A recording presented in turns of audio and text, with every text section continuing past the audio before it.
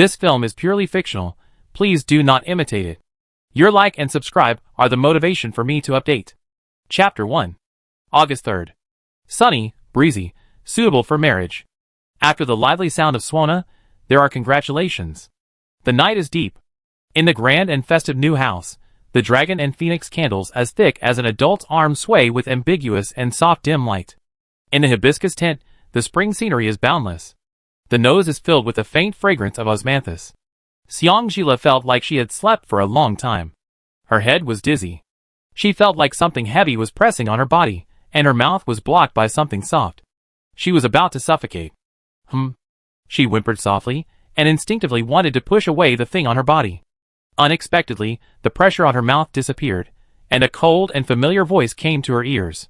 Feel it clearly, I am Yin Junyu, and your husband can only be me. You better take back the thoughts that you shouldn't have. She instantly lost all desire to sleep. She opened her eyes in disbelief.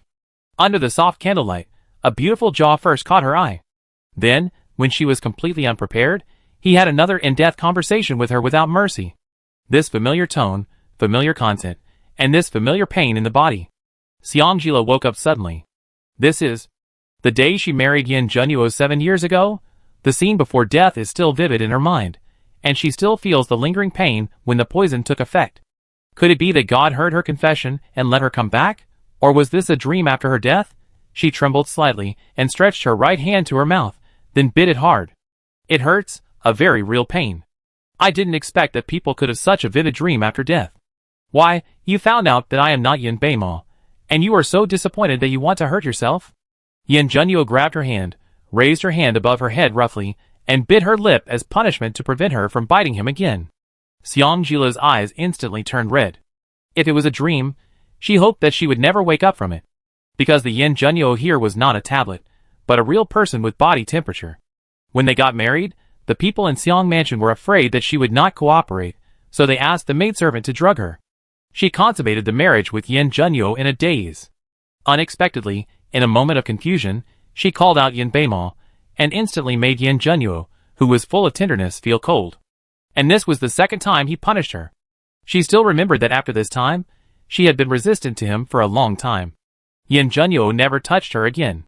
Until Yin Junyu died, she was still regretting why she couldn't give him a wedding night with all her heart and soul.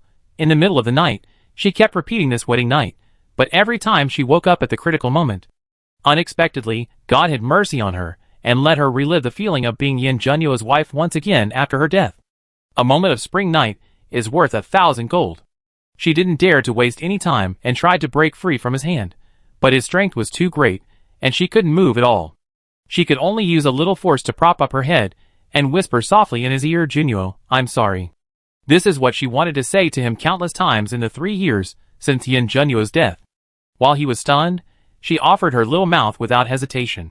Yin Junyu was struck by lightning, his cheeks and ears quickly turned red, and his whole body stopped moving. He didn't know where he was in an instant.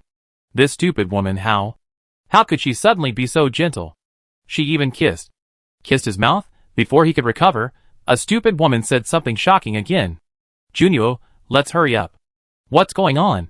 Could it be that this woman seduced him, and found the right time to leave in order to numb his vigilance? The more he thought about it, the more possible it seemed. All of Yin Junyu's charming thoughts disappeared, leaving only anger. Even her urging, in Yin Junyu's ears, became another meaning. If you want to sleep, go to sleep quickly, and when you're done, get out of here, I don't want to see you again. The more proactive she was, the darker Yin Junyu's face became. Xang was confused. Why did he look so angry? Her brain, which had always been able to plan and strategize, was now a mess. She wanted to cherish their precious wedding night, but someone just didn't appreciate it. What should she do? She tried hard to recall everything that happened that year, but she seemed to have fainted that night. Apart from the pain, she had no other deeper feelings. The next day, she heard the servants talking, and it seemed that after the wedding night, the prince would need to find a doctor. Xang had a flash of inspiration. By the way, he had a stomach disease, and she could start by caring for him and making up for him from his physical feelings. So just when Yin Junyu decided to tie up this stupid woman, a stupid woman showed him a gentle and charming smile. Prince, didn't you eat? Chapter 2. Xang's concerned words instantly turned into, if you can't do it, get out of here. He was so angry that his stomach cramped. His stomach disease actually happened at this time. His forehead was covered with cold sweat, and even Xiao Xiaonuo was a little powerless. Seeing his face turn pale instantly, the three words finished rushed into Xiang Jila's mind. She wanted to ask if you had eaten, or if you wanted to eat something. How did it become like this after saying it? It seemed to have stimulated his stomach disease. She hurriedly wanted to cover up, so she pulled a shirt over and sat up, and did not forget to pull a shirt over him. Prince, please relax a little, take your time, take your time. After Xiang Jila said this, Yin Junyu instantly felt that his dignity, as a man, was being ruthlessly trampled on. He was so angry that his stomach spasm became more severe. He covered his stomach and glanced at her fiercely. Xiang Jila shrank her neck guiltily. I don't mean to dislike you. But in Yin Junyu's ears, it became, I told you that you can't do it. Xiang Jila, shut up. The sun was high in the sky. In the messy new house. Xiang Jila suddenly opened her eyes. She couldn't help but frown because she felt like she was torn apart and reassembled. Who am I? Where is this? What did I do? Why is her body so tired? Even leading troops on horseback for a whole day and night was not so tiring. The room was so quiet that only the sound of her own breathing could be heard. Xiang Jila sat up with great effort and looked around vigilantly. She felt that this festive room looked very familiar, and the auspicious quilt with dragons and phoenixes covering her on the bed. The memories before she fell asleep rushed into her mind one after another. The last sentence, Xiang Jila, shut up for me, was particularly clear. The rising blood rushed from Xiang Jila's feet to the top of her head in an instant. Yesterday, when Yin Junyu was doing it for the second time, his stomach disease came back halfway, and he knocked her out.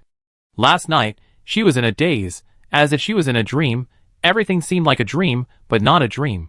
Now that she was awake, her consciousness was much clearer. A bold and absurd idea came to her mind. She held her breath and rolled to the dressing table. In the shiny bronze mirror, a breathtakingly beautiful face was clearly reflected. This was her 7 years ago. Could it be? Everything last night was not a dream, but a new beginning. Without any confidence in her heart, Xiang Jila put on a coat at random, with her hair disheveled, and stumbled to open the door. The Prince Regent's palace in front of her still had exquisite carved beams and majestic eaves, completely different from the depression and decay 7 years later. She staggered and trotted all the way, wanting to run through every corner of the Prince Regent's palace. The scene in front of her was blurred by tears, and she immediately raised her hand to wipe it away, blurring it again, and then wiping it away again. It seemed that she wanted to vent all the grievances she had endured in her previous life. The servants in the palace were terrified, and when they saw her open the door and run out, they hurriedly chased after her. But Xiang Jila was a martial artist, so how could an ordinary servant catch up with him? So someone shouted, "Go and inform the prince. The princess is running and crying, as if she is crazy." Hearing this, all the servants rushed to the study room like a swarm of bees. In the study room, Yin Junyu was still thinking about what was wrong with Xiang Jila last night. The tenderness in her eyes last night was really intoxicating. He was so intoxicated that he wanted to experience her authenticity in person. Unfortunately, he was not strong enough, and his stomach disease broke out at an inopportune time. In an instant, he felt that his dignity as a man was shattered into slag. He was so angry that he didn't even realize that the wolf-haired jade brush in his hand was broken. He was about to order Chu Shan to send more guards to strengthen the guard in the mansion, when he was interrupted by the noise outside the door. "My lord, the princess is running around the mansion with her hair disheveled and crying all the way. She seems crazy." Before Chu Shan could turn around and inform his master disappeared immediately. Xiang Jila didn't know how long he ran, and finally stopped in the pavilion, where he committed suicide in his previous life. She was very happy because of her physical exhaustion. She would be tired, she would feel pain, so this is true, everything is true. In the previous life, after her great revenge, she took poison and committed suicide in front of Yin Junyu's tablet. After committing suicide, she was reborn and returned to 7 years ago. Yin Junyu is still a living person now, not a cold tablet. Thinking of this, she couldn't help but wipe the overflowing tears with her arm. A robe with body temperature was wrapped around her body. Chapter 3. Before she could react, she was pressed on the acupuncture points and carried back to the bridal chamber in anger. "Xiang Jila, do you like Yin Beima so much? You like him so much that you don't hesitate to pretend to please me and do that kind of thing?" Throwing her on the bed without mercy, Yin Junyu asked what he had been wanting to say in a cold tone. Sure enough, everything last night was fake. Now that she doesn't accept him, he can wait. But he can't accept that she is pretending to be nice to him just to live with another man, and she is willing to humiliate herself like this. When he thought of her gentle eyes facing other men in the future, even if that man was his nephew, he couldn't help wanting to kill. I didn't. Xiangjila hurriedly explained, it was mainly because of your health yesterday. Hearing this, Yin Junyu couldn't help but step forward and smiled coldly. How is my health? The princess also felt it, didn't she? But, you had a stomach disease later. Xiangjila wanted to let him accept the reality truthfully, but seeing his face so cold, she instantly fainted. No need to explain, I won't listen. The cold and hard figure in front of him was so close. Xiangjila had never been so eager to hug him. Seeing that the explanation was not working, she immediately put on an expression that no man could refuse, and cried like a pear blossom in the rain, and turned the tables on him. Yin Junyu, you unfaithful man, just tell me, do you want to abandon me after having sex with me, and want to find someone else because you feel bored after consummating the marriage with me? I don't. Without thinking, Yin Junyu immediately turned back and looked at her seriously. Xiangjila laughed secretly in his heart, tears streaming down his face, and he said nonsense with a wrong look. You still say no, you liar. You pressed my acupoints when you saw me running around the mansion. It must be because you have hidden 10 or 8 concubines in the mansion, and you are afraid that I will catch you cheating. I didn't. Yin Junyu said coldly. This woman, doesn't she think of him a little better? After being shouted at by him in a low voice, Xiangjila, who was originally sobbing, suddenly burst into tears like a child. Seeing Xiangjila crying harder and harder, Yin Junyu was a little flustered and didn't know whether to unblock her acupuncture points first or wipe the tears off her face first. He could only stand aside at a loss and slowed down his tone. You listen to me. I don't have you. You are my first woman. As soon as the voice fell, Yin Junyu's ears were instantly quiet.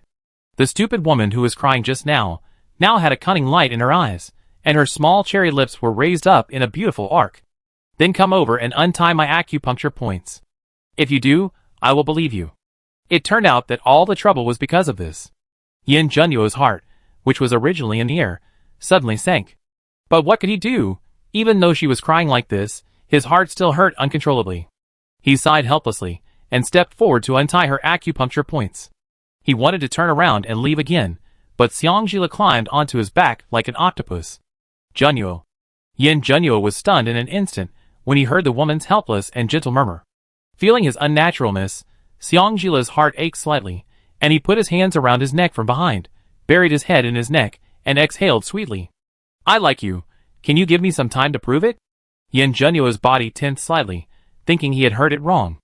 After a long while, he didn't hear Xiangjila continue, so he asked slowly in a hoarse voice, How long do you need? How to prove it? Seeing that he was relieved, Xiangjila immediately became energetic. Like a monkey hanging on a tree, using his neck as a leverage point, he moved from his back to his front little by little, wrapped his legs around his waist, and looked at him seriously. How much time can you give me? How do you want me to prove it? Yin Junyu dared not breathe, fearing that he was dreaming and would wake up if he breathed too hard. A drop of cold sweat slid down his Adam's apple and onto his collarbone. His always cold white skin seemed to be coated with a layer of powder. Xiangjila smiled secretly in his heart, mustered up his courage, pouted his lips, and kissed his thin lips, making a pop sound. How about getting up once a day? Yin Junyu felt a surge of blood from the soles of his feet to the top of his head. He nodded stiffly. Xiangjila followed suit, kissing him on the left and right cheeks. How about once a day before bedtime? Yin Junyu nodded stiffly again. Remember, it's every day. One day less is not every day. Xiangjila emphasized. Hearing this, Yin Junyu immediately looked into her eyes, with surprise, ecstasy, and more. Doubt. Doubt about her sudden change. Xiangjila seemed not to see his doubt, and jumped to the ground, holding his face, and smiling at him gently. Junyu, let time and my actions prove everything. I will give you enough sense of security. At this time, Yin Junyu realized that Xiangjila had changed the way he addressed her, and he looked like a fool, completely immune to her beauty tricks. Thinking of her sudden change last night, he suddenly pushed her away with force and fled. Xiangjila looked at his back, feeling a sense of loss. Chapter 4. But soon, she became optimistic again. It doesn't matter. They have a long way to go. After a while, 2 pretty maids came to her on the left and right, and greeted her respectfully. I am Chunshou. I am Chiosi. Greetings, princess. Xang suppressed his excitement and helped them up with trembling hands. Chuncho Chiosi. The two maids who were loyal to her in the last life, but she didn't cherish them at all. Because she knew that she would not stay in the regent's mansion for long, Xang sent the maids and nannies who came from the Xiang mansion as a dowry back after the wedding ceremony in the last life, so as to avoid her running away and being implicated by her. Knowing that this was not reasonable, Yin Junyu just let her be happy. The next day, he asked Chuncho Chiosi to serve her. Later, when she was in trouble, she realized that these were the secret guards that Yin Junyu had specially assigned to her to protect her safety. But at that time, she thought that they were sent by Yin Junyu to monitor her and thought they were in the way. While Yin Junyu was on a diplomatic mission to the border, she sneaked away from the regent's palace. She also led the two of them to Yin Beima, who executed them directly, and sent their heads to Yin Junyu, who was far away at the border.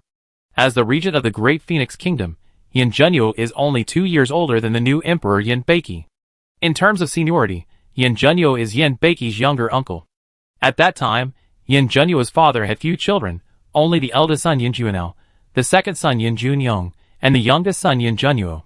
Not long after Yin Junyoung came of age, he died in an autumn hunt without leaving any offspring. The old emperor, Yin Junyu's father, noticed something strange in Yin Junyoung's death. He brought Yin Junyu, who was only 3 years old at the time, to his side to educate him personally. After a few years, Yin Junyu gradually showed his ability to govern the country, which made the old emperor plan to pass the throne to him. However, man's plans are not as good as God's plans. Not long after, the old emperor fell ill and could not get up. Feeling that his time was coming, he intended to make the legitimate prince Yin Junyu the new emperor before his death. However, Yin Junyu was only 8 years old at the time, perhaps out of protection for the youngest son. Or perhaps the eldest prince Yin Junyu was suitable for the new emperor in terms of age and heirs, so Yin Junyu ascended the throne. In order to protect the young son, the previous emperor also left a secret decree for Yin Junyu, which stated that if the elder brother is older than him, the younger brother can succeed him. If the elder brother does not give way to the younger brother, the regent can be executed, and the monarch cannot be punished for being a regent. There were 2 copies of the secret decree, one in Yin Junyu's hand, and the other in Yin Junyu's hand.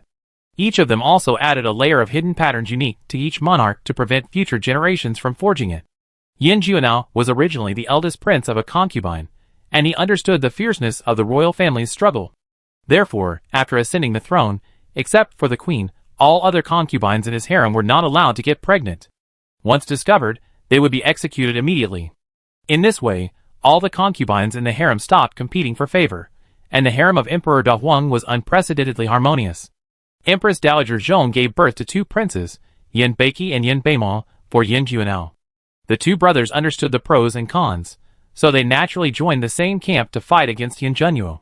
When she went to find Yin Beima, the relationship between Yin Junyu and the new emperor Yin Beiki was very tense, and Yin Beiki would use it as a handle to make a fuss if she was not careful. But when Yin Junyu saw Chuncho Chiosi's head, he still rushed back from the border regardless of anything, and even slaughtered the entire brothel for her after knowing that she had been humiliated. Yin Beiki knew about this and was furious. He almost issued an imperial decree to punish him by military law. Fortunately, Yin Junyu's position in the court was stable. Many people envied him and wanted him dead, but there were more people who supported him. Under pressure, Yin Beiki only ordered him to be fined for half a year and received a fine of 30 military sticks. Thinking about it now, Xang felt that he deserved to die in his previous life and was not worthy of Yin Junyu at all. By the time everything was cleaned up, it was noon. The kitchen in the mansion also brought her lunch for today, and said that the prince would come later. Xang looked at the table full of dishes. It was rich, but all of them were made according to her taste. Her taste was heavy, and she loved spicy food, but Yin Junyu had a stomach disease and couldn't eat such things. His stomach disease, from the occasional spasms and severe pain now, became more and more serious later, and even had a tendency to vomit blood. In the last life, she didn't care about his life or death at all. She always felt that he had taken away her innocence in the mansion, and it was painful to live in shame. Should she care about this person who took away her innocence and whom she didn't love at all? In this life, if she is still like this, she might as well cut her throat again when she comes back to live again. Thinking of this, Xang ordered Chuncho and Chiosi. Send someone to take all these things away, I'll be back soon. Chapter 5. Following my memory, I found the kitchen of the palace. The cooks had already stopped cooking and went down to rest, while the maids were busy preparing the ingredients for the next meal.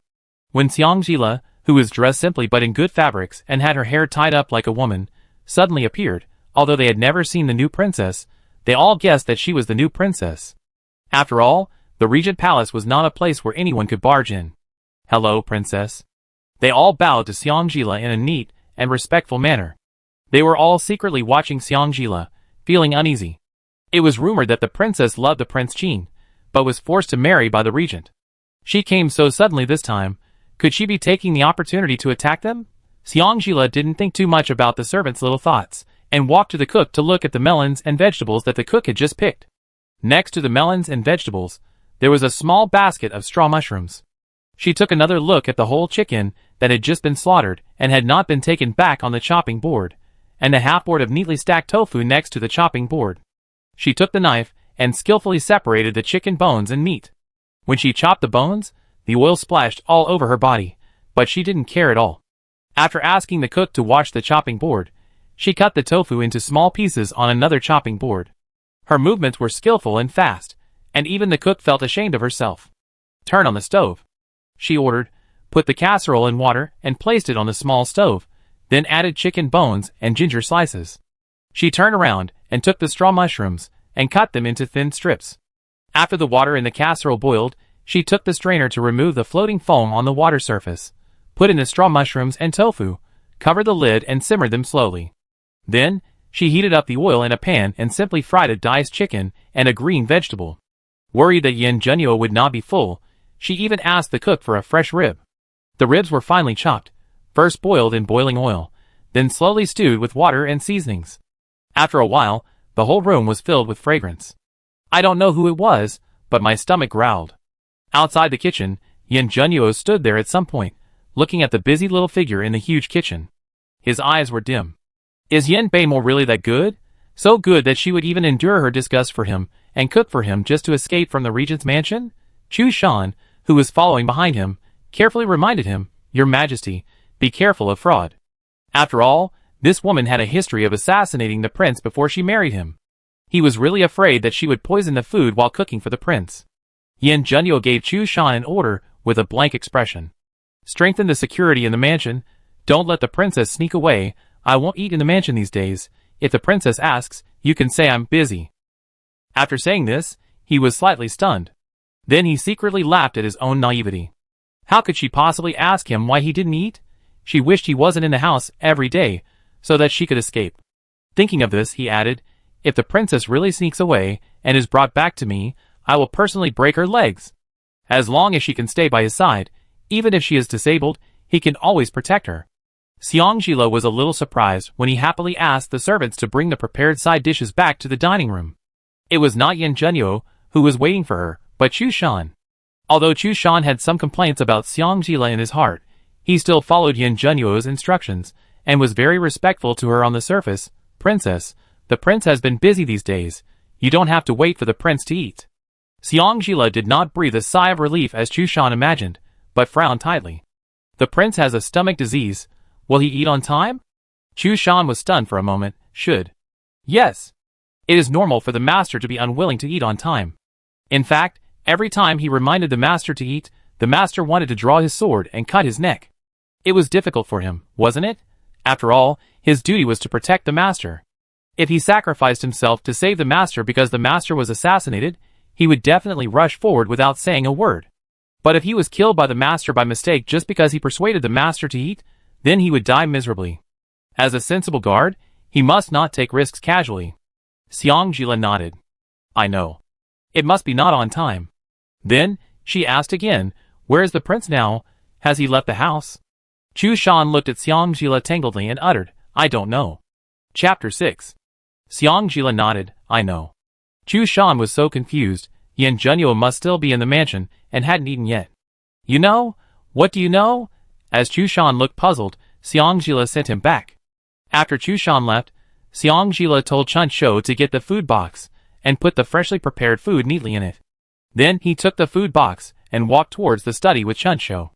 Although Chun Shou and Chiosi were both secret guards, they had very different personalities. Chiosi was taciturn and meticulous. Chuncho is straightforward and likes to talk. For example, now, she is following Xiangjila closely with a food box in her hand. Princess, since you know that the prince may be in the study, why don't you let guard Chu take the food box directly to the prince? Xiangjila glanced at the food box. Chu Shan is afraid that I will poison it, so he will definitely throw it away halfway. Her image in Chu Shan's heart has long collapsed. In the previous life, after Yin Junyu's grave was dug up, he went astray, and was used by Yin Beimon to assassinate Yin Beiki. In the end, Yin Beiki died, and he also died tragically, allowing Yin Beimon to benefit from the fisherman, and ascended the throne after his brother's death. In this life, she would never allow such a thing to happen. Chuncho wanted to ask, if you take it over in person, will others not doubt it, but thinking of Chiosi's warning to her, she decided to shut up. At this moment, Xiangjila stopped and looked at the pond not far away. Chuncho also stopped and looked in the direction of Xiangjila's sight. Yin Junyu was pulling with a pretty woman by the lake.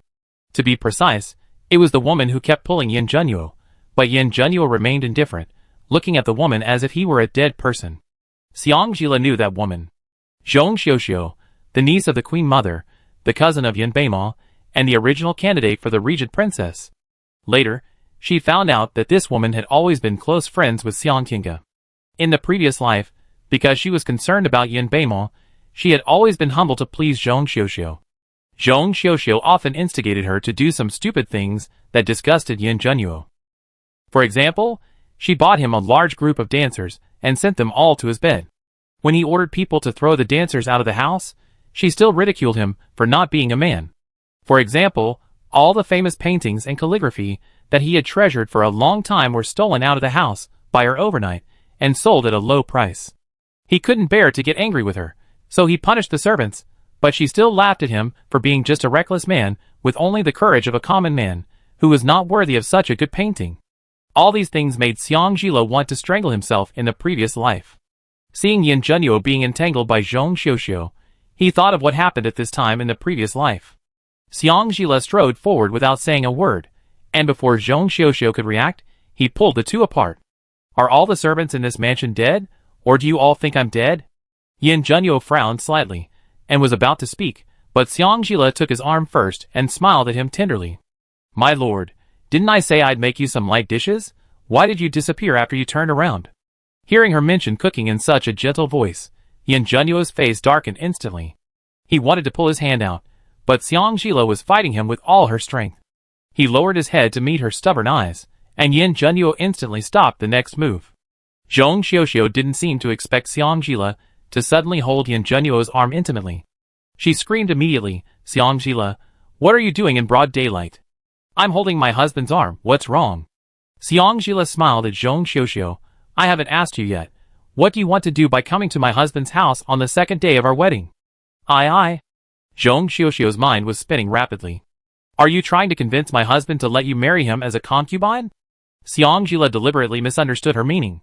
Of course she knew what Zhong Xiuxiu was doing here, but she was just here to talk to Yin Junyu about how she loved Yin Beimon and let him let her go, otherwise she would cheat on him sooner or later. That was all she was saying. The things in Zhong Xiuxiu's head were basically taught by Xiangqinga. With Xiangqinga's selfishness, he could use all his relatives and friends, so what good things could he teach his bestie? No. Zhong Xiuxiu was furious. You are a philandering and greedy woman. You like Prince Qing, and you are clinging to the Regent Prince. I am here to expose your true colors to the prince. Come on, don't bother looking for my husband. If you have anything to say it in front of me. Xiangjila stood on tiptoe, and leaned on Yin Junyu's shoulder leisurely. My husband and I have a strong relationship. I am not afraid of your provocation. Get out of the way, you dirty woman. Don't touch the prince. Zhong Xiuxiu immediately stepped forward and tried to pull Xiangjila away. Xiangjila gave her a provocative smile, raised his head, and knocked down Yin Junyu's head without saying anything, and hit him hard on the face. Sorry, I can't hear you clearly. Zhong Xiuxiu pointed at her with anger and trembling all over. You are such a shameless woman. The prince is like a god in her heart. How could she kiss the prince like this, and kiss him with a pop sound? Chapter 7. The angrier Zhong Xiuxiu got, the happier Xiangjila was. She smiled with her eyebrows curved. We just got married, and we are very close. You may see it more or less a few times a day in this mansion. If you don't want to see it, don't come. If you really insist on coming, don't faint when you see any exciting scenes. Listening to Xiangjila's provocation, Zhong Xiuxiu's breathing gradually became rapid and her face quickly turned pale. Xiangjila immediately kicked her into the lake with a nimble kick. A plop sound of falling into the water was accompanied by Xiangjila's panicked shout, "Help! Miss Zhong slipped and fell into the water, help me." At this time, the attendants who followed Zhong Xiuxiu to the palace came hurriedly from not far away. One of the maids, who looked like a big maid, stared at her with an accusing face. "Miss Xiang, you are too much. How can you kick my lady into the water?" Xiangjila recognized that the big maid was Cui, Zhong Xiuxiu's personal maid. She nudged Yin Junyu with her elbow, winked at him playfully, and then looked at Cui with an innocent face. "My lady, I called someone to save your lady. How can you turn around and blackmail me?" Cui's face suddenly turned green. She was angry. She never thought that Xiangjila, who had always been submissive to her young lady, would suddenly attack her. She immediately pointed at Xiangjila and accused him. "Miss Xiang, you should have a conscience. I clearly saw that it was you." Before she could finish her words, Xiangjila immediately hid behind Yin Junyu and sobbed softly with a face full of grievance. I didn't, Your Majesty, she wronged me. It was obviously Miss Zhong who slipped, and she had to drag someone else to take the blame." Yin Junyu, who hadn't understood why Xiangjila had stabbed him with his elbow just now, reacted instantly. Cui usually didn't take Xiangjila seriously, and she saw with her own eyes that Xiangjila kicked her master into the water. She naturally thought that her master had revealed Xiangjila's evil to the prince, and Xiangjila was angry, and did such a thing.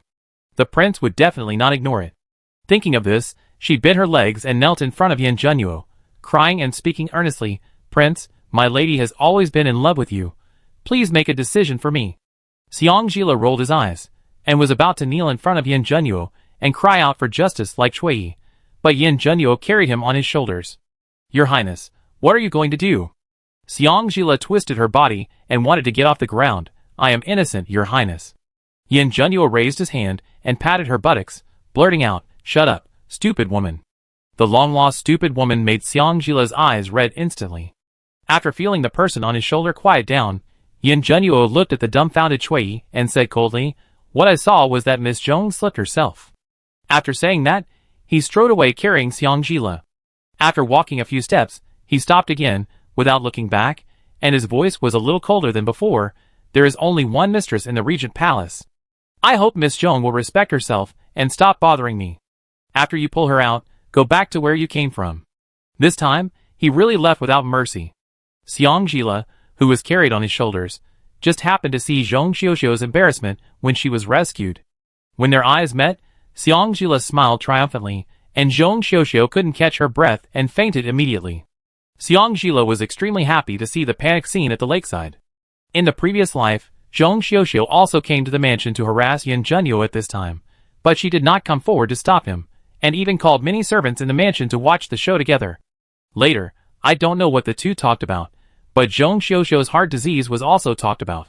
Yin Junyu didn't understand why Zhong Xiuxiu leaned on him, and Cui exaggerated it, and spread it to the ears of the Queen Mother. Everyone thought that Yin Junyu took advantage of Zhong Xiuxiu, and Zhong Xiuxiu was so ashamed that she directly developed a heart disease. In her memory, because there were too many witnesses, Yin Junyu seemed to be under pressure from both the Queen Mother and the Emperor. Later, he entered the palace and promised the Emperor something and paid a price, and the matter was finally settled. In the previous life, after Yin Junyu died, she captured Zhong Xiuxiu when she broke through a city gate and found that she had married another senior official and had given birth to 2 children for him. For a woman with heart disease, giving birth to 1 child is already the limit. How could she give birth to 2? After a severe interrogation, she realized that everything was a scam. She didn't have any heart disease at all. After knowing that Yin Junyu would be eliminated by Yin Beiki, she married without hesitation. The so-called pale face and rapid breathing were all because of taking the poison powder prepared by Xiang Tiange. The poison powder produced a symptom similar to heart disease, and once it was discontinued, it could return to normal. Thinking of this, Xiangjila's mouth corners slightly raised. What deep love, all lies. Zhong Xiuxiu, Yin Beima, Xiang Tiange, this is just the beginning. In the last life, it was Yin Junyu who protected her. In this life, it is her turn to protect Yin Junyu. Chapter 8. Are you happy? His voice came to her ears, and Xiangjila realized that she had been carried back to the study by Yin Junyu without knowing when. At this time, she was sitting on the chair behind the desk where he used to sit. Chu Shan had a look of disgust that he couldn't hide, and Chuncho was holding a lunch box and looking at her with the same embarrassment. She generously showed a bright smile to Yin Junyu. I am not only happy to have driven away a bad peach blossom of my husband, but I can even eat a few more bowls of rice. Yin Junyu looked at her, as if considering the truth of her words. Xiangjila met his gaze calmly, and called out in ecstasy, Prince, I'm hungry. Chu Shan's disgust deepened a little. If you are hungry, you are hungry. If you say it in this voice, you are not afraid of being misunderstood. It's a pity that Chuncho Chiosi has such a master. Just when Chu Shan was still cursing Xiangjila in his heart, his master's voice suddenly came from in front of him, Chu Shan. He quickly came back to his senses, Prince?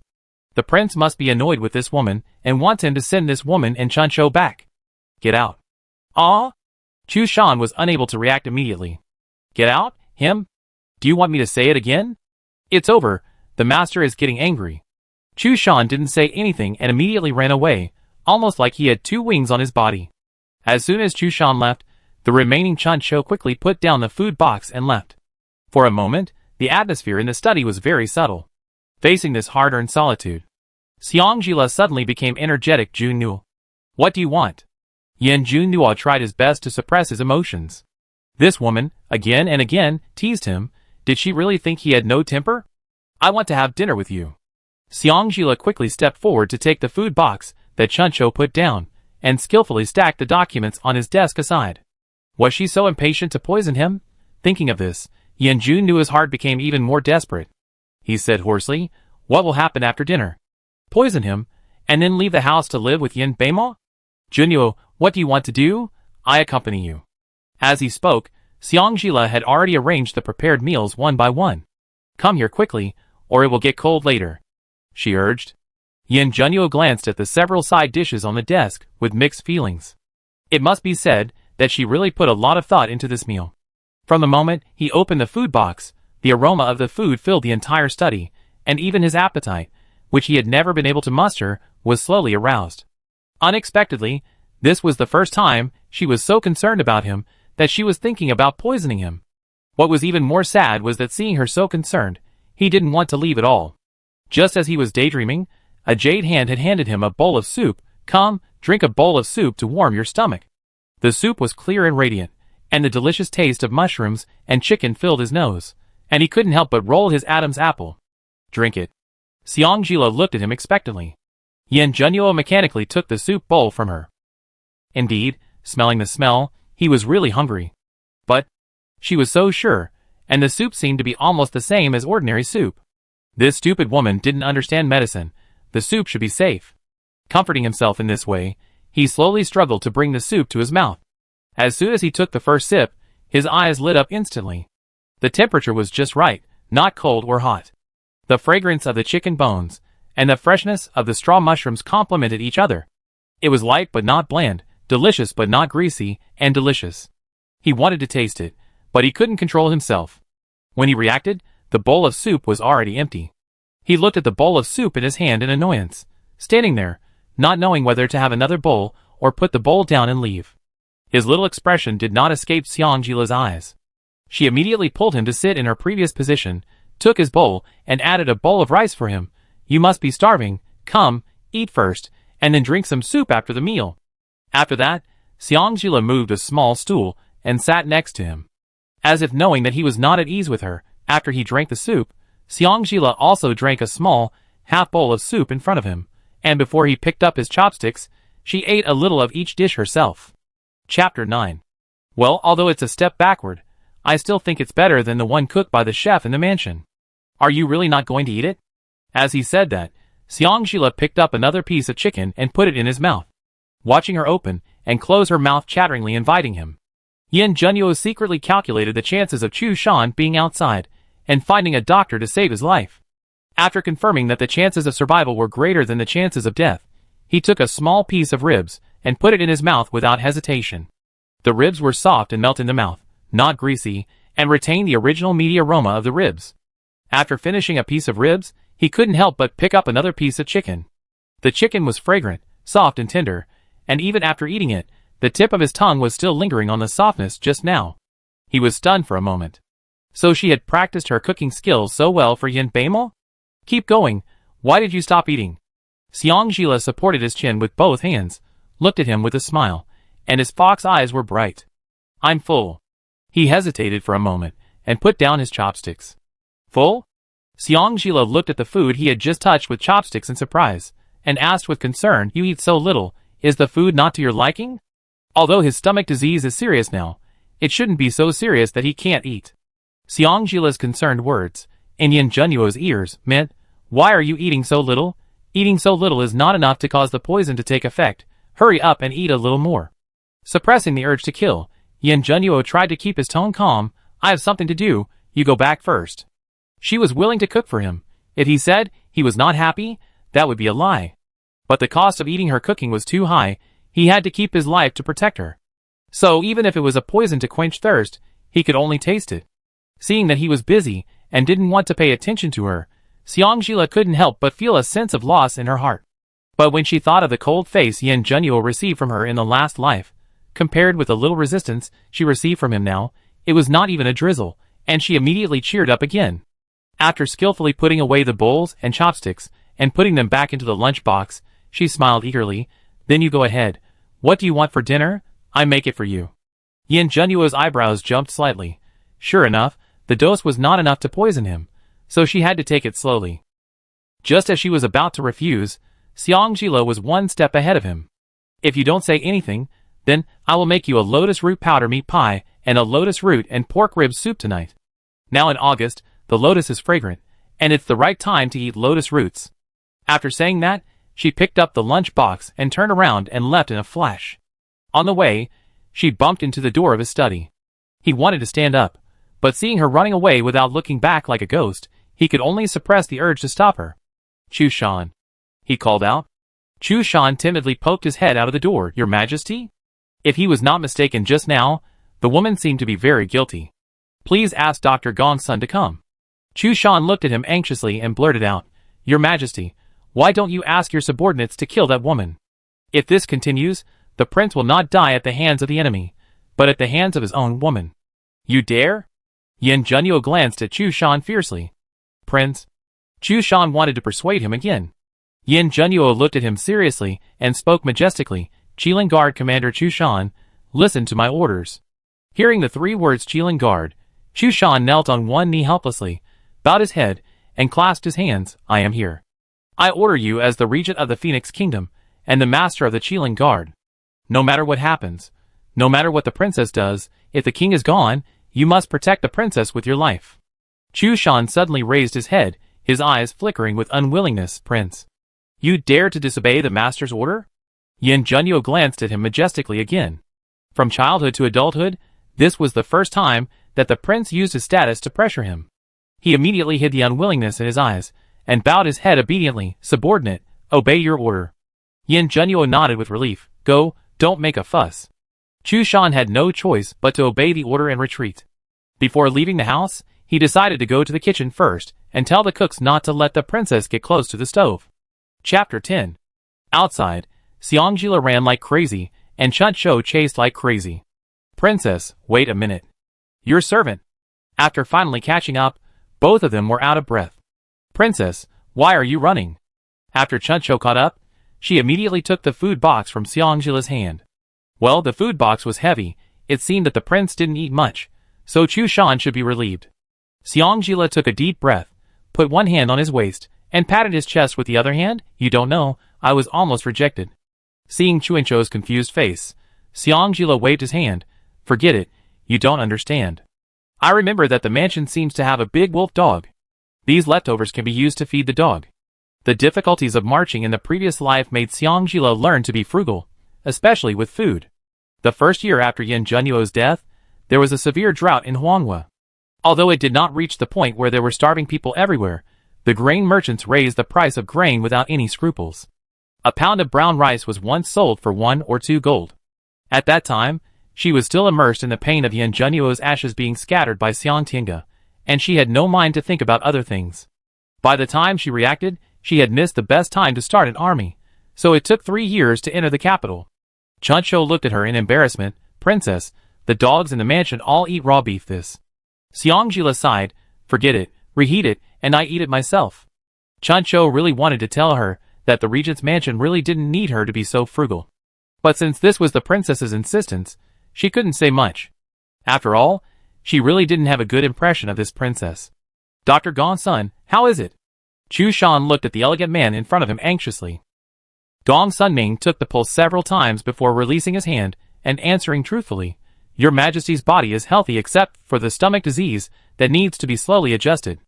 After hearing the pulse result, Yin Junyuo's eyes flashed with surprise. No poisoning? Dong Sunming put away the wrist pillow slowly. No. After a pause, he looked at Chu Shan, who was standing behind Yin Junyu with a colorful face, and asked after realizing it, Why, someone openly poisoned? Chu Shan wanted to speak, but Yin Junyu gave him a cold glance, and the words on his lips turned into, No. Gong Sunming nodded and carried the medicine box. If there is nothing, I will go back first. I will not leave Kyoto in the short term. If the prince has anything, just send someone to tell me. Thank you. Yin Junyu nodded slightly. After Chu Shan saw him off. Knowing that the lunch was not poisonous, Yin Junyu was hungry. He looked at the sky with a little annoyance. It was only the end of the Wei hour, and there was still an hour and a half before the Yu hour. Thinking of Xiangjila saying that she would cook for him tonight, he felt a little bit of anticipation in his heart. Did it mean that they could have a start if there was no poison? Xiangjila, who was catching up on sleep in the room, sneezed because of an inexplicable itch in her nose. She rubbed her nose, wondering who was scolding her. Today was the second day of their wedding. According to custom, she and Yin Junyu needed to go to the palace to express their gratitude. But because of his special status, Yin Beiki and Queen Mother Zhong did not ask him to go to the palace, so he was happy to stay at home. Looking back at the last life, it seemed that Yin Junyu was constrained several times because of her. Although she had always treated him coldly, he gave her family enough face. Just because she had always wanted the recognition of her family. And this life, she would not be so stupid again. She would go back to her parents' home in 3 days, and she would go back alone this time. Those family members would never take advantage of Junyu through her again. Maybe she was too tired, or maybe the shock of rebirth was too great for her. Not long after, she fell asleep again in a daze. In the dream, the sky was gray and hazy. The word Regent was written on the battle flag fluttering in the wind. Kill! A rough and refreshing female voice ordered. The soldiers with high morale instantly broke through the struggling capital. Xiang Tinga, wearing a phoenix robe, crawled at her feet and begged. Sister, I was wrong. I was a lowly person. I shouldn't have snatched the emperor from you, and I shouldn't have been so obsessed that I took away the ashes you always carried with you when you were weak, and I accidentally scattered them. You can beat me, you can scold me, but you can't kill me. The scene changed. Yin Beimel, wearing a dragon robe, crawled at her feet in the same cowardly way and begged, Lulu, I love you. It's all Xiang Tinga's fault. She seduced me, and I made the same mistake that all men in the world would make. Chapter 11. The scene flashed. Back to before her death, she covered half of her ruined face with her black hair. Drinking by herself in front of Yin Junyuo's tablet. Junyu, do you like this gorgeous makeup? Today is a good day. Junyu, after losing you, Sheila realized that it is so difficult to be contented. Junyu, I have already avenged myself. Can I come to see you? Junyu, can you give me another chance? Junyu. Junyu. Xiangjila on the bed suddenly opened her eyes and sat up, with cold sweat on her head. The scene in front of her was still the same as before she went to bed. Her slightly panting breath calmed down a little, and her uneasy heart also calmed down a little.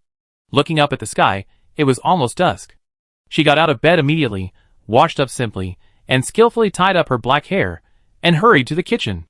In the kitchen, the cooks were still busy with their own things. Xiangjila looked around for a week but didn't see lotus root, and couldn't help frowning. Didn't I come here in person at noon to ask you to buy some lotus roots? Where are the lotus roots? The cooks stopped their work, lowered their heads, glanced at each other secretly, and said nothing. The two cooks seemed not to see Xiangjila, and skillfully and mechanically added seasonings to the dishes according to their past habits. The food they cooked was still heavy and oily. One of the tall and strong cooks, Xiangjila recognized him, and it seemed to be called He Dazhuang. In the previous life, after Yin Junyu died, he said that the prince loved the dishes he cooked, and he followed his master to die without hesitation. It is undeniable that Yin Junyu's vision of people is accurate and ruthless, but he is blind to her. The past became a memory, and Xang hurriedly let her thoughts return. Seeing that it was almost time for dinner, she immediately stepped forward and wanted to get close to the chopping board, but was stopped by the cook, who was responsible for cleaning the chopping board.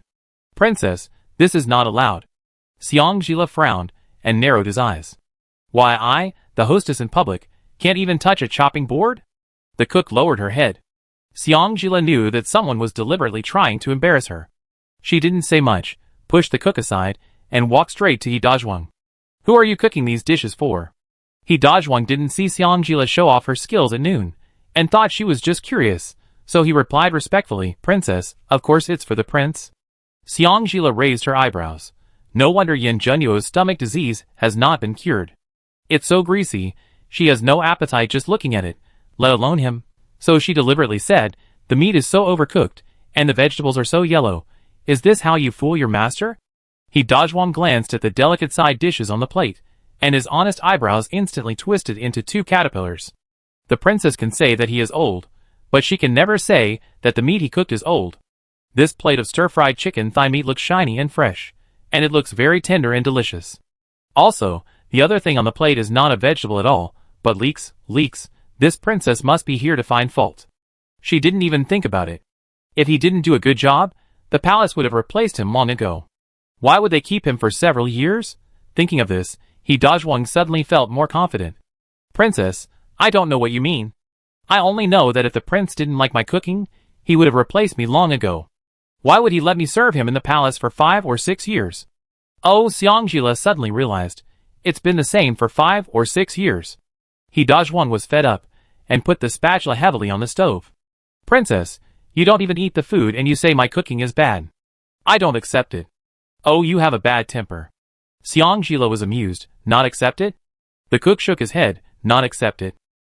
Then let's have a competition. If you win, you can be a cook in the regent's palace for life. If you lose, the initiative of this kitchen will belong to me. How about it? Xang looked at him with contempt. When he heard that he could be a cook in the regent's palace for life, He agreed without thinking. Okay, how do you say we compete? Let's compete in cooking. The dishes you and I cook will be kept secret by everyone in the kitchen. When the time comes, we will serve them to the prince. Whoever eats the most will win. Princess, this is unfair. Everyone in our mansion knows that the prince married you because he liked you.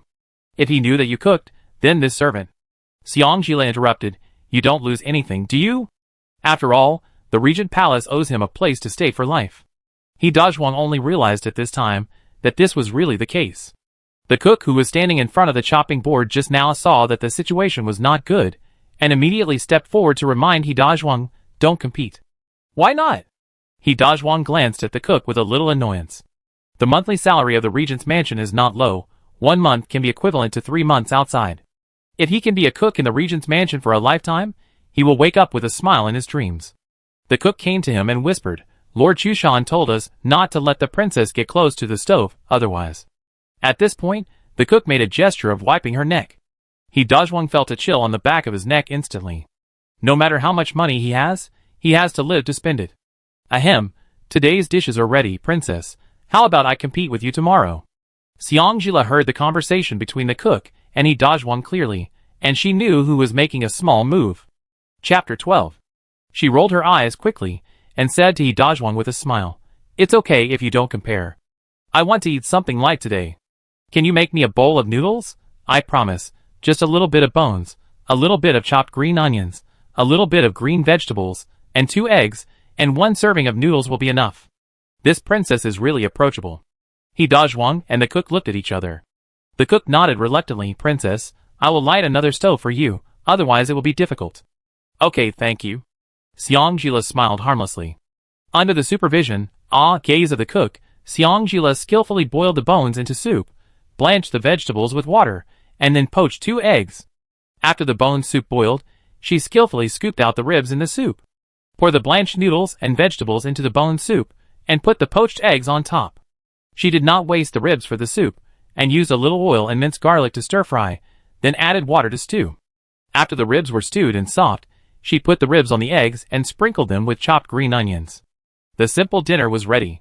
Xiangjila put the bowl of noodles into the food box with satisfaction, said goodbye to He Dazhuang and the cook politely, and asked them to help buy some lotus roots privately tomorrow before leaving the dining room. On the other side, Yin Junyu was still reviewing documents in the study.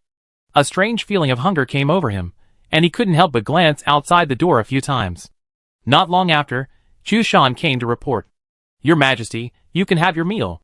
He immediately put down his red marking jade pen and walked towards the dining room with his long legs. On the dining table, there were all kinds of exquisite dishes. The only dishes missing were steamed pork with rice flour, and lotus root, and pork rib soup. His face suddenly turned cold. Chu Shan thought he was unhappy because he couldn't see Xiangjila, and said quickly, "The princess is on her way. If you are not hungry, you can wait for a while." Sure enough, after he finished speaking, his face immediately eased. Xiangjila came to the dining room with a food box, and when she saw Chu Shan standing beside her, she raised her eyebrows with a smile. Then she said to Yin Junyu, "Your Highness, I'm really sorry. There was a small accident in the kitchen today.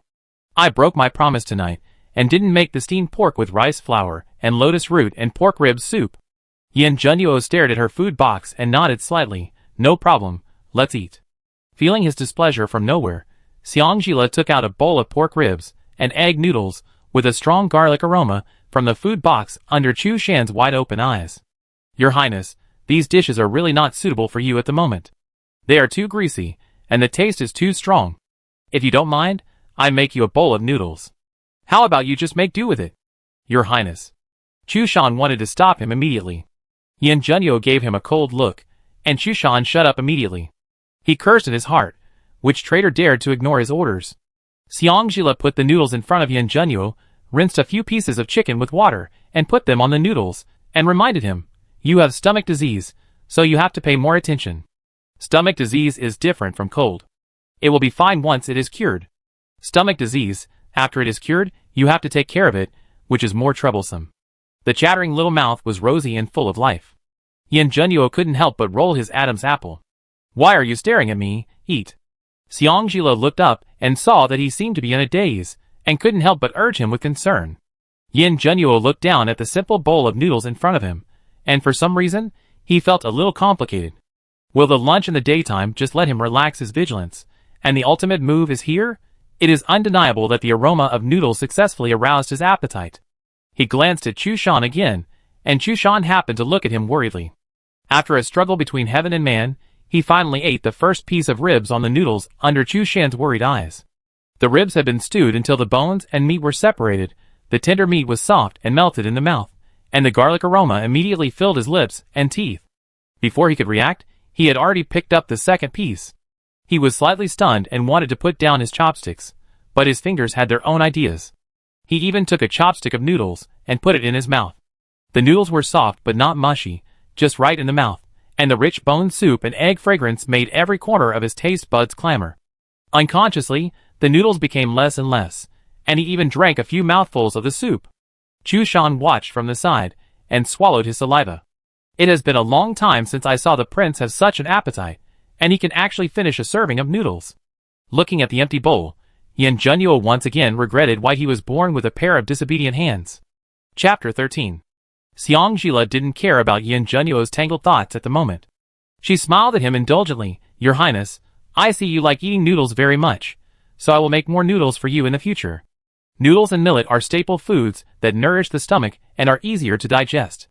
Then she will let him drink some black tea after meals, and take a walk to digest the food, so his stomach disease should not be so serious. In short, her biggest goal now is to take care of his stomach first, and the rest will come slowly. Yin Junyu just looked at her scrutinizingly, and didn't respond to her. Xiangjila was still entertaining herself, commenting on every dish. "This one is too old, this one is too salty, this one is not fresh. If I had known, I would have set back half of the noodles." "The kitchen deducted your food?" Yin Junyu finally spoke. His concerned tone was a little clumsy. Seeing that he had found a topic, Xiangjila immediately became energetic. He sighed exaggeratedly and said aggrievedly, "It's not that they deducted it, but they just didn't let me get close to the stove." "Why?" Yin Junyu asked again. She pointed with her backhand, her lips pursed, and said in a half-coquettish tone, "You have to ask Master Chu Shan about this." "Chu Shan." Hearing the calm tone of his master, Chu Shan's neck couldn't help but shrink. Prince, I just think that the kitchen is full of fumes, and if the princess stays in the kitchen for a long time, it will damage her beauty, so that's why you asked the people in the kitchen not to let me get close to the stove and the chopping board, right? Xiangjila continued to speak with a smile. Chu Shan lowered his head in guilt. Yin Junyu dismissed Chu Shan and looked at Xiangjila seriously. His voice was low and magnetic. What do you want? Xiangjila's cheeks were slightly hot, and his voice was as low as a mosquito. I just want to prove to you that I like you. In the last life, he died in her arms, and it was heartbreaking. She never wanted to experience it again. You come here. Yin Junyu waved to her gently. Xiangjila sat down beside him obediently, looking at her with a red face. In his eyes, there was still tenderness like water, and doting. The defense in Yin Junyu's eyes slowly began to soften. A soft yin bamo in his ear brought back his reason. Thinking of her confusion last night, Yin Junyu instantly sobered up again. She would please him like this today. Probably it was another gentle trap, and when he relaxed his vigilance, she would definitely leave without hesitation. Thinking of this possibility, his face instantly turned cold. If you dare to escape again, this king will definitely break your legs with his own hands. After saying that, he snorted coldly and left. Looking at Yin Junyu's back, Xiangjila looked up at the sky helplessly. Sure enough, the law of nature is retribution. He turned his face now. How could she ask him to let her go home alone? The next day, before dawn, Xiangjila rushed to the kitchen. Yin Junyu did not return to the dormitory all night. She also had a sleepless night. Fortunately, Chu Shan was tactful yesterday and told the kitchen that she could get close to the stove. When they arrived at the kitchen early this morning, Dajwang eagerly gave up the stove. Princess, do you want to compete with me in cooking skills today? It doesn't matter whether you stay in the Regent's palace or not. I just want to see how good your cooking skills are. Xiangjila sent him aside weakly. I'm not in the mood today. You go play by yourself first. I need your help later.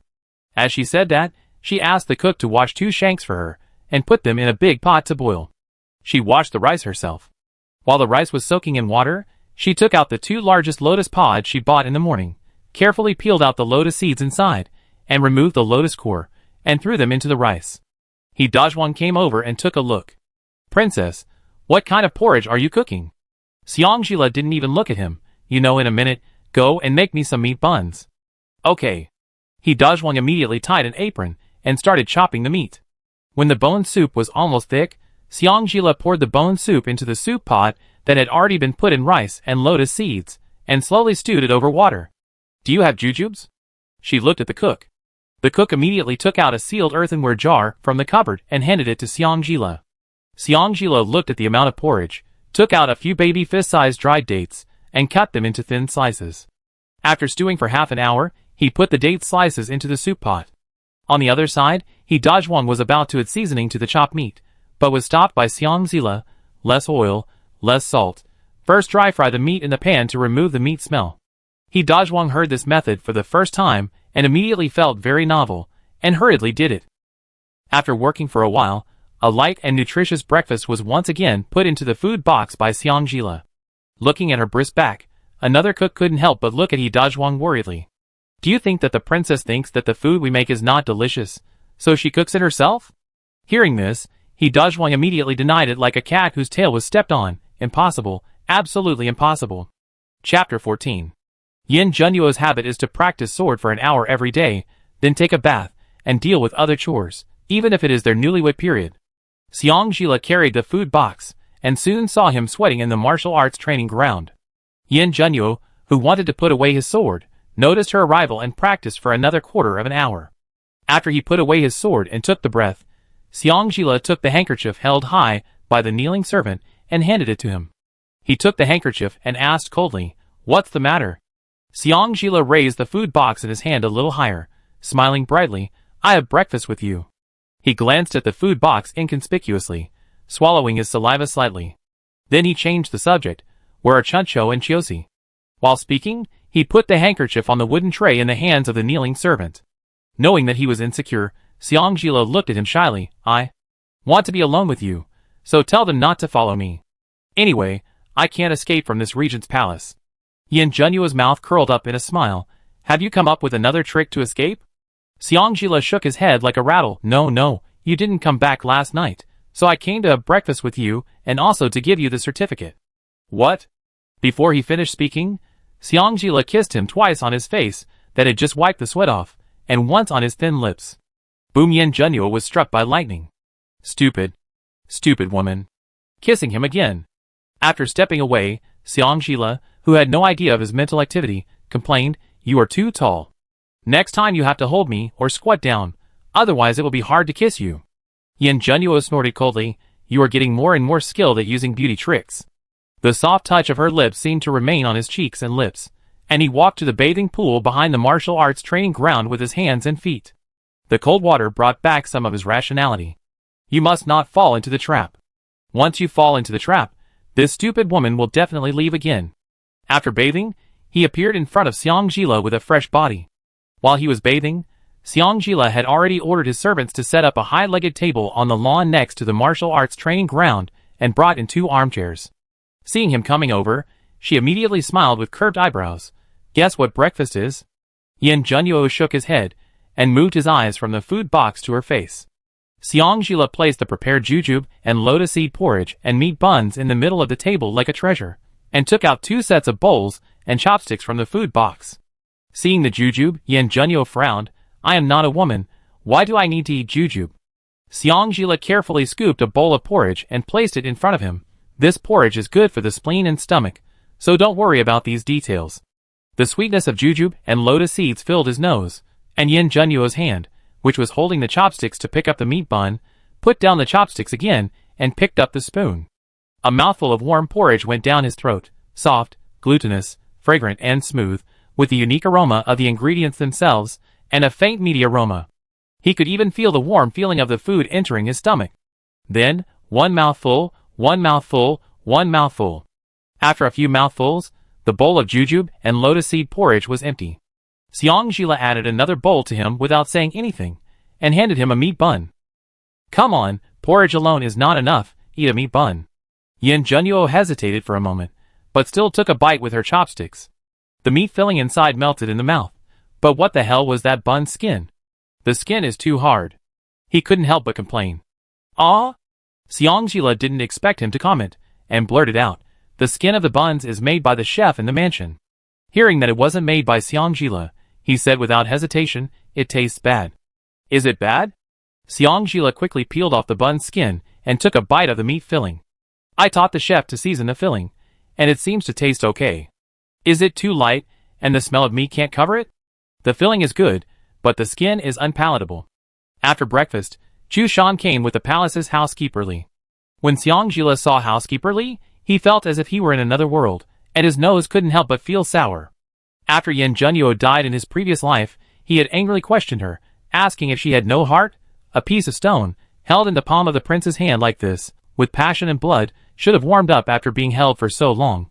But why was she still cold and hard? Even the death of the prince, she could remain indifferent. Chapter 15. Xiangjila still remembers the hatred in the old man's eyes when he looked at her.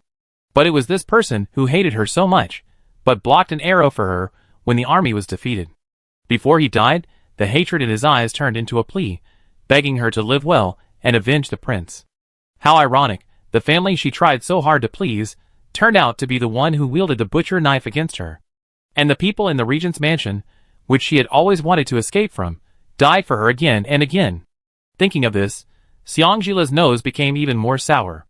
In the previous life, since she sneaked away once, Butlerly never called her princess again. When there was something to report, he just called her Miss Yang. Now everything is still in time.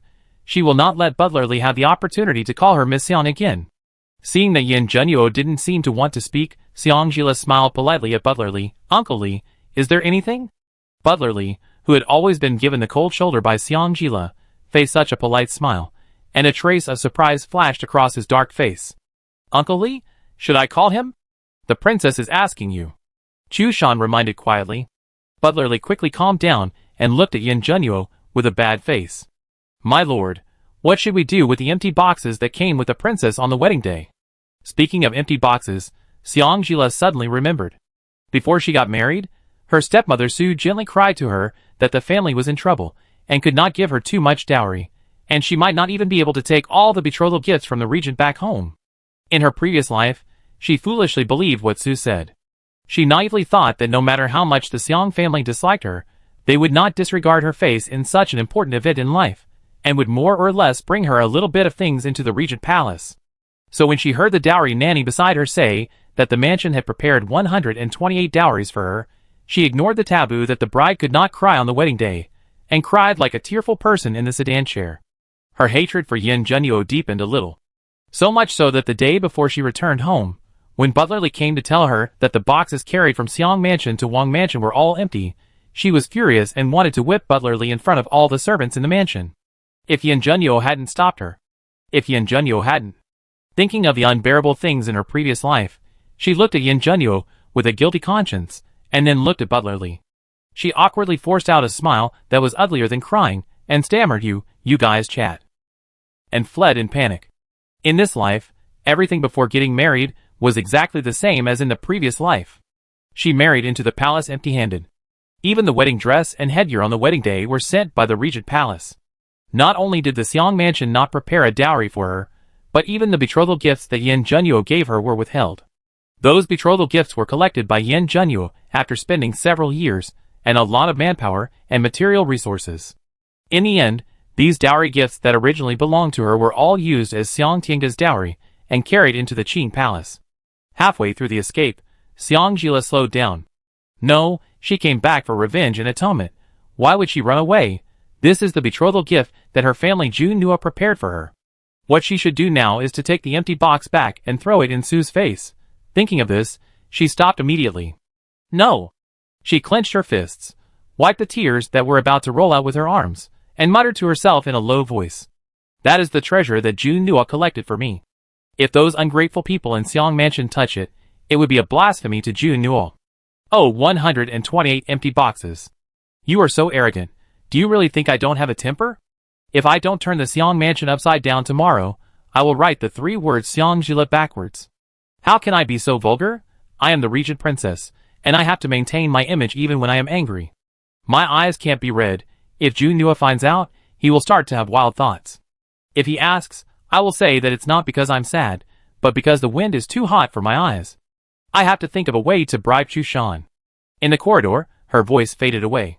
At the corner of the corridor, Yin Junyu walked out slowly, watching her back disappear at the end of the corridor, his eyes unclear. Prince? Chushan's trembling voice sounded in his ears. He glanced at Chushan indifferently. Chushan's neck shrank, his body trembled, and he quickly raised his right hand to the sky to express his loyalty. I will never betray you, Prince. Yin Junyu narrowed his eyes slightly, and habitually put his hands behind his back. What's the matter? Butler Lee asked. Except for making the carriage more comfortable, nothing else is necessary. Not necessary? Really? Chushan spoke with some concern. In this case, will the princess? Will she make a big fuss about this again? Maybe not this time. After saying that, Yin Junyu glanced at Chushan again, turned around and left the corridor in the opposite direction. Chapter 16. Uncle Lee. In the warehouse, Housekeeper Lee and the accountant of the palace were counting the 128 empty boxes that Xiang Jila brought in. He was a little surprised to see the easy to get along with Xiang Jila again. After all, just an hour ago, the prince had just brushed aside the matter of the betrothal gifts because of her sudden loss of composure. Using betrothal gifts to help her family was the first time since the founding of Dahuang. Only the Xiang family could do such a shameless thing, but this princess was confused. The prince was pleased, so what could he, a servant, say? Princess. He nodded to her solemnly. Although he was prepared, Xiang Jila still felt guilty after seeing the neatly arranged large wooden boxes of inferior quality. How is the inventory going?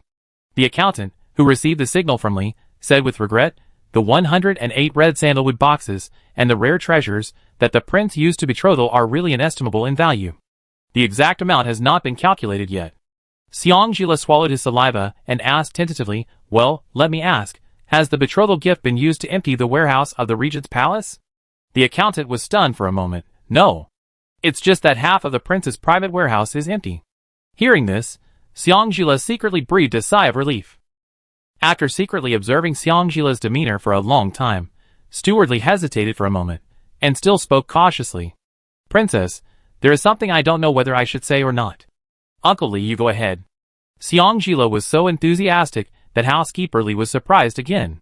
Princess, the prince? Although he forced you into marriage, he really holds you in his heart. If you don't like the prince, please try not to hurt him. Xiangjila's eyelids half drooped. It seems that what she did before really hurt Uncle Li, or the people in this mansion. Thinking of this, her expression suddenly became serious. Uncle Li, I was young and ignorant before, and I didn't know the prince's kindness. Now I promise you that I will never hurt the prince in the future. After receiving such a promise, Butler Li thought he was hard of hearing. What did the princess just say? It was enough to say it once. If he said it again, Xiangjila would be a little embarrassed. Just what I meant just now. His eyes fell on the empty box again, and Xiangjila's expression suddenly turned cold. Uncle Li, is this the dowry I brought in when I entered the house? Thinking that Xiangjila wanted to make trouble, Butler Li hurriedly explained. The prince said that as long as the princess is willing to marry, the betrothal gifts will be gone, so let this old servant keep the box well. After hearing what Butler Li said, Xiangjila was deeply moved again. Yin Junyu. How can you be so kind? Sniffing hard, Xiangjila shook his head. No need to keep it. I will ask someone to carry it back tomorrow when I return home. Princess? Butler Li was shocked by what Xiangjila said again. In this case, Xiang Mansion. Xiangjila sneered. The Xiang family can be so shameless. Why can't I take back what belongs to me? That's... Speaking of this, her sneer slowly melted into a soft arc. That's the betrothal gift your prince saved for me. Butler Li looked at Xiangjila half-believingly, and couldn't figure out what Xiangjila was up to for a moment. If the princess was acting, then he really had to decide that the princess's acting skills were superb, and even he could be fooled. But if the princess is not acting, then her attitude towards the prince is indeed suspicious. Thinking of the prince's narrow escape before, he couldn't help but feel a chill on his back. Could it be that she was planning to let the people in the mansion relax their vigilance, so that it would be easier to assassinate the prince later? Thinking of this, Li Guanjiao looked like an assassin to Xiangjila. Faced with her order, he just said in a formal way, everything, let me report to the prince, and then make a decision. Okay, I will personally tell the prince when he has lunch. Lunchtime. As promised, on the table were a plate of stir-fried lotus root slices, a plate of steamed pork with rice flour, and a can of lotus root and pork rib soup. As soon as Yin Junyu entered the dining room, the aroma of the food aroused his appetite. Xiangjila personally came in, with a bowl of lotus seed and lily syrup. Because of her hurried steps, a little of the boiling syrup spilled on her hand, and her white and tender hands instantly turned red. Yin Junyu stepped forward and slapped the syrup away, grabbed her hand, and wrapped it in his own hand. Chu Shan, medicine box. He didn't care about the dripping sugar water spilling all over the floor. Xiangjila was suddenly covered by a big hand, and her steady heart skipped a beat. She pulled back her hand as if she had been electrocuted. It's just a minor injury. It's nothing. The soft touch on her hand suddenly disappeared. Yin Junyu habitually put his hands behind his back, and said expressionlessly, from now on, you better not go near the kitchen. If the cook's food doesn't suit your taste, just change it. Chapter 17. Xiangjila quickly explained, it's not the cook's business. I want to cook for the prince myself. Hearing this, a glimmer flashed across Yin Junyu's eyes, and then was covered up. She lowered her head, and blew on the burned part of her left hand, secretly glanced at him, who had already sat down, and quickly lowered her eyelids. She walked to his side in a whisper. Chu Shan saw this, and secretly said that it was not good. Xiangjila raised her eyebrows imperceptibly, and then handed her left hand to Yin Junyu aggrievedly. Your Highness, my hand still hurts a little. Can you help me blow it? Hearing this, Chu Shan, who was standing behind Yin Junyu, immediately trembled. He quickly said, Your Highness, I will go get the medicine box. Xiangjila immediately took her hand back, pouting her lips slightly, with a little dissatisfaction in her voice. If you want to get the medicine box, I do it myself. After saying this, she counted in her heart, 3, 2. Before the word 1 came, Yin Junyu spoke in a flat voice. Chu Shan. Chu Shan's voice even changed. Your Highness, I will immediately. Get out. Yes. Before leaving, Chu Shan did not forget to quietly glare at Xiangjila as a warning. Facing Xiangjila's playful eyes, he suddenly felt a chill on his back and instantly increased the speed of leaving. Xiangjila bit his lips and chuckled, then quickly pursed his lips, dragged a stool with one hand, and sat next to Yin Junyu, lowered his head, and handed the slightly red hand to Yin Junyu. A strange feeling of warmth and coolness came from her hand. Xiangjila secretly looked up and saw that he was holding her hand, and blowing carefully on a small part of her hand that was burned red. After blowing, he frowned slightly and looked at the red part. Does it still hurt? Xiangjila immediately withdrew his hand and moved closer. Without saying a word, she hugged his arm, her eyes shining, and leaned against him with admiration. Your Highness is so powerful, I don't feel any pain now. Yin Junyuo's ears were red, his face was still expressionless, and his tone was slightly dissatisfied. Just this once, I'm not a doctor. Xiangjila leaned on his shoulder and assured him, yes, I will pay attention next time. After a while, Yin Junyuo's voice came from above his head again.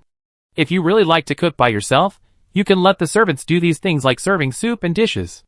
Xiangjila raised the corners of his mouth quickly, and then pursed them into a thin line, and responded, yes, I know. Yin Junyuo wanted to say something, but was interrupted by her unexpectedly. Prince, drink the soup first.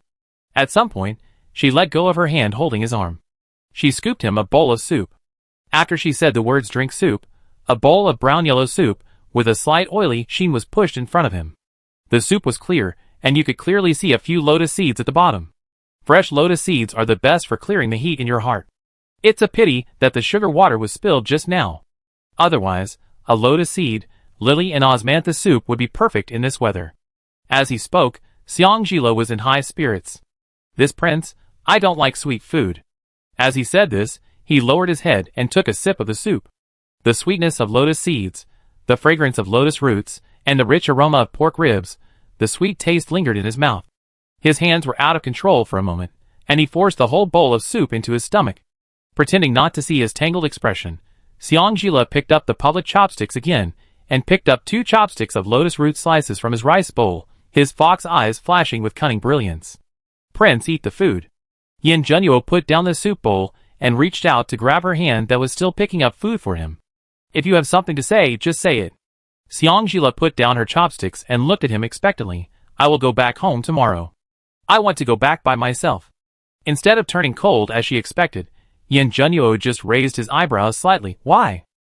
Xiangjila turned away guiltily, touching her hair and adjusting her clothes.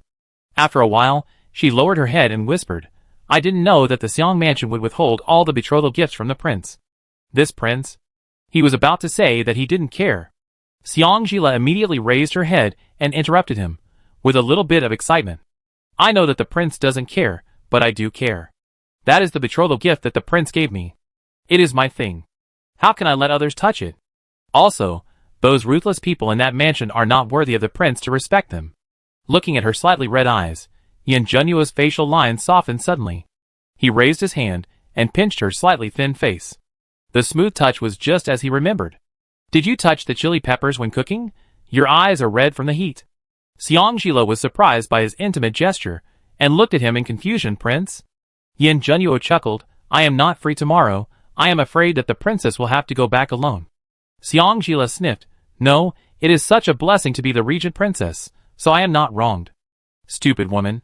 He pinched her face again and added, I will trust you this time. If you dare to take the opportunity to sneak away. Xiangjila continued to say his words angrily as if swearing, then break my legs. Chapter 18. Yin Junyu agreed. Xiangjila spent the whole afternoon communicating with housekeeper Li about the return visit tomorrow. It was not until the sun set that Xiangjila walked to the kitchen with satisfaction. In the evening, it was pork ribs and egg noodles. In the past 2 days, Xiangjila has gotten to know Yin Junyu's taste habits. He doesn't like sweet, and can't eat spicy food. He will frown if the taste is too strong. When he encounters food that suits his appetite, his cold eyes will light up. He is a proud and spoiled foodie. Seeing him eat up all the noodles she made, Xiangjila held her chin with both hands and smiled at him with a silly face. That night, she specially sent someone to ask Yin Junyu if he would return to the dormitory tonight. The answer he got was, he had something to deal with tonight, and would not return to the dormitory. After taking a bath, he returned to the study and was about to rest. The moment Yin Junyu stepped into the room, his footsteps paused slightly. He didn't need to guess who it was from the smell in the room. He walked to the bed in 2 steps, and a petite body was hidden in his quilt, revealing only a pair of innocent fox eyes. Get out. His voice was cold and magnetic, with a little bit of the lazy hoarseness before going to bed, which had no deterrent effect on Xiangjila. Xiangjila sat up, and the silky satin undershirt slid to her shoulders, revealing a small piece of bright red bellyband, and under the bellyband was a small piece of white and tender collarbone that could not be covered. Looking at him pitifully, "Prince, the quilt in the bedroom is a little cold, and I can't sleep alone." It was cold in August, and she told him? Yin Junyu's blood rushed to his head on the spot. This stupid woman, she definitely did it on purpose. He turned away from her. "Let spring sorrow or autumn thoughts warm you up." But Xiangjila pouted, moved to the bedside, and held Yin Junyu's index finger with thick calluses on her thinly calloused hand. "But spring sorrow or autumn thoughts can't hold me to sleep all night." Without thinking, Yin Junyu withdrew his hand and directly refused. "I won't do such a boring thing. Is it not enough that he loves and pampers her? Do you still want me to hold him in your arms every day, warm her bed, and treat him as a male concubine?" Hearing this, Xiangjila lowered his head and let go of his hand in disappointment. "Then I will go back to sleep by myself. Sleeping alone, the quilt is so cold. If I catch a cold, if the people in the mansion know that I am not valued by the prince, they will definitely not even invite a doctor." Speaking sadly, she gathered her underwear and was about to go down barefoot. However, before her feet touched the ground, she was taken into the quilt by a broad and warm embrace. "Sleep only once, lest you catch a cold, and others will think that I mistreat you." Nestled in his tight embrace, Xiangjila smiled silently. Then she said in distress, "But I am afraid of the dark, and I am not in good health. The prince only slept with me this time. What should I do if I am afraid in the future?"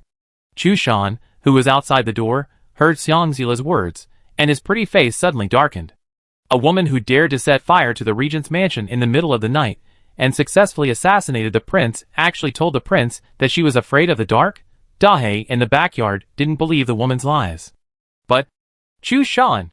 When Chu Shan heard someone who was not even as good as Dahe calling him, his back immediately straightened. "Prince! Get away!" Inside the room, in the bed curtain, Yin Junyu hugged Xiangjila stiffly. Xiangjila moved restlessly a few times. "Don't move." His voice was still a little restrained. "Prince, relax a little, I'm almost suffocating because of you." Yin Junyu, who was nervous and exposed, immediately let her go, wrapped her tightly, and pushed her aside. "It's warm." He pulled another thin blanket, and turned away without looking at her, just leaving her 2 words faintly, "Go to sleep." Xiangjila watched him speechlessly throughout the whole round of mysterious operations, with sweat all over his forehead, covered by the airtight quilt. She was not cold, she just wanted to find an excuse to take Yin Junyu back to the dormitory.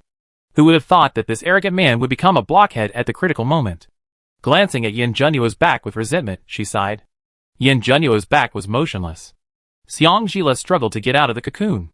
Then he moved, until he stuck to his back and rubbed it a few times. Then, he said in a muffled voice, "I wanted to send a certificate to the prince, but I didn't expect the prince to fall asleep so quickly."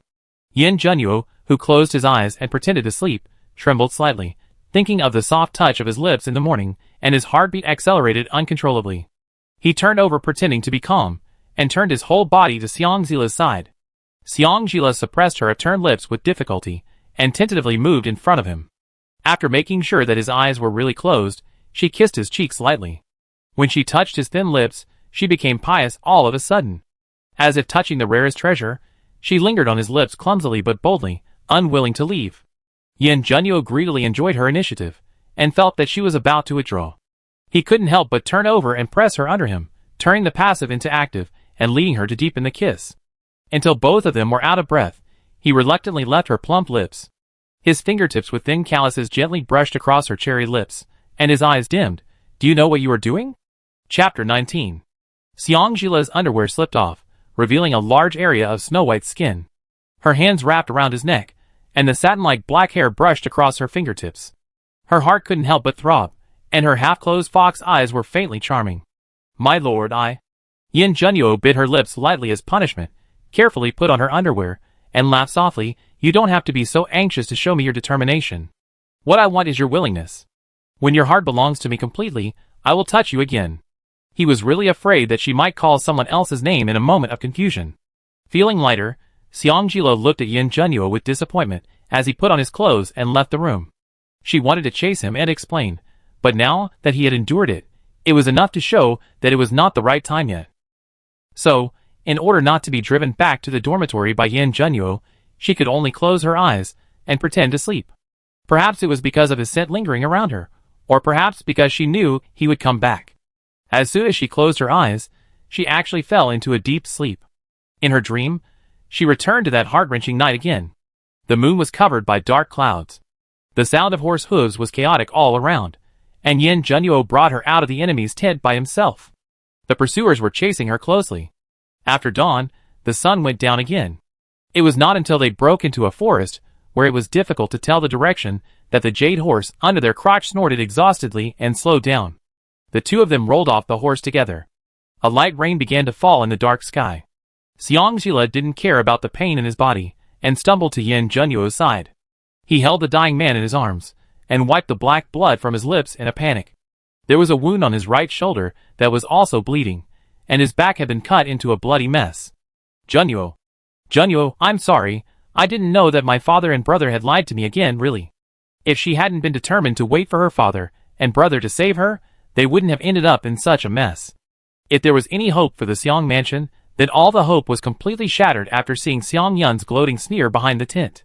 Yin Junyu had been tortured by stomach disease, and the 30 military sticks that had not been reduced in strength in the past period of time. His body had long been emaciated, his cheeks were sunken, and he could not see the handsomeness he used to have. The cold and hard armor seemed to protect only a skeleton. The helmet had long disappeared, his hair was scattered on both sides, and his breathing was weak. He spoke incoherently. Yusong stopped here. It means that he is returned to our camp. Foolish woman. From now on, I can't protect you, don't trust those beasts anymore. Xiangjila shook his head stubbornly, and continued to cover the wound on his right shoulder with shaking hands. Tears fell on Yin Junyu's face one by one like beads from a broken string. Junyu, I can't do it alone, they will bully me, I will be afraid. Yin Junyu wanted to raise his hand to wipe away her tears, but in the end, he did nothing. He could only shout at her with all his strength, Why are you crying? Where is the courage you had to assassinate me? After shouting, he felt dizzy and leaned weakly in her arms, speaking in a soft and intermittent voice. I never suffer losses. My princess cannot be a cowardly woman. You must avenge me. Do you hear me? Xiangjila just cried, and shook her head, as if Yin Junyu would obey her as before, and would not leave as long as she didn't agree. However, this time, he still left. Before he died, a sentence full of affection, stupid woman, expressed all his concerns in this world. I felt that the person in my arms had stopped breathing, and slowly became cold. Xiangjila seemed to be unaware, and kept making promises. I promise you, as long as you recover this time, I will always stay by your side, and then, we will have many, many children. Okay. Junyu, open your eyes and look at me. If you don't open your eyes, I will be angry. Once I am angry, I will run away until you can't find me. Junyu. No one responded to her calls. She started crying silently, but then she burst into tears. The heavens seemed to be unable to bear it, and the drizzle turned into a heavy downpour, covering up her cries echoing in the forest. When Shushan and his men found them, a day and a night had passed. Yin Junyu's stiff body rested on her thighs, his face as peaceful as if he was just asleep. Xiangjila's face was half destroyed, with blood dripping from the wounds, some of which were turned inside out.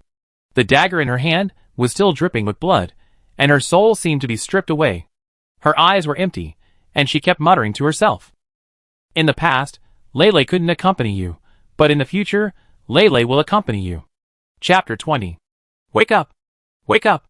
Drowsily, he felt someone patting his face. Xiangjila opened his eyes with tears in his eyes. He met Yin Junyu's enlarged face. The eyes that were closed without any luster in the dream were now filled with worry. Seeing her wake up, Yin Junyu breathed a sigh of relief and was about to speak, "Follow me." Before he could finish, Xiangjila immediately put his arms around his neck and pressed his lips against his face. Feeling the warm touch, she felt relieved. She was really back. This was the real Yin Junyu. Stupid woman, you made my face full of snot. It's so dirty. That's what he said, but Yin Junyu stood straight and didn't dare to move. Xiangjila quickly reached out to wipe it. Where is the snot? As she said that, she put her arms around his neck again and said coquettishly, Your Highness, you came here to be kissed, right? In front of the beauty, I can't resist the temptation. As she said that, she kissed him on the other side of his face without hesitation. This is such a smooth talker. Yin Junyu raised his head and said coldly, You are getting more and more courageous. After a while, Xiangjila blushed and left his lips. She nestled in his arms like a cat, pulled his underwear to wipe away the tears that had not dried yet, and then asked in a low voice, "Prince, what time is it now?" Yin Junyu reached out and touched his lips stupidly, the corners of his mouth slightly raised and then quickly pressed down. Then he clumsily took her into his arms. "It's the beginning of the Yin hour. Let's sleep for a while." Xiangjila closed her eyes and nodded obediently, and wrapped her hands around his thin waist and hugged him tightly. After a while, she fell asleep.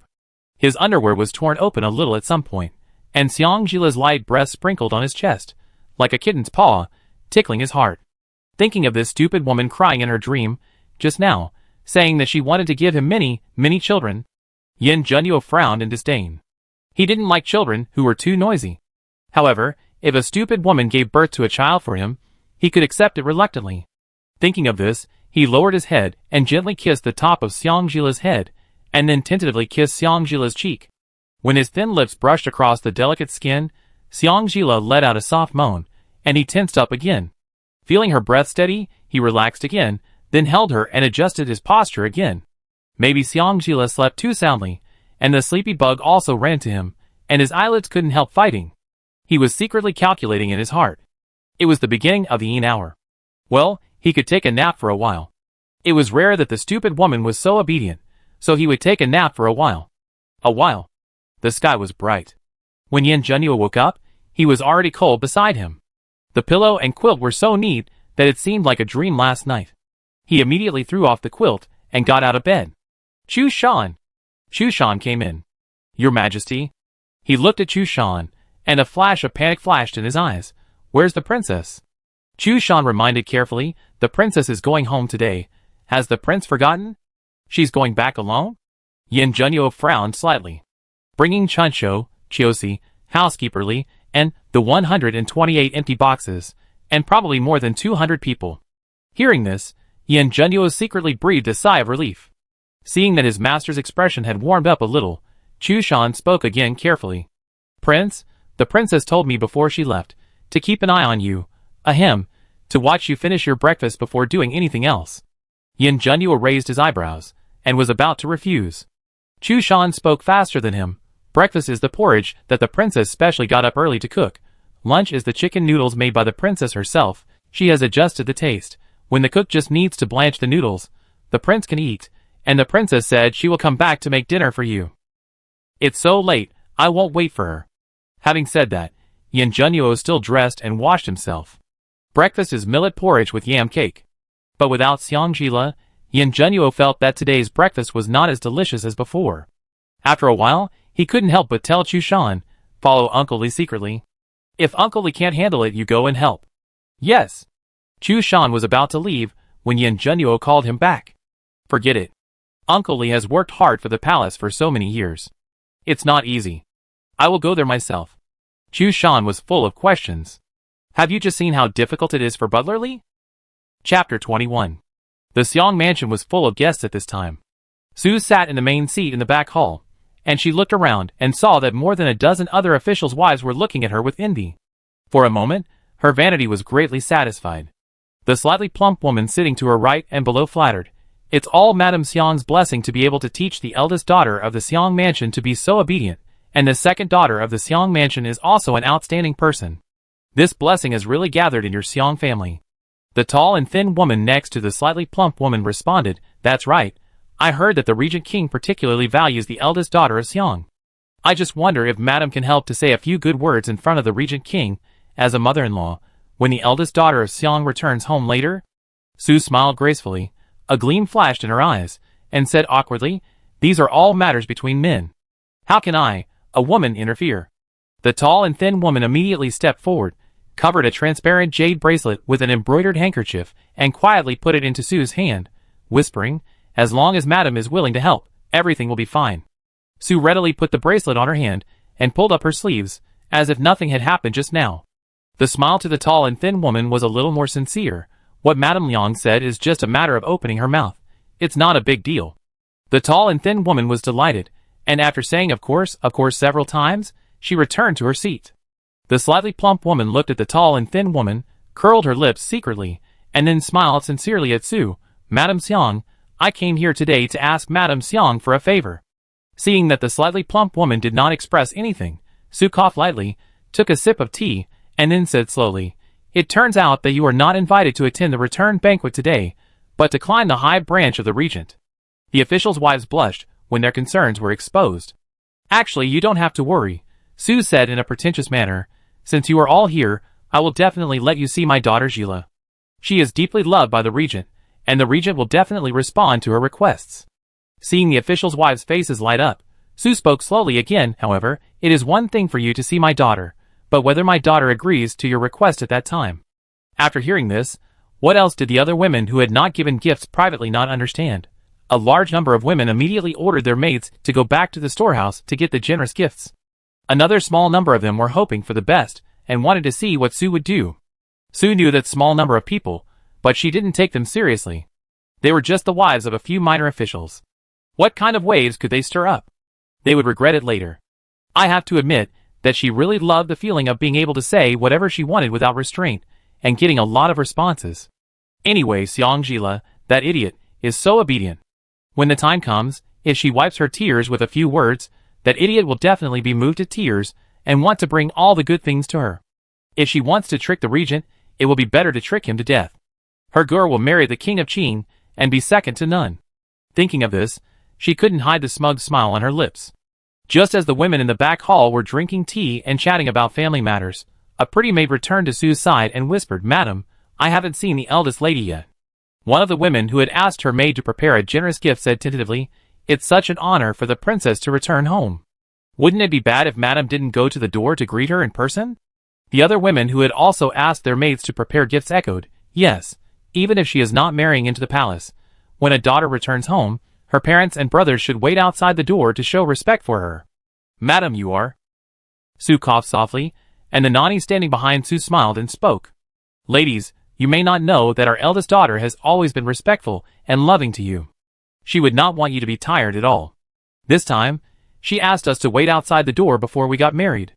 Knowing that you are hospitable, she will cook for the guests on the day of your return to thank you for giving the Xiang family this face." As soon as she finished speaking, Su received another wave of envious looks as she wished. The female relatives, who asked the maid to prepare gifts at home, all sighed that she could train her daughter. At first, a small group of people who only wanted to watch the fun had their determination shaken. Chapter 22. Xiang Jila sat in the carriage, accompanied by Li Guanjia, Chunshou, Chiosi and others, and set off from the Regent's palace. Walking on the road, they attracted the attention of many people. "Hey, isn't this the Regent's palace's carriage?" "Yes," the team following behind. "Could it be the Regent's wife's dowry?" It seems like these boxes were following the Regent's wife's sedan chair when the Regent was welcoming her a few days ago. The Regent is very generous. He actually brought back all the princess's dowry when he returned home. Looking at it this way, I feel that the Regent wants to cancel the engagement. Now that you put it that way, I feel the same way. I heard that the Regent's wife liked the Prince of Qing before she got married. Do you think it would be possible?" Before she finished her words, a scream came from the crowd. A man with a wretched appearance had blood all over his mouth, and there was a piece of his tongue wriggling on the ground. The people around him made way for half a circle. Chiosi snorted coldly, put away his dagger as if nothing had happened, and followed back to the carriage. In the carriage, Xiang Jila recalled what happened when he returned home in his previous life. His fists clenched slightly, and his heart couldn't help but ache. In her last life, when she was invited to a homecoming banquet, the Xiang mansion held a big banquet, but not only did no one come out to greet her, but she had to beg her brother humbly before the main door could be opened. Yin Junyu wanted to break in, but because of her cold face, his attitude softened and he accompanied her to suffer such humiliation. Su saw that she was wronged. Not only did she not comfort her, but she also asked her to agree to a bunch of unreasonable requests as a matter of course, and finally she even asked her to cook for the guests herself. Yin Junyu wanted to take her away in a rage, but she not only refused to go with him, but also slapped him in public. Afterwards, before Yin Junyu had time to get angry, she got angry first and said that he did not respect her family. This past that was too painful to look back on. Xiang Jila decided to kiss his slapped face a few more times starting tonight. The carriage stopped at the gate of Xiang Mansion. Xiang Jila got off the carriage with the help of Chunshou and Chiosi. Looking at the mahogany plaque with the word Xiang Mansion written on it, Xiang Jila wanted to laugh for some reason, but her eyes turned red first. This plaque ruined her life. In her previous life, she only thought about how to make this lintel higher and the plaque bigger. And in this life, she only thought about this plaque when she could knock it down with her own hands and step on it. The gate of Xang mansion was as tightly closed as in the previous life. It was obvious that her father and her brother were sure that she would ask them to open the door. It was quiet in front of the door, but noisy and lively behind the door. Butler Lee looked at the tightly closed middle door, and his face suddenly became gloomy. To his surprise, Xiangjila's face was even gloomier than his. Spring sorrow, autumn thoughts, kick the door open for me. The two people who received the order flashed a trace of surprise on their faces, followed by surprise. The two looked at each other, nodded slightly to each other, and then flew to the middle door at the same time, took a breath together, and kicked the middle door at the same time. The embarrassing thing is that the middle door was kicked into a hole, but the door did not open. The two looked at Xiangjila with strange expressions. Xiangjila lifted her skirt and went forward to push the two behind her. Watch out, this is how you kick a low-quality door. As she said that, she kicked it, and the middle door opened at this moment. The servant who opened the door was kicked 3 feet away and landed in front of Xiangji. He groaned, spit out a mouthful of blood, and fainted directly. Xiangji was stunned for a moment, looked in the direction where the servant flew, and was immediately furious. Xiangjila, who allowed you to kick the door and hurt people? Xiangjila let down her skirt as if nothing had happened and rubbed the servant's leg. Father, your daughter is back. Why don't you even open the middle door? Why, do you look down on the Regent as your son-in-law? Hearing this, the guests were in an uproar. Who dares to look down on the Regent? After being said by Xiangjila, Xiangji's face suddenly turned blue and white. What are you talking about? Xiangjila looked innocent. Did my daughter say something wrong? As she said this, she pointed at a middle-aged man who was drinking. The man's hand shook, and the wine spilled all over him. Ask the uncles and uncles present here, which one would close the middle door, and not let his daughter in when she comes home like you do. Lilu is naughty again. Xiangyun stood up with a smile, walked in front of Xiangjila, and whispered in a threatening tone, stop it. Xiangjila looked at this twin brother, who was born to the same mother as her, but never protected her, and smiled even more brightly. Brother, how to stop it? Or can you teach me? Chapter 23. When Xiangjila saw Xiangyun, she couldn't help but think of the night when Yin Junyu died. That smear, until now, is like a handful of chili powder on her eyes, choking her eyes, and making her cry. In her previous life, she admired Xiangyun from the bottom of her heart. Because they were twins, even though he had been raised by the Su family since he was a child, she always believed that he would protect her. So no matter what happened, no matter how much his heart leaned towards Xiangtiange, she would comfort herself. Xiangtiange was her sister, and it was right for a brother to love his sister more. Until Xiangtiange came to him and cried that she seduced Yin Beimo. In order to relieve Xiangtiange's anger, he personally fed her a bowl of sterilizing soup, sealed her martial arts, and threw her into a brothel. Just like that, together with Yin Beimo and Xiangtiange, they watched coldly as she was abused by a group of beggars with foul odors and pus-filled sores in the brothel.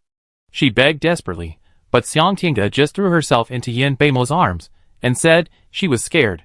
He felt that her screams had defiled Xiangtiange's ears, so he directly pressed her mute point. If Yin Junyu hadn't rushed back from the border, she would have died before the nightmare of 3 days, and 3 nights would have ended. But at that time, she was still obsessed and thought that Xiangyun was just temporarily bewildered. When he went to the Regent's palace to apologize, she, who had almost recovered, forgave him without hesitation and believed his lies again. He said that Yin Junyu had not recovered and returned to the border to atone for his crimes, and encountered trouble at the border. Feeling guilty about Yin Junyu, she followed him to the border without hesitation, sneaked into the enemy's camp alone, and planned to cooperate with him from inside and outside, hoping to make a contribution to offset Yin Junyu's killing spree in the brothel. That was the time that Yin Junyu lost his life. Apologize to my father, and I can still pretend that nothing happened. Xiangyun's quiet and gloomy voice brought Xiangjila back to his thoughts. Apologize? Xiangjila smiled coldly, looking at him with indifference as if he was looking at a stranger. Brother, let me ask you, if Xiangtiange came back today, would you close the middle door and let her wait outside the door and not let her in?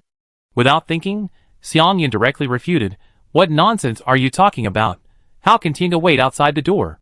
Xiangjila suppressed his anger and smiled, she can't, but I can? Xiangyun said, as a matter of course, Tinga is still young and can't suffer, you are different. Before he finished speaking, the officials around him began to discuss. I originally thought that Mr. Xang was such a fair person. After seeing Mr. Xiang's words and deeds today, why do I feel that people's hearts can be so biased? That's right. What do you mean Tinga is still young and can't suffer? I don't know who taught you such petty words and deeds. Li, the housekeeper standing by, frowned as he listened, and looked at Xiang Jila with a look of sympathy and confusion. Xiang Jila laughed. He laughed so hard that he held his stomach and even cried. I'm different, yes, I'm really different. Xiang Tinga is my younger sister, and I'm your twin from the same mother. Theoretically, you should stand on my side. But in fact, you and Xiang Tinga are more like siblings. Sometimes I really doubt whether we are twins. Otherwise, why don't you have any telepathy? When you favored Xiang Tinga, didn't you feel any sadness? Xiang Jila's words made Xiang Yin feel ashamed, and he habitually wanted to raise his hand to slap her. Chiosi saw this, and immediately wanted to step forward to intercept his hand, but Xiang Jila was faster than her. Before anyone could see what she did, Xiang Yun was like being acupunctured, and she grabbed his wrist and fixed him there. Xiang Jila, are you done? Xiang Yun wanted to pull his hand back in anger, but Xiang Jila's hand strength was beyond his expectation. If you do this again, don't blame me for being rude. It's not that I can't beat you. I just let you go, because I was afraid you would feel inferior. With a cold smile, Xiang Jila let go of his hand and pushed hard. Xiang Yun hurriedly pushed a few steps. When Xiang Jila let go, Xiang Yun suddenly felt a dull pain in his wrist, and looked at Xiang Jila with a little surprise. This idiot, when did he become so strong? At this time, Xiang Jila frowned and asked Chiosi for a towel to wipe his hands. Chiosi, prepare a bath for me immediately when you go back, it's dirty. Xiang Shi couldn't sit still when he saw Xiang Jila being so rude, and put on a stern father's face. Xiang Jila, how can you be so disrespectful to your brother? Xiang Jila glanced at the officials who were trying to sneak away one after another, and raised his bright fox eyes sharply, smiling, Father, I'm helping you teach your son, you don't have to thank me. Chapter 24.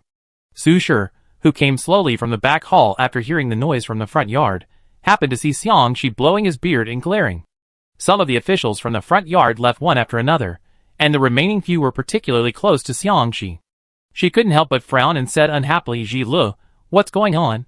Hearing the noise in the back hall, she thought that the central door was not open, and that it was the Regent who was angry and Xiang Ji Lu was attacking the Regent, so she came here to watch the fun. Unexpectedly, before I saw anyone, I heard Xiang Jila brazenly telling Shilong that he would help her teach Yuner. Does her son need her to teach him? Xiang Jila was happy to see Su.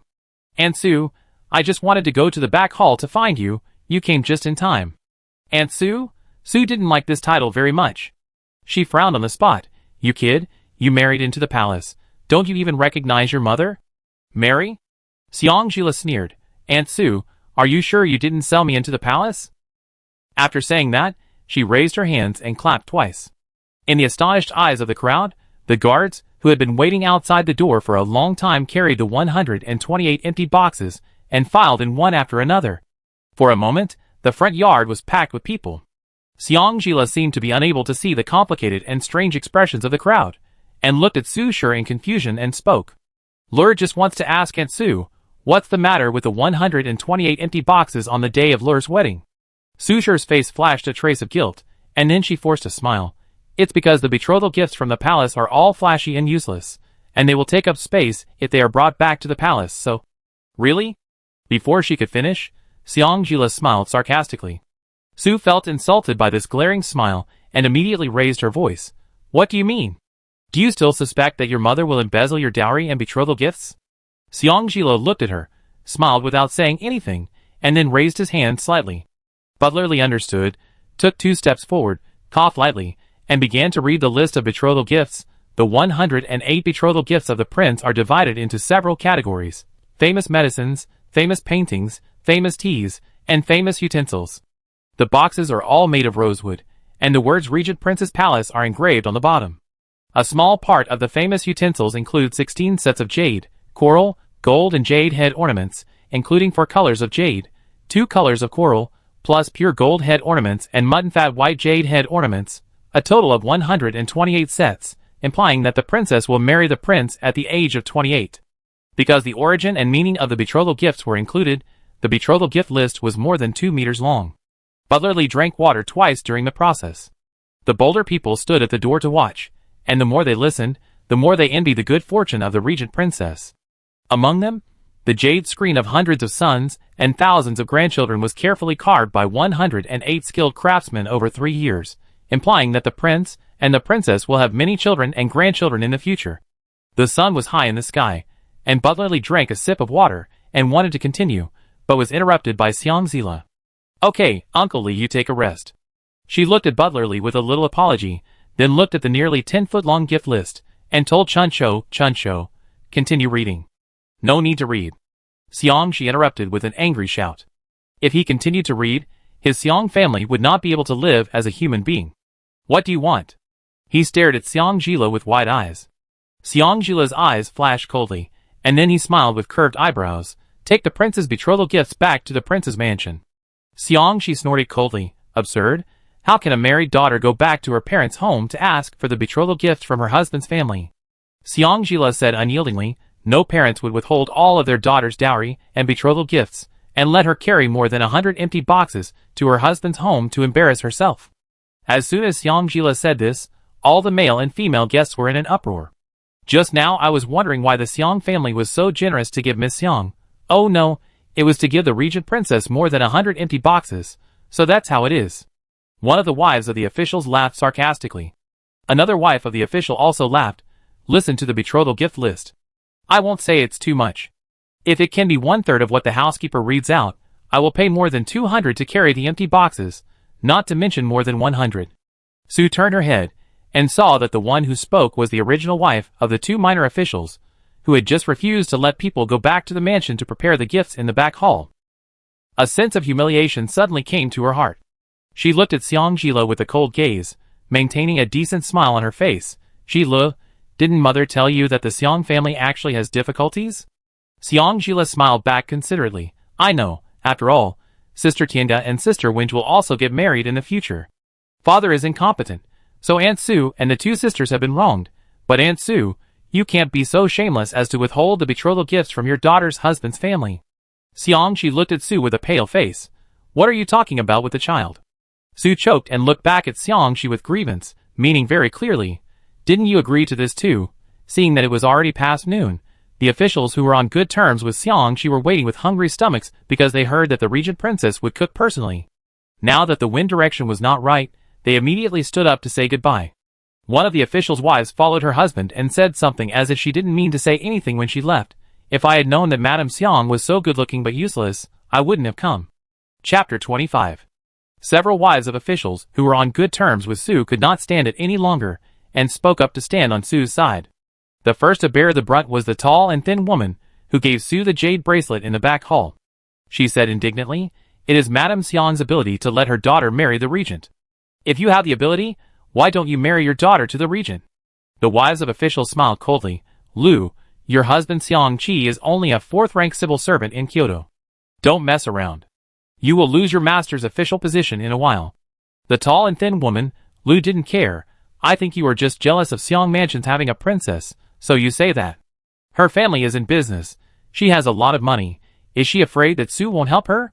The official's wife smiled meaningfully and left with her husband. After the official's wife left, the other women standing near Lu instantly lost their confidence. One of the middle-aged women wearing a bright red jacket frowned and said, "But speaking of it, now that the Regent Princess is in such a mess with Xiang Mansion, will she cook for us personally?" When she received the invitation, she came because she heard from the servant who delivered the invitation that the Regent Princess would cook for her. The Regent King was notoriously difficult to deal with in the Great Phoenix Kingdom, but the Regent Princess was easy to control. After this banquet, it was also an indirect slap in the face of the Regent King, venting the anger of her husband being suppressed in the court. The other woman glanced at her husband not far away and wanted to retreat a little. "Wait a minute, I plan to go back with my master. Now that it's like this, what if the Regent King is alarmed?" Lu looked down on these 2 women whose husbands held higher positions than hers, but whose courage was smaller than hers. She said with certainty, "What are you afraid of? Didn't Madame Xiang say that the Regent Princess listened to her the most?" Others didn't know, but how could she not know? During the several times she came to the Xiang Mansion as a guest, which time did Miss Xiang not serve her tea and water like a servant? The 2 women glanced at the 2 parties, who were still arguing not far away, and just saw Miss Xang, who arrived later, being slapped by the Regent Princess. Is this obedience? Does Madame Xang have any misunderstanding about obedience? The two were just wavering in their determination, but Lu's words instantly swayed them to the side of running away immediately. On the other side, Xiang Tinga covered his red face and looked at Xiang Jila pitifully. Before he could say anything, Xiang Yun stepped forward and pushed Xiang Jila away. Xiang Jila, what are you doing? Gur just likes those headgear, just give them to her. Xiang Jila blew on Xiang Tinga's hand and retorted to Xiang Yun without showing any weakness. From childhood to adulthood, she has liked my things, so I will give them to her. Today she said she likes the headgear in my betrothal gift, and I will give it to her. What if she likes my husband tomorrow? Should I also ask to leave the palace and give her the position of princess? Xiang Yun was stunned. Is there such a good thing? If Tinga likes it, it's not impossible. The sound of a slap echoed in the front yard again, much louder than the one that hit Xiang Tinga's face just now. After seeing Xiang Yun's swollen left face, a few officials who were watching the fun couldn't help but shrink their necks and immediately covered their left face. Xiang Yun was hit by a slap that was unexpected and saw stars in his eyes. Xiang Jila, are you crazy? Xiang Jila shook his right hand that had just hit him. His eyes were slightly red, and he gritted his teeth and said, Xiang Yun, from now on, I will no longer treat you as my brother, you take care of yourself. Xiang Yun immediately wanted to slap Xiang Jila back, but Qiu Si, who was standing beside him, held his wrist. He could only shout, Xiang Jila, you are such a ruthless person. You don't recognize your family members after you climbed up the social ladder, right? Just then, someone outside the door announced, the Regent has arrived. The officials who had just gathered together to watch the excitement immediately scattered around, as if their feet were greased, and quickly tried to roll out of the door. It would have been better if they didn't roll, because once they rolled, they bumped into Yin Junyu head-on. Yin Junyu had black hair tied up with a golden crown, and wore a dark black robe embroidered with a unicorn pattern, a waist belt with the same pattern and color, and a piece of warm jade with a dragon hanging around his waist. His eyebrows were like flying eyebrows, his eyes were upturned, his skin was like jade, and his lips were red. Just one look was enough to make people remember it for a lifetime. At this time, his phoenix eyes were raised, and a sneer rose at the corner of his mouth. This Xiangfu is so lively. Prince. The official standing in front of him immediately bowed his head and bowed his hands, pulling out a smile that was uglier than crying. He coldly glanced at the 128 empty boxes in the front yard, and walked to Xiang Jila's side with his long legs. He asked impatiently, aren't you back to get something? Why did it take so long? Feeling that she was not in a good mood, he looked down and saw that her right hand was shaking slightly, and her eyes were full of tears, about to burst out.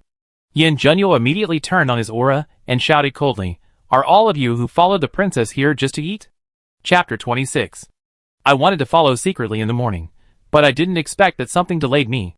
I thought it was just a matter of breaking in and taking back the things, but I didn't expect that the stupid woman would be so polite and reason with this group of people. What a waste of time. When Xiang Shi saw Yin Junyu, he immediately stroked his goatee and smiled, Prince. My dear son-in-law. Yin Junyu raised his phoenix eyes, do I? Am I familiar with you? The voice was as cold as winter frost. Su's face turned cold, we are Jila's parents.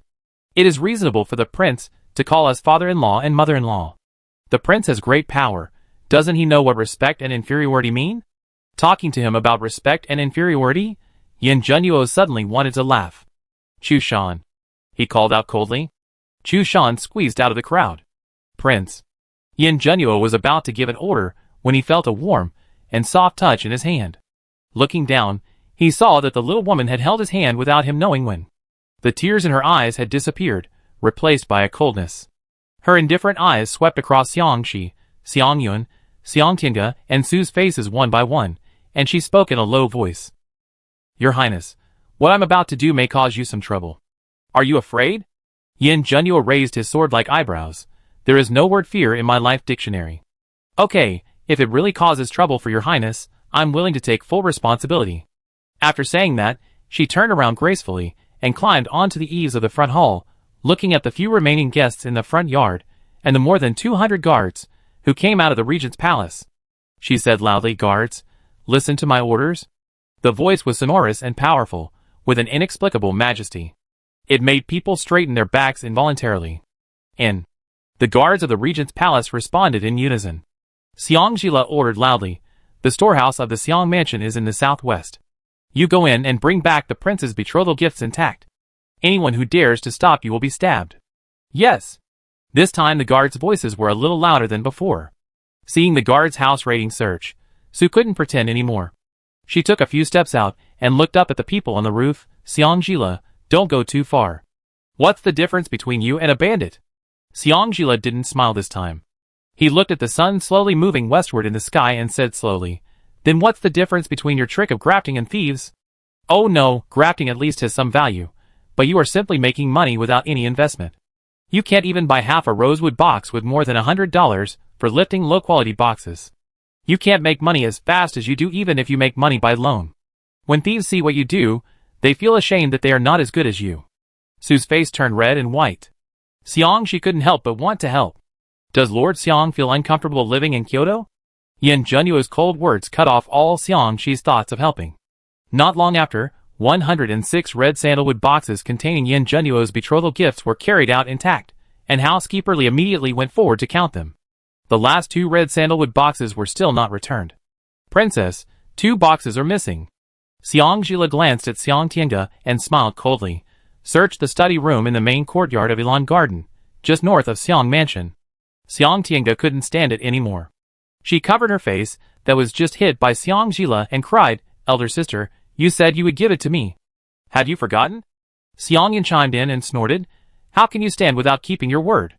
Xiangjila looked at Xiangyun, who was protecting Xiang Tiange with all his heart, and felt very sad. "Why didn't the slap just now wake you two up?" Xiangyun choked, his left face still hurting slightly, and he shut up immediately.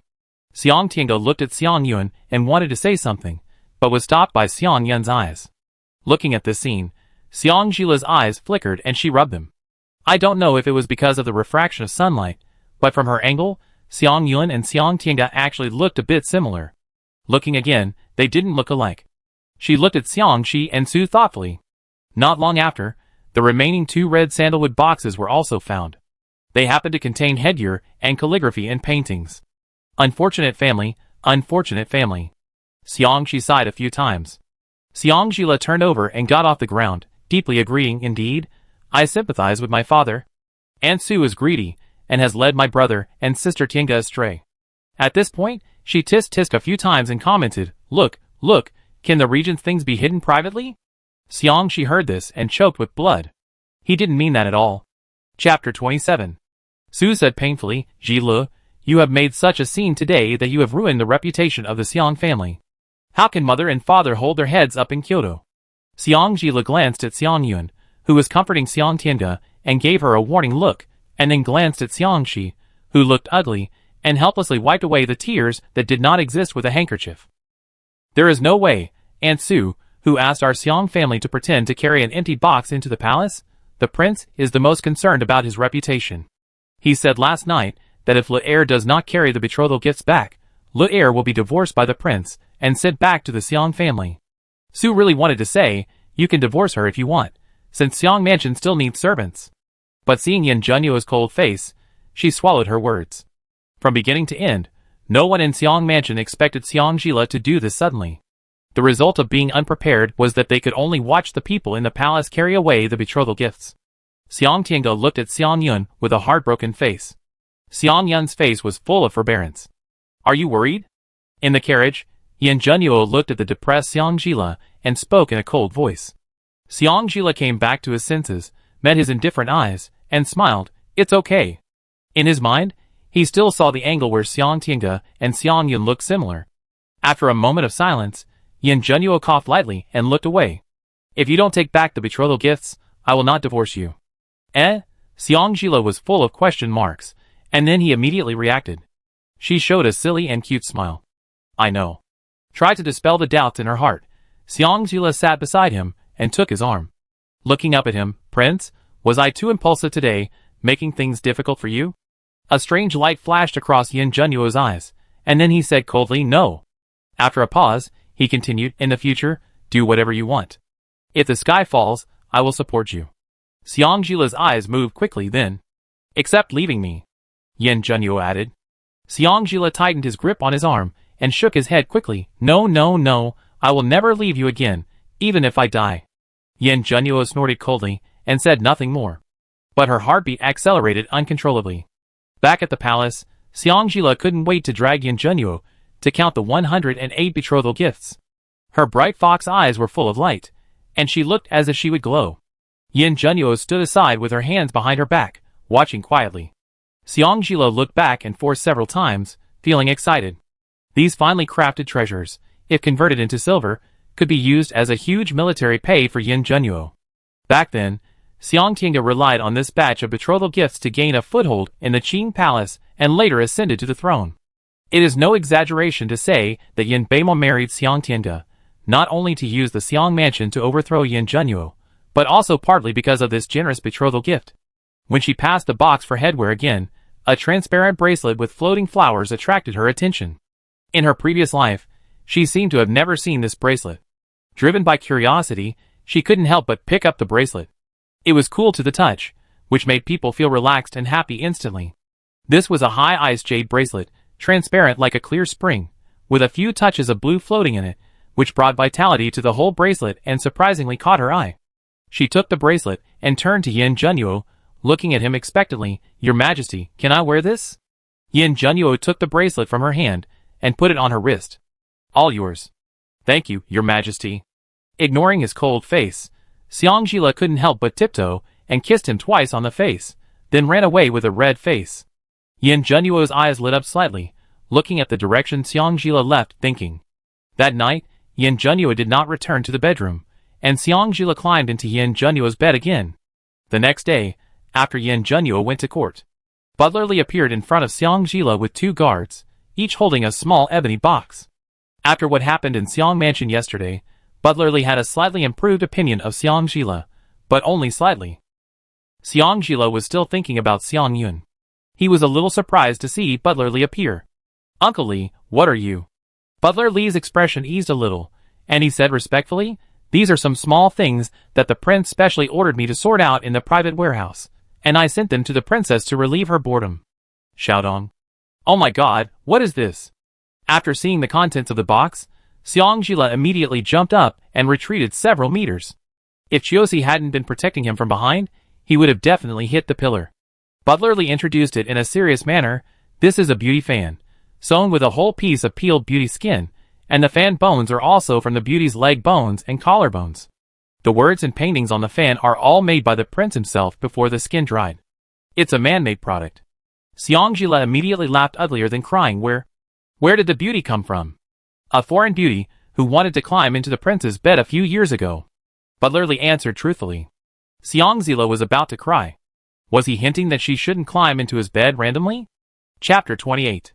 After calming down for a while, Xiangjila turned her attention to the other things in the box. It must be said that Yin Junyu really treasured these things, all of which were polished to the point of being translucent and jade-like. One of the small daggers attracted Xiangjila's attention. Is this dagger also made of human bones? As she spoke, she picked up the dagger. The color of this dagger was slightly darker than the others, but the degree of jade-likeness was obviously stronger than the others. Stewardly explained, this is a tiger hunted by the prince when he was 11 years old. It is made of the tiger's leg bones. If the princess likes it, the skull of the tiger has also been made into a wine bowl, which can also be given to the princess. Xiangjila laughed dryly. No need. As she spoke, the hand holding the dagger slipped, and her left wrist with the floating flower bracelet felt a slight pain, and the floating flower in the bracelet flashed red light quickly. However, when Xiangjila looked down, she did not find any damage on her wrist. She continued to focus on the 2 boxes of strange bone products. Since Yin Junyu liked them, she would accept them. According to Uncle Li, most of these bone products were human bones. Why didn't she know that Yin Junyu had such a strange hobby before? In the palace, Yin Beiki was wearing a dragon robe and sitting behind the dragon table. He looked at the 2 people kneeling and sitting in front of him with a calm expression. Finally, his eyes fell on Yin Junyu, who was sitting in the first and second seats under the dragon chair. Uncle, I believe you also know why I left you and Xiangjila alone. There was a hint of displeasure in his tone. Seeing that Yin Junyu did not react, Yin Beiki's tone changed from displeasure at the beginning to questioning. Xiangjila wrote a memorial saying that you instigated the princess to make a scene at Xiang Mansion yesterday, under the pretext of returning home. Aren't you going to give him an explanation? This time, Yin Junyu finally responded. He stood up slowly and snorted coldly. With just this one word, Yin Beiki was scared. Glancing at Xiangxi, who looked aggrieved, he suppressed his anger towards Yin Junyu and said calmly, Miss Xiang was originally going to be married to Prince Qing. When you said you wanted to marry Miss Xiang, I agreed to your wish without hesitation. Now that you are making a fuss. Yin Junyu corrected him, the emperor's wish was earned by my promise to obey the emperor's orders and guard the border for 3 years at any time. Yin Beiki choked and said, no matter what, Mr. Xiang is your father-in-law. Uncle you are. Your Majesty, please understand. Yin Junyu spoke slowly. According to what your Majesty said, the father-in-law is also your father-in-law. Does your Majesty think it is normal for the Queen to be blocked by the father-in-law on the day of her return? Or does your Majesty also think that it is natural for the father-in-law to let the Queen personally cook for the guests in the father-in-law's house? How outrageous. Without thinking, Yin Beiki slammed the table and stood up. Meeting Yin Junyu's half-smiley eyes, he immediately put away his anger. The tone was slightly softened, although the Xiang family was wrong first, you can't. The Xiang family embezzled my betrothal gifts, and even withheld the princess's dowry. This cold sentence was thrown down, and Yin Beiki had nothing to say. Xiangxi only said in his memorial that the regent princess relied on the power of the regent king and led people to make a scene in the Xiang family on the day of her return. Not only did she beat the servants and destroy the middle gate, but she also robbed a large amount of property in the Xiang family. He did not mention the things mentioned by Yin Junyu.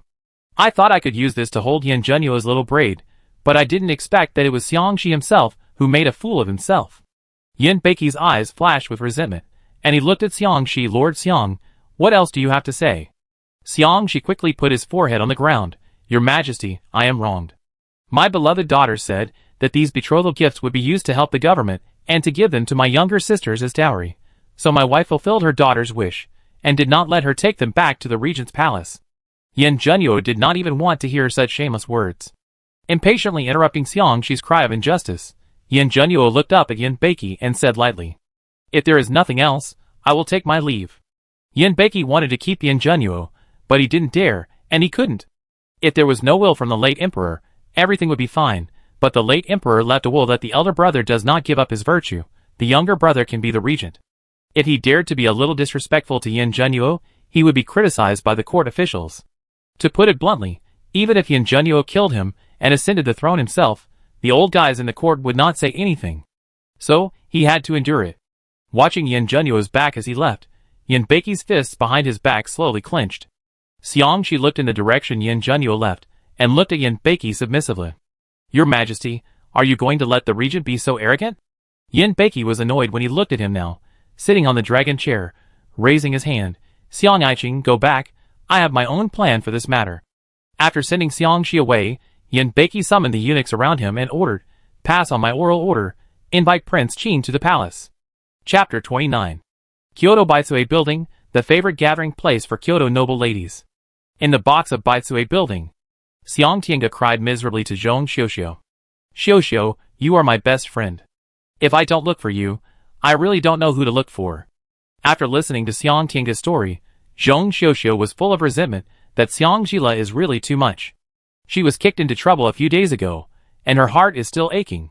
She sent someone to the palace to complain, but not long after she left, she was thrown back with a bruised face.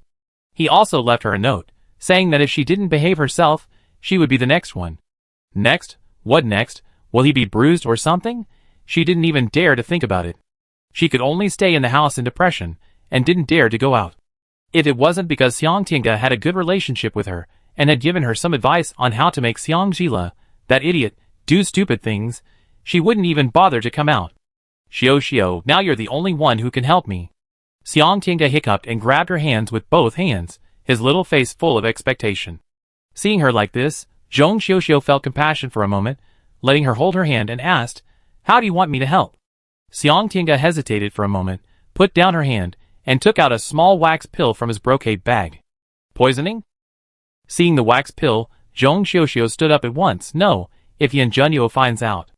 Xiang Tiange wiped his tears, sniffed, pulled her back to her seat, and said, don't worry, this is ordinary itching powder. Xiang Jila took all my hair and accessories away. I just want to teach her a lesson, and make her itch for 2 or 3 days. It's so simple, you can just teach her a lesson yourself.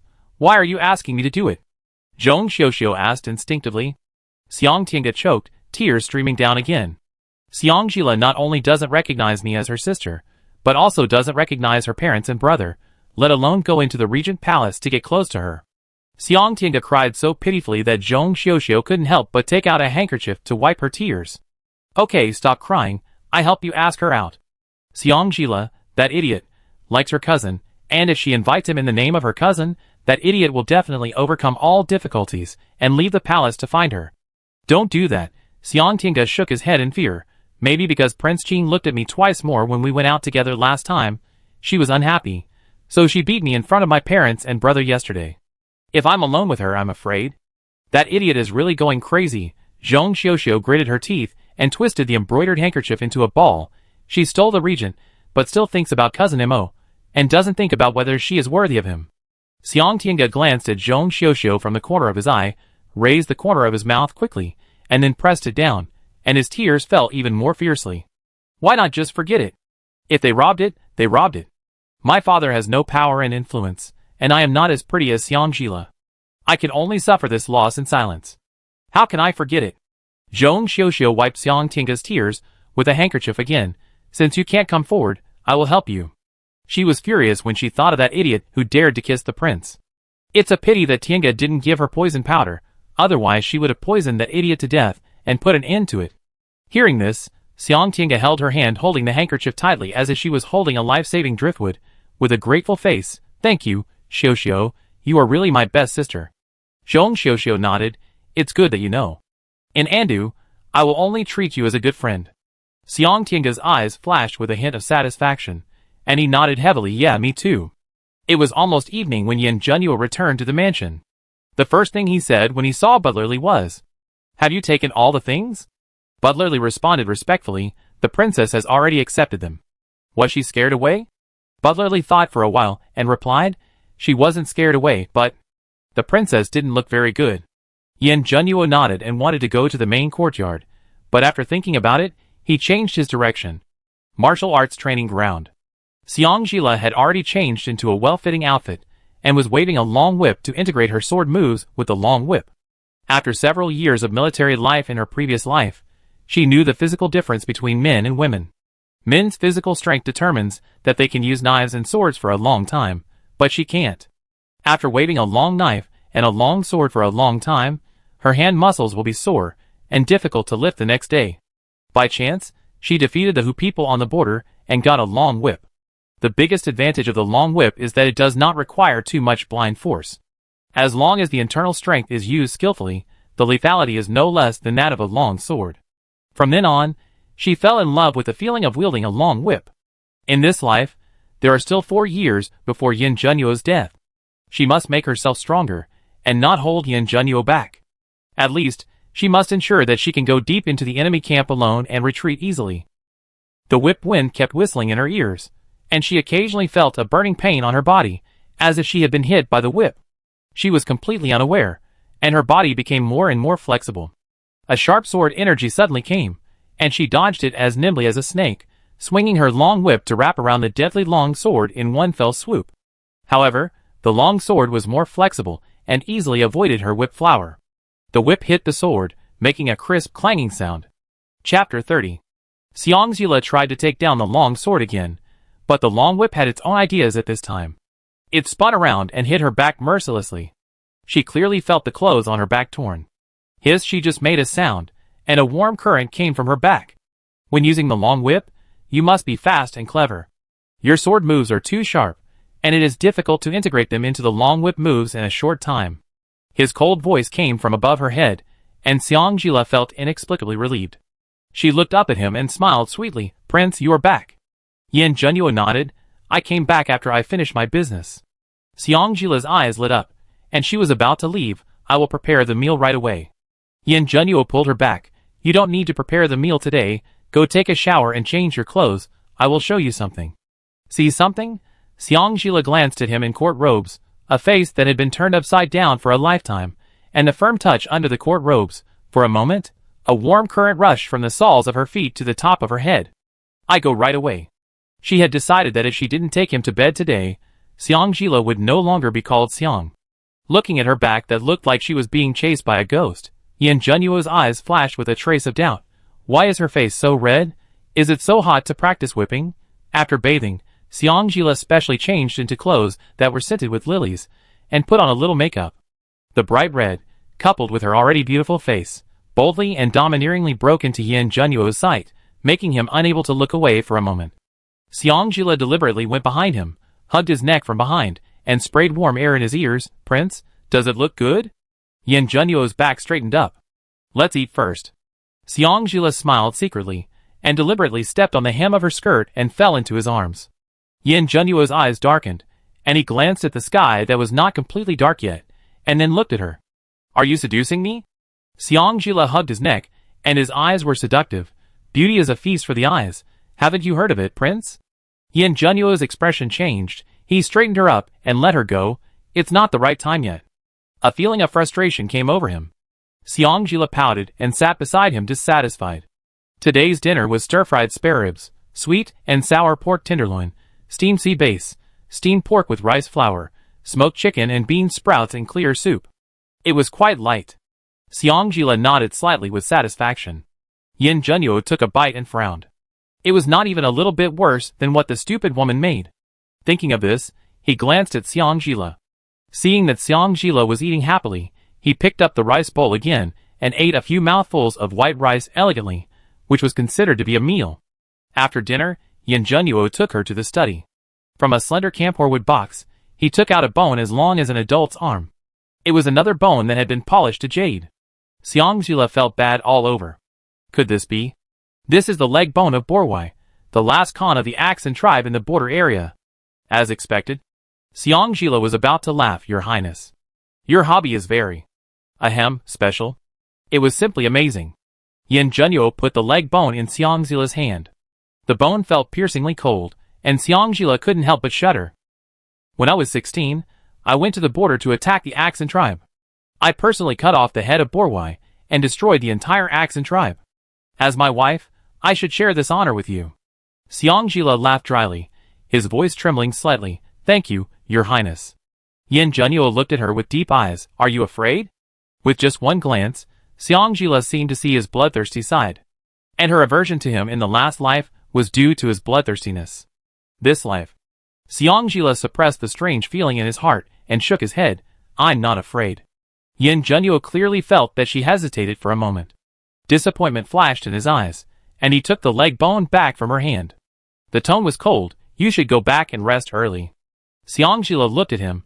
What about you? Yin Junyu put his things back and made up an excuse. I'm busy recently.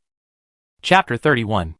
Xiang stepped forward, snatched away the reverse memorial from him, and looked at him with a half-smile. Your Majesty, are you going to recite the memorial backwards? After saying that, she repeated her old trick and fell into his arms. Holding her forehead, I feel dizzy, I'm afraid of the dark, I need your hug to sleep. Yin Junyu, I have to go to the dungeon later. Xiang heard it. It was a good idea. I immediately became energetic, hugged his neck and rubbed it. Wherever your Majesty goes, I will go there. Really? Really? Xiang nodded vigorously, with such force that 2 pearls on his head fell off. On both sides of the dim dungeon corridor, there were inlaid fist-sized night-shining pearls. The whole road looked green and gloomy. The surroundings were also shrouded in a damp, earthy and indescribable strange smell. Xiang pretended to be calm and held Yin Junyu's hand tightly, commenting, the night-shining pearls are too dim. It's better to light a torch. It saves money and doesn't strain the eyes. Yin Junyu raised his eyebrows. If her hands were not shaking slightly, he would have almost believed that she was as calm as she seemed. For some reason, seeing her like this, he felt as if a big hand had pushed away the depression that had been gathered around him, and what was left was an unprecedented sense of relief. The closer he got to where someone was screaming, the stronger the smell of blood became. Walking into the dungeon, he suddenly saw the light. The rack was full of people being tortured by Yin Xing, and there was also a piece of intact human skin that had just been peeled off. When the prison boss saw Yin Junyu, he immediately came forward respectfully holding the human skin. Xiang held Yin Junyu in a cowardly manner. Prince, carry me on your back. My legs are not obedient. Yin Junyu looked at her cowardly and wanted to follow him, and a smile flashed in his eyes. He then raised his hand to signal the prison guard to retreat, took her hand and walked back. Let's go back. Xiangjila looked as if he had been pardoned, but still couldn't help asking, Prince, don't you have something to do? Yin Junyu held her hand tightly, and his tone softened. I can come here by myself when the time comes. After that, he called Chu Shan, gave him a few instructions, and took Xiangjila out of the dungeon. Breathing the fresh air on the ground again, Xiangjila clung to Yin Junyu softly.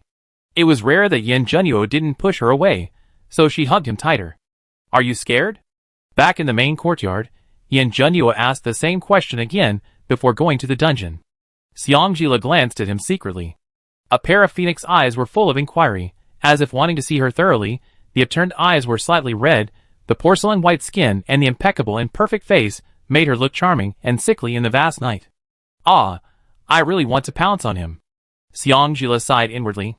Then, she looked around quietly. It was already dark, and the lights in the house were on. The servants were also very well behaved and busy with their own things, and did not take the opportunity to peek. She immediately plucked up her courage and jumped directly on him, wrapped her legs around his thin waist, rested her head on his shoulder, and spoke softly. I'm afraid. I faint from blood. Your Majesty, you have to hold me tight, otherwise I will faint and fall to the ground. It will hurt. A hint of darkness flashed in Yin Junyu's eyes. This prince. Before he could finish, Xiangjila moved unwillingly and said coquettishly, Prince, look, it's getting dark, just carry me back to the bedroom to rest. Her intentional or unintentional movements inexplicably aroused his blood. He patted her elastic buttocks as a punishment and said hoarsely, Don't make trouble. Xiangjila pinched her throat and said coquettishly, How can I do that? The prince always lets me stay alone in the empty room. I am lonely.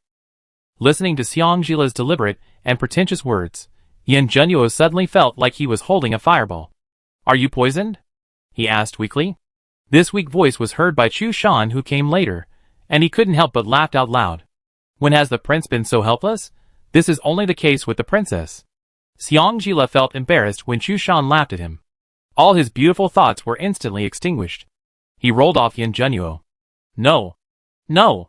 Giving a resentful look at Yin Junyu, Xiangjila glared at Chu Shan, and ran into the dormitory without looking back. Damn it, I have to seduce Yin Junyu indoors in the future. The fireball on his body disappeared. Yin Junyu looked at his empty arms, and then looked at the corner of Chu Shan's mouth that he hadn't had time to suppress. Very free? Listening to this familiar tone, Chu Shan inexplicably had an ominous premonition. After hearing this sentence last time, he ran 60 laps around the palace with Yusong on his back. After hearing this sentence the last time, he was sent by the prince to the northern frontier and starved for 3 months. Prince, I am just passing by. Passing by? Don't show up in front of me these 2 days. After saying that, Yin Junyu strode into the dormitory. Xiangjila trotted back to the dormitory and closed the door with a red face. He covered himself with the quilt. His heart was beating fast. He could faintly hear Yin Junyu's voice outside the door. Where is the princess? Chuncho whispered. The princess locked herself in the room. Serve me well. The room was calm again. Xiangjila pulled back the quilt and was about to get out of bed and drag Yin Junyu into the room when a strong red light flashed. She couldn't adjust her eyes for a moment and closed them tightly. When she opened her eyes, she found herself in a vast field. There was a stream about 2 meters wide winding down beside her, like a jade belt around the waist, running through the entire field. Ding! A crisp sound suddenly came from Xiangjila's mind, followed by a soft and emotionless lowly voice. Congratulations to the host for activating the rebirth gift package. Who is playing tricks? Xiangjila looked around with vigilance. She was timid in front of Yin Junyu and conflicted in front of Xiangyun, but that didn't mean she was a coward. Feeling Xiangjila's resistance, a small translucent robot egg slowly appeared in front of Xiangjila. Hello, host. I am Gongding number 3. I traveled from 400 years later. Because you fought everywhere in your previous life and killed too much, the development of the Phoenix continent in the future was delayed by 300 years.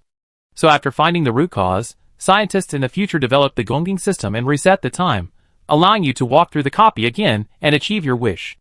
Gongding number 3's words were something Xiangjila had never heard of. She curiously wanted to touch the little robot egg, but found that her finger easily penetrated the robot egg. She blinked in confusion. I don't understand. The robot egg circled around her. Host, you don't need to understand. You just need to know that Gongjing number 3 will support you when you come back to do something. Hearing it say this, Xiangjila was a little moved. Recalling the drought 4 years later in the previous life, she couldn't help asking, is it really possible to do anything? The robot egg flew up and down twice, anything is fine. In addition, in order to keep the host in a good mood and make life more exciting, the system also includes the push of tasks. The host will have a small surprise after completing it.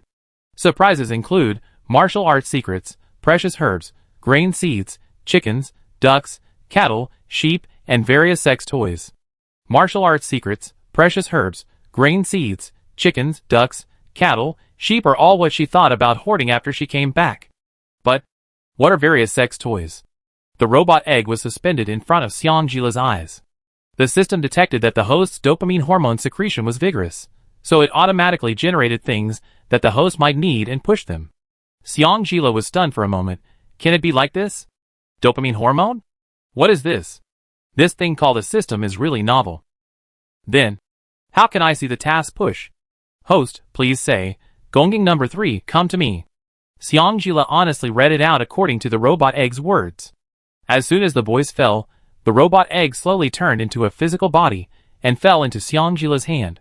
Host, please press the button above my head. Xiangjila looked at the robot egg curiously. It was small, but quite heavy. Following its instructions, her attention fell on the top of the robot egg. Sure enough, there was a blue crystal button. She pressed it curiously. A 20-inch translucent electronic projection screen was generated in front of her. It was clearly divided into several categories, and the font was bolded with gold paint, which looked clear and concise. Xiangjila saw from top to bottom, daily tasks, scum-beating tasks, rescue tasks, and randomly triggered tasks. What does it mean that the corresponding rewards are unknown? She asked the robot egg. The robot egg replied, it means that the difficulty of each task is different, so the host should be careful to choose the task. If the task fails, it is very likely that the host will be hurt. Will be hurt? Xiangjila hesitated for a moment and said to the robot egg, then I won't do the task. The system is a gift package, so the rewards are basically given away for free. Are you sure you don't want to consider it? Hearing this, Xiangjila was moved again. Then, what should I do now? Host, please put your finger on the task type you want to choose. Xiangjila thought about it, put his finger on the daily task and clicked it. Ding, the task has been extracted. Please click on the task. Xiangjila clicked on the branch task separated from the daily task again. Daily task. Cultivate 5 acres of space. Sleep with your husband for 1 night. Reward. A set of sexy underwear. Curious about what sexy lingerie looks like, Xiangjila was eager to try it out, and her tone was much lighter. How do I cultivate in this space? And how do I go back to sleep with my husband? As soon as she finished speaking, the electronic projection screen appeared in front of her again, and the content changed to, there are 5 acres of free land in the space. Please choose the food you want to grow. From left to right, they are potatoes, corn, rice, and wheat. Although Xiangjila can cook, she knows nothing about growing food, so she chose the first one without hesitation. Chapter 32. Ding, 5 acres of potatoes have been planted successfully. Please come and harvest on time. A strong light flashed before his eyes, and Xiangjila appeared out of thin air on the bed in the ear room of Yin Junyu's study. Yin Junyu should still be taking a shower at this time, so there was no one on the bed. Xiangjila looked around and did not see any trace of the robot egg, as if it was just a dream. If she had not appeared out of thin air in Yin Junyu's room. As if sensing something, the lowly voice of the robot egg appeared in Xiangjila's mind. The host system space is in the bracelet. If you want to enter the space, just recite in your mind, enter the space 3 times, and the same goes for leaving the space. Xiangjila immediately went in and out of the space several times according to the robot egg's instructions. She felt more and more novel, and looked forward to the reward more and more. In order to avoid Yin Junyu seeing her and driving her away, Xiangjila immediately closed her eyes, and pretended to sleep after hearing the footsteps getting closer and closer outside the door. After Yin Junyu returned to the room, he saw the person on the bed, and a glimmer of I knew it would be like this flashed in his eyes, and then he got on the bed, as if nothing had happened, and slept with her. Xiangjila still remembered the promise she made when she came back, so after he lay down, she immediately propped herself up, quickly kissed him 3 times on the face, and then quickly turned her back to him and covered herself with the quilt. Yin Junyu touched the place where he had been kissed quickly just now, and his cold eyes slowly melted into a pool of soft water without knowing it. The next morning, Yin Junyu got up to practice swordsmanship not long after, and Xiangjila also woke up. Thinking about the reward and the 5 acres of potatoes, she immediately entered the space. In just one night, the 5 acres of land planted with potatoes were green. The electronic projection screen appeared in front of her again. The potatoes are ripe? Is the host sure to harvest? Then, 2 options appeared, yes and no. Xiangjila thought for a moment and clicked yes. Almost at the same time, several large boxes of potatoes appeared in front of her, along with a warehouse and a book potato growth habits and cooking tips. Xiangjila's eyes lit up. So this is how the system space is used. Then, she found the planting panel as she did last night and planted 5 acres of wheat. The moment the wheat was planted, the voice of the robot egg sounded in her mind at the same time. Congratulations to the host for completing the daily task and getting a set of sexy underwear. The reward will be issued at an unknown time. Why is it unknown? Xiangjila was a little confused. The robot egg explained, the system will automatically determine when you need this item. When you need it, it will automatically appear with instructions for use. Although Xiangjila only understood half of it, she still nodded, I see. Anyway, it will appear when you need it, so when it appears, we can see what it is. Thinking about making breakfast for Yin Junyu and going out of the house, Xiangjila did not stay in the space for too long. Under the guidance of Gongjing No. 3, she learned how to move things out of the space, and took a dozen potatoes, and the potato growth habits, and cooking secrets out of the space. The staple food of Phoenix Country now is rice and millet, and noodles are a luxury that only housekeepers and nobles can eat. The flour for making noodles is ground from barley shipped from the North Frontier. Not only is the price high, but the quality is not necessarily good. The quality of wheat flour is much better, but the North Frontier does not allow it to be sold to Phoenix Country. As for rice and millet, the climate of Phoenix Country determines that these grains can only be harvested once a year. Due to the single source of food, the Phoenix Kingdom only looks strong on the outside, but its foundation is not stable. If the weather is not good and there is a flood or drought, it is inevitable that the people will not have enough food. For example, in the last life. At present, she has never seen potatoes and does not know if they can be eaten. She will try it according to the recipe first. If it tastes good and is easy to grow, she may give Yin Junyu a suggestion and let his soldiers cultivate the land and grow potatoes in case of emergency. Thinking of this, she walked towards the kitchen a little faster. Today's breakfast was still meat buns and yam porridge. Yin Junyu seemed to have a good appetite. He drank 2 bowls of porridge and ate 3 meat buns. Xiangjila smiled with curved eyebrows. Prince, you just need to eat on time, so that your stomach disease will be cured. Yin Junyu said him, asked her to stay in the mansion, and then went to court. Not long after Yin Junyu left, Xiangjila received 2 notes. Yin Beimo? Looking at the different handwriting, different places, different times, and the same signer, Xiangjila smiled. It seems that someone wants to vent Xiangtiange's anger. There is no need to think at all. One of them must be Zhong Xiuxiu. Ding the host randomly triggers the task of abusing scumbags. Task reward. Fulfill a small wish of the host. Xiangjila decided to accept the invitation without saying a word. She was about to go out with spring sorrow and autumn thoughts, and Housekeeper Li was worried when he saw her leaving. Princess, where are you going? Xiangjila raised the 2 posts in his hand and smiled slightly. To abuse scumbags. Housekeeper Li asked tentatively, Princess, do you need me to bring the guards to go with you? Xiangjila rejected him without hesitation. No need, Uncle Li, I have Chun Chochiosi, that's all. Butler Li looked at Chun Chochiosi without leaving a trace, and only made way after seeing Chiosi nodded slightly. As if knowing Butler Li's concerns, Xiangjila smiled sweetly at him. Uncle Li, don't worry, I will be back before the prince returns to the mansion. Butler Li immediately put away his exposed emotions and nodded expressionlessly. Then the princess should go and come back early. Are you kidding? How could he possibly worry about her? He was just afraid that she would disappear again and drive the prince crazy.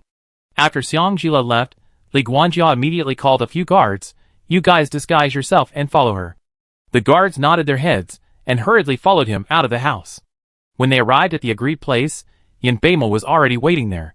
If Xiangjila hadn't seen his true face in the previous life, he would not have dared to believe that under such a clear and bright appearance, there was such a dirty ambition. Today, Xiangjila is still wearing a flamboyant red dress. Her beautiful features and flamboyant color complement each other. She is not as beautiful as a flower. When he saw her, Yin Beimo's eyes lit up. Lulu. Stop it.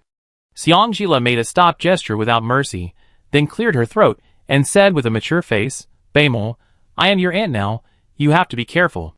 Yin Beimo glanced at Chun Cho Chiosi behind Xiang Jila, thinking that she said this because she had no choice. Immediately, he ordered Chun Cho Chiosi with a stern face, You go out, I have something to say to Lele. Xiang Jila raised his eyebrows. His bright fox eyes were cold. If you have anything to say, it's the same if you tell me in front of him. Yin Beimo choked and said softly, Lele, do you blame me for not coming forward to snatch you back from Yin Junyu? Can you snatch you back? Xiang Jila's mouth curled up with a mocking smile. Yin Beimo's eyes flashed a trace of surprise, and then he looked at her heartbrokenly, Lele, you really hate me. Hate? Hearing this word coming out of his mouth, Xiang Jila wanted to laugh. Are you worthy? You? Yin Beimo wanted to get angry, but when he thought of his brother's instructions, he immediately suppressed his anger and asked softly, What's wrong with you? Xiang Jila was too lazy to talk nonsense, and threw another post in front of him. Same day, different time period, different handwriting, same signature, explain it. Yin Beimo recognized it as Zhong Xiuxiu's handwriting at a glance.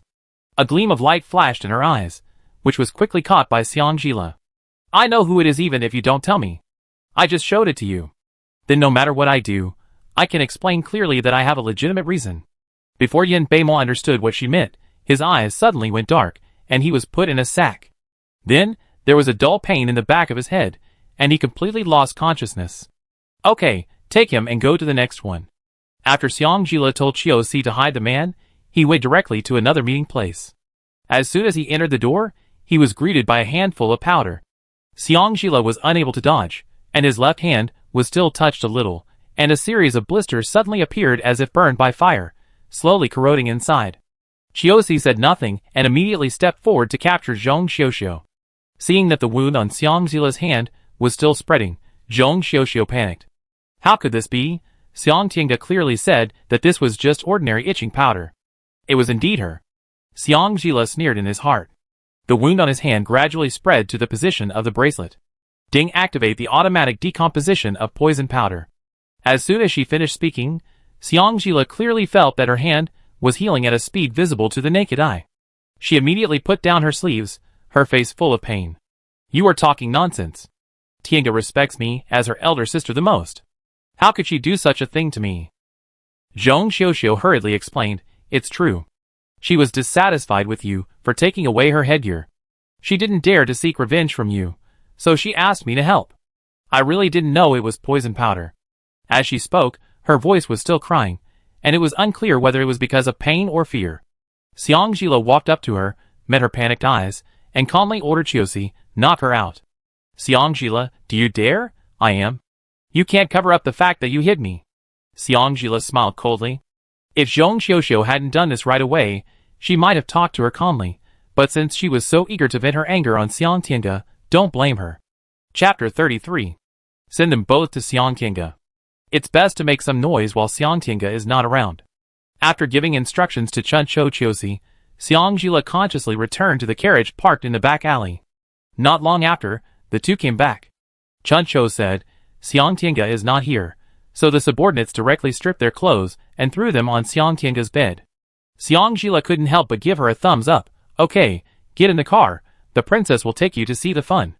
The carriage drove slowly on the road. Xiang Jila looked at the lively scene on the street, and his eyes could not help but moisten. This is what a peaceful and prosperous era is like. Unfortunately, this prosperity did not last long in the previous life. After Yin Junyu died, Yin Beiki valued military power over literature and suppressed civil officials. Before long, the loyal civil officials had been almost destroyed. After Yin Beimo took over the mess, perhaps he felt that military power was above all else, or perhaps he felt powerless to save the situation, so he simply followed his brother's old path and valued military power over literature. For a while, there were wars for years. Thanks to his continuous wars, she was able to gather soldiers from all over the country under the banner of clearing the emperor's side and establishing a regent in her previous life. While defending Da Huang from foreign enemies, she continued to gather troops and launched an army to force the palace. In those 2 years, in order to win the support of the people, she issued dozens of military orders. In order to achieve the military orders, she put in 100 times more effort than ordinary people. After a long time, Even she almost forgot that she was a woman. Everyone said that the Regent General was invincible wherever he went. Only she herself understood that the so-called invincibility was nothing more than her own desperate determination, not wanting to disgrace the title of Regent Princess. "Princess, we're here." Chuancho's voice came to her ears. Xiangzila's thoughts came back.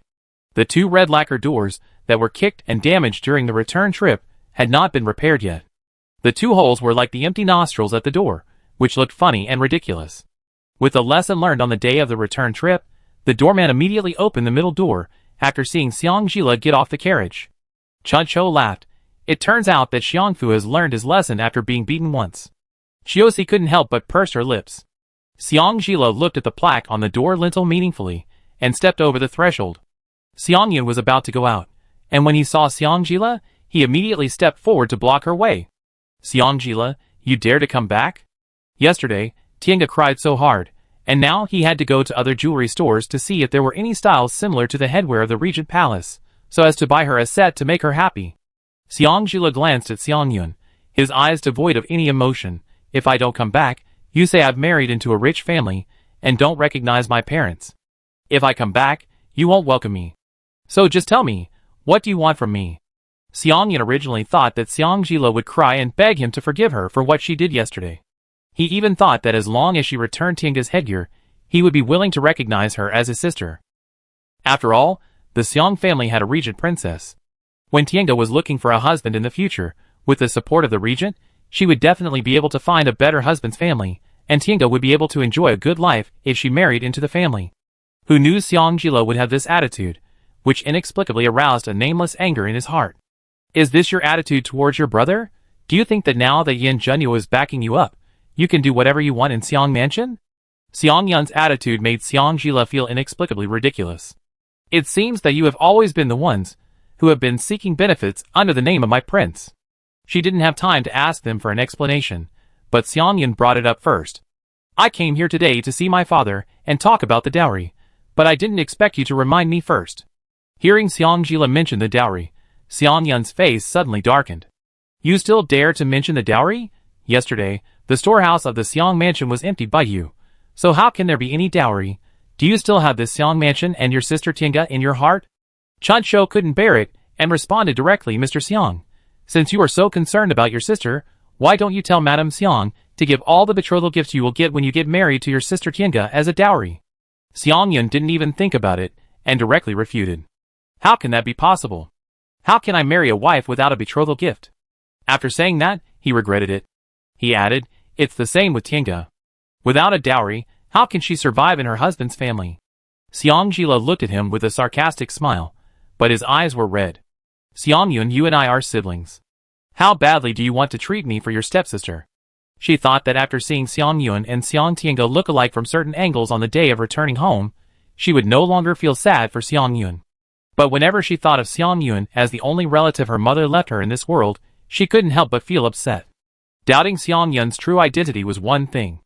But without sufficient evidence, she still couldn't be as cruel to Xiangyun as she was to the other people in the Xiang mansion.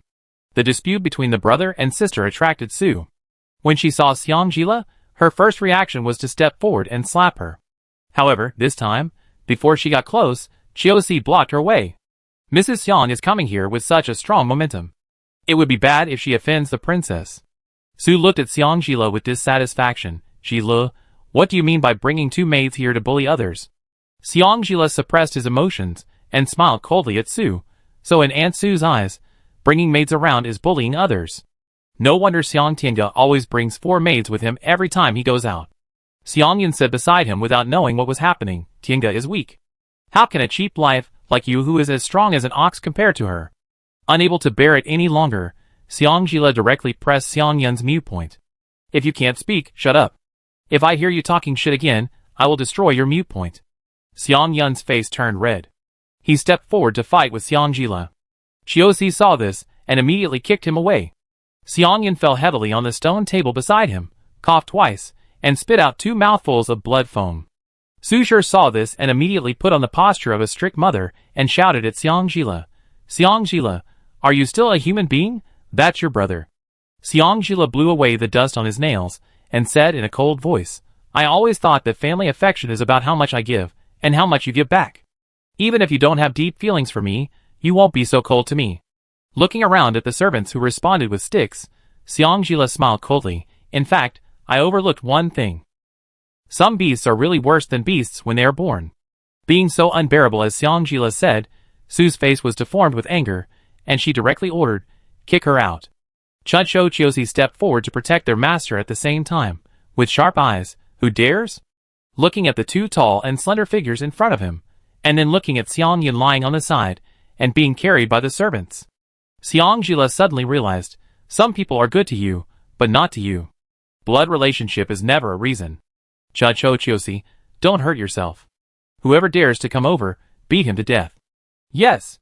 Just when Chuncho Chiosi was about to make a move, two sharp and miserable female voices broke the tension in the front yard. Xiang Yun didn't care about the pain on his body, and ran to the backyard. Tiangu.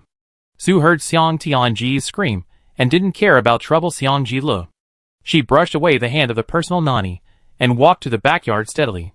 Xiang Ji Lu smiled sarcastically. Before I met the prince, Su always said that her legs were not good, and often asked me to carry her around the mansion.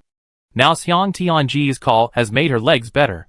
Then she ordered Chiosi, "Chiosi, you are fast. Go to Jingzhou Yin to report that Xiang Mansion has entered the lecture, and then I will tell you a place. There is a cage of cute little ones raised by Xiang Tiangu." After that, she whispered a few more words in Chiosi's ear. Chiosi took the order and left. Chuncho asked, "Then should we follow to the backyard?" Xiang Jila raised his mouth slightly, of course. Calculating the time, Chiosi still had time to come back. Chapter 34. Backyard, Tianga Garden. Yin Beimo woke up groggily, still feeling a dull pain in the back of his neck. The fragrance of a girl filled his nostrils. This was the girl's boudoir. He remembered that before he fainted, he had an appointment with Xiang Jila, and then he was knocked unconscious by Xiang Jila's men.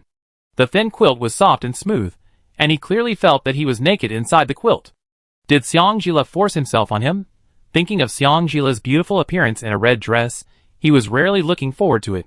In the past, I saw her dress simply, and thought she was plain, but I didn't expect that this bright color was the most suitable for her.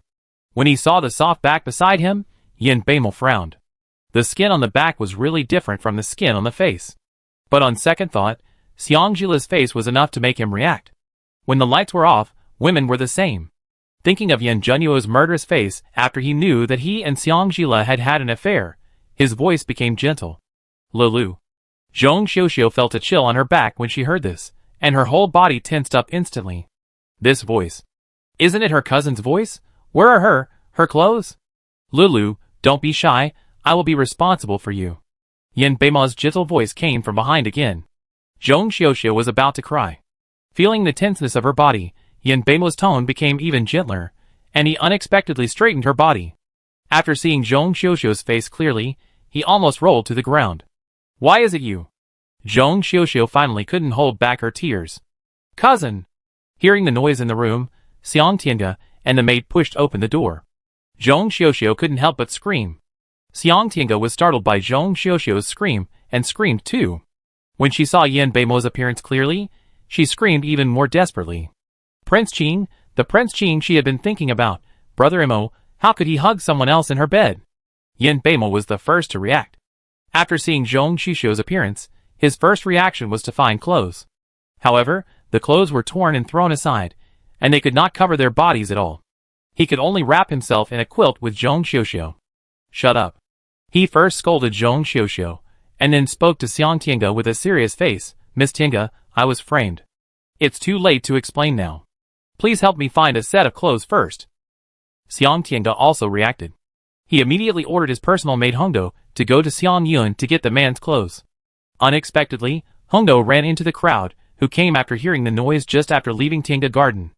If she passed by directly, she would definitely be caught by the lady for questioning. She could only retreat back to Xiang Tianga. Xiang Tianga still had no idea how many people were attracted by her and Zhong Xiuxiu's screams just now. She was still looking at Zhong Xiuxiu with a hurt face. Xiuxiu, you knew. Seeing Xiang Tianga's appearance clearly, Zhong Xiuxiu also reacted. What's wrong with your medicine powder?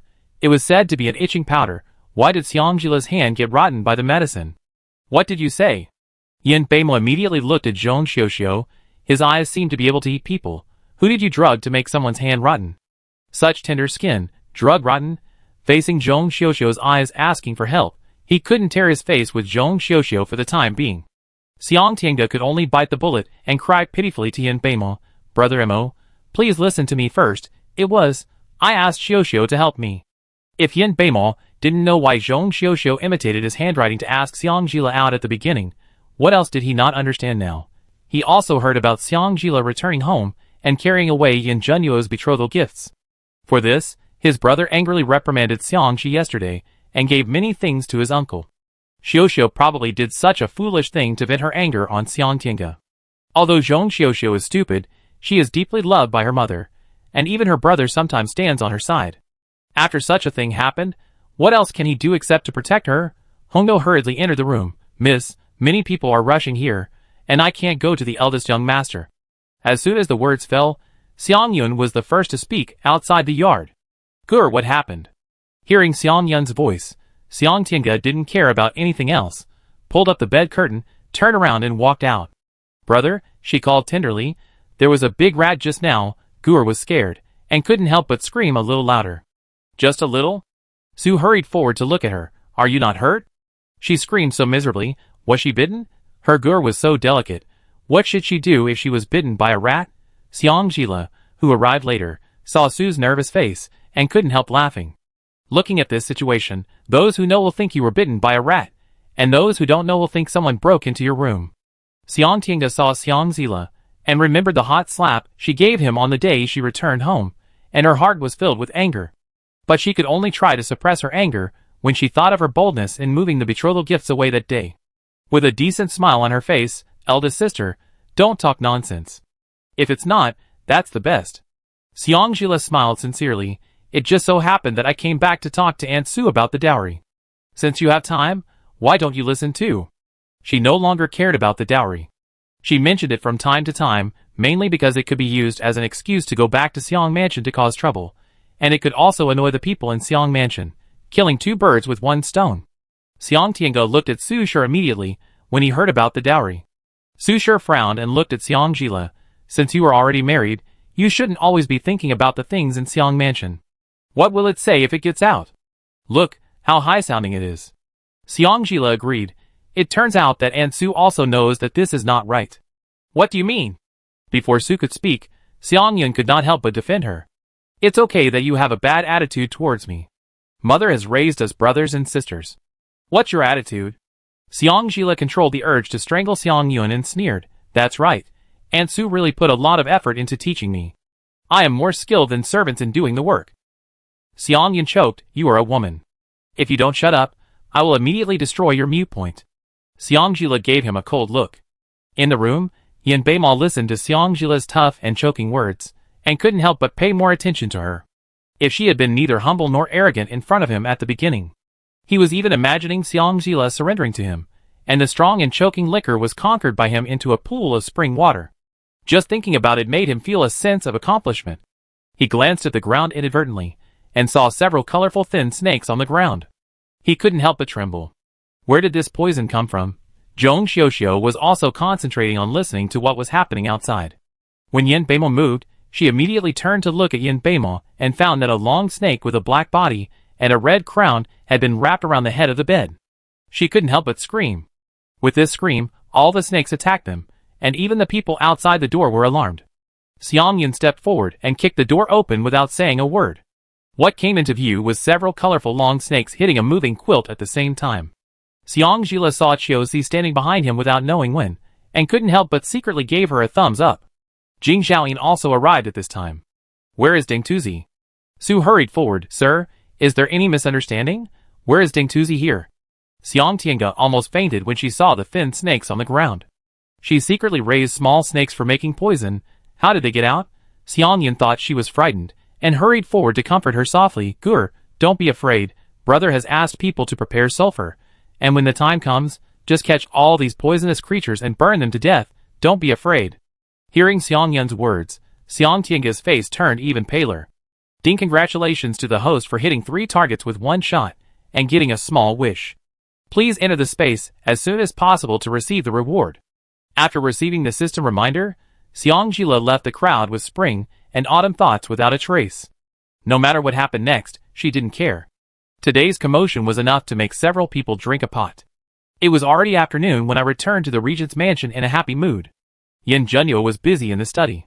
After Xiangjila quietly returned to his room, he flashed into the space. Seeing 5 acres of golden wheat ears, she fell into deep thought. Wheat needs to be husked after harvesting, and then ground into flour before it can be used. It would be great if we could grow some food that is easy to survive, and fill the stomach. With more food, the people will not starve so easily. Ding the host's little wish has been fulfilled, and he will be rewarded with 5 acres of sweet potato seedlings, and a copy of sweet potato growth habits and cooking secrets. Her little wish is gone before she gets it. Chapter 35. When Yin Junyu finished his work, it was already evening. When he left the study, he saw Chuncho carrying a lunch box and handing it to Chushan.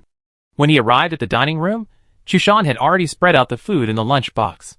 There was only 8 treasure duck, braised beef, broth, and a basket of rice on the 8 immortal table. There was only enough for him. He felt a sense of emptiness in his heart. He looked at Chushan. Where is the princess? Chushan answered truthfully. Chuncho said that the princess is studying a fruit called potato in the kitchen. Potatoes? Yin Junyu raised his eyebrows slightly, and stood up to leave the dining room. Chushan reminded him expectantly, Your Majesty, the princess made dinner. Seeing the prince eating so deliciously before, he had long wanted to try whether the princess's food was really that delicious. In the past, the prince would reward him with the delicacies bestowed by the palace, but this time, Yin Junyu did not even turn his head. Tomorrow, we will set up a kitchen next to the dining room. The food is hot, and if there is 1 grain of rice missing, you can run around Kyoto with a jade horse on your back. After that, Chushan was the only one left in the empty dining room, wanting to cry but not to cry. He had it so hard. The kitchen was filled with the aroma of French fries and a sour smell of vinegar. The cooks and maids were holding French fries in their mouths with festive faces, and they couldn't stop eating. This is delicious. The princess is so skillful. Yes, this is the first time I have eaten such delicious snacks. I'm full after eating a few. Me too, I didn't expect this thing to be able to fill my stomach. I don't know where the princess found this magical fruit. Xiangjila was chewing a French fry in his mouth, and his hands were not idle. He was mashing the steamed potatoes with buffalo milk bought from the kitchen. Beside him was another small plate of fried French fries, and a small plate of spicy and sour potato shreds. When the cook and the maid saw Yin Junyu appear, they hurriedly stuffed the French fries into their mouths and tried to salute, but were stopped by Yin Junyu's hand gesture. He raised his hand, and the cooks and maids quietly left the kitchen. Feeling the silence around her and a shadow hanging over her, Xiangjila quickly stuffed the fries into her mouth, frowned, and looked up to chase him away. Seeing that it was Yin Junyu, she spoke vaguely while chewing the fries. Junyu. No, Your Majesty, don't you need dinner? What are you doing here? Have you eaten? Yin Junyu's eyes slightly raised, obviously interested in the fries in her mouth. I eat this. Xiangjila pouted at the small plate of fries. Yin Junyu walked up to pick up one. What is this? It was still warm in his hand, and there seemed to be finely ground salt on the surface. Potato chips. Xiangjila walked up to him and took the chips in his mouth, saying vaguely, You shouldn't eat too much fried and greasy food. The rosy little mouth opened and closed while chewing the chips, and Yin Junyu rolled his Adam's apple involuntarily. You must be hungry. I just happened to be here. Let me give you a taste of this. As she spoke, she handed the mashed potatoes she had just pressed to Yin Junyu. Open your mouth. Yin Junyu stared at her for a long time before reluctantly opening his mouth. A spoonful of sticky, soft, fragrant, and sticky paste was ruthlessly stuffed into his mouth. The milky aroma instantly filled his lips and teeth, fragrant, soft and sticky, melting in his mouth. Yin Junyu's eyes lit up slightly. What is this? Mashed potatoes with milk. After speaking, Xiangjila used the spoon that had just been fed to him to scoop a spoonful for himself and put it into his mouth. When Yin Junyu thought of the spoon he had just used, he felt a heat flowing through his body, and even the tips of his ears turned red uncontrollably. Xiangjila didn't notice his abnormality, but closed his eyes in satisfaction. It's delicious, better than the pastries I've made before.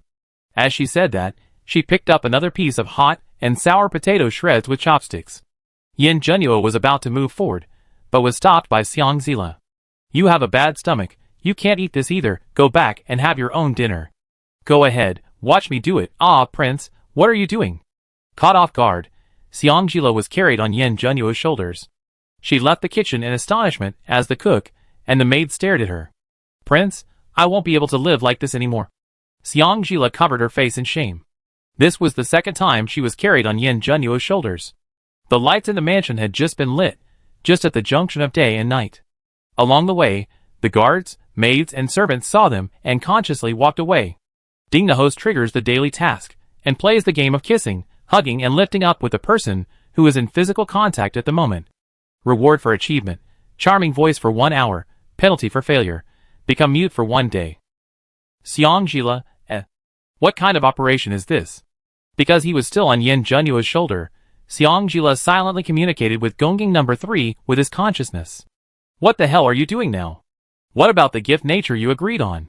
Gongjing number 3's lowly voice was cold and ruthless. After the host completes the first task, you can no longer choose, you have to follow the rules of the system. At this moment, Xiangjila wanted to say something. For example, swear words. The system's cold voice sounded again. The mission time is only 15 minutes, that is, a quarter of an hour. Once it exceeds the time limit, it will be considered a mission failure. Fuck him. Xiangjila cursed in his heart. It's too late to regret. Luckily, it was Yin Junyu who had physical contact with her now. If it was someone else, it would probably be Yin Junyu who wanted to swear. No, his habitual cold expression with a slight smile in his eyes was not suitable for swearing. He probably had to do something. For example, skinning a person. Seeing that they were getting closer and closer to the dining room, Xiangjila closed his eyes and spoke with a fearless attitude. Prince, shall we play a game? Hearing this, Yin Junyu stopped. Xiangjila took the opportunity to land, closed her eyes without saying a word, pouted her lips, and pressed them against his thin lips, and then said half coquettishly, Please, Prince, hug me and lift me up high. Hug, lift up. After being attacked from time to time in the past few days, Yin Junyu was no longer surprised by her initiative. He reached out his hand to her armpit, lifted her up effortlessly, and raised her half a meter above his body. Is that so? Ding, congratulations to the host for completing the mission, and you will be rewarded with a charming voice for 1 hour. This is the system's automatic timing, and the host does not need to enter the space in person. That's it. Xiangjila nodded and spoke.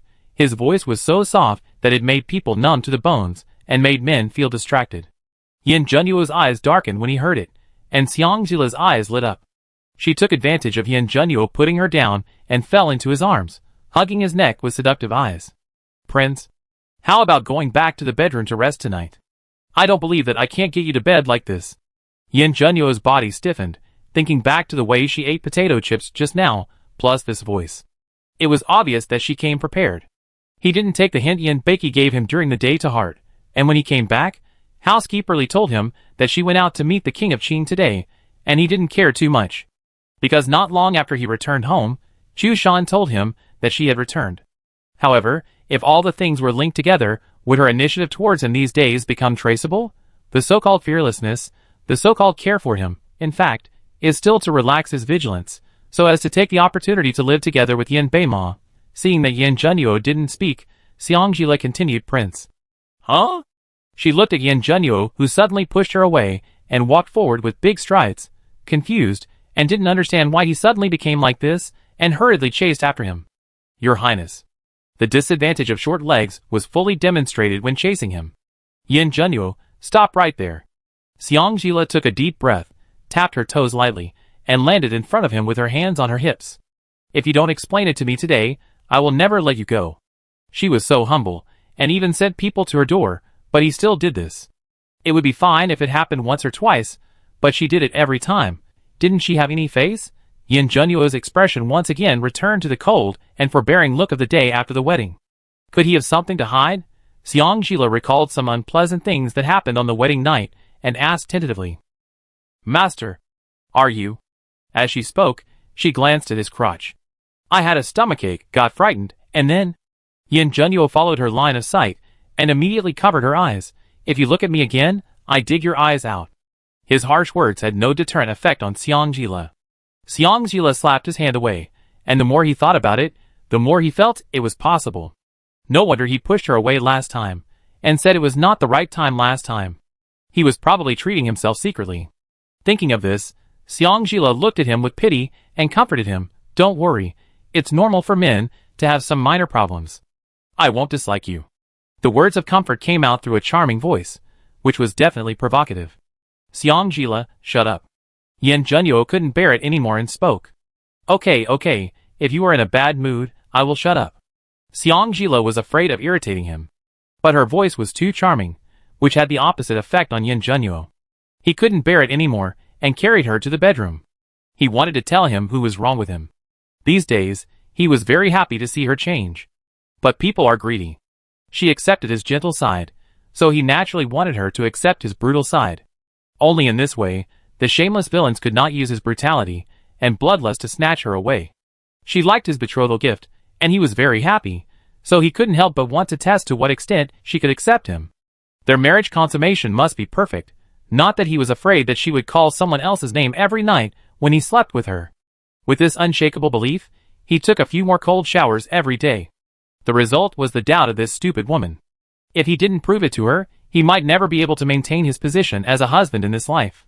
The door of the bedroom was kicked open and closed mercilessly. Chuncho-Chiosi looked at each other and retreated wisely. Xiang half-heartedly rolled onto the bed with Yin Junyu. Prince, you haven't eaten yet. This voice made Yin Junyu's blood boil. You are my person, remember, even if I die, you can only be my person for the rest of your life.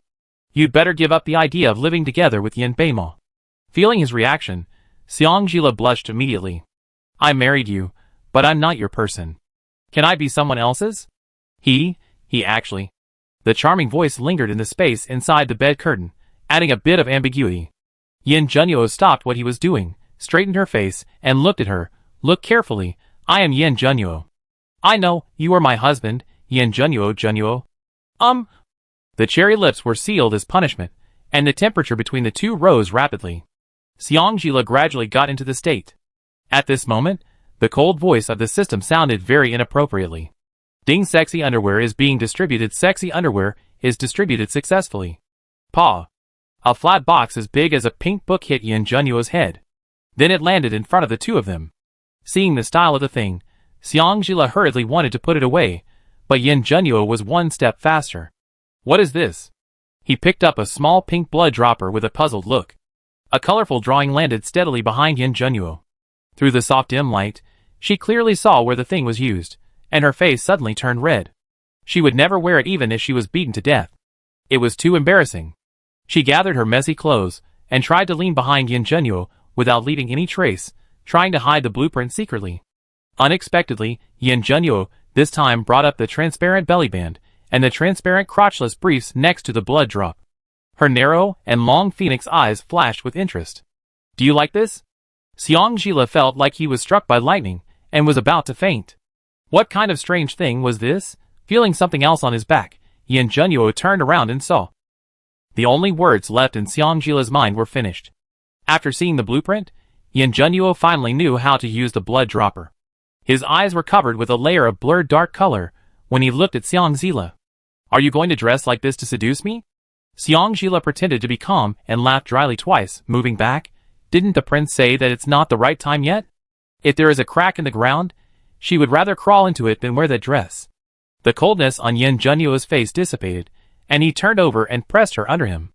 With dark phoenix eyes, there was still some captivating affection at this time, and he whispered in her ear, if you wear it like this, it's not impossible.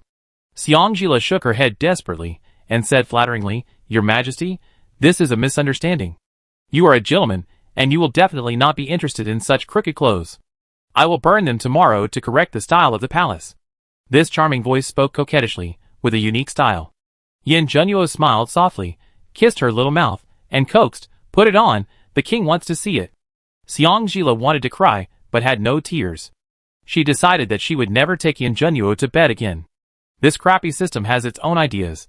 Just as she trembled and took the thing from Yin Junyu's hand, Chu Shan's voice sounded outside the door. Your Highness, don't you want dinner? 800 miles to the north, hurry. Yin Junyu's face darkened instantly. Xiang pushed him as if he had been pardoned. Your Highness, hurry up and do your thing. I change it when you're free next time. After saying the second half of the sentence, Xiang wanted to bite off her tongue. What's the point of changing it? She must burn this thing. As if knowing what Xiang was thinking, Yin Junyu rolled up the sexy underwear, the blueprint, and the blood dropper together, put them into his sleeves, and then pressed her down on the bed to gnaw on her for a while before letting her go. Her obedience and gentleness made him feel less unhappy. Before leaving, he did not forget to say, "You can't escape." Xiangjila promised solemnly, "I only have the prince in my heart. I won't escape if I say so. The prince can go, and do his work at ease." Yin Junyu snorted proudly, and went to meet Chu Shan, with a gloomy face. Xiangjila looked at the messy bed, and the sexy pink box. Immediately grabbed the pink box, and flashed into the space. "Gongging number 3, get out." Gongging number 3 showed up leisurely. The same cold lowly voice. "Host." Xiangjila took the box and threw it in front of Gongging number 3. "What's the matter with that transparent bellyband? How did it suddenly fall on my husband's head?" Gongging number 3 didn't even look at it, flew up and explained to Xiangjila, "The system will give the host appropriate rewards based on the host's physical reaction. This is a very humane benefit." "I'm humane to you, uncle." Xiangjila wanted to lose her temper, but when she saw the green fields and the baskets of potatoes and wheat, she held back. "Can you give up the sex toy?" Yin Junyu's eyes were too aggressive, and her legs went weak. "Once the system is bound, it can never be reversed." Gongging number 3 explained mechanically. "Irreversible." Xiangjila gritted her teeth and dodged out of the space. With her violent temper, she was really afraid that she would accidentally chop Gongging number 3. She had just put on her clothes when the system prompt sound came again. "Ding, the Regent's pleasure value is greater than 80, and the host is rewarded with a set of cowhide whips, and a copy of Invincible Whip Method." Yin Junyu is in a good mood, and the system also rewards him? Xiangjila was a little surprised. Gongging number 3 explained, "The system detects that only when facing the Regent, the host's dopamine hormones and body will have the reaction that a woman should have, so the system binds the Regent as the host's only partner. It's really humane." She summoned Chuncho Chiosi to get her hot water for a bath, and she asked Chuncho who was rubbing her back. "What happened in Xiang's house during the day? How did it end?" Chuncho smiled, and told the rest of the story. After the poisonous snakes were dealt with, Xiang Tiange cried miserably. Prince Qing and Zhong Xiuxiu were caught naked in bed, and both of them pointed out that it was Xiangjila who knocked them unconscious and threw them on the bed. When Jing Zhaoyin asked why the regent princess threw only the two of them, and not anyone else, Prince Qing hesitated and could not explain why, while Zhong Xiuxiu truthfully explained that it was to help Xiang Tiange apply itching powder to Xiangjila. Hearing this, Xiangjila could not help but smile coldly. After this incident, those who want to marry Xiang Tiange in Jingdo will probably have to think twice before doing so. Yin Beima and Zhong Xiuxiu will just have to wait to hate each other for the rest of their lives. Seeing that Xiangjila didn't seem to be sad at all, Chuncho couldn't help but speak, "Princess Yu." Feeling that Chuncho had stopped moving, Xiangjila turned to look at her. "What about me?" Seeing that Chuncho's eyes were evasive, and she didn't dare to look at her, Xiangjila immediately understood. "Are you asking me if I am sad that I brought Yin Beima and Zhong Xiuxiu together?" Chuncho nodded. Xiangjila smiled sincerely. "Today I thought you had seen my attitude clearly."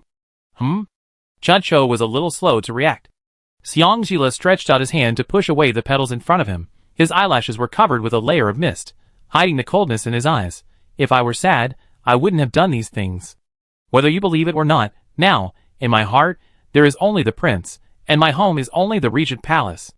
Chuncho breathed a sigh of relief and added some hot water for her. "Princess, it's best that you can figure it out. The prince's attention to the princess is no secret in the palace." "The prince?" At this point, Chuncho immediately shut up. Xiangjila immediately heard something wrong. What happened to the prince? Chuncho bit her lip and knelt in front of Xiangjila. "I can't tell you, princess. You should ask the prince yourself." In short, everyone says that the prince forced the princess into the house, but in fact, the prince paid a lot of price. "A lot of price?" Xiangjila looked at the petals in his hand thoughtfully and said softly, "I know. A good night's sleep." Yin Junyu came back and slept last night. Although Xiangjila didn't open her eyes, she could smell the familiar smell. When she woke up, the pillow was already cold. She felt a little lost for no reason. After entering the space and harvesting a batch of sweet potatoes, Xiangjila took a dozen sweet potatoes as thick as her arms, and the sweet potato growth habits and cooking secrets to the kitchen to study. She hadn't had time to tell Yin Junyu about the potatoes. She would try the sweet potatoes first. If they were as good as potatoes, she would just do both. Just when she had cooked 2 sweet potatoes, Chuncho came to report. "Princess, Housekeeper Li said that Master Xang is here. Xiangjila listened, and the system did not trigger the task. She refused without thinking. No. Xiang Yun was a special person to her after all. He was outspoken, and she felt sorry for herself if she didn't hit him. She felt sorry for her mother if she hit him. Not seeing each other was good for both of them. Chuncho told Housekeeper Li about Xiangjila's attitude truthfully, and Housekeeper Li was about to persuade Xiang Yun to leave. As a result, Xiang Yun beat up Li Guanjiao without saying anything. Xiangjila, who was busy in the kitchen, put down the sweet potato in his hand, and flew to the front yard aggressively when he heard that Li Guanjiao was beaten. Seeing Xiangjila's furious look, Xiang Yun could not hide his pride in his heart. Xiangjila, don't think that you can look down on Xiang Mansion just because you have the support of the Regent Palace. If you have the ability, don't go back to Xiang Mansion to see us for the rest of your life. Chapter 36. Xiangjila made a gesture, and the guards who were surrounding Xiang Yun, who dared not move, immediately stepped back. She stepped forward to help Li Guanjia up, and looked at Xiang Yun with cold eyes. Xiang Yun, do you really think I won't touch you? Li Guanjiao looked at her flattered. His eyes were complicated. Xiang Yun sneered nonchalantly, and his pretty face was distorted a little because of that vengeful smile. Unless you don't want this reputation, if you dare to hurt me, wait for the civil servants in Kyoto to report to the regent. Prince Shin? Xiangjila looked at Xiang Yun as if he was looking at a fool. It turned out that Yin Junyu didn't bother with them too much for her sake, which made them think that Yin Junyu was easy to bully, and everyone in the Xiang Mansion wanted to step on him. Seeing Xiangjila supporting Li Guanjia and looking at him strangely, Xiang Yun's nameless fire in his heart was ignited again. Are you really not going to recognize me as your brother? He has been standing there for so long, and she didn't even show any expression? After causing such a mess in Xiang Mansion yesterday, shouldn't she ask for his forgiveness with a guilty look on her face after she saw him and personally go to his house to apologize to her mother, Gur?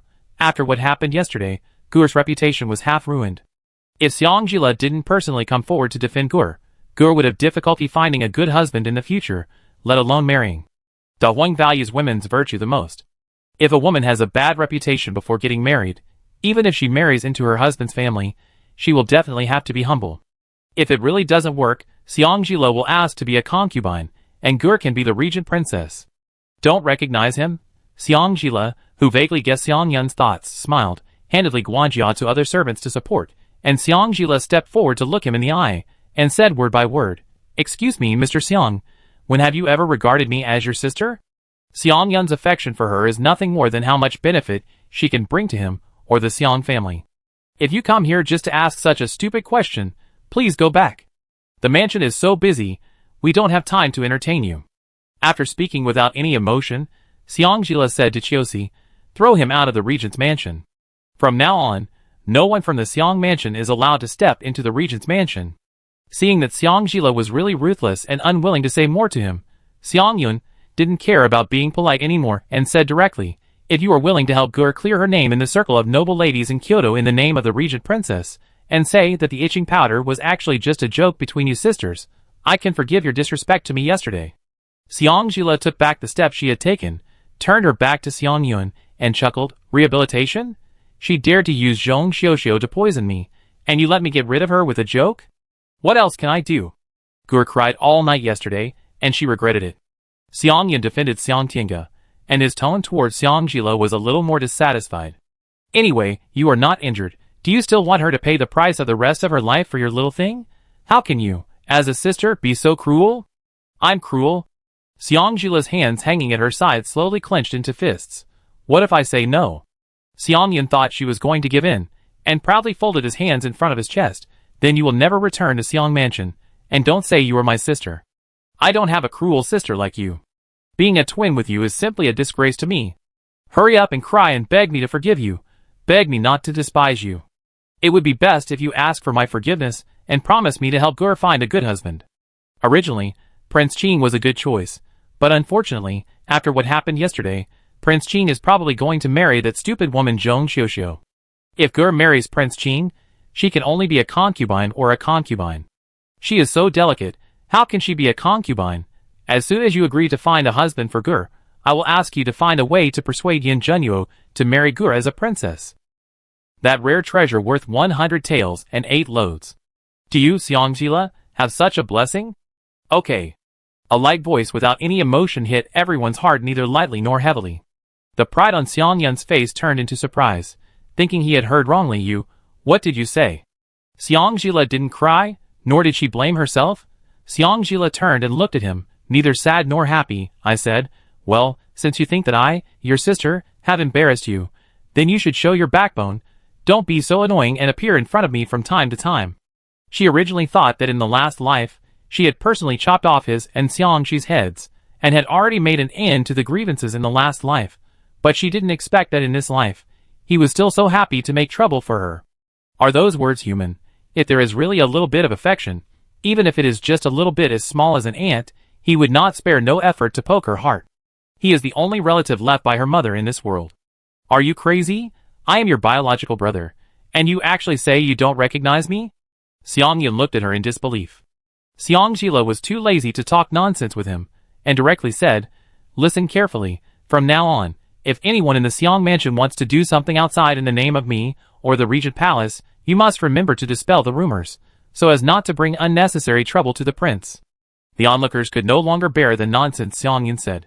The voices of yes were getting louder and louder. Xiang Yun was dumbfounded. Can't they use her and the Regent's Palace's name? Then, they would have fewer flatterers and gifts? How could this be possible? His face changed again, and finally, he softened his tone and said, Ji Lu, stop making trouble. Some words can't be taken back once they are spoken. People who didn't know would think that he was reluctant to give up his sister. Xiang Zila knew that what he couldn't give up was the fame and fortune that the title of regent brought to the Xiang mansion. She smiled coldly. Am I too gentle to you? Do you think I'm making a fuss? As soon as the smile faded, Xiang Zila's momentum became fierce. What are you waiting for? Throw him out. Xiang Yun saw the guards surrounding him, and immediately used his power to resist, but was knocked down by the guards without mercy. After a round of punches and kicks, the leading guard sneered, Before, I didn't hurt you because the prince ordered that no one in the Xiang mansion should be hurt. Now that the princess has spoken, if I don't do something to you, wouldn't it be unfair to the beating that Butlerly received? Xiang Yun's face was covered with wounds, and he looked in the direction where Xiang Jila left in embarrassment. Xiang Jila, are you really going to let them beat your own brother to death? Don't forget, before mother died, she asked you to depend on me and support each other. Are you doing this to mother? Xiang Jila stopped and told Chuncho, tell them to avoid hitting the vital parts, and let him live, and send him back to Xiang mansion. Xiang Ji. Xiang Yun wanted to shout more, but before he could finish, a smelly cloth sock was stuffed into his mouth, which made him feel sick. You have such a foul mouth. My 10-year-old wine is really cheap for you. Amidst the laughter, Xiang Yun lost consciousness. Because of Xiang Yun's disturbance, Xiang Jila temporarily lost the desire to eat. She wandered aimlessly in the palace garden, and looked for extra space for her to try to grow potatoes, and sweet potatoes in the space. Recalling the bits and pieces of Xiang Yun's time with her, Xiang Jila couldn't tell what strange feeling she had in her heart. She had always heard that twins had telepathy, but why did she feel secretly happy when she saw Xiang Yun being beaten? Could it be that Xiang Yun has a masochistic tendency? Chuncho hurriedly caught up with her. Princess, Chu Shan just came back to pack his bags, and said that the emperor ordered the prince to leave for the border immediately. What? Xiang Jila thought she had heard it wrong. In the previous life, Yin Junyu went to the border after the new year. It's only August now. How could it be so early? Chuncho urged. Hurry up, the prince's troops are outside the city now. Xiang Jila didn't care about her image anymore. She lifted her skirt and ran to the stables of the palace. If there is a place in the Regent Palace that Xiang Jila is most familiar with, it must be the stable. In the previous life, Yin Beimo liked to watch fancy horse training. In order to win Yin Beimo's favor, Xiang Jila spent a lot of effort on learning horse riding. Fortunately, she was talented and could learn it without a teacher. She has mastered a good riding skill. After marrying into the palace, since she consummated the marriage with Yin Junyu, she has always felt that she is unclean and ashamed of Yin Beimo. So she often ran to the stable, as if seeing these good horses could regain her confidence, and fantasized that she could stand shoulder to shoulder with Yin Beimo. Thinking about it now, it was really ridiculous. In this life, she hadn't had time to step into the stable, but she knew that there was a horse that Yin Junyu had prepared for her a long time ago. In the previous life, she killed the horse that Yin Junyu had given her in front of him. In this life, she wanted to ride the horse he had prepared for her and run towards him. A loud neigh, followed by a burst of rapid horse hooves. A fast horse directly jumped over the fence and rushed out of the mansion. Chiozi rode his horse closely behind. Chu Shan held Chuncho, his face full of gratitude. Thank you, Chuncho, for your help. If the princess didn't go to see the prince off, I feel like I would die of old age in the northern frontier. I don't know what he did wrong. The prince has been frowning since last night. Before leaving the palace this morning, he asked him to come back and pack his belongings. In the past, the prince always sent someone to send him over, but today he suddenly asked him to go back to the palace to pack up. If he still doesn't understand what the prince wants to do, then he deserves to die of old age in the northern frontier. Chuncho urged, Okay, I know, you hurry up and catch up, and have a safe journey. Chu Shan nodded and rode away without saying anything. Chuncho looked at the direction where Chu Shan left, with a layer of worry in his eyes. Outside Kyoto, there is the continuous Lianshan mountain range. As a natural barrier, it is easy to defend and difficult to attack. Lianshan has saved the Phoenix Kingdom from several dangers since the founding of the Phoenix Kingdom. In the previous life, Xiangjila had to go through some twists and turns to attack Lianshan. Outside Lianshan, there is an official road built along the mountain, which is about wide enough for 8 carriages to run side by side. Next to the official road is a river more than 10 feet wide. Riding his horse at full speed, Xiangjila took a shortcut and intercepted a small group of only 100 people. The leader was dressed in ordinary military uniform, but he could not hide his nobleness. His thin lips were tightly pursed. When he saw her in red riding a white horse running towards him, his eyes, which were always full of coldness, lit up slightly. He made a pause gesture, and all the soldiers stood by. On the empty official road, the clacking sound of horse hooves seemed to step into everyone's heart. Xiangjila pulled the reins and slowed down when he was 3 feet away from Yin Junyu. The horse rode slowly forward. The two were 10 feet apart. The moment their eyes met, everything was said without words. Xiangjila looked at him and wanted to smile, but unexpectedly her eyes were wet first. Yin Junyu rode forward and walked in front of her, his voice as cold as usual. Stupid woman, don't let your eyes turn red. Others heard Yin Junyu's voice as usual, but only Xiangjila heard a hint of nervousness in his voice. She met Yin Junyu's probing eyes with pleading eyes. Your Majesty, can I have a word with you? Yin Junyu made a gesture to the soldiers behind him to rest on the spot, and rode ahead. Xiangjila followed him. After walking a few hundred meters, Yin Junyu stopped in front of her and dismounted. Xiangjila also dismounted. Yin Junyu put his hands behind his back and slowed down his voice a little. Uncle Li is taking care of the affairs in the mansion. You are at the mansion. Xiangjila quickly followed up his words and nodded. I will not go anywhere at the mansion. I will wait for you to come back. Yin Junyu saw the seriousness and reluctance in her eyes. Was she reluctant to let him go on a long journey? Although he didn't know how much of a show this was, he had to admit that as long as her feelings for him were just a little bit sincere, it would be enough for him to savor it for a long time. He was also gambling a little by sending Chu Shan back to the mansion. He was gambling on whether she would leave the palace without hesitation or plan to leave the palace after she knew he was going on a long journey. He even asked Chu Shan to leave a letter to housekeeper Li, telling him to capture the princess and break her legs first if he found out that the princess had escaped. Now that she chased him out like this. Prince?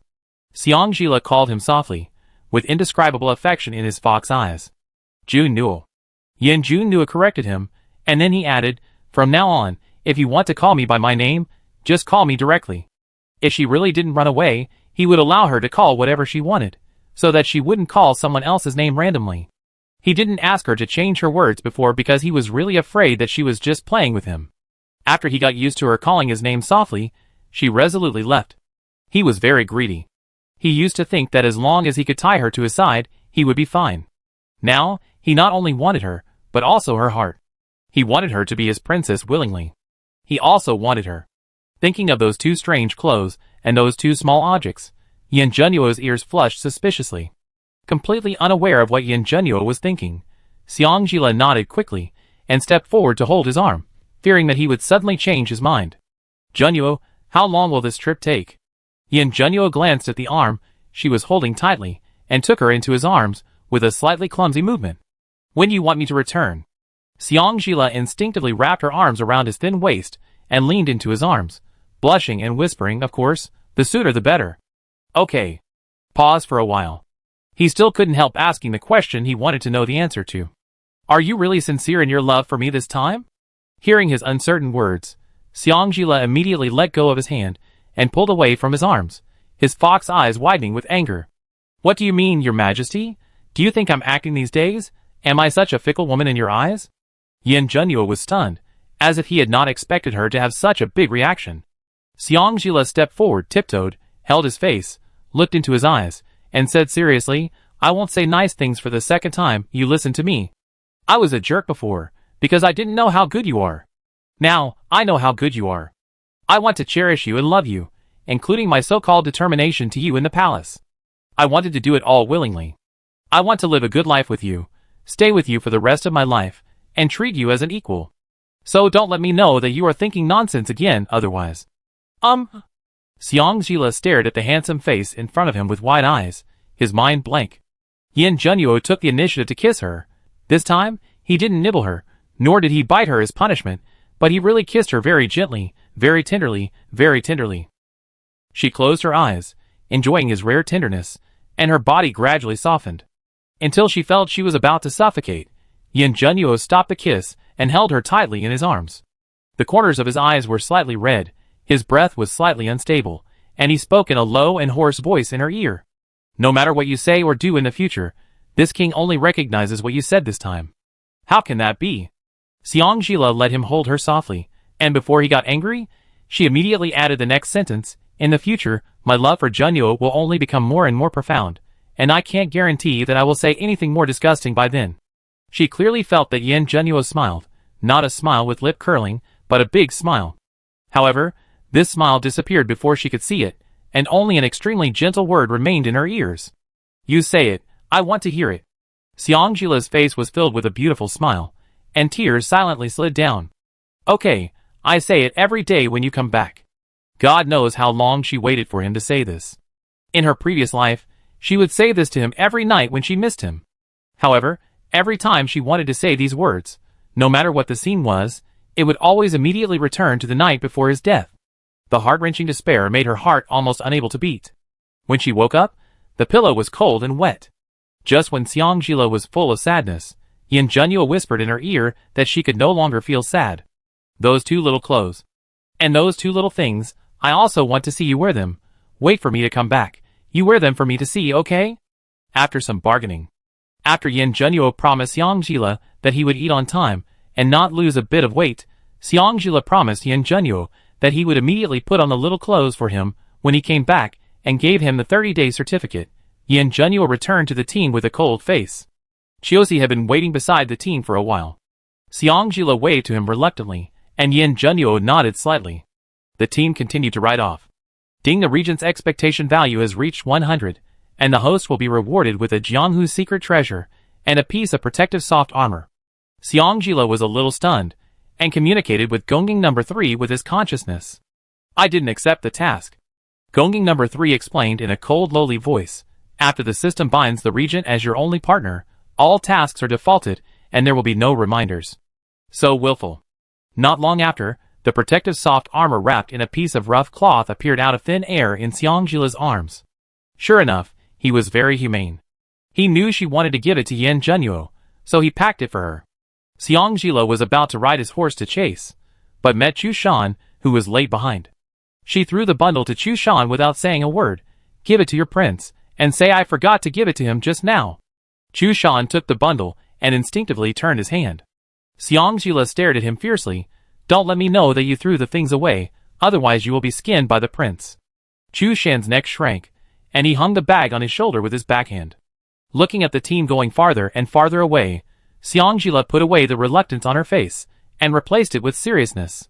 Yin Junyu went to the border so unexpectedly, and some things have slowly begun to change. She can no longer follow the timeline of her previous life. It was already afternoon when she returned to the palace. Xiangjila had been running around all morning, and was already a little tired.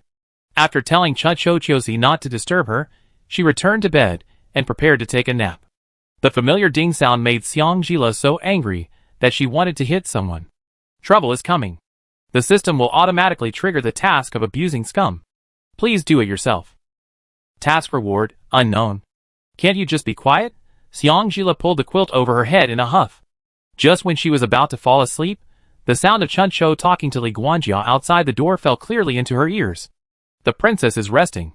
If it doesn't work, let's let the people in the palace go back first. Chuancho's voice. Butler Lee hesitated for a moment, although it was just the Queen Mother's order. If the princess does not enter the palace, I am afraid that the emperor will use this as a handle against the prince. The prince has just left for a long journey, and the Queen Mother sent someone to ask the princess to enter the palace. Isn't this obviously asking? Chuncho, be careful with your words. Chiosi's voice sounded coldly. Forget it. It's about Yin Junyu. She can't do nothing. Sitting up from the bed irritably, Xiangjila took a few deep breaths and called out to the door. Go and answer the person from the palace. Let him go back first, and say I will be there soon. After housekeeper Li withdrew, Chuncho and Chiosi opened the door and entered the room at the same time, looking at Xiangjila with worry in their eyes. Princess, this time I enter the palace. Xiangjila raised her hand to interrupt them, and smiled coldly. Yin Beimo and Zhong Xiuxiu had such a mess. If the Queen Mother didn't look for me, it would be a world wonder. Chuncho couldn't help but ask. In fact, the princess didn't need to get involved in the post. Why? Xiangjila glanced at Chuncho, his eyes flickering. Some things, if I don't get involved, then there is no meaning for them to happen. Chapter 37. After washing up, Xiangjila changed into a princess's court dress and went to the palace with spring and autumn thoughts. Along the way, she was thinking about what Queen Mother Zhong did in her previous life. After all, Queen Mother Zhong also made a lot of efforts to destroy her and kill Yin Junyu. For Yin Beima and Yin Beiki, Queen Mother Zhong's attitude is, the youngest son must be favored, and the eldest son will inherit the throne. Unsurprisingly, Queen Mother Zhong died at the hands of Yin Beima before she had time to take revenge in person in her previous life. It is said that he was the one who defiled the harem, and the personal eunuch was a fake eunuch. Yin Beimo personally fed poison to Queen Mother Zhong in the name of being a filial son. Queen Mother Zhong must have never figured out until her death why her beloved youngest son suddenly became so cruel, or perhaps, the previous motherly love and filial piety were just a show. The carriage was stopped at the palace gate. The reason was that no carriage or sedan chair was allowed to enter without the emperor's approval. People entering the palace had to walk. Xiangjila looked at the time. It was only 5 p.m., and there were countless people entering the palace. If it was really necessary to walk as the guard said, there should be more or less carriages parked at the palace gate. In fact, there weren't. It was a show of strength. The Queen Mother was so petty. Chuncho immediately showed the badge of the regent's palace. The guards at the gate looked at each other in embarrassment. Xiangjila pulled Chuncho behind him and smiled softly at the guards. Just prohibit carriages and sedan chairs from entering, right? Yes, please don't make things difficult for us, princess. The guards nodded repeatedly. Xiangjila nodded. Okay, I understand. As she spoke, she turned around and told the guards driving the carriage. Stop the carriage. I remember there is a saddle behind the carriage. Put it on the horse. The guards driving the carriage quickly agreed, not daring to neglect it. The guards hurriedly stepped forward to stop him. Princess, you are making things difficult for us, princess. Xiangjila smiled, with mockery in the corners of his eyes and eyebrows. Why, you just said that carriages and sedan chairs are prohibited from entering, and I promised you not to ride in carriages or sedan chairs. Now I am just riding a horse, and I have not violated your request. Are you still making things difficult? One of the guards flushed. His forehead was covered with sweat, and he didn't know whether it was because of the heat or fear. He stepped forward and said, I forgot to say it just now, and now I will add it. Please don't embarrass us, princess. Don't embarrass you? Xiangjila repeated softly. The guards were silent, waiting for Xiangjila to compromise. Xiangjila compromised? Does she look like such a good person? She smiled and reached her hand to the waist belt. With a thought, a long black whip appeared in her hand. Snap! A crisp whip sound broke the silence. Xiangjila's expression was stern, and he shouted sternly, You are so bold that you dare to make things difficult for me privately when the Queen Mother summoned me to the palace. If I don't punish you severely and let others know, won't the rules in this palace be disrupted? The two guards were frightened by Xiangjila's sudden attack and were a little at a loss. They really didn't expect that this seemingly delicate and soft princess actually had a fierce and decisive aura from years of fighting. Before they could react, Xiangjila had already climbed onto the horse, leaving a fiery whip mark on their backs. Seeing that the two guards in the front were in trouble, the other guards rushed forward. Xiangjila rode on the horse, looking down from above and shouting angrily, Are you all rebelling?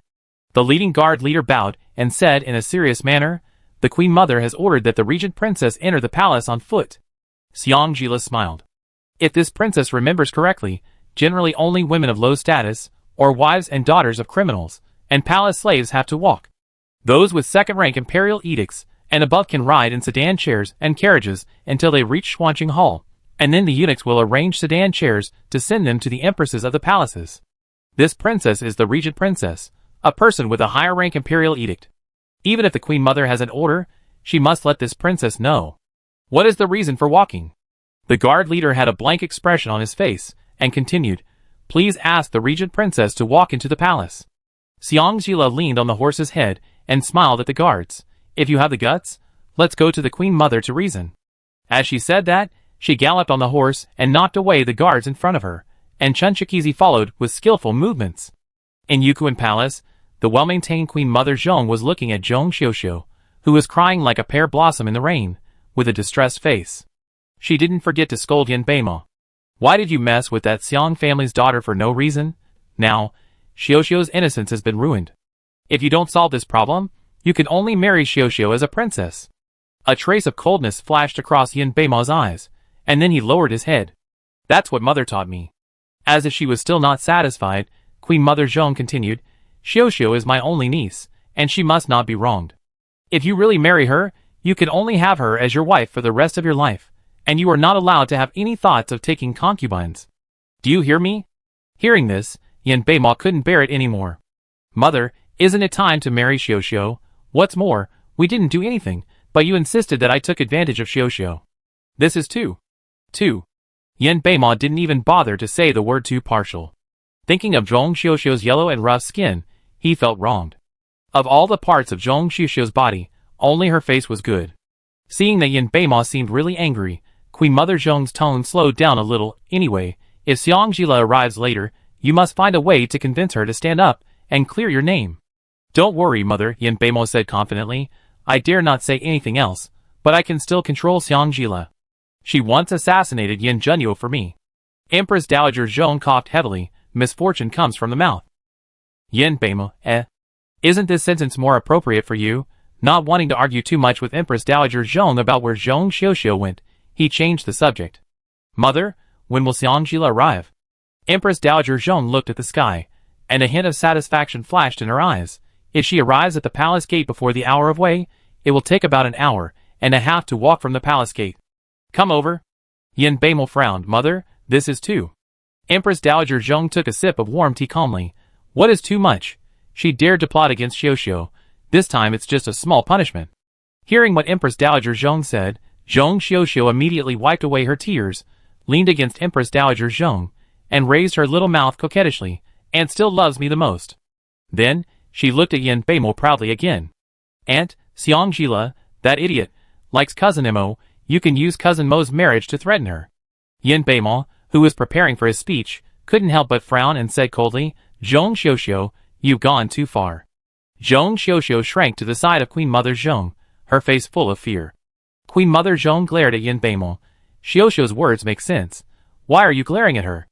A sharp whip wind quickly rolled the thin porcelain gold-painted teacup beside Queen Mother Zhong onto the cashmere blanket on the ground, making a muffled sound. Followed by a crisp low laugh. I understand who Zhong Xiuxiu's brain circuit is from. It turns out it's from you, Queen Mother. Yin Beima looked at the door. Xiang Jila walked into the front hall leisurely with a long whip in his hand. Behind him were a group of palace maids, eunuchs, and guards who covered their backs, hands, legs, and faces. Empress Dowager, the Regent Princess came in with a long whip, and the servants couldn't stop her. Empress Dowager Zhong immediately put away her kindness in front of Zhong Xiuxiu and shouted at Xiang Jila, I asked you to walk in, and you dared to disobey me? Empress Dowager, sometimes power is not used like this. Xiang Jila rubbed his wrist, which was sore from whipping people. If you want to use it, you must be able to convince the public. She actually dared to say that she abused her power? Empress Dowager Zhong suddenly raised her momentum. Bold Xiang Jila, do you have any respect for me, the Empress Dowager?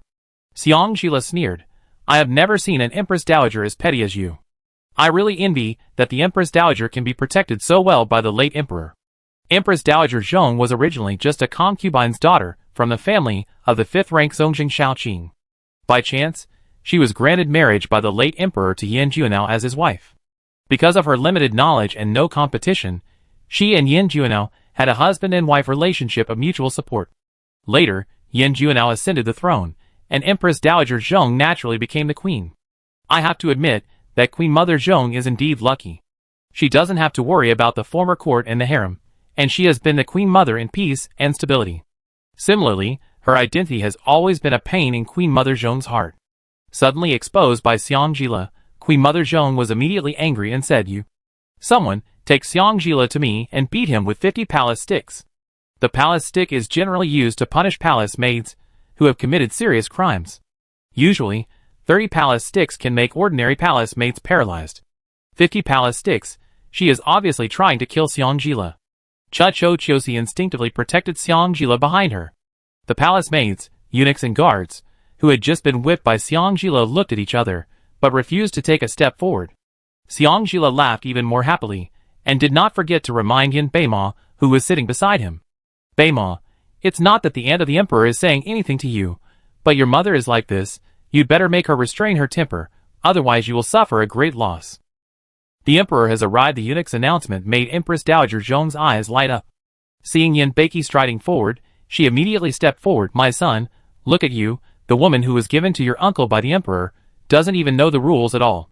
Yin Beiki comforted her. Mother, take Xiao back to the bedroom to rest first, I will handle this. God knows Yin Beiki was furious. Xiangjila rode his horse from the South Palace Gate to Xuanqing Palace, then from Xuanqing Palace to the Imperial Garden, and then to Yuquan Palace.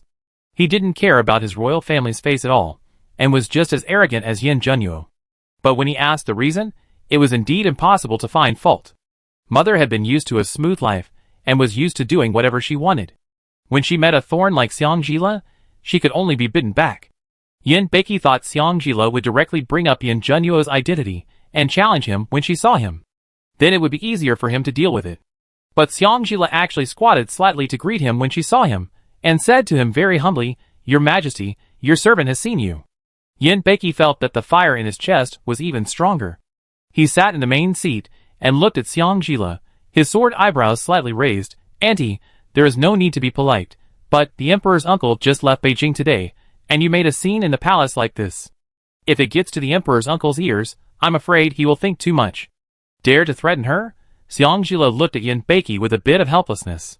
Your Majesty, you have also seen that in this situation, if I leave the palace, I will be disobeying the order, and if I walk into the palace, I will throw the face of the Regent Palace to the ground. I am also very embarrassed. Yin Beiki directly bypassed this, and went straight to the point. Why did your mother let you enter the palace this time? Xiangjila turned his hand to Yin Beima and said, You have to ask the good things that Prince Qing and his cousin did. Then, she very consciously told Yin Beiki everything about Yin Beima's appointment with her, Zhong Xiuxiu's appointment with her in Yin Beima's name, and the use of disfiguring powder on her. Forget it, it's not right again. Yin Beiki looked at Yin Beima helplessly, and Yin Beima immediately stepped forward to persuade him, Lulu. Xiangjila corrected him seriously, Beima, you always forget, look, in this comparison, the emperor is much wiser. Auntie. Hey dear, what's the matter with nephew? Xiangjila's smile did not reach his eyes at all. Xiao also made an unintentional mistake. Before Yin Beima finished speaking, Xiangjila couldn't help laughing again. Yin Beiki frowned, Auntie, do you think this is funny? Xiangjila wiped the tears from his laughter and asked, Are all your sisters still wearing diapers? When something goes wrong, they say it's an unintentional mistake, so I deserve to be plotted against by them? Yin Beiki's expression was stern, and Xiangjila interrupted him mercilessly. Your Majesty, don't say that it's just a little girl's fight. Her powder was used to destroy my appearance. How important a woman's appearance is, you know it, don't you? Let me ask you, if one of your beloved concubines in the palace was suddenly disfigured by your sister, what would you do? Yin Beiki's fists tightened slightly under his sleeves. What else can I do? My sister must be severely punished. Xiangjila brushed off the non-existent dust on his body, put the long whip back to his waist, and performed a woman's greeting to Yin Beiki. Looking at Yin Beiki with a sincere face, the emperor is wise, and naturally knows what is right and wrong. But the Queen Mother is impulsive and soft-hearted. If she manages this harem again. Xiangjila didn't say anything more. If Yin Beiki wanted to understand, he would understand. Before Yin Beima even had time to use his beauty trick on Xiangjila, Xiangjila got on the horse with two maids and left leisurely. He wanted to chase after her, but was stopped by Yin Beiki. The Queen Mother is making trouble, and you are also making trouble. Chapter 38. Princess, we are in the right. Why did you let Empress Dowager Zhong go so easily just now? Chuncho led the horse, and looked at Xiangjila in confusion. Xiangjila smiled and said nothing. Xiaoxi spoke softly on the side. The emperor wants the princess to do whatever she wants in the palace by relying on the prince's status, so that the censors will accuse her, and it will be disadvantageous to the prince. After Xiaoxi finished speaking, Xiangjila asked, Chuncho, do you understand? What she did just now was actually a risky move. If the emperor hadn't appeared, she could naturally beat up the people in Yukuan Palace first. After all, she was in the right, but when the emperor came, the situation was reversed. She had to give the emperor some face, lest Yin Junyu be criticized. Chuncho nodded after realizing it. I understand. The people in the palace have too many twists and turns. It's better to go to the palace. But, Princess, what if the Queen Mother and Miss Zhong come to block the road and cause trouble again? Xiangjila smiled slightly. They came to me on their own, so you can't blame me. What you say is true. Not long after Xiangjila finished discussing this topic with Chuncho Xiaoxi, he was stopped by Zhong Xiuxiu and her men. Unlike the pitiful appearance in front of Queen Mother Zhong just now, Zhong Xiuxiu's eyebrows were raised at this moment, and she looked like she wanted to eat Xiangjila alive. Looking at the dozen or so followers in front of her whose equipment was completely different from the palace guards just now, Xiangjila pulled the reins slowly to stop the horse, looking at Zhong Xiuxiu with a smile. Why, you are not satisfied with the emperor's appearance, and you have to come to ask for a fight? Queen Mother Zhong really valued this niece, and even assigned her own private guards to Zhong Xiuxiu. Zhong Xiuxiu smiled coldly. Xiangjila, you ruined my reputation. If I don't teach you a lesson, I will never be able to get rid of the hatred in my heart. Xiangjila had no intention of getting off the horse. She leaned forward, leaned elegantly on the horse's head, looked down at Zhong Xiuxiu, and sneered, teach me a lesson? Zhong Xiuxiu's heart skipped a beat. Why didn't she realize that Xiangjila was so flamboyant and good-looking before? A pair of fox eyes that were about to take her soul away. One day, she must destroy this face and dig out these eyes. Thinking of this, she calmed down, took 2 steps back, and ordered the guards behind her in a timid manner, go, scratch her face, I will reward you handsomely. Xiangjila pulled out a long whip, and whipped it with a sharp wind. Who dares? Seeing the obvious hesitation of the private guards, Zhong Xiuxiu gritted her teeth and said, you are the Queen Mother's people, she dare not hurt you. As soon as she finished speaking, snap, snap, the sound of the long whip hitting the flesh covered the last few words of her voice. The 2 guards fell to the ground, covering their legs and wailing. Xiangjila put his hands to his ears, pretending not to hear. Ah, what did you say? Chuncho almost couldn't help laughing. The princess was too mean, but she liked it so much. Zhong Xiuxiu didn't expect Xiangjila to be so arrogant, and immediately spoke with a distorted face. Xiangjila, don't think you can be domineering just because you have the support of the regent. This sentence again, how many times has she heard it? Xiangjila impatiently whipped Zhong Xiuxiu with a whip, and the whip wind just landed on the blue brick in front of her. Zhong Xiuxiu screamed immediately, and ran behind the other guards. What do you want to do? Nothing. Xiangjila put away the whip coldly. Just to tell you, without the regent, I can make you terrified of me. Xiangjila, don't go too far. Zhong Xiuxiu shouted behind the guards. If you do this to me again, I will make cousin Mo not marry you. Xiaoxi and Chuncho looked at each other and understood from each other's eyes. Is this person a fool? Xiangjila sneered. You slept with your cousin, and I don't want your cousin, a slut.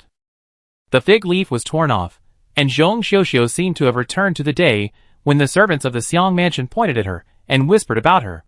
The pretty face turned blue and red, her chest rose and fell rapidly, and her face turned blue and red. How can you be so vulgar? Xiangjila still leaned lazily on the horse's head. Vulgarity is better than vulgarity. I'm not like you, who is both a boss and a loser.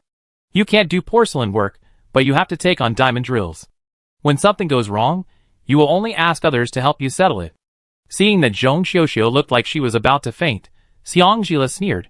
You are everywhere when you are not busy, but you only pretend to faint to get sympathy when you are in trouble. It's impossible not to let people despise you. Zhong Xiuxiu couldn't catch her breath when she heard it, and she actually fainted. The few private guards near her didn't dare to step forward, so they could only hurry up and report to the Queen Mother. Xiangjila glanced at the remaining private guards coldly.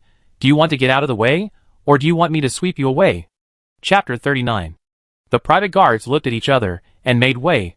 Dean, congratulations to the host for completing the simple abuse of scum and obtaining the title of Little Bull Knife. The reward for this mission: an instant transfer ring. Warm reminder, instant transfer is a passive skill. It will only be triggered when the host is in danger of life, and there is only one chance for instant transfer. Please protect yourself well. After listening to the system prompt sound, a ruby ring appeared out of thin air on Xiangjila's right ring finger, neither loose nor tight. She immediately covered her right hand with her wide sleeves without making a sound. Transfer instantly? She snorted coldly and rode away from the palace with spring and autumn thoughts. When Queen Mother Xang learned that Zhong Xiuxiu was so angry that she fainted and even her hair was crooked, she looked at Yin Beiki and Yin Beimo, who were sitting below her, and kept complaining of a headache. Yin Beiki stood up with a gloomy face and said, "Mother, I have something to deal with, so I will go back first. If you are not feeling well, let the queen share the harem affairs with you." After saying that, he flicked his sleeves and strode out of Yukuin Palace. Yin Beimo was about to leave with an ugly look on his face, but was stopped by Queen Mother Zhang. "Xiuxiu hasn't woken up yet. Where are you going?"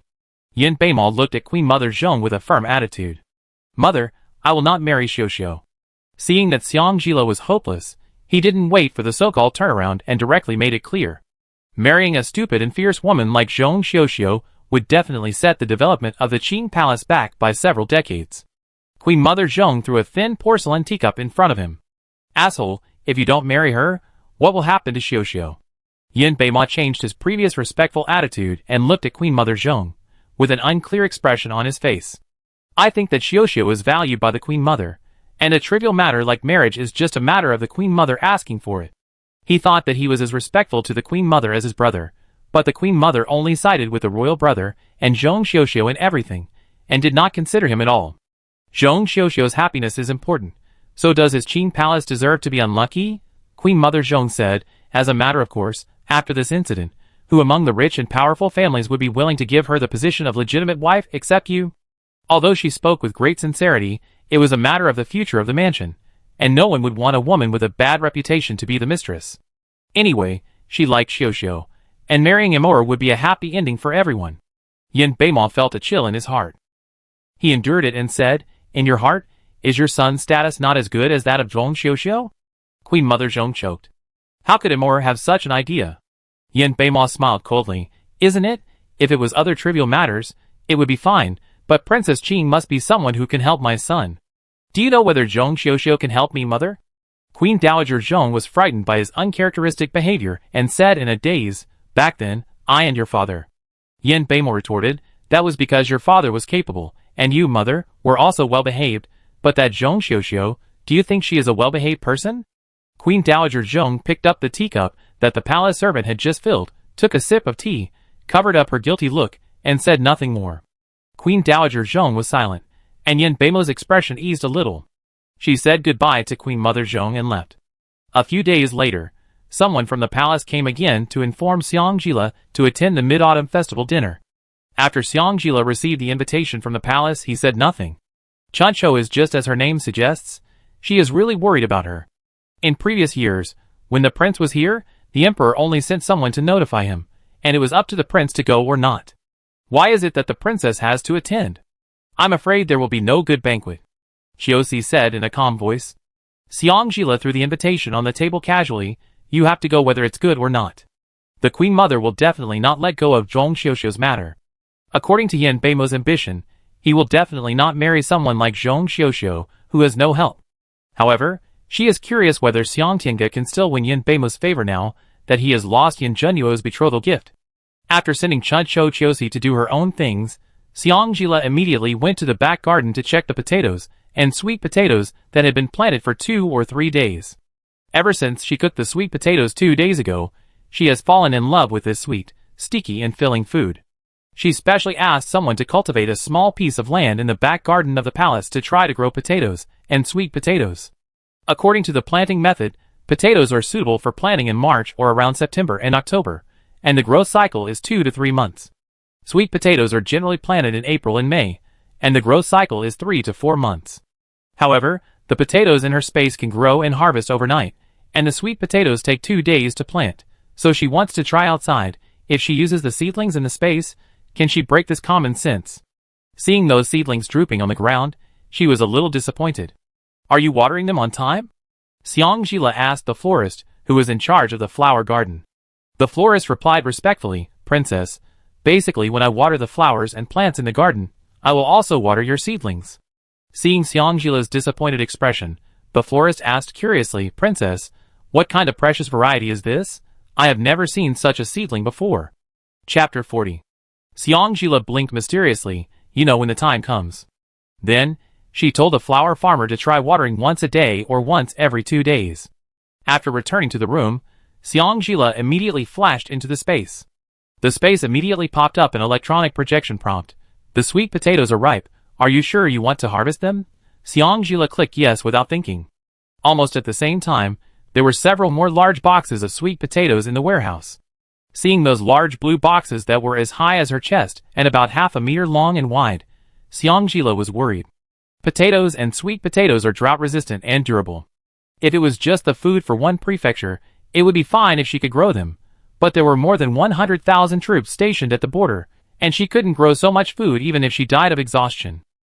The drought in the previous life came suddenly, leaving no chance for people to react. Those with a little wealth could just grit their teeth and get through it. It was common for poor people to eat their children in private. She walked to the ridge where the potatoes were planted, picked up a small stick and poked the soil. Finding the soil soft, she grabbed a handful of soil and rubbed it in her hands. It was not as wet as she had imagined. She put the soil in front of her nose and sniffed it gently. It was mixed with the smell of earth and a faint sweetness. Is the land sweet? Xiangjila's eyes were full of doubts. Seeing the flowing stream, she walked to the stream, scooped up a handful of stream water, and gently put it between her nose wings. There was no sweetness in the soil, just ordinary water. After thinking about it, Xiangjila decided to move some soil from the space to see what the difference would be between planting potatoes and sweet potatoes with the soil in the space and the soil outside. At dinner time. Xiang Mansion. On the table were several bowls of white rice, some pickles, a steamed sea base, a portion of sweet and sour spare ribs, and a portion of braised pig skin. Xiangxi sat at the main seat with a gloomy face. Seeing this, Sushir quickly picked up a piece of braised meat for him. Xiangxi slammed the table hard and shouted angrily. When did our Xiang Mansion become so poor that we have to eat pickles? Since the day Xiang Yun was thrown back, all the people who used to come to curry favor with him have disappeared, and some even came to ask for the things they had given to Xiang Mansion. In the past, every meal in Xiang Mansion was 7 meat dishes, 2 vegetables and 1 soup. But now, after a short while, it has become 3 meat dishes and 6 pickles, plus a tofu and cabbage soup. It was okay for a day or two, but after eating pickles for 7 or 8 days, he now feels that his sweat smells like pickles. Su sat aside and shivered. Xiang Tiange and Xiang Yun were also depressed. Xiang Wenj and Xiang Lai didn't even dare to breathe hard. No one spoke, and Xiangxi became even more angry. Are you all mute? Su whispered. It's all because of someone who is a traitor, who doesn't even care about his family after marrying into a wealthy family. Xiangjila hasn't come to the Xiang Mansion in the past few days. She is also very depressed. The wives of officials who were close to her refused to see her, after seeing Xiangjila carrying away the betrothal gifts. Sometimes when they occasionally meet her, they just look at her with a slanted eye, which makes her lose face. Thinking about what happened in Gurish Yard a few days ago, and then thinking about the humiliation she suffered these days. She was now eager to go directly to the Regent's palace to bring that bitch back and give her a few slaps, and then get some benefits from her. For example, the Regent's betrothal gift. Xiangxi looked at Su angrily. Is it useful to say this now? Who instigated Xiang Yun to go to the Regent's palace? Xiang Yun shrank his neck and whispered, I want to go by myself, after all those beauties. The betrothal gift again. Thinking of the Emperor's fine of half a year's salary for this matter, Xiangxi's face became even uglier. Tied up things, he snorted at Xiang Yun, you are a man, is that all you can do? Gur can't live without those headgear, or what? For a few headgear, she sacrificed the future of the Xiang family. Xiang Tiange's neck shrank even shorter, when she heard Xiangxi call her name. Xiang Yun stiffened his neck and responded, how could I know that Xiangjila, that idiot, really didn't want me as his brother, and even cut off the relationship between the Regent Palace and the Xiang family. At this point, his voice became a little softer. If I knew this, I wouldn't threaten her like this. If you want to threaten her, you shouldn't do it in front of so many people in the Regent's mansion. Xiangxi almost shouted this sentence. Isn't this obviously letting the people in the Regent's mansion know that Xiangjila is not welcome in the Xiang mansion? After the anger in his heart was released, Xiangxi's expression was a little better than before. He slowed down his voice and said to Xiang Yun and Xiang Tiange, "During the Mid-Autumn Festival, the Emperor ordered me to bring your mother, and you two to the palace. I have also contacted the Prince of Qing. When the time comes, Yuner will find a way to get back on track with Zila. As a father, no matter if you apologize or kneel in front of her, we must not lose the support of the Regent Palace." After speaking, Xiangxi glanced at Xiang Wenji, who was only 13 years old, and Xiang Lai, who was only 8 years old, and said, "From now on, when your eldest sister returns to the Xiang mansion, you must not tease her like before. Do you hear me?" Xiang Wenji and Xiang Lai lowered their heads and replied in a muffled voice, "I know." Chapter 41. It was night. Tiange Garden. "Brother, how is your injury now?" Xiang Tiange looked at Xiang Yun with concern in his eyes. Xiang Yun moved his shoulders, neck, hands and feet, and smiled comfortingly. "It's basically nothing serious, Gur, don't worry." Xiang Tiange's eyes quickly flashed a trace of cunning. He spoke with a crying voice, "It's all Gur's fault. If Gur hadn't told me that I liked those headdresses, I wouldn't have gone to find my eldest sister." Hearing Xiang Tiange mention Xiangjila, Xiang Yun snorted coldly. "This is none of your business. It's Xiangjila's fault." From childhood to adulthood, Xiangjila would obediently give Gur whatever she wanted, even if she was reluctant. As long as his brother persuaded her, she would still give it. Unexpectedly, after marrying into the palace, Xiangjila seemed to have changed into a different person. Even his brother's words were useless. Xiang Tiange quickly suppressed the slightly raised corners of his mouth, his face full of guilt. "Brother, do you think that the eldest sister might blame us? That's why." Xiang Yun hated Xiang Tiange's guilty look towards Xiangjila, and said without thinking, "Why do you blame us? Do you blame us for drugging her to consummate the marriage with the Regent? Does she think about it? If she hadn't slept with the Regent, would she be so fearless? I shouldn't have drugged her earlier. It's better to make the Regent unhappy than to let Xiangjila succeed." Realizing that Xiang Tiange was not married yet, he slowed down and looked at Xiang Tiange lovingly. "Gur is innocent. Don't listen to these dirty things, lest your ears are polluted." Xiang Tiange lowered her head obediently after getting the expected attitude from Xiang Yun. She asked worriedly, "Will brother apologize to elder sister at the Mid-Autumn Festival banquet?" Xiang Yun smiled coldly. "Does Xiangjila deserve it?" Seeing Xiang Tiange's innocent look, Xiang Yun brushed the hair by her ears. "Gur, don't worry. Even if I don't apologize to Xiangjila, there are still ways to make her reconcile with us." When she was 8 years old, Xiangjila accidentally wore the wrong clothes of Gur, and Gur cried for a long time. He accidentally dislocated her hand, and she angrily said that he was biased and ignored him. But didn't she forgive him in the end? She still came to take care of her brother's daily life and diet. This time he was the one who got hurt. He was confident that as long as he told Xiangjila that he would not pursue the matter in the Regent's palace, and said a few nice words, Xiangjila would definitely come to him again. On August 15th, the sky was clear and the wind was cool. Early in the morning, the Regent's palace became lively. "Yes, yes, hang it on the osmanthus tree. Uncle Lee, have someone hang the jade rabbit lantern lower, otherwise the children can't reach it." "Yes, yes, okay." While responding to Xiangjila's words, Lee Butler ordered people to hang the lanterns on the branches half a person's height. His face, which was still bruised, was filled with a rare smile. In his impression, the Regent's mansion would hang lanterns in a very formal way during the Mid-Autumn Festival every year, and give the servants some money for the festival. Then everyone was busy with their own things, and the prince had no habit of appreciating the moon at all. Last night, the princess suddenly told him to have a good Mid-Autumn Festival, and he thought he had misheard. Unexpectedly, early in the morning, he saw Chuncho Chiosi buying a lot of lanterns and seasonal foods. Peanuts, melon seeds, chestnuts, osmanthus cakes, lotus balls, a big bag full of them. Chuncho saw Xiangjila happily instructing Li Guanjia and other servants to decorate the palace, and couldn't help but ask curiously, "Princess, aren't you going to the palace to attend the dinner?" "Yes." Xiangjila's eyes fell on a few children about 7 or 8 years old not far away. Seeing that the children were quietly and steadily looking at the inscriptions on the lanterns, the lines on his face softened. "A dinner is a dinner, this is home, and we should treat it like a festival." Chuncho followed her line of sight, and saw the same scene, and couldn't help but speak, "But the children of the servants." Xiangjila looked at Chuncho with a smile in his eyes. "Don't you think that a mansion this big would be a bit more lively if there were children?" Chuncho was startled. She really didn't notice. Suddenly, the solemn regent's palace became so lively, and she felt a little awkward. After a while of silence, the children started playing and fighting. Xiangjila looked at the scene in front of her, her eyes moistened. When she was reborn, the deepest part of her memory was the betrayal of Yin Junyu and the Xiang family. Even when she saw Yin Beimo begging for mercy in her dream, she was not too moved. But as time went by, the things that happened in her previous life became clearer and clearer.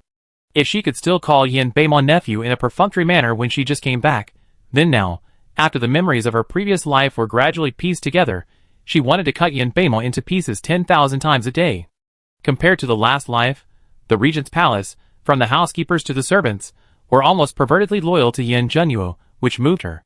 The blood of these young children splashed 3 feet to defend the plaque of the regent's palace shocked her even more.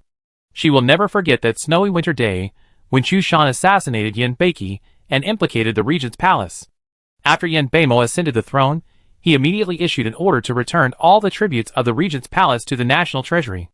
At that time, some people, including Li Guanjia, followed her to fight everywhere, and the rest were some insignificant servants. It was this group of servants who came back and knelt in front of the palace gate after learning that Yin Beimo was going to raid the Prince Regent's palace, vowing to live and die with the Prince Regent's palace. The children could not be driven away. After the imperial guards took down the plaque of the Prince Regent's palace, they protected it with their lives and prevented the imperial guards from doing any damage to the plaque. Unfortunately, they were too weak and were all killed by the imperial guards. They didn't even have a complete corpse when they died. When she arrived with her troops, the gate of the Prince Regent's palace was full of blood and corpses were everywhere.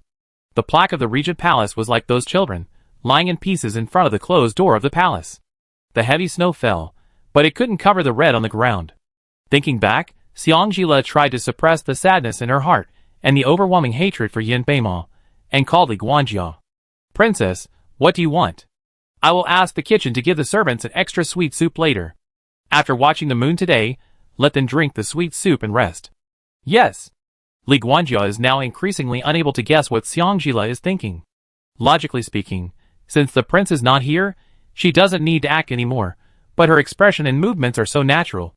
Recalling the relationship between the Xiang mansion and her attitude when Xiang Yin came to her house a few days ago, Li Guanjia's little balance in his heart unconsciously tilted towards Xiangjila. Chapter 42. As soon as he saw Xiangjila coming to the kitchen, he Dajwang came over like a chicken with blood pumped up, his eyes narrowed into slits. "Princess, do you still have the fruit called potato from last time? My son loves to eat the snack called potato strips." Another cook's eyes lit up. "Princess, I just want to see if there are any more sweet potatoes. My wife loves to eat them." Xiangjila smiled slightly. "A friend of mine also gave me some to try. I've taken the remaining seedlings to try planting. When I succeed, I let you take some home to plant." He Dajwang hesitated for a moment. "It will probably take a long time for the fruit to grow. I was afraid that by the time he grew it, his fat boy would not like to eat it." Xiangjila thought about it, and the 2 or 3 months that was about to come out changed to "I have to ask my friend for this. It's better not to publicize the potatoes and sweet potatoes for the time being." After that, she ordered 2 cooks to make osmanthus chestnut soup for everyone in the mansion tonight, and then walked around the garden. The soil and seedlings moved out of the space are not much different from the seedlings and ordinary soil in the space. Although they have started to survive in the past few days, the growth is not as good as she expected. Xiangjila sighed. During a casual chat with the cook, she learned that Tian Dajwang's son and another cook's wife were very picky about food, so she tentatively gave them 2 potatoes and sweet potatoes respectively. Judging from their reactions, potatoes and sweet potatoes are very popular with their families, which means that potatoes and sweet potatoes will definitely have a wide audience in the future. Now that we have an audience, we just need to figure out how to grow the things. There must be something affecting it. Xiangjila squatted down and used a small hoe on the side to dig up the 2 kinds of soil. After a while, Xiangjila frowned tightly. The soil taken out of the space was much drier than the one in the space, and the sweet smell disappeared. Just when Xiangjila saw that no one wanted to go into the space to study, Chuncho hurried over. "Princess, please make it easy for me to find you. It's already late noon. We need to start dressing up and preparing to enter the palace." It's only been an hour or 2, and she almost forgot about entering the palace. Ding, familiar reminder sound. Xiangjila instinctively straightened his back. The system detects that the host's memory is beginning to decline, and specially assigns a welfare task to the host. Task reward, memory hairpin. Xiangjila immediately communicated with Gongjing number 3 with consciousness. What is the content of the task? Have you noticed that you are getting more and more perfunctory with me now? At the beginning, at least she could choose, but now she feels that whether there is a task or not depends entirely on the mood of the system. Is this called humane? This is simply as willful as a human. Gongjing number 3's lowly voice replied coldly. Please ask the host to obtain the title of amazing skills. After having the invincible whip method, the strength of her whip is almost enough to sweep away thousands of troops. Xiangjila tried to struggle. I think my memory is okay. Gongjing number 3 did not give her any chance to struggle. If the host tries his best to complete the task, the reward will be issued regardless of success or failure. If the host directly refuses the task penalty will be deducting 100% of the favorability of the only partner. Xiangjila, bandit. What about the promise that he would support her in whatever she wants to do? He is always trying to trick her. Which descendant developed this wicked thing? With the previous record of riding a horse into the palace, Xiangjila's entry into the palace this time was smooth and unimpeded. Arriving at the imperial garden, a few wives of officials were sitting sparsely at the banquet. Not far away, there were groups of young ladies from official families fanning themselves and catching butterflies. Are there still butterflies in autumn? Xiangjila just smiled and said nothing. Under the guidance of the palace maids, Xiangjila stood on the left side of the queen's position. To the upper right of the queen's position was Yin Beiqi's position, to the right of Yin Beiqi's position was Empress Dowager Zheng's position, and to the left of Empress Dowager Zheng was Yin Beimo. Such an arrangement was reasonable for her, but the vague neglect of Yin Junyu made Yin Junyu's position lower for no reason. With a clear mind, Xiangjila sat down calmly. Princess, do you need to walk around and stretch your muscles? Chuncho asked quietly. Otherwise, she would have to sit for several hours, and her waist would ache. Xiangjila shook her head. If she didn't sit now, she might not be able to sit later. Her intuition told her that as long as Yin Junyu was not there, the tasks issued by the system would definitely not be good. What title of amazing skills? It was obvious that someone was planning to see her make a fool of herself, and the system wanted her to work hard. Soon, the maid brought fruit wine and mooncakes. Xiangjila pretended to take the mooncakes and put the bracelet on the fruit wine. As expected, ding, the system automatically turns on the recognition function. Ding, recognition completed. Alcohol contains a large amount of scopolamine. Taking too much can cause coma. Taking too little can cause sleep. Please pay attention to the dosage. After listening to the system analysis, Xiangjila's eyes flashed darkly. She didn't understand the first part, but it must be a knockout drug to make people sleep. Thinking of Zhong Xiuxiu's poison powder last time, Xiangjila used his consciousness to communicate with Gongjing number 3 with a fluke mentality. You were able to decompose the poison powder last time, so if I drink this wine this time, can you decompose the medicinal properties in my body? Gongjing number 3's lowly voice was still cold and emotionless. To poison an external wound, the system in the bracelet can decompose the essence, but if it is taken internally, it cannot be done, unless the host grinds the bracelet and takes it internally. But once the bracelet is broken, the system space will disappear, so please consider it carefully. Xiangjila, It's not worth grinding the bracelet for a mere knockout drug. After thinking for a while, she asked Chiosi to put his ear close to her mouth and whispered a few words to her. Chiosi lowered his head and quietly withdrew. Xiangjila moved the wine and mooncake slightly to the side, and the other officials and ladies at the banquet took their seats with their legitimate sons and daughters. Xiangxi was the only official in Dahuang who switched from military to civil service. He was currently serving as a third-rank military minister in Kyoto. According to the seating arrangement of the families of third-rank officials, Xiangxi should be at the middle and back of the banquet. I don't know whether Yin Beiqi intentionally or unintentionally arranged the seats of Xiangxi's family between the second-rank and first-rank officials. In the gorgeous and noble colors, Xiangjila saw Xiangtianga at a glance. Xiangtianga was still dressed in plain and elegant clothes as usual. The so-called formal dress was just a thicker pure light-colored outer garment, and a few more white jade hairpins in her hair. Those who knew her would say that she was here for a banquet, while those who didn't know her would think that she was here for a funeral. While Xiangjila was looking at Xiangtianga, Xiangtianga also saw Xianggjila. Xiangjila was wearing a princess's court dress, with her hair tied up in a high bun, a golden crown with a three-tailed phoenix hairpin, and golden phoenix-shaped earrings. She looked so noble and awe-inspiring that people dared not look directly at her. She gritted her teeth secretly. This noble and elegant demeanor of a princess was actually carried by Xiang. If she had known earlier, she should have advised her mother not to drug her. If the regent had not consummated the marriage with her, Xiang might still be the wild girl who was not presentable. Xiang also noticed Xiang. It was the first time he saw Xiang dressed so ostentatiously that he almost didn't recognize her. At the same time, he couldn't help feeling a little disappointed. Such a beautiful woman was actually his own sister? Chapter 43. The two siblings, with different expressions, saw Xiang raise his wine glass and toast them from a distance, with a curled mouth, as if showing off to them. Xiang Tiange's jealousy was about to overflow from her eyes, and her right hand slightly tightened into a fist. Su patted her hand inconspicuously. Reminded in a low voice, "Gur, relax a little." Xiang Tiange immediately came back to her senses, remembering that Xiang Yun was still sitting next to her, and immediately put on a pitiful look as usual, holding Xiang Yun's arm. "Eldest sister is so beautiful today, I wish I could be like her." Xiang Yun immediately coaxed her in a voice that only the two of them could hear. "If Gur wants to be the regent princess, I can help you convince Xiang." Xiang Tiange shook his head, and glanced at Yin Beimao, who was wearing the prince's court robes, and a golden crown on his hair, and had just sat down. She pouted and said coquettishly, "The regent is cold and cruel, Gur dare not marry him. But Prince Xing is gentle and elegant, and he is the emperor's younger brother, and he has not yet married." Xiang Yun immediately objected, "Prince Xing? Don't even think about it, something like that happened." Before Xiang Yun finished speaking, Xiang Tiange let go of Xiang Yun's hand in disappointment. "That's right, Gur is not as lucky as my elder sister."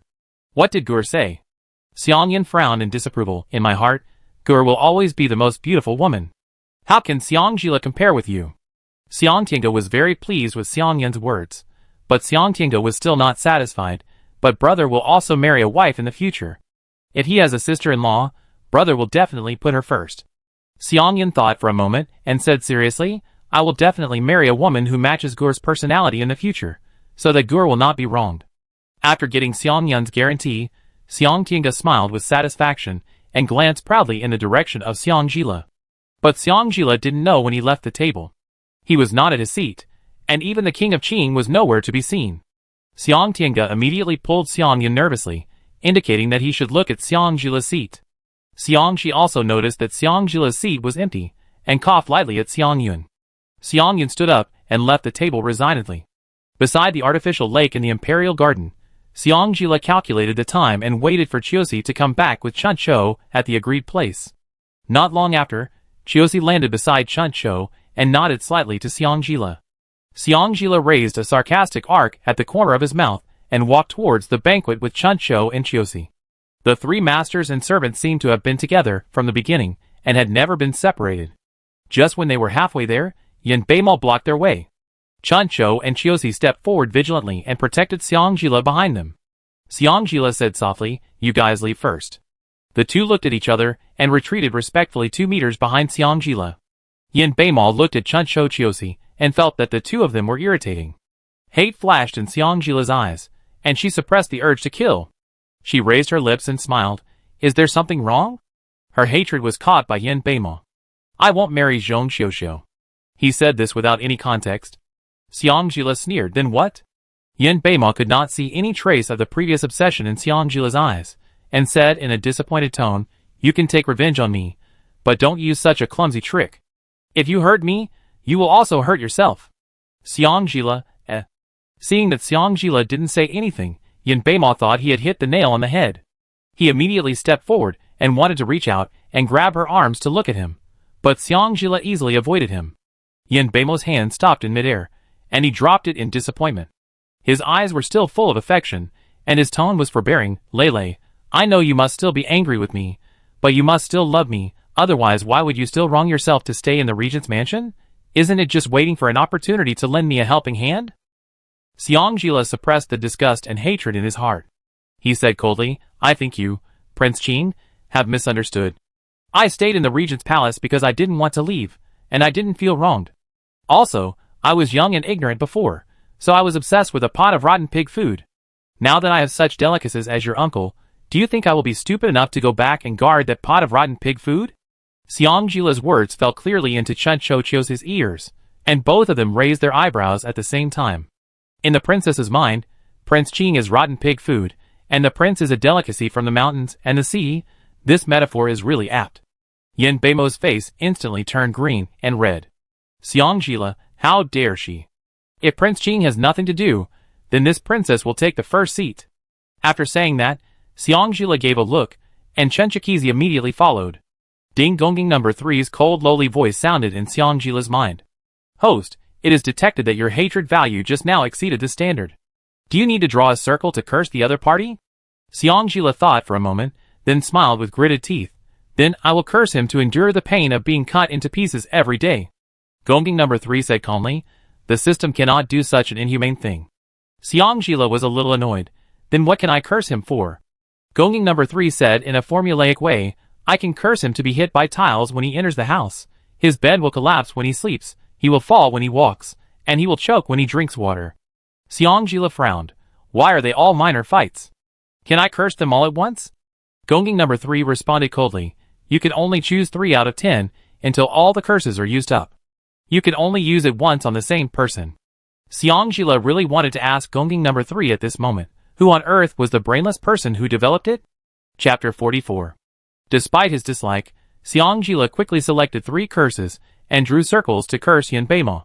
Just as the system prompt sounded, a plop sound came from not far behind him. Yin Beimo fell into the water. Quick! Gurgle gurgle come. My king. My leg cramps. Gurgle gurgle.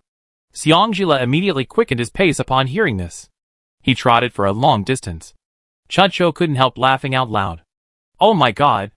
A person who knows martial arts actually fell into the water with a cramp in his leg. How bad must the cramp be? Shiosi whispered, keep a low profile. That's what she said, but her raised mouth corners betrayed her good mood. Chuncho immediately lowered her voice. Isn't the princess also very happy? As she said that, she pointed at Xiangjila. Shiosi followed Chuncho's guidance and looked at Xiangjila, and found that Xiangjila's mouth corners also raised a happy arc, almost laughing out loud. Xiangjila raised his fox eyes slightly, smiled at them, and said cheerfully, go back. She took back what she had just said. Although the person who developed the system was a rip-off, he was still very cute and reliable. Xiangyin lost Xiangjila halfway through his walk, and asked a maid for directions under the pretext of going to the toilet. Under the guidance of the maid, he walked around and around to a remote side hall. Not seeing Xiangjila, he was about to go back in confusion, but was attracted by the conversation in the side hall. He quickly hid behind a bush. Have you taken the medicine? It was a woman's voice, and Xiangyin recognized it. It was the voice of Zhong Xiuxiu, who had lost face in Xiang Mansion not long ago. Under the cover of the shade of the tree, Xiangyin quietly pulled away the leaves at the position of his eyes. As expected, he saw Zhong Xiuxiu talking to a maid who was half a head taller than her. The maid had her back to him, so he couldn't see her face. Zhong Xiuxiu didn't know martial arts, so even if he saw her, she couldn't detect her presence in the night with the cover of the bushes. The maid replied, the girl has been sent down. If she eats a little bit of those snacks and fruit wine, she will definitely fall down after 1 glass. Okay, have you found everyone? Zhong Xiuxiu's voice was filled with a hint of suppressed excitement. The maid nodded, they have been found. According to the young lady's request, I specially asked Lu Gongong to find the ugliest eunuchs, who love to visit brothels the most. They can definitely play all kinds of tricks. Very good, act according to the plan. As soon as she falls, you take the opportunity to bring her here. Zhong Xiuxiu's mouth curled up a smile of success, and even her voice carried a hint of revenge. If this thing succeeds, this young lady will definitely not miss out on your benefits. After hearing Zhong Xiuxiu's words, the maid bowed to Zhong Xiuxiu with a joyful tone. Thank you, young lady. After Zhong Xiuxiu and the other person left, Xiangyin came out from the bushes. A strange and tangled look flashed in his eyes. After Xiangjila sat down again, Xiangtiange saw that Xiangyun had not come back yet, and thought that Xiangyun was most likely left behind by Xiangzila. He couldn't help but complain that Xiangyun was useless. He was about to find a reason to go forward and provoke Xiangjila to get angry with him in public, but he saw Zhong Xiuxiu approaching Xiangjila with a sincere face, holding a wine glass. Xiangjila raised his eyebrows slightly, and glanced at the wine glass in her hand without leaving a trace. Yeah, the same fruit wine. It seems that he came prepared. Zhilu, I apologize for my rudeness to you before. Are you willing to forgive me? Xiangjila sat in his seat, motionless. I didn't take the previous things to heart, so it's not a question of forgiveness or not. Ding. Almost at the same time, The system prompt sounded. The same kind of fruit wine is found. Does the host need to replace it? Xiang Jila communicated with Gong Gung number 3 with his consciousness. What is replacement? Gonging number 3 explained coldly and quickly. To put it simply, your things can be interchanged. Seeing that Xiang Jila didn't take the wine glass, Zhong Xiuxiu got a little anxious. I want to apologize to you sincerely. So, please give me a favor this time, and have a drink with me. After that, we can still be friends. Friends? Xiang Jila was still unmoved. Xiang Yuan, who came back later, saw the scene. Before he could explain anything to Xiang Tinga, he put on a self-indulgent smile on his face, picked up the wine glass, and walked towards Xiang Jila. Xiang Jila looked at Xiang Yuan and raised his eyebrows in surprise. Could it be that he also knew something? Xiang Yuan raised his wine glass to Xiang Jila and spoke to him sincerely. Jila, I was impulsive before. Before entering the palace, my father repeatedly told me, as your brother, to reconcile with you. Now I am sincerely here to apologize. Are you willing to forgive me? Xiang Jila stood up, lowered his eyelids to hide the coldness in his eyes, secretly asked about the replacement method of Gonging number 3, picked up the wine glass, and smiled casually. Since you all said so, if this princess refuses again, it will seem hypocritical. Come, cheers. After drinking this glass of wine, the grudge between us will be written off. No way. Seeing Xiang Jila drink the wine, Zhong Xiuxiu's sincere smile became more genuine. Jila, I really misunderstood you before. I didn't expect you to be so generous. Xiang Jila smiled and looked at Xiang Yuan again. The expectation in Xiang Yuan's eyes was quickly captured by her before she could retract it. The smile on Xiang Jila's face became even brighter. Not long after, the Emperor, Empress, and Queen Mother came. When everyone greeted him, Xiang Jila deliberately knocked over the wine cup. Yin Beiki immediately asked with concern, Auntie Huang, are you feeling unwell? Xiang Jila bowed to Yin Beiki and smiled. I was greedy just now, and drank a glass of fruit wine. Now the after-effects are coming, and I am a little drunk. Yin Beiki glanced at Queen Mother Zhong and Zhong Xiuxiu without leaving a trace. After seeing the two of them exchange glances briefly, he immediately understood that the matter must have been done by the two of them. Thinking for a while, he instructed Zhong Xiuxiu. Xiuer, I heard that you have a good relationship with the Queen Ant. Why don't you take the Queen Ant down to rest for a while, and wait for the Queen Ant to sober up before rejoining the table? Zhong Xiuxiu, who was a little drowsy and secretly proud of herself, was immediately embarrassed by Yin Beiqi's call. Cousin Emperor this? Empress Dowager Zhong glanced at Zhong Xiuxiu and said, Go if the Emperor asks you to. This palace is half of your home. Can you be bullied in your own home? Zhong Xiuxiu understood the look in the Empress Dowager's eyes. The Empress Dowager wanted her to take revenge herself, and she would cover for her if something went wrong. Now, Zhong Xiuxiu was happy. She forced herself to stand up gracefully and walked to Xiang Jila's side, smiling gently at him. Then I accompany you to the side hall to rest for a while. Xiang Jila smiled gratefully. Thank you so much. Xiang Yun saw Xiang Jila leave the table and quietly approached Xiang Tinga. Wait, you will be able to watch the fun soon, and you will definitely be able to vent your anger when the time comes. Xiang Tinga looked at Xiang Yun, with a glimmer of expectation in his eyes. What fun! Xiang Yun pretended to smile mysteriously. You will know in a while. Xiang Shi sat upright, and seeing that Xiang Yun had no intention of finding a way to apologize to Xiang Jila, he could not help but cough twice as a reminder. Xiang Yun and Xiang Tinga exchanged a glance and immediately left the banquet quietly. For some reason, after hearing Zhong Xiuxiu talking to the palace maid just now, he actually had a faint expectation of Xiang Jila's situation, playing all kinds of tricks. He wanted to see. Following his memory, he walked to the side hall next to the bushes just now. There was a faint shout from inside. Thinking of the surprise Xiang Jila brought him today, his body suddenly became hot and boiling. He approached the closed door. Before he had time to take a closer look at what was happening inside, he felt a pain in the back of his head and lost consciousness. Two ugly eunuchs. One of the eunuchs with an obscene face looked at Xiang Yun, who fainted and smiled maliciously. I haven't seen such a fair and handsome young man for a long time. She is definitely more interesting than the woman with rough skin who can only scream. What about the Regent princess? Bah, how bad is the Regent's eyesight to marry that woman? The other eunuch with lustful eyes hesitated. Look at the way this man is dressed. He is most likely a noble in the palace. What if? The obscene eunuch laughed. What are you afraid of? The nobles in the capital are the most concerned about their reputation. If something really happens, they dare not spread it everywhere. What's more, we dare to play with even the Regent's woman. Why are we afraid of this pretty boy? Seeing that his companion's expression was a little relaxed, the obscene eunuch continued, besides, if he is really a noble, he will be gone for such a while. Will someone come to find him? But do you hear anyone looking for him now? Yeah, that's right. The two eunuchs smiled at each other, and dragged Xiang Yun into the room. At the dinner, the music was lingering, and more than a dozen beautiful ladies were dancing. Xiang Tiange hadn't waited for Xiang Yun to come back. Seeing that Xiang Jila and Zhong Xiuxiu's seats were empty, she remembered that Xiang Yun had said before he left that there would be a lively party soon. She was a little impatient. Just then, the maid who had led the way came back in a panic. Your Majesty, I accidentally lost the Regent Princess. Queen Mother Zhong's eyes flashed with a hint of pleasure, which was immediately covered by shock. She stood up quickly. What? You are so bold that you dared to lose the princess. The Queen Mother's voice was loud, and the musician stopped playing immediately. Even the graceful Meiji stopped her movements in embarrassment. Yin Beiki waved away the musician Meiji, and glanced at Chun Shou, who was standing next to Xiang Zila, and was scared by the words of the palace maid. His sword eyebrows were slightly wrinkled, and he said majestically, tell the truth. The maid immediately knelt on her knees, and touched the ground with her forehead.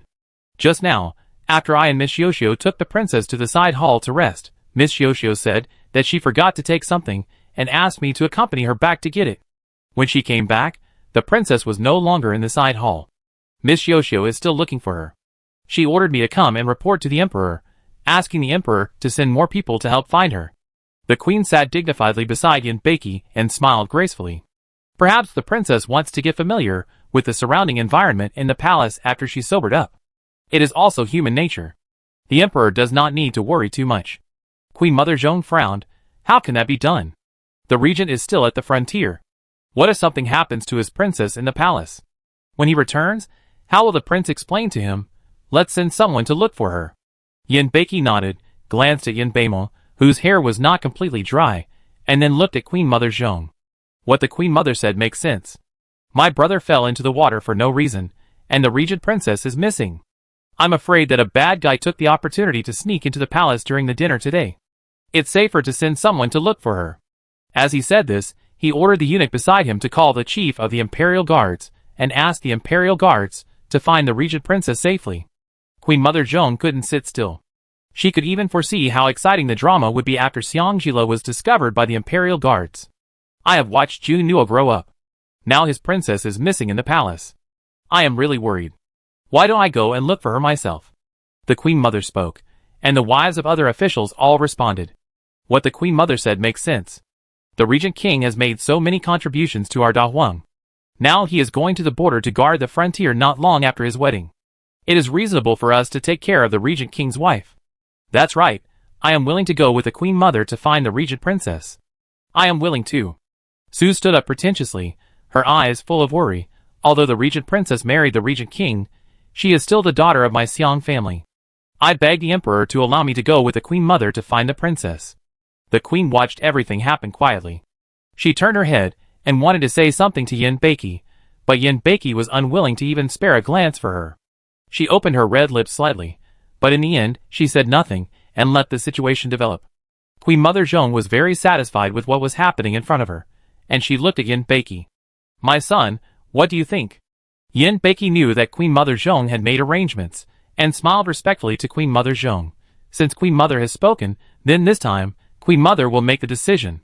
Xiang Tiange suppressed her excitement, and followed the other ladies of the official family, and a group of people left the table in a mighty manner. Queen Mother Zhong also knew Zhong Xiuxiu's plan to some extent, so she quickly took everyone to the remote side hall. The faint screams of a woman, and several sharp and strange laughs could be heard from the hall. Queen Mother Zhong was very excited. Xiang Jila dared to bully her Xiuxiu like this. Don't blame Xiuxiu for being ruthless to her. Regent of Da Huang, wait to become a laughing stock. Forcibly suppressing the smile on the corners of her mouth, she pretended to be puzzled and asked the people behind her, is there any strange sound? Su screamed, it seems to be my Jila. Open the door quickly. Several officials' wives immediately realized that Su's attitude was wrong. If she really cared about her child, wouldn't the first thing she would do when something like this happened be to try to delay the time or take other people away? Why did the lady of the Xiang mansion seem to want the whole world to know that it was her daughter inside? And the Queen Mother's attitude was also strange.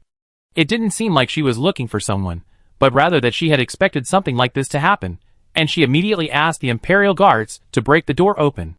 Just when everyone rushed forward to watch the fun, the wives of the officials, who noticed something was wrong, left the room without a trace.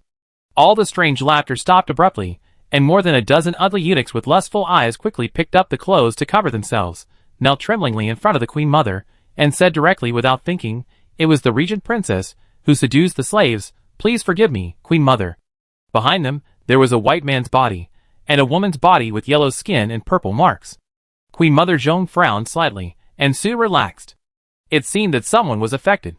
However, as long as Xiang, that woman, could be ruined, what did she care about the lives of others? She pretended to be furious and scolded the dozen eunuchs in front of her. "You dare to touch even the Regent Princess? Are you tired of living?" After the female relatives left, only male officials and the Emperor and Empress were left at the table. Chuncho stood motionless next to Xiang's seat. The whole place was so quiet that even a minister's fart could be heard. After an unknown amount of time, a crisp female voice sounded, making everyone feel a chill on their backs. "Huh? Chiosi, have we been walking around for a long time? Why did the banquet end?" Yin Beiqi's eyelids twitched, and an ominous premonition instantly spread to his limbs. Yin Beimao looked at Xiang with deep eyes. She was holding a lantern with orchids painted on it, and a piece of dessert in her hand. Chiosi was holding a small bowl of osmanthus chestnut soup, and a small plate of osmanthus cake on a tray behind her. Chuncho looked at Chiosi, and hurriedly stepped forward to take the tray from Chiosi, saying gratefully, "The Queen Mother was worried about our princess, so she personally took the ladies to find the princess." "Really?" Xiang slowly stuffed all the snacks into her mouth and smiled. "Thank you for your concern, Queen Mother. I am so old, how could I get lost? I just woke up from the wine, and was a little hungry, so I ran to the imperial kitchen to find some snacks to fill my stomach." Then, as if she had just remembered Yin Beiqi's existence, she turned around and bowed to Yin Beiqi, smiling, "I hope the Emperor will forgive Zila's rudeness. In addition, please send someone to invite the Queen Mother and others back, otherwise it would be bad if others missed the excitement of the palace banquet because of Zila's matter." Yin Beiqi's hands were clenched so tightly under his dragon robe that veins popped out. He gritted his teeth and smiled politely, "As long as the aunt is happy." As soon as he finished speaking, a eunuch stumbled back, shaking his hands and reporting in a crying voice, "Your Majesty, something happened." The Queen Mother fainted. Yin Beiqi stood up immediately after hearing this, and shouted angrily with a dark face, "What?" The eunuch who was reporting was frightened by this shout, and immediately stuttered. Reply. "Get ready." Yin Beiqi stood up without saying a word. Before leaving, she gave Xiang a meaningful look. "Princess, what should we do now?" Chuncho looked at Xiang worriedly, fearing that she would get into trouble. Xiang ate 2 snacks slowly, and wiped her hands. Follow them. How could she miss such a wonderful thing? In the side hall, the wives of other officials were afraid of getting into trouble, so they found excuses to take their children, who followed them, and returned to the banquet, leaving only Su and Xiang Tinga. The dozen or so ugly eunuchs had been completely subdued by the imperial guards. Xiang Yun was pale and wearing an outer robe, while Zhong Xiuxiu was beside him, crying heartbreakingly with a hoarse voice. The Queen Mother slowly woke up under the acupuncture of the imperial physician. Seeing that there was not a single piece of good flesh on Zhong Xiuxiu's body, she almost fainted again. Her eyes were red, and she asked Zhong Xiuxiu, trembling all over, "Who did it?" Zhong Xiuxiu didn't even think about it, her face full of hatred. It was Xiang, it must be her. She couldn't understand why Xiang drank the fruit wine with drugs, but she fell down. Knowing that Xiang was good at martial arts, she asked the maid to double the dosage to ensure that everything was safe. Who knew? Xiang Yun also spoke hoarsely, "I can testify that I was also led here by Xiang. If he hadn't known that Zhong Xiuxiu was plotting against Xiang, he wouldn't have come over at all." "Xiang, you bitch, why didn't you just let the eunuch succeed?" If it was Xiang who was molested inside, she would definitely try her best to get him out, instead of turning into this. Thinking of this, he clenched his fists. "Very good, Xiang. I see how long you can be glorious. When Yin Junyu gets tired of you, you can wait to be tortured by me. Don't think of using the blood of the twins to beg me for mercy." "The Emperor has arrived." The eunuch's announcement made the eyes of several people with different thoughts brighten instantly. Zhong Xiuxiu didn't care whether the clothes could cover her body, and immediately flew to Yin Beiqi's legs, pulling the hem of Yin Beiqi, and cried weakly with a hoarse voice, "Cousin Emperor, please help Xiu'er." It's Xiangjila's fault that Xior has become like this. When Empress Dowager Zhong saw Yin Beiki, she didn't care about the majesty of the Empress Dowager, and immediately asked in a hoarse voice, "My son, Xiangjila, that bitch, is not worthy of being the regent's consort. I order you to immediately issue an order for the regent to divorce her." Xiang Yin knelt behind Zhong Xiuxiu, straightened his back, and his eyes were also red. "Your Majesty, I am so humiliated now that I have no face to stay in this world. I beg your Majesty to grant me death." Hearing Xiang Yun's request for death, Su Shi didn't care whether what he said was true or not, and immediately knelt beside Xiang Yun and cried to comfort him. "Yuner, you are an unfilial son. If you die, what will happen to your father and mother? Besides, this is not your fault. If you want to blame someone, blame it on your brother-sister relationship.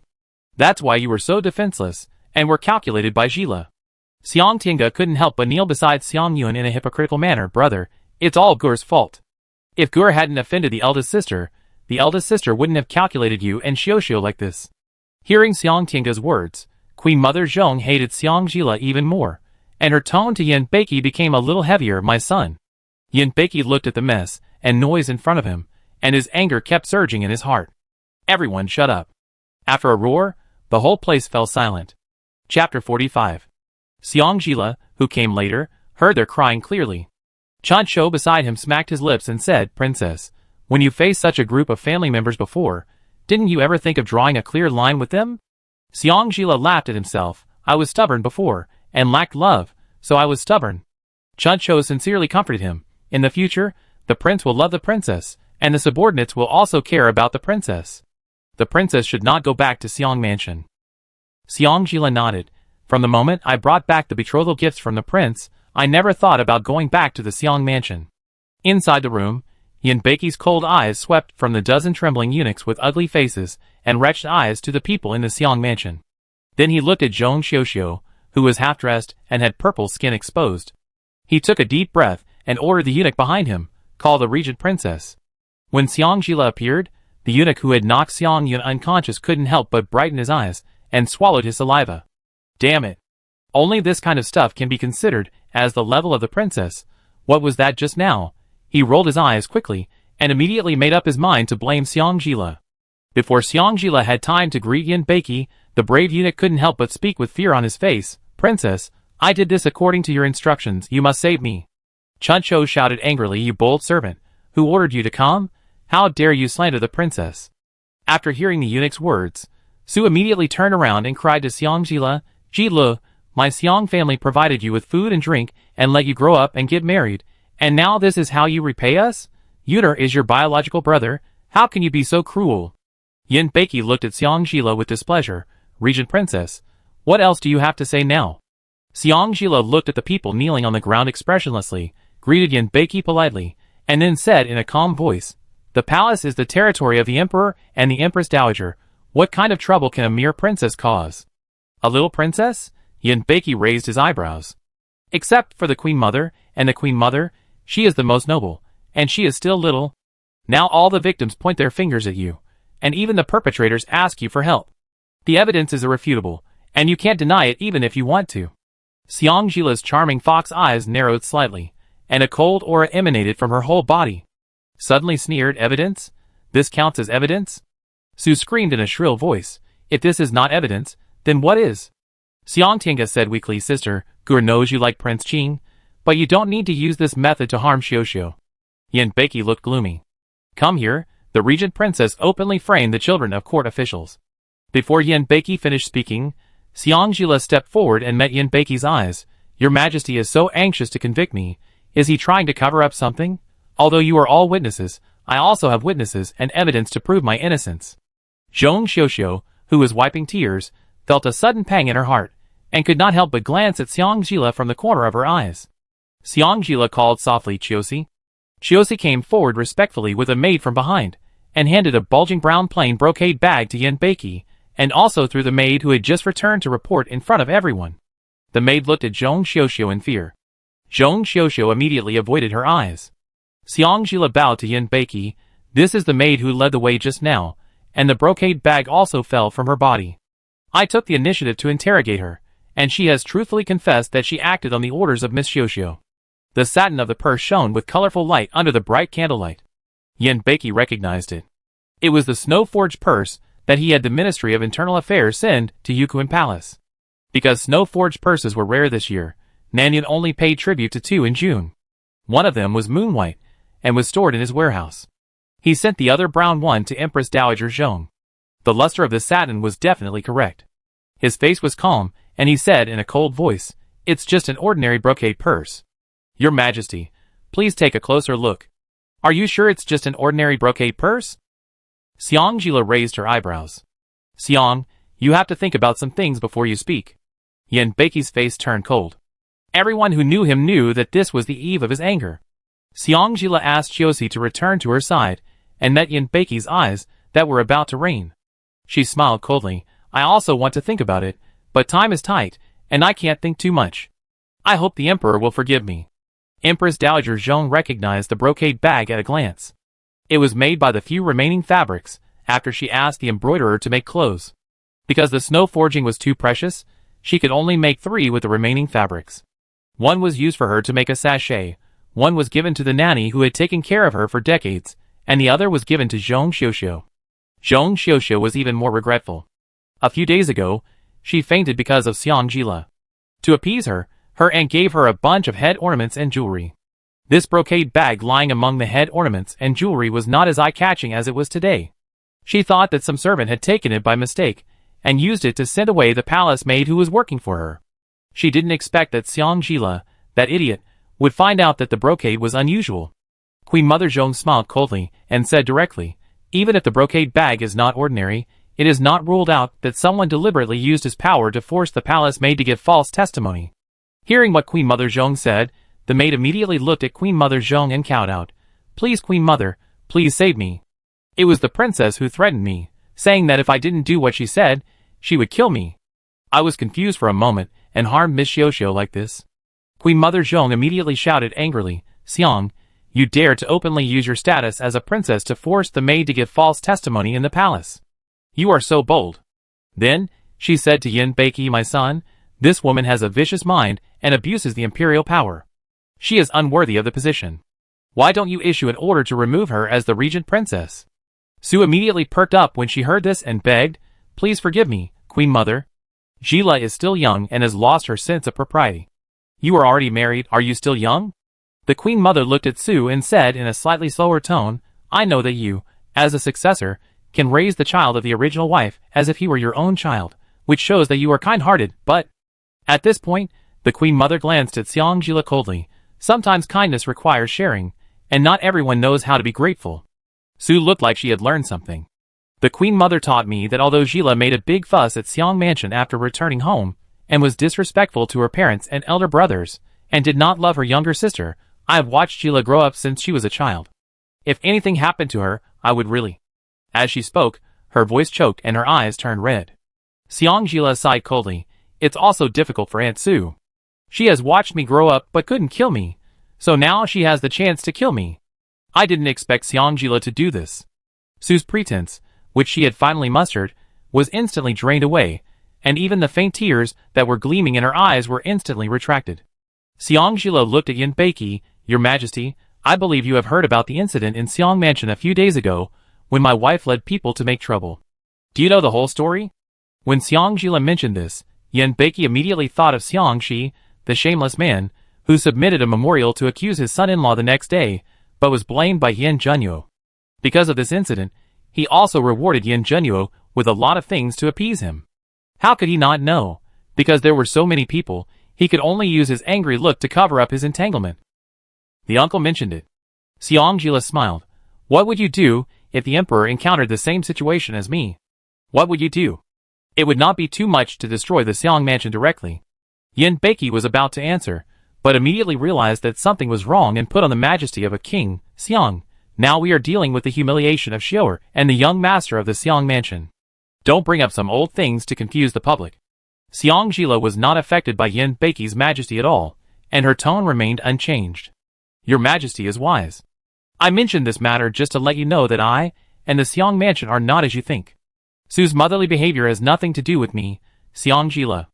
In fact, as long as you are willing to ask, you can know clearly what kind of life I lived in the Xang mansion.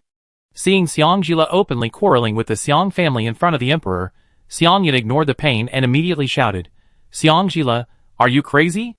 If even the emperor knew that the Xiang family had quarreled with her, then the value of the Xiang family to the emperor would be almost gone. If he is not valued by the emperor, and the support of the Regent Palace is gone, what will he do when he gets married in the future? And what will Gerd do when she gets married in the future? He did everything he could to get her to marry into the palace just to make her continue to work hard for her family. Now she can just quit. How dare she? Xiangjila looked at Xiang Yun, with a hint of sarcasm in his eyes. Is this crazy? You probably haven't seen me do the craziest thing yet. For example, in the last life, I destroyed the Xiang mansion. Then, she looked at Yin Beiki again, so, I have every reason to refute the accusations made by the Xiang mansion, because they are seeking revenge for personal gain. Xiangjila, you are slandering me. Because of his excitement, Xiang Yin also coughed violently. Slandering me?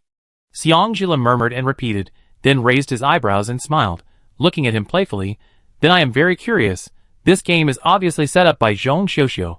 Why are you here too? Xiang Yin was speechless for a moment. Xiangjila said to Yin Beiki with an expression of I knew it would be like this. Your Majesty, let's not talk about why the palace maid suddenly changed her words. She also had a brocade bag made of snow on her body. Don't you realize that these eunuchs are quite courageous? If they were not backed by someone with a big background, how dare they blackmail me?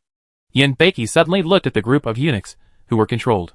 One of them was still staring at Xiangjila with lustful eyes, and he hadn't had time to retract his gaze. I think that the emperor should also rectify the atmosphere in the palace. Otherwise, if Miss Zhong and Mr. Xiang are humiliated today, it is unknown which concubine of the emperor will be humiliated tomorrow. Seeing Yin Beiki looking at the dozen eunuchs with deep eyes, Empress Dowager Zhong immediately said sternly, Xiangjila, you have been talking nonsense all the time, just wanting to delay the time to hold the title of Regent Princess for a little longer. At this point, she emphasized her tone again, my son, why don't you issue an order? Xiangjila looked at Yin Beiki in a neither humble nor arrogant manner.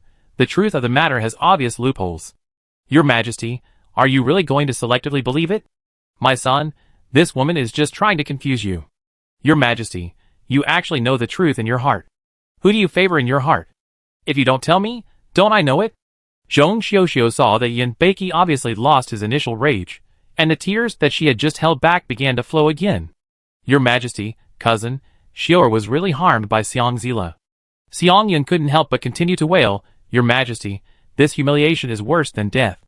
I hope Your Majesty will help me. For a moment, the side hall became lively again. Just when Yin Beiki was about to be furious, a voice of Regent came, which cooled his anger. Why is Yin Junyu back? Empress Dowager Zhong spoke too quickly, and even her voice changed. Xiangjila was also surprised. Didn't they say that it would take at least 1 or 2 months? At this speed, it is obvious that he just rushed back after getting familiar with the frontier.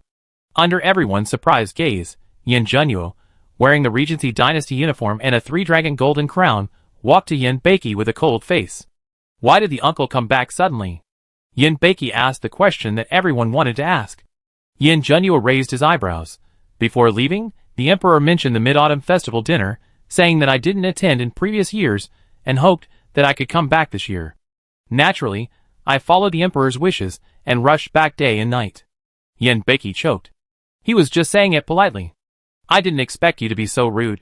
Xiangjila saw Yin Junyu, and stepped forward respectfully, just about to bow.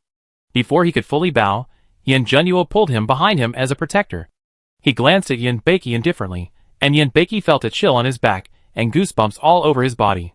He explained in a gentle tone, Uncle, the matter is... Your Majesty, there is no need to say more. I am not blind. Yin Junyu glanced at everyone present, and everyone who touched his eyes instinctively straightened their spines. The eunuch who was looking at Xiangjila with lustful eyes just now didn't have time to react to what was happening. He suddenly felt a flash of cold light in front of his eyes, and a sharp pain in his eyes. He immediately convulsed and fell to the ground, covering his bleeding eye sockets and wailing. His 2 eyeballs were lying limp on the ground. Yin Junyu said coldly, Can you look at my princess with such dirty eyes? All the others turned pale instantly, and Xiangtinga screamed and fainted without any image. Yin Junyu looked at Yin Beiki, his expression slightly relieved. Now please continue what you just said, Your Majesty, I will listen to you. Before Yin Beiki could say anything, Yin Junyu added, I am not a good for nothing. If I know who dares to lie, the eyeballs will be the only outcome. Yin Beiki immediately understood that Yin Junyu's request to continue was just a gesture, so he shut up immediately. Now that he was still immature, Yin Junyu's aura was too strong, so he could only endure the humiliation.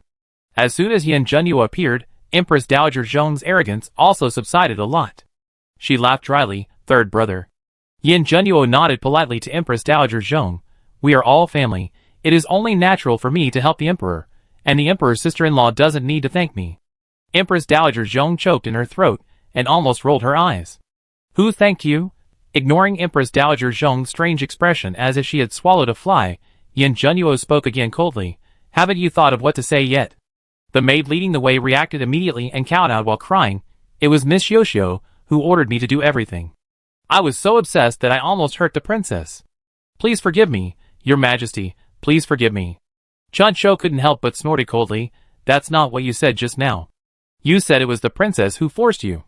The maid quickly denied. It wasn't the princess who forced me to do this. It was the Queen Mother who forced me to do this.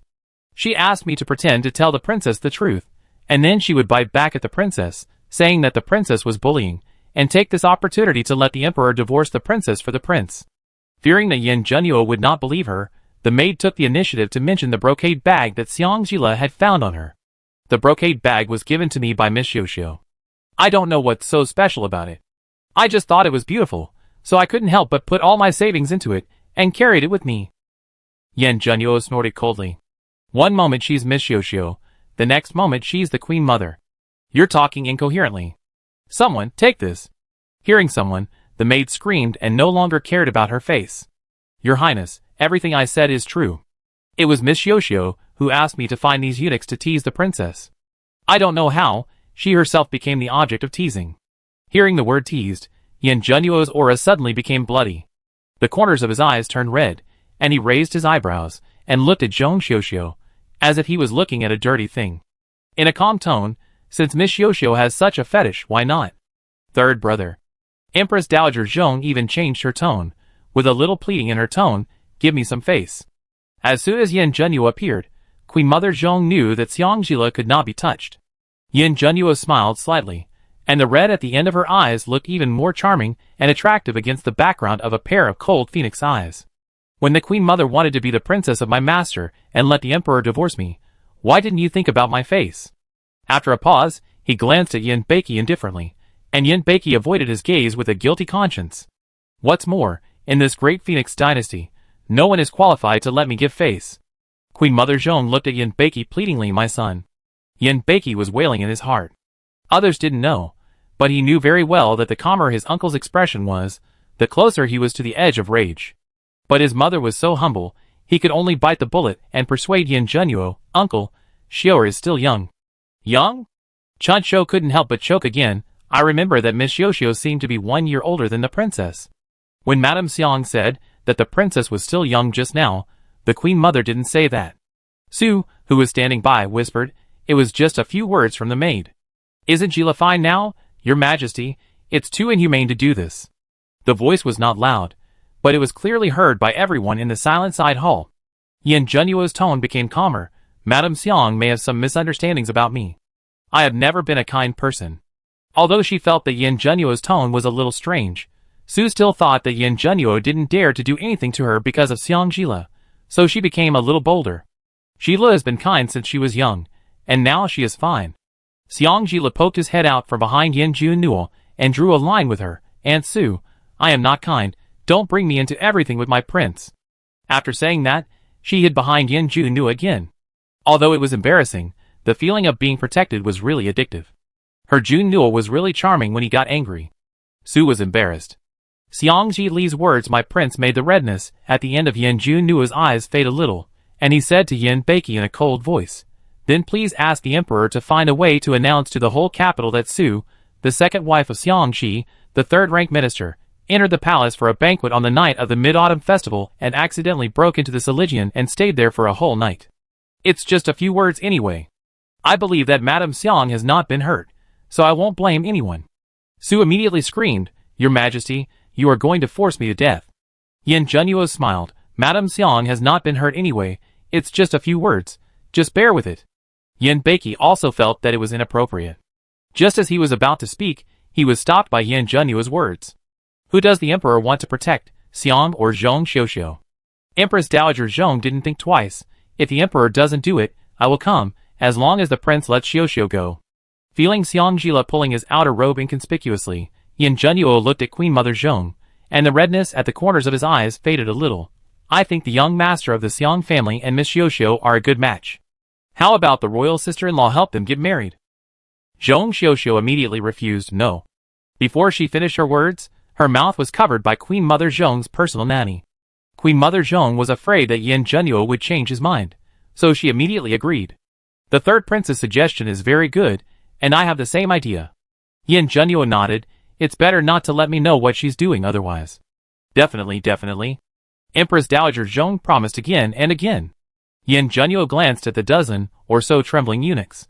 The one whose eyeballs were dug out fainted from the pain at some point. He looked at Yin Beiki. This bunch of filthy things, your majesty. Yin Beiki immediately expressed his opinion. Beat them all to death with sticks and bury them in a mass grave. Seeing that Yin Junyu was not particularly satisfied, he glanced at Xiang Jila behind him and immediately added, Uncle, you've been traveling a long way. Now that you're back, why don't you rest for a while before returning to the frontier?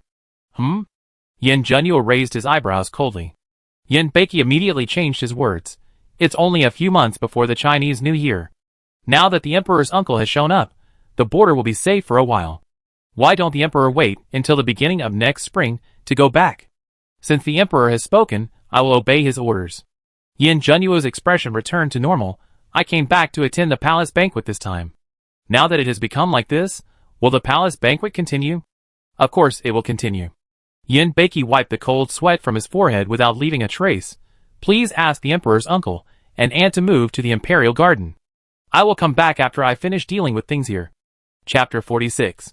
Yin Junyu nodded, dragged Xiang Jila towards the banquet, and Chun Cho Chiosi hurriedly followed.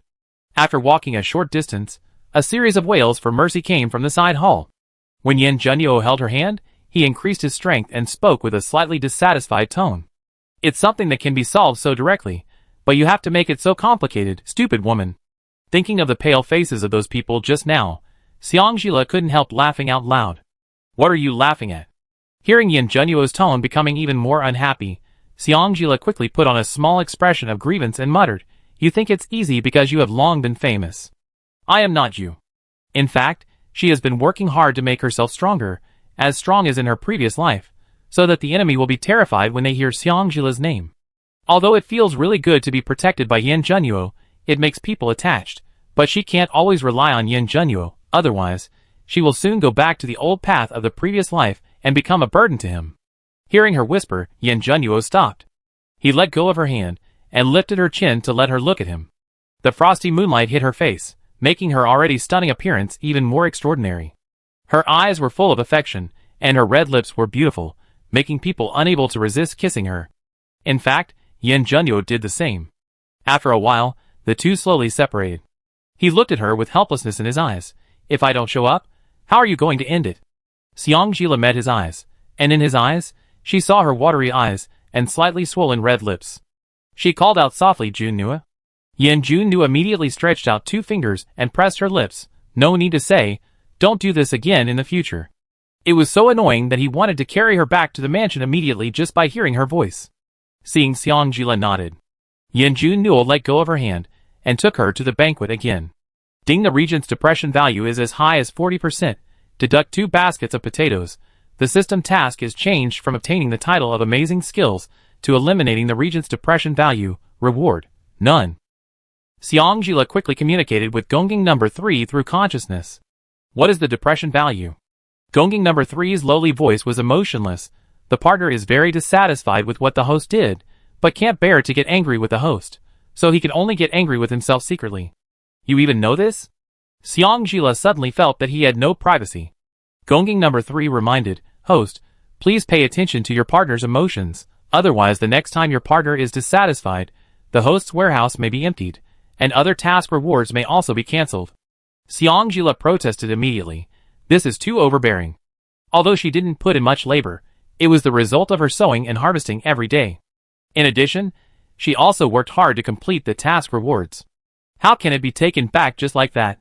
Gongging number 3 seemed not to hear Xiangjila's protest and repeated it emotionlessly. Host, please pay attention to your partner's emotions, otherwise the next time your partner is dissatisfied, the host's warehouse may be emptied, and other task rewards may also be cancelled. Xiangjila was no longer able to argue with the emotionless system. If it wasn't for the wrong time, she couldn't help but wonder if this system was created by Yin Junyu himself. She took advantage of the moonlight to secretly glance at Yin Junyu. It seemed as if he always had such a cold face. Is he very dissatisfied? It's not like she can't handle it. What is he dissatisfied with? Is it really like he said, that he made things complicated, so he was dissatisfied? Xiangjila kept thinking about how to eliminate Yin Junyu's depression value, and he didn't even remember when he returned to the banquet and sat down. The court officials who were still whispering and a little restless, when they saw Yin Junyu appear, they all froze in various shapes as if they were acupunctured. The palace servants immediately and skillfully moved the seat of Queen Mother Zhong to the side and arranged a seat for Yin Junyu. Yin Junyu lifted his robe and sat domineeringly in the new seat, raised his sword eyebrows, and glanced at the people who were looking at him. What's the matter? What's the matter with the back of the neck being instantly chilled when the regent looked at it? Everyone came back to their senses and saluted quickly. Meet the prince. Yin Junyu nodded slightly, with his arms folded across his chest and eyes closed, as if everyone owed him hundreds of thousands of taels. Not long after, Yin Beiki returned with the queen, surrounded by palace servants. After all the officials greeted each other again, he waved his hand. My lords, continue. The sound of stringed instruments rang out again. Everyone present was very considerate, and did not ask where Queen Mother Zhong and the others in Xiang Mansion had gone. Except Xiangxi. After seeing Yin Junyu and Xiangjila returning to the banquet together, he had a vague ominous premonition in his heart. Just as he was about to send someone to ask, he saw Sushir coming back with a pale face. Seeing that there was no one behind Sushir, he hurriedly asked anxiously, Where are Yuner and Gur? Sushir's eyes were red, and she complained, Master, we were badly harmed by Xiangjila, that bitch this time. What? Xiangxi's angry cry was drowned out by the sound of stringed instruments. Yin Junyu raised his eyelids, glanced lightly in the direction of Xiangxi, and closed them again.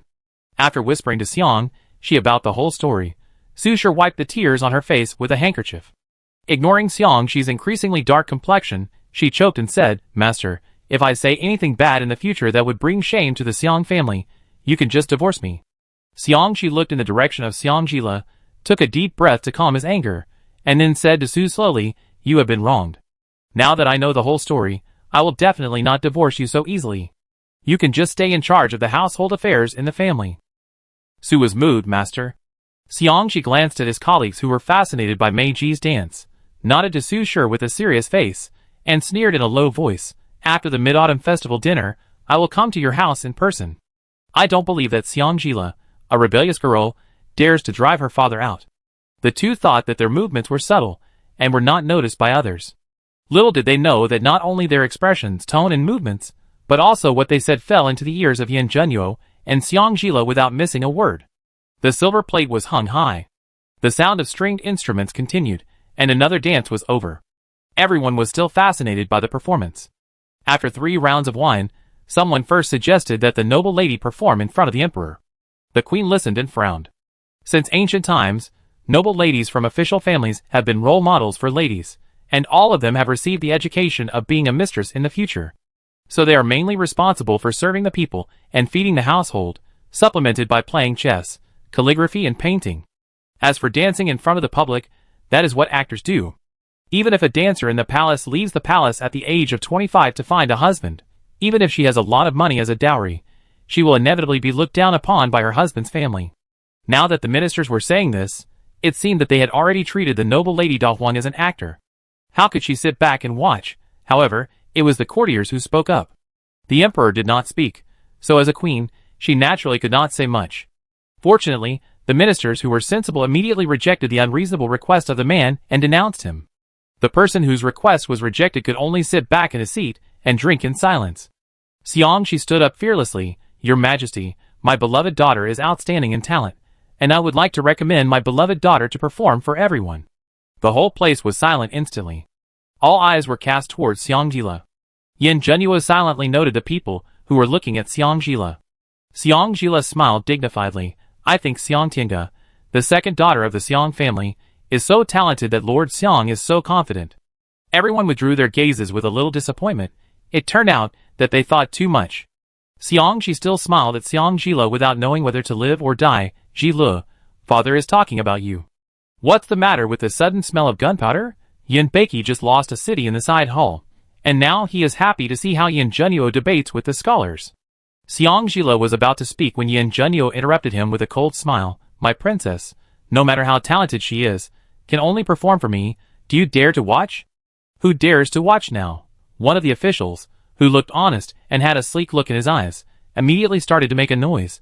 Since the princess said that Mr. Xiang's second daughter is talented, why don't we ask the second girl of the Xiang family to come and perform for us? Yin Junyu nodded seriously and looked at Yin Beiki. I think Mr. Jia's suggestion is very good. What do you think, Your Majesty? Instead of watching the excitement, the ball was kicked back to him. Yin Beiki's back teeth were about to break. Su's face turned pale again before she recovered. Xiang Shi's face was even more pale. He stepped out of the line with trembling lips to apologize to Yin Beiki. Your Majesty is kind. Please forgive me for not obeying your order. If Tiange really performed in front of these officials, it would be equivalent to cutting off her future as the mistress of a noble family. As a father, how could he watch his daughter fall into poverty? The smooth official just now spoke again. Why didn't I see you so nervous when I recommended myself to the princess? Isn't Lord Xiang too biased? Jia Daoheng, shut up. Xiang Shi gave the official he called Jia Daoheng a warning look. I agree with Lord Jia's statement. He is too biased. Yin Junyu raised his eyes slightly, and the corners of his eyes slowly began to turn red. Your Majesty is wise. I believe I treat all my children equally. Xiang Shi said as it should be. Xiang Jila has a place to live, food and clothes in the mansion, but maybe she grew up in the wrong way, and her clothes, food and housing are also different.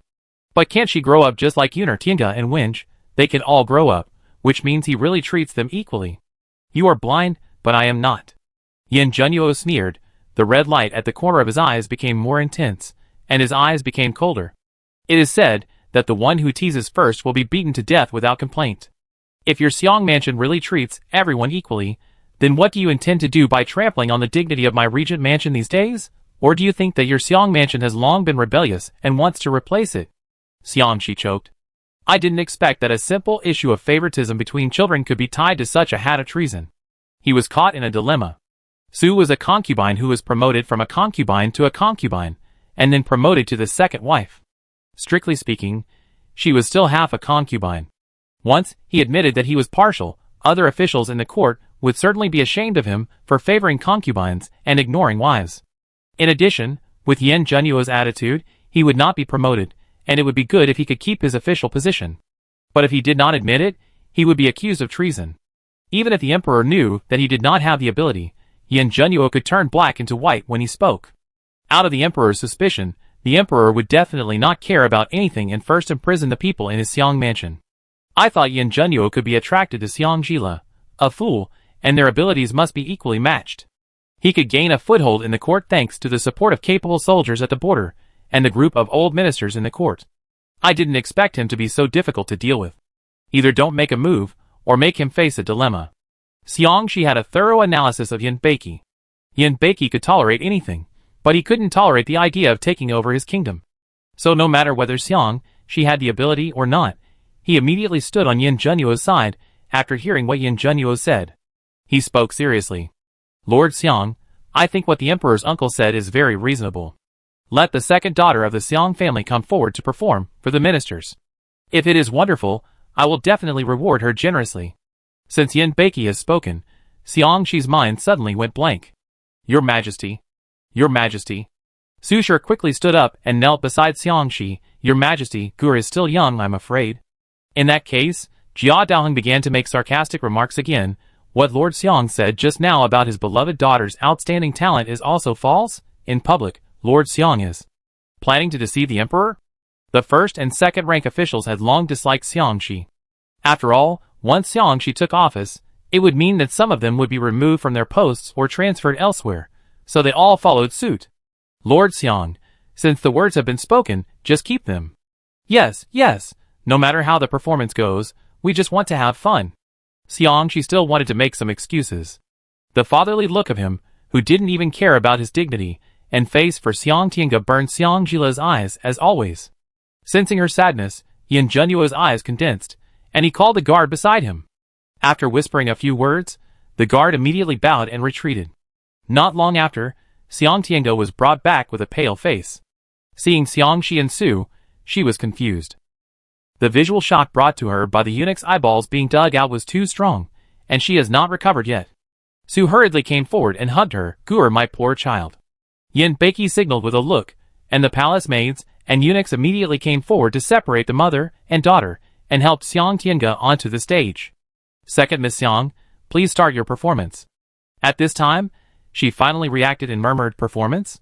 "Yes, Lord Xiang said that you are talented and recommended yourself." The eunuch explained in a good-tempered manner. Xiangtiange met the guilty eyes of Su and Xiangxi. What else did she not understand? They must want to trick Xiangjila again, but Xiangjila was fine, and they tricked her again. She looked in the direction of Xiangjila, and Xiangjila raised his eyebrows at her with a smile. Xiangtiange gritted his teeth. "How dare you look down on her?" She didn't care about her future and smiled gently with a pale face. "I am not talented, not even half as talented as my elder sister, so I will play a song for you." After saying that, she asked the maid to bring her a zither. She held her breath for a moment, and then began to play skillfully.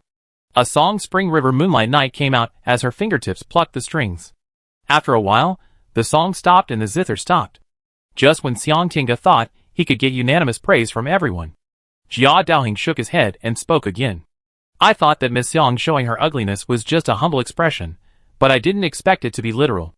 Xiangtiange couldn't hold back the decent smile on his face. "What do you mean, sir?"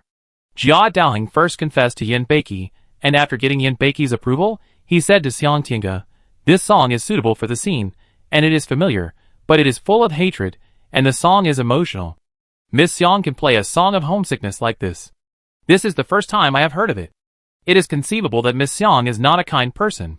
Xiangtiange was immediately furious when his thoughts were spoken of. "Who allowed you to talk nonsense like that?" Jia Daohing smiled and said, "I am not talented, but I only know some music.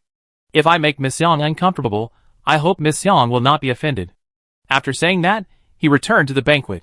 After Jia Daohing said that, those small officials, who had a little bit of luck in the Xiang mansion, also instantly extinguished this little thought. Seeing Su's worried eyes, Xiangtiange glanced at Xiangjila, who had nothing to do with it, and the hatred in his heart surged even more, and he gritted his teeth and returned to the banquet. A banquet came to an end because of Xiangtiange's performance. In the carriage back to the regent's palace, Xiangjila looked at Yin Junyu, who was resting with his eyes closed. He really couldn't understand why he was so persistent in participating in this mid-autumn festival dinner. Also, it is said that a short separation is better than a new marriage. Why is he so cold to her? Except for a short time away from the side hall, holding hands, etc., he didn't seem to do anything to express his longing for her. Could it be that after she confessed to him, he had completely lost interest in her? As soon as this thought came out, Xiangjila's body froze, as if struck by lightning. Yin Junyu noticed that Xiangjila's breath was not right, stretched out his arms, and took her into his arms, but his eyes were still closed.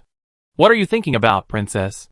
After returning to the familiar and warm embrace, Xiangjila's heart slowly relaxed a little, and she muttered softly, "I thought that the prince didn't attend the night banquet before. Why did he suddenly care so much about the night banquet? Did he take a fancy to a little girl and leave me, the princess who was thinking about you, aside?" Hearing her sour tone and sour words, Yin Junyu chuckled in her ear, and the hot breath made her ears red. The news from the border said that Yin Beiki intends to win over the Haina tribe in the northern border.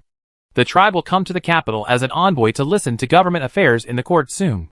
Yin Beiki wants to transfer me away from the capital, and take the opportunity to move my people. For this mid-autumn festival banquet, I am mainly looking at how many people who attend the banquet have already defected. Xiangjila tilted his head to the side and asked softly, "Your Majesty said so much, aren't you trying to piss me off? Angry?" Yin Junyu's breath was choked, and he slowly spoke after a while, "Don't you remember what I said to you?" Xiangjila sighed slightly, her voice soft and sticky, with a little grievance. "The prince said too many things to me, and I only remember one sentence. If you run away again, catch me and break my legs." "Silly girl, I was just thinking. Is there anything I haven't done enough to make you feel that you don't have the confidence to be with me?" Yin Junyu raised her chin. When he saw his reflection in her fox eyes, he couldn't help but cover her lips, lingering on her lips for a long time with pity, and then said softly, "Remember what I said, if someone dares to disrespect you in the future, just make trouble, I will support you if the sky falls." Junyu. Feeling that he was about to leave, Xiangjila immediately put his arm around his neck and pressed down, clumsily wanting more. Her initiative made Yin Junyu's eyes full of incredible ecstasy. Recalling her confession before leaving, he immediately took the initiative and deepened the kiss, feeling that every cell in his body was responding to her eagerly. The temperature in the carriage gradually rose. Just as the two were slowly getting into the mood, the carriage stopped and the guards' respectful voices came from outside the carriage. "Your Majesty, Princess, we have arrived at the mansion. Lord Chushan seems to have something urgent to ask you." Yin Junyu paused. Xiangjila was startled and quickly tightened his clothes and backed away from Yin Junyu with a red face. At the same time, the Regent's depression value is as high as 60%. Deduct 2 baskets of sweet potatoes and 3 bundles of wheat. Chapter 47. Yin Junyu's face was dark as he jumped off the carriage holding Xiangjila. Chushan met Yin Junyu's ugly face and suddenly felt that he seemed to have done something stupid again. "Your Highness." Xiangjila gently pushed him and signaled him to put her down. Yin Junyu seemed not to notice her little action and directly said to Chushan, "What's the matter?" His eyes were obviously threatening. Chushan looked at Xiangjila, who was held in Yin Junyu's arms, and felt inexplicably annoying. This woman, who wants to seduce the prince every day, must have some ulterior motive.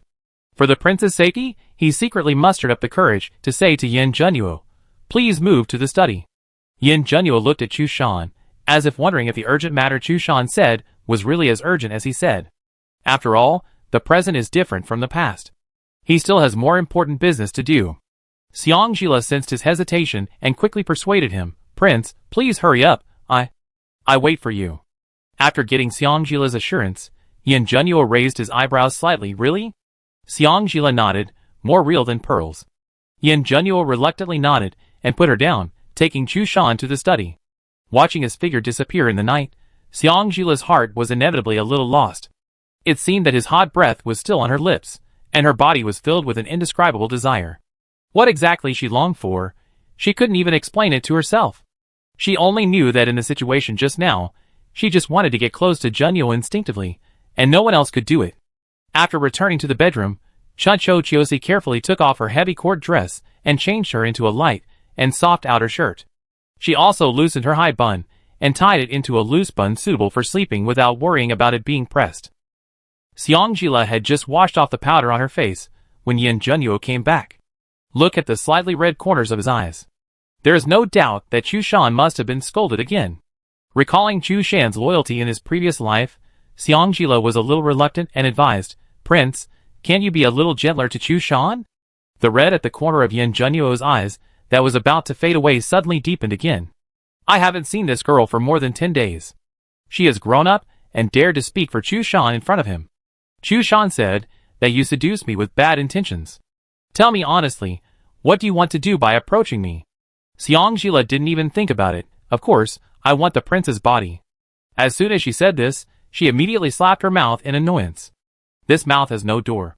You can't say anything you want directly. Bastard Chushan, how dare you sow discord?"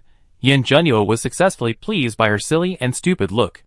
The red at the end of his eyes faded instantly, and his tone became a little warmer. "Then tell me, what is it about me that makes you most greedy?" The Regent's anger value is dropped to 40, and the host will be given 2 baskets of sweet potatoes and 3 bundles of wheat. It turned out that Yin Junyu liked her to praise him. Xiangjila instantly opened the door to a new world. All the good words and compliments came out as if they were free. Yin Junyu's eyelids twitched when he heard it, but the system no longer had any prompts. In the end, Xiangjila gave up.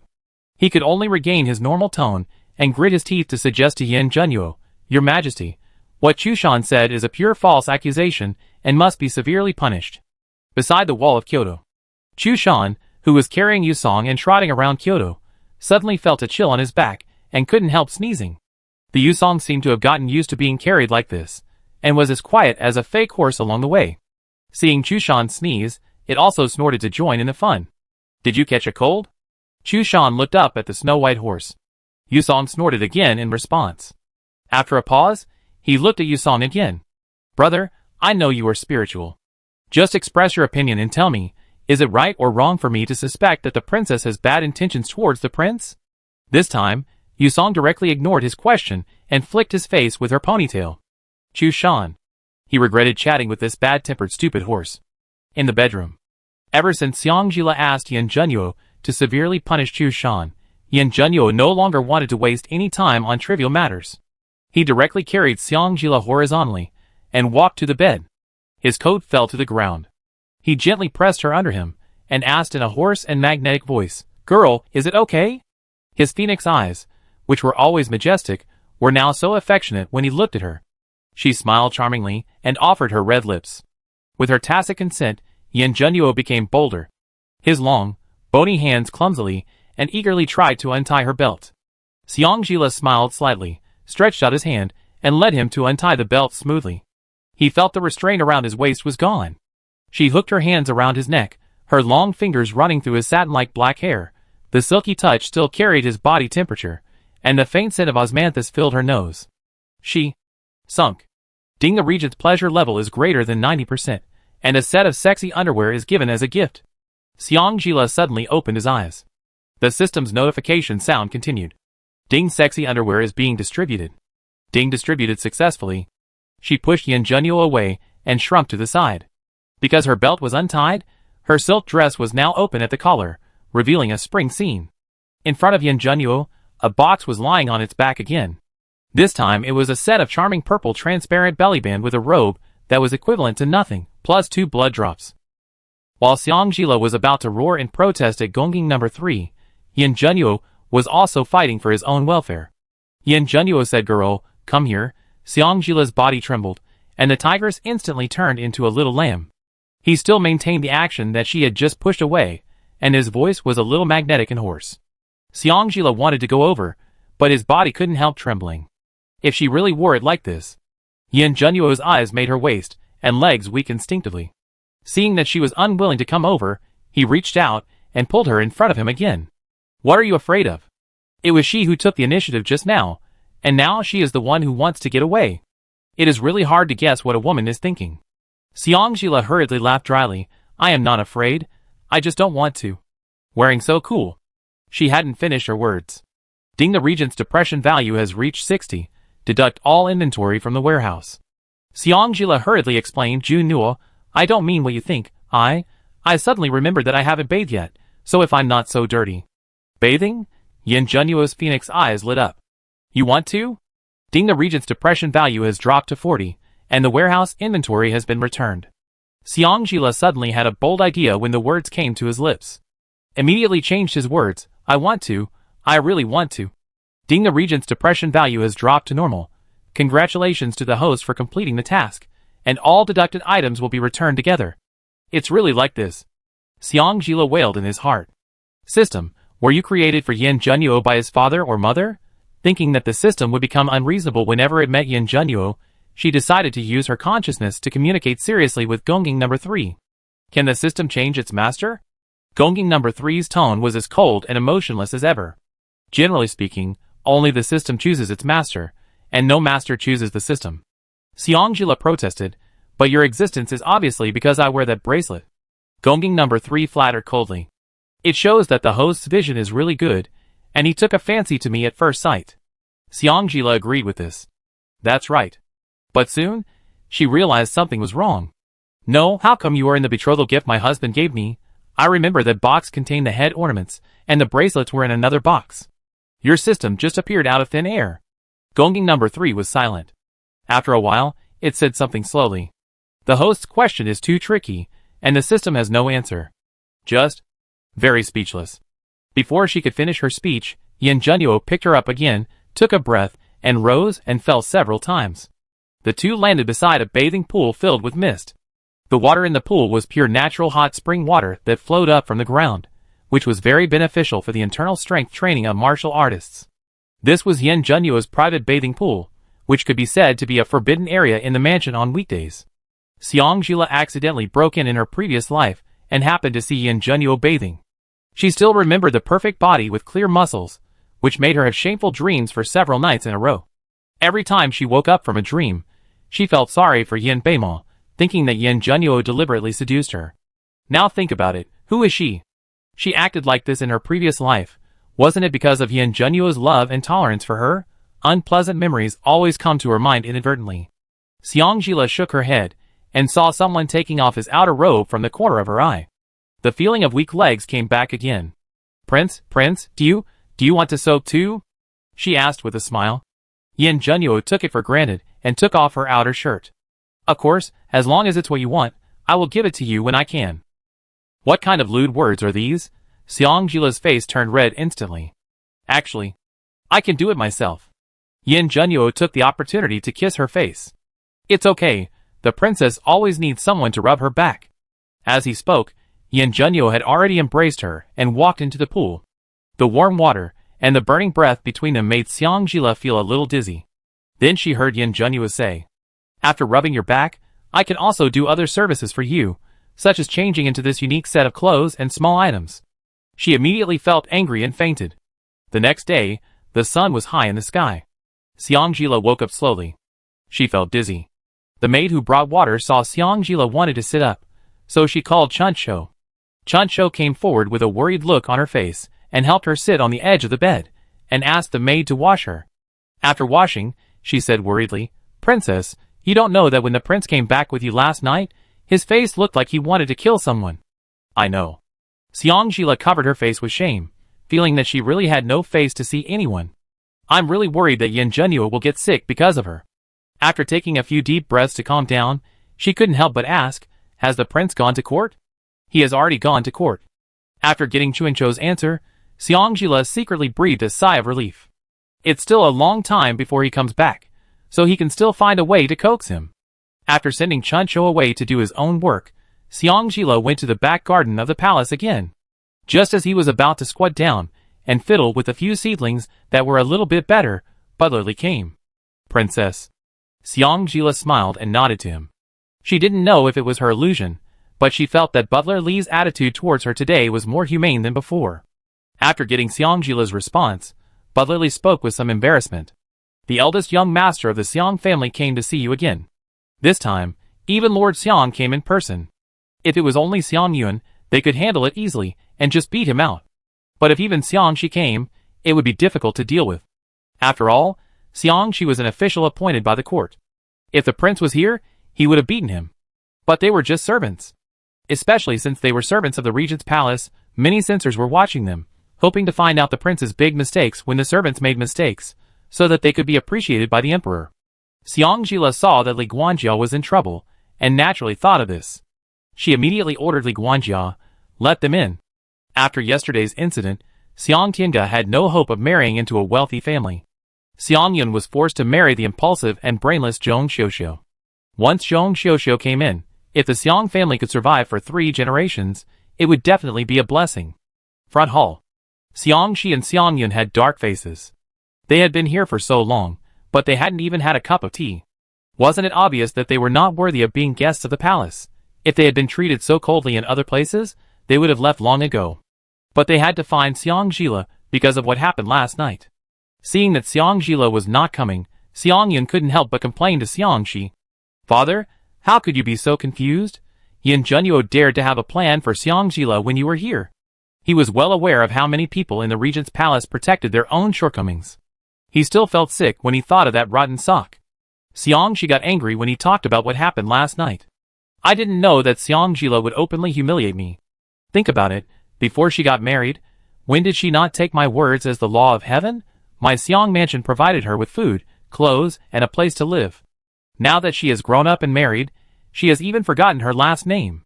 If she doesn't help her family, she is an ungrateful beast. Xiang Yun couldn't help but nodded and said, My son thinks so too. In the past, Xiang Jila valued me the most as her brother. Now that she is married, she actually let someone beat her brother. Is this what a human being does? If Mr. Xiang didn't say that he beat his brother, I would have thought he was beating a beast. Xiang Jila's voice sounded at the door slowly. Since you two have such a big opinion of me, why do you have to wrong yourselves so much? Chapter 48. Hearing Xiang Jila's voice, the father and son froze, and when they heard the word beast, their faces suddenly turned purple. However, thinking that this was the regent's palace, The anger on their faces instantly turned into rare politeness. Gila. Xiang Gila was dressed in casual clothes, and her hair was loosely tied up with a jade hairpin. After sitting down, she looked at the father and son expressionlessly. What are the reasons for the visit of Lord Xiang and Master Xiang? Xiangyan glanced at Xiangxi, and Xiangxi's eyes quickly rose with anger, but he quickly suppressed it and said in a gentle voice, "The matter between your brother and your sister." Brother? Xiangjila wanted to laugh. She took the warm tea from Chiosi, blew the foam on it carelessly, took a sip and spoke slowly. Master Xiang, you are joking. Didn't Master Xiang tell you?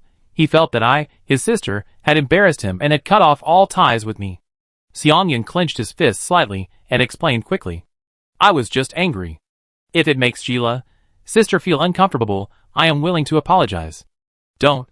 Xiangjila interrupted quickly. Master Xiang called me sister. If I agreed, I would lose half my life.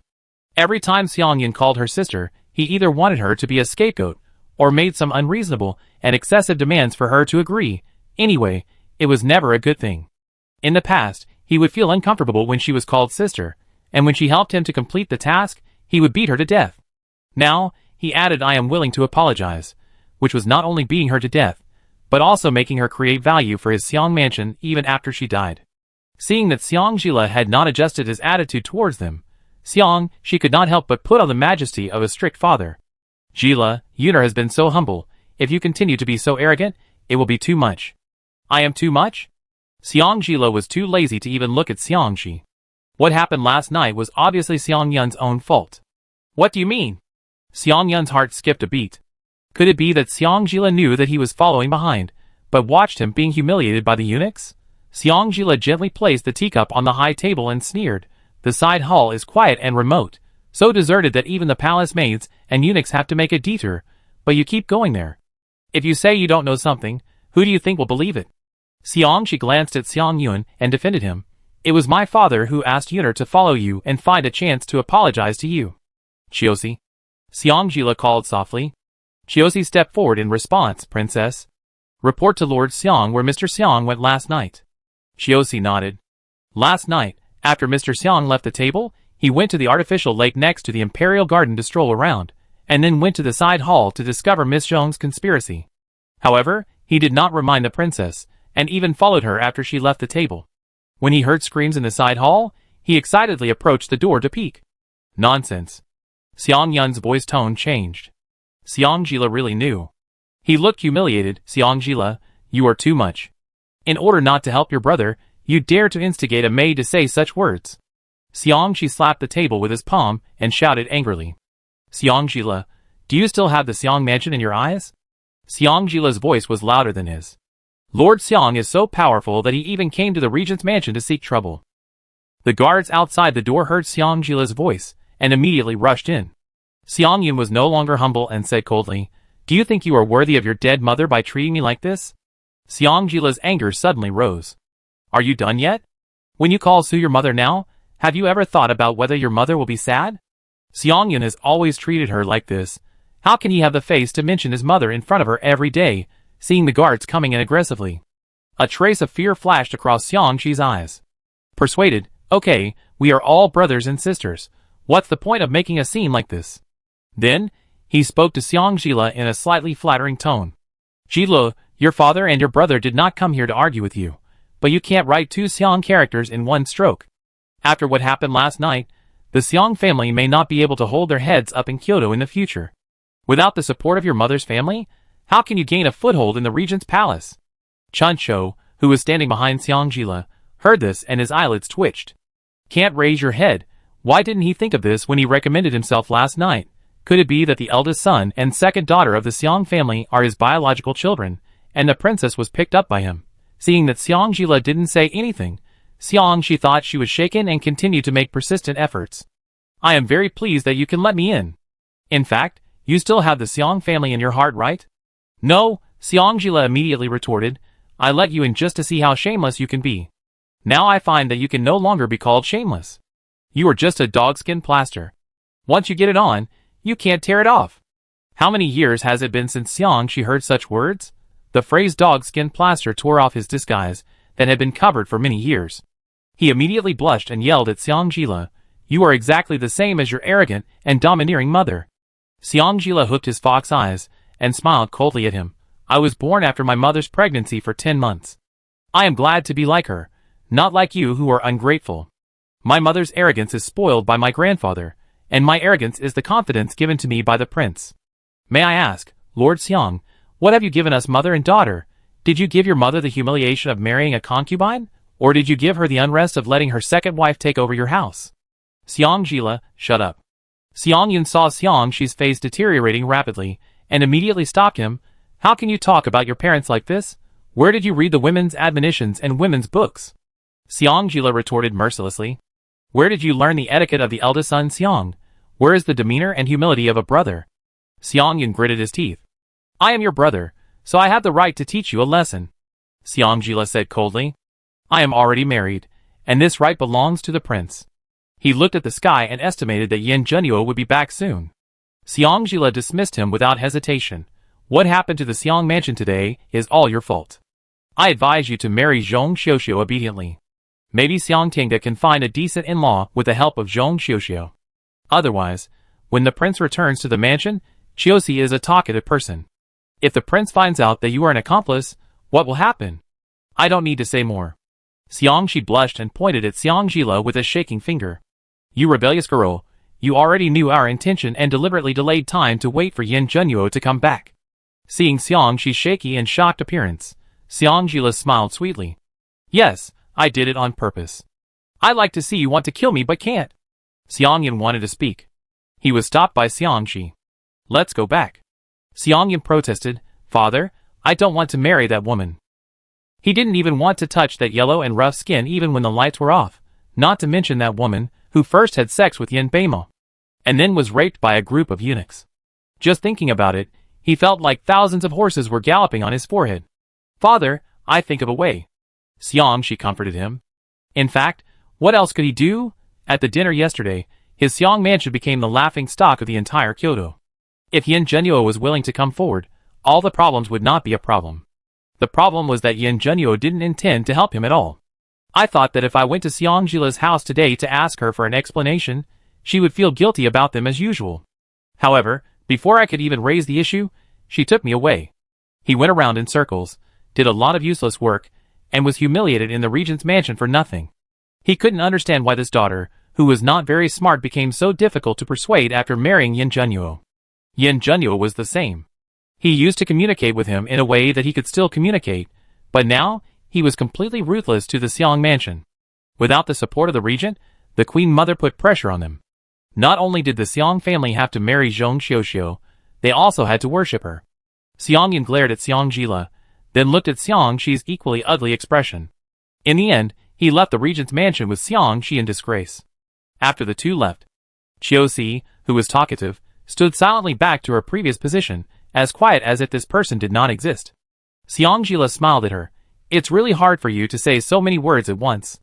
Chuncho asked in confusion, Princess, are you being too merciful by just letting them go? Seeing how Xiang and his son had gone too far last night, and how they were still trying to get the princess help today, she was furious. Xiang quickly calmed down and winked mysteriously at Chuncho. Let's go to the kitchen and get 2 sacks. The princess will take you to have some fun. Chuncho suddenly became excited. Princess, what do you want to do? Seeing the princess's naughty look, she was so excited. Xiang winked at Chuncho with a you are so stupid expression. We can't do anything to them on the surface. We just need to keep them alive in secret. I don't understand. Why are you doing this, princess? Chuncho was already confused.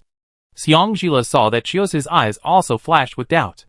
She smiled and explained, even if I don't participate in the matter between Yin Beima and Zhong Xiuxiu, they will still find a way to drag me into it.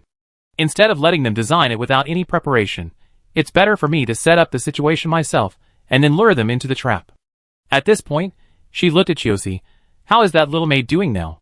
Qiuxi replied respectfully, she has left the palace safely. Xiang nodded, go back and get some rewards for the young man who helped monitor Xiang's house last night. After Qiuxi agreed, she told Chuncho to find a sack quickly. Not long after, Chuncho came back with 2 sacks full of dirt and a strange smell.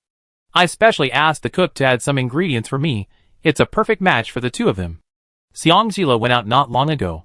Yin Junyu returned home. The sight was intentionally scanning the observable range. Butler Lee immediately stepped forward. The princess took Chuncho Chiosi out to have fun. Have fun? Remembering Xiangjila's words yesterday, that he was greedy for his body. Yin Junyu's mind instantly appeared Chuncho Chiosi tied to the side. Xiangjila was frivolous, and hugged two pretty boys on his left and right. The pretty boys not only leaned on her arms, but also let her feed them wine. Before he could think of anything else, his face suddenly darkened. When will you leave the mansion? The tone was so cold that it penetrated into the bone joints, and Lee, the housekeeper, could not help but shiver. About an instant stick ago. Which direction? Xiang Mansion. Chu Shan. Feeling that a storm was coming, Chu Shan, who was still in backache after running all night with the jade horse, shuddered. Your Highness. Prepare medicine by the bath. After he finished speaking, Yin Junyu's figure flashed, as if he had disappeared out of thin air. Chu Shan could not help but feel a little envious. When will his qigong be as good as the prince's? No, the prince just said to prepare medicine. What medicine? Could it be that the prince was injured? Then he would have to prepare more medicine for wounds. The prince's stomach was not good, and as a personal guard, he naturally had to pay more attention to the master's daily life, so he might as well prepare some snacks. Just in case the prince needed him at any time, he decided to hide near the bath tonight and be on standby at any time. He wanted to let the prince know that personal guards were more reliable than the princess. Thinking of this, Chu Shan instantly felt refreshed. His waist was no longer sore, and his legs were no longer painful. He even felt that he could carry the jade horse and run around Kyoto for another night. Xiangjila had just beaten the Xiang father and son with a sack. He immediately felt that all the grievances were gone. After all, there were only 1 or 2 uses left for keeping the Xiang mansion. It was too long ago that his mother gave birth, and it was really difficult to investigate it again now. He could only keep the Xiang mansion for the time being, and after she had figured out the doubts in her heart, she could settle the new and old grudges together. In her last life, she was busy fighting everywhere. During this period, she met an old subordinate of her maternal grandfather. After knowing that she was Qin Banro's daughter, he joined her team without hesitation. He also spontaneously helped her to gather the old members of the Qin family army together again, providing her with a small amount of help. However, when he knew that her father was Xiangxi, the man's expression was full of disbelief. He murmured, "Impossible. Just this one sentence." She smelled something unusual. Unfortunately, she was blinded by hatred at that time, and she only wanted to attack the capital as soon as possible. Forget this matter. After living a new life, she found that many things, in fact, as long as she was a little more careful, there were traces to follow. Xiangxi and Xiangyun's attitudes were very worthy of her suspicion. Especially Xiangyun. He was obviously her twin, but he didn't look very similar to her. She herself was also confused about the induction between the twins. She clearly felt a sense of involvement, but when she saw Xiangyun, she didn't feel that kind of involvement at all. In addition, Su's attitude towards her and Xiangyun was completely polarized. The bold idea a few days ago came up again. Chapter 49. Chun Shikizi took the father and son and threw them back to Xiang Mansion. Xiangjila planned to go back to the palace first. He didn't pay much attention to the carriage that intercepted the father and son just now. Now walking on the street like this, Xiangjila found that the street was particularly deserted today. I don't know if it was because the Mid-Autumn Festival just passed yesterday, most of the vendors along the way were dozing off, and a small number of people, perhaps because they were really poor, were still persevering in selling their own products to passers-by. After such a long time since her rebirth, Xiangjila was walking on the street for the first time, so she couldn't help but slow down her pace. She met an old man carrying a straw target of candied haws, wearing a faded short brown suit, and weakly shouted, "Selling candied haws." Thinking of Yin Junyu's cold face, she decided to buy a candied haws to comfort him. Just as she gave the old man a silver ingot and told him not to change, and was about to take the candied haws, the system prompt sounded. Ding. The system automatically turns on the recognition function. Hearing this familiar speech, Xiangjila immediately became alert. Ding. Identification completed. The bamboo stick has been stained with strong snake venom. Please be careful, and do not touch it. As soon as the system finished speaking, Xiangjila immediately withdrew his hand. The uncle realized something was wrong and immediately used his internal force to shake the candied haws on the straw target away. The candied haws, with the stick, seemed to have life, and flew straight to Xiangjila's face. Xiangjila put her hand on the belt position, and with a change of mind, a long whip with a black and cold glow appeared in her hand. To others, It looked like her long whip was pulled out of her belt. She swung the long whip vigorously a few times, and the thin whip seemed to have life, rolling up all the candy toss flying towards her face without missing a single one, and then returned them all to the uncle without mercy. The uncle did not expect Xiangjila to have a weapon, and did a backflip in a panic, pulling over a wooden table used for stalls, with the tabletop facing outwards. After a few muffled thump, thump, thump sounds, the candy toss sticks were neatly half buried on the wooden table. The other dozing vendors drew their swords in their stalls. Suddenly, the others who were still wandering on the street, and the few vendors, who were trying hard to sell their products, screamed and put away their goods and fled. The street became dead silent in an instant. Xiangjila was surrounded by a dozen vendors, wearing various cloth clothes and holding swords. She raised her eyebrows. It seems that this was premeditated. These people all looked plain and honest, the kind that you would not find in a crowd. Xiangjila couldn't help but feel a little disgusted. I was used to Yin Junyu's stunning face, and now I felt uncomfortable looking at other people. The leading stall vendor called out coldly, "Princess Regent," after seeing Xiangjila. Xiangjila didn't say anything, and tried to wield the long whip to seize the weapons of those people. The stall vendors were not vegetarians either. They understood her intention the moment she moved, and retreated to avoid her attack. Xiangjila put away the whip neatly, and after feeling that the long whip had a tacit understanding with her, she attacked fiercely again. The whip technique was sharp and flexible like a snake, and each whip was aimed at the enemy's neck. "You are courting your own destruction." The vendor who had just called her the Regent Princess smiled coldly. People who practice martial arts know that although the long whip is aggressive, it is far less harmful than swords, spears, and halberds. Therefore, the whip technique has always been despised by martial artists. Xiangjila narrowed her fox eyes slightly, with a cold and shining light, and smiled at the leader, "Then give it a try." After saying that, she did not give anyone else any chance to react and attack directly. Before the leader could react, the vendor farthest from him was entangled by the neck, and the neck was instantly strangled into a strange arc, and the man died. The rest of the people took 2 steps back in fear. "How did you do it?" The person who spoke was still the leader. Xiangjila raised his eyebrows. "Want to know? I won't tell you." The man was angry and said, "Stop talking nonsense and die." After saying that, he took the lead and swung his long sword to stab Xiangjila. Xiangjila did not dare to take it lightly. While fighting, she was analyzing the assassin's origin. These people dared to show their faces so brazenly, and it was very likely that they had changed their appearance. She really couldn't think of anyone else who could report her identity so accurately in Kyoto, and dare to use fatal moves on her except the one in Yukuin Palace. Maybe the visit of Xiang Yun and Xiang Shi today was just one part of her plan. As for such a well-planned plan, she would not believe it even if she was beaten to death if Yin Beima didn't participate in it. Just as she quickly strangled the remaining dozen people with a long whip and knocked down the leading vendor, Chun Chiosi just came back. Seeing the dead assassins on the ground, and the murderous aura when Xiangjila retracted his long whip neatly, both of them saw shock in each other's eyes. Ding, this familiar prompt sound. Xiangjila immediately stepped harder on the back of the leading vendor. Warm reminder, the Regent is about to arrive at the scene, and the anger value is as high as 80%. Please prepare to put out the fire. This is a temporary trigger task. The reward for successful task. A set of invincible whip method internal skills. There is no doubt that the reward of the task is very attractive to Xiangjila. However, is it necessary to remind him of this kind of thing? Of course she knows that Junyu is angry. He has been holding it in all night. It would be abnormal if he didn't get angry. How else can he put out the fire? The only way is to use the most traditional method. Feeling the slight difference in the surrounding aura, Xiangjila immediately knocked out the leading vendor and tucked the long whip to his waist, gathering the evil spirit around him. Spring sorrow and autumn thoughts, you guys quickly deal with all these. After hearing Xiangjila's order, Chun Chiosi looked at each other again, seemingly not understanding why Xiangjila was so anxious. But soon, they knew why. The prince is here.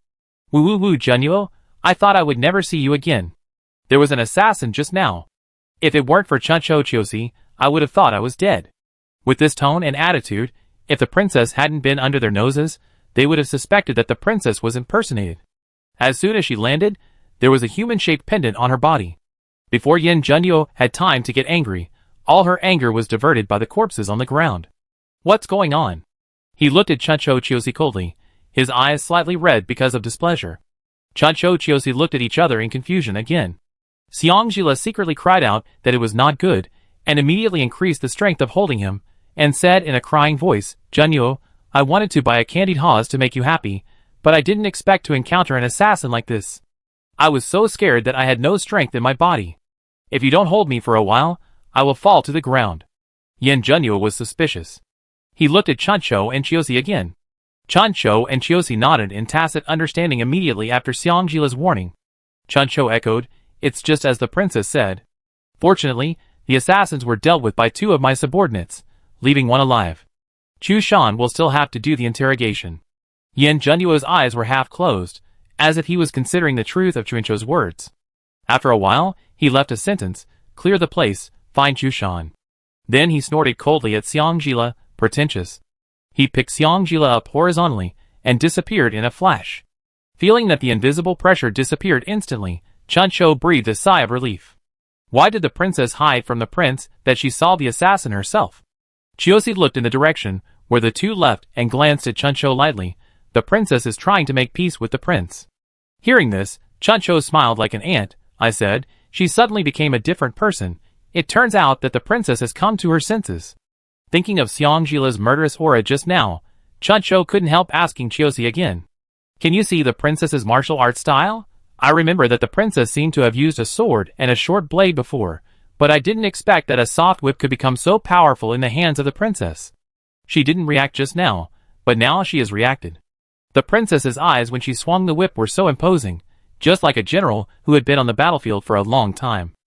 Chiosi shook her head. The long whip is the most treacherous. If you reach a certain level, the moves are completely unsystematic. Like this. Chuncho nodded in agreement. It seems that the princess's whip skills must be very high. She couldn't understand the rules at all. After being carried by Yin Junyu for a few ups and downs, and returned to the palace, the system's prompt sounded at the right time. Ding, the regent's anger value has dropped to 60%. Please keep up the good work. After being put down by Yin Junyu, she followed him closely, and shook his hand like a child. Junyu, why are you angry? Who said I was angry? Yin Junyu looked at her, with a little resentment in his eyes, and, well, anger? I understand. Tonight, is it okay tonight? Xiangjila promised solemnly. Yin Junyu turned his head away from her. Uncle Li said that you were looking for fun with spring and autumn thoughts. How did it become looking for an assassin? Yes, it was looking for fun. Thinking of Xiangxi and Xiangyun's 2 blue and purple pig-headed faces, Xiangjila couldn't help but smile mischievously. I take you to find one if I have a chance. I guarantee that the prince will like it. Thinking of Xiangjila's frivolous look of looking for a young man, for some reason, the young man suddenly became himself, and just like this with her. Yin Junyu stopped immediately. Shameless. After saying that, he walked quickly towards the study with red ears. Seeing him walking in a hurry without waiting for her, Xiangjila was confused. I'm going to beat someone up. How can I be shameless? But that's right, his cute little brain sometimes has different circuits than ordinary people. Thinking of this, she was completely relieved. The anger value dropped, which means that he didn't want to get angry with her. I make him dinner tonight to let him calm down. Thinking of this, Xiangjila immediately changed his direction and walked towards the kitchen. After Yin Junyu returned to the study, he began to feel annoyed. Why did his legs not obey him and walk so fast? The stupid girl's short legs couldn't keep up, so she would definitely not follow. But he changed his mind. If she had him in her heart, she would definitely find a way to get close to him. He didn't want to lose face like that. He always made trouble without putting it out. If he didn't teach her a lesson and show her authority as a husband, wouldn't she be very angry in the future? He had asked Chu Shan to prepare some medicine to prevent fainting. Tonight, thinking of the beauty of last night, Yin Junyu's eyes flashed with a dark color, and the corners of his eyes, and even his ears turned red. Ding, at the same time, Xiangjila, who was busy in the kitchen, suddenly heard a familiar prompt sound, and she immediately stopped cutting lotus root slices. The regent's anger value has dropped to 40%, and the invincible whip method internal skills are beckoning to the host. Please keep up the good work. Xiangjila continued to resume the action of his hands, but the corners of his mouth could not help but rise. This person is really hard on the outside but soft on the inside. Although he occasionally gets angry for no reason, he is still very good at self-regulation. The golden crow falls to the west. Xiangjila asked the serving maid to place the food in the dining room one by one. He went to the study to find Yin Junyu. Just as he was about to knock on the door, the study door opened from the inside. It was still Yin Junyu's cold face. She seemed not to see it, and raised a silly and cute smile to him. "It's time for dinner," he said. Xiangjila immediately took his right hand when he passed by her. His hands were big and slender.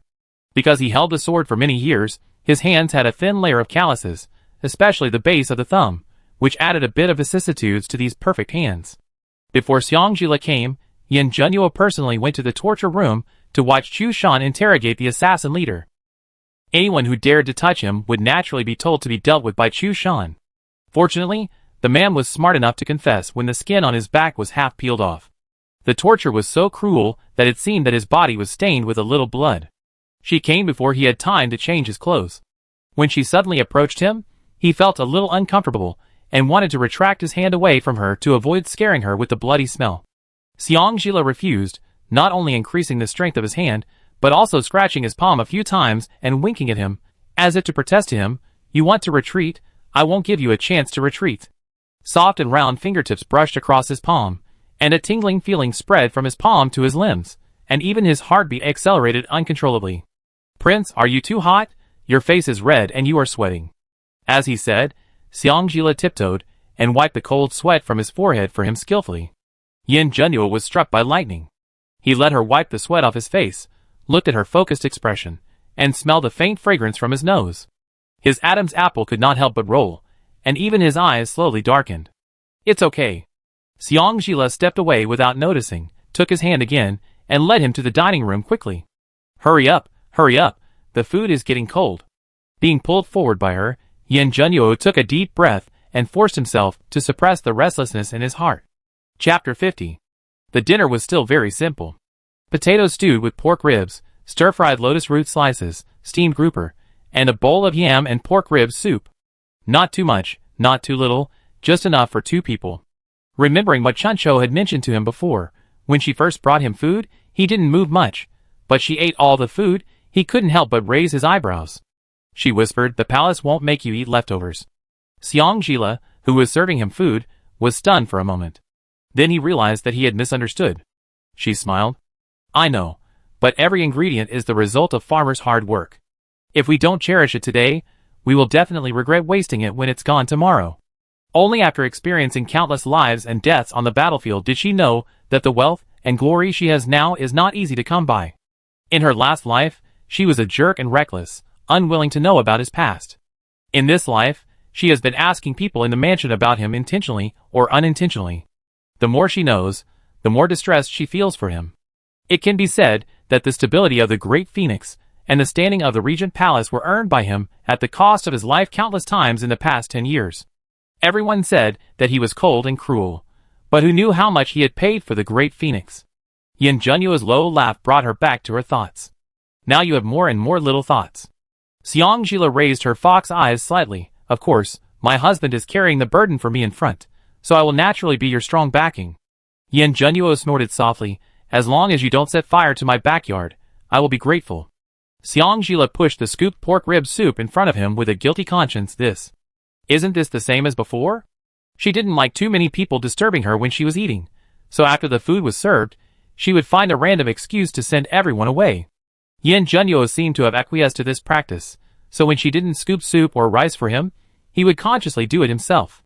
Seeing her eagerly looking at him, he raised his eyebrows slightly, and took the soup bowl, and the matter was over. A mouthful of thick soup went down his throat, the bone fragrance was rich, and the taste was delicate. He couldn't help but lift up the bowl and drink it all. Then, the empty bowl fell in front of Xiangjila. Xiangjila raised his eyebrows, "Eat first, and then continue drinking after the meal." The empty bowl was taken back silently and filled with rice.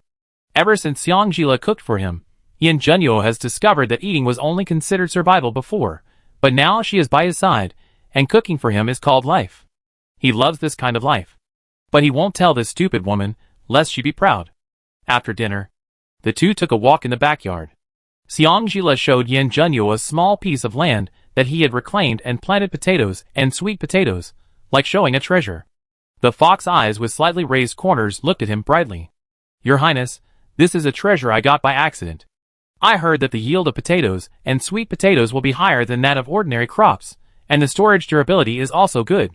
Then the soldiers will not have to eat those stomach-damaging millet all the time." According to her experience in the previous life, the army has a large population, and it is not practical to eat rice and millet for a long time. Therefore, rice and millet were only special treatments in the military camp during festivals, not to mention flour. Fortunately, although the frontier was bitter and cold, it was suitable for growing millet, so the yield of millet was much higher than that of rice and millet. The only bad thing was that millet was cold, and if you planted a large area of millet, you had to plant a large area of ginger, otherwise the soldiers would easily get cold if they only ate millet for a long time. Sure enough, after hearing what Xiang said, Yin Junyu's pace, which was still careless just now, suddenly accelerated. In front of him were a few green vines, which were the only few surviving seedlings that Xiang had transplanted from the space. Yin Junyu was a little disappointed. However, seeing that Xiang could think and do for him, he felt an inexplicable warmth in his heart. He reached out and covered her head. He rarely smiled. "It's rare that you have such a heart." Xiang pulled his hand down and clasped his hand with hers. His soft features were reflected in her watery fox eyes. "The prince's affairs are my affairs.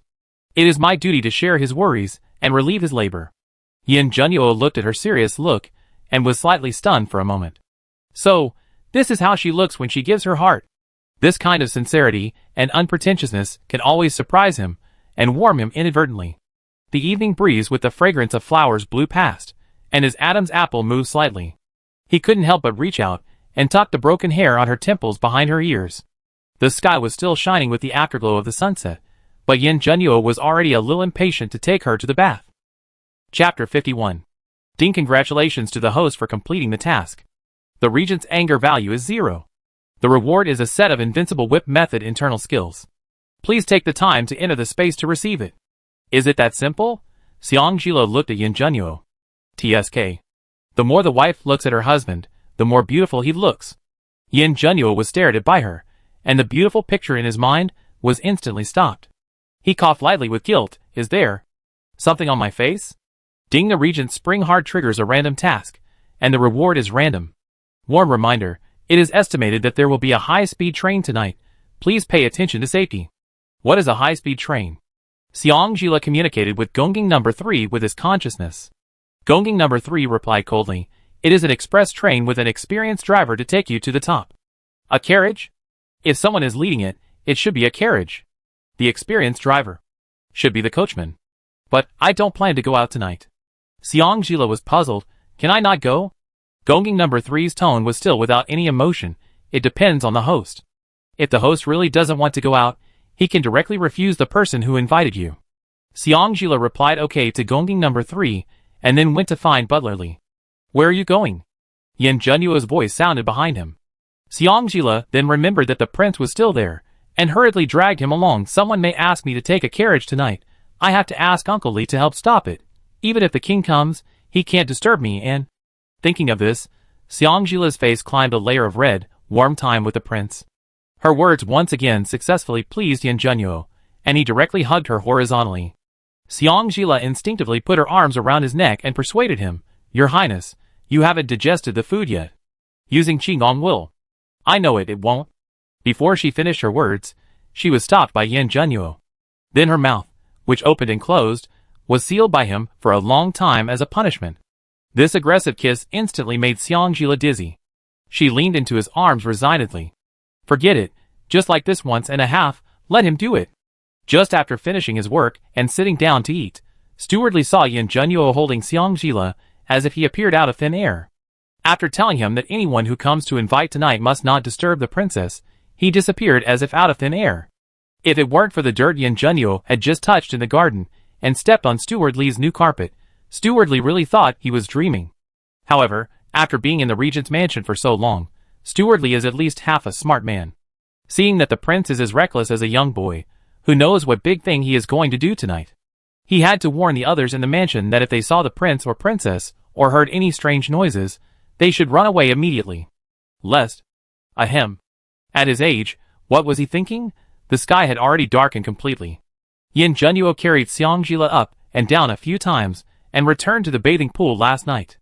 Thinking of the embarrassment of last night, Xiang was so embarrassed that she wanted to find a crack in the ground to crawl into. Was he going to make her stand up where she fainted? Prince, I feel dizzy. Yin Junyu raised his sword eyebrows slightly. Don't be afraid.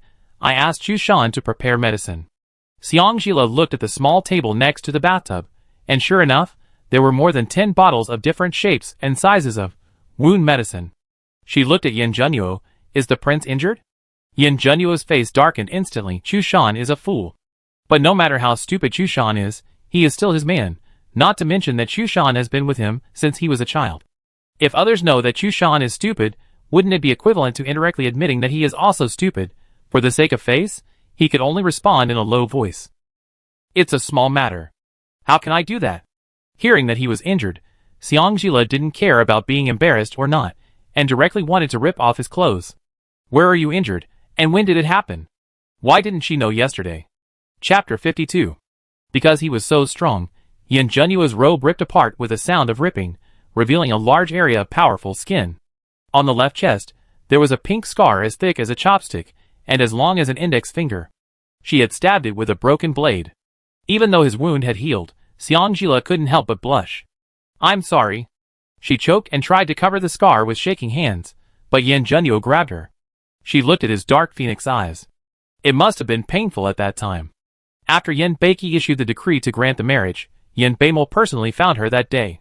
He told her that he had tried his best to persuade his brother to grant her to him, but Yin Junyu had intervened and threatened his brother to change his mind.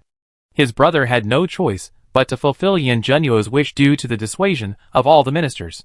He also told her that Yin Junyu didn't really want to marry her, but just wanted to use her to hinder him. In addition, Xiangxi and Su Shi were hesitant to speak, with a look of bitterness on their faces. She was even more certain that it was definitely Yin Junyu who took advantage of his power to ruin her marriage. In a rage, she sneaked into the regent's palace and found Yin Junyu. Taking advantage of the fact that Yin Junyu was not too defensive against her, she stabbed him directly. A trace of hurt flashed in his phoenix eyes, which touched her for no reason, but she did not soften her heart. She even took advantage of the chaos to set a fire in the regent's palace. Afterwards, although she was afraid, she did not regret it. However, Yin Junyu still did not give up their engagement, but postponed the wedding date.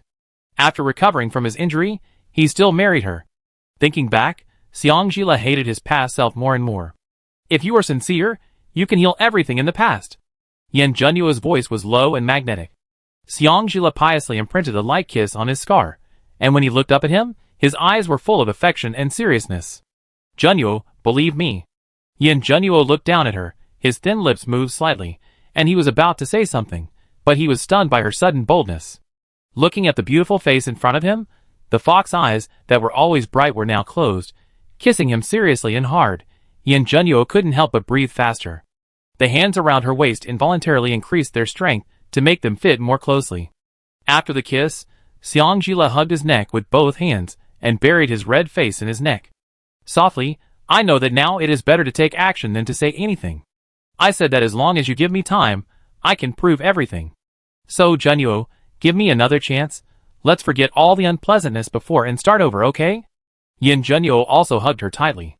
Because of his excitement, the corners of his eyes were slightly red, and he carefully uttered a trembling yes. He knew that she was beginning to be sincere to him, but he never thought that she would be so bold and proactive to say such straightforward words to him. Originally, they thought that they would need some time to adjust and integrate to achieve the synchronization of body and mind, but now, it seems that it is really a natural thing. He asked again tentatively. Is it okay? Xiangjila's answer was to let him hold her horizontally, blushing and closing her eyes, and shyly untied her belt. The scattered clothes fell around the bathtub. There were men's clothes, women's clothes, inner clothes, and outer clothes. Under the mist of the bath, the candlelight flickered, reflecting the figures that changed their postures from time to time. Hazy and charming.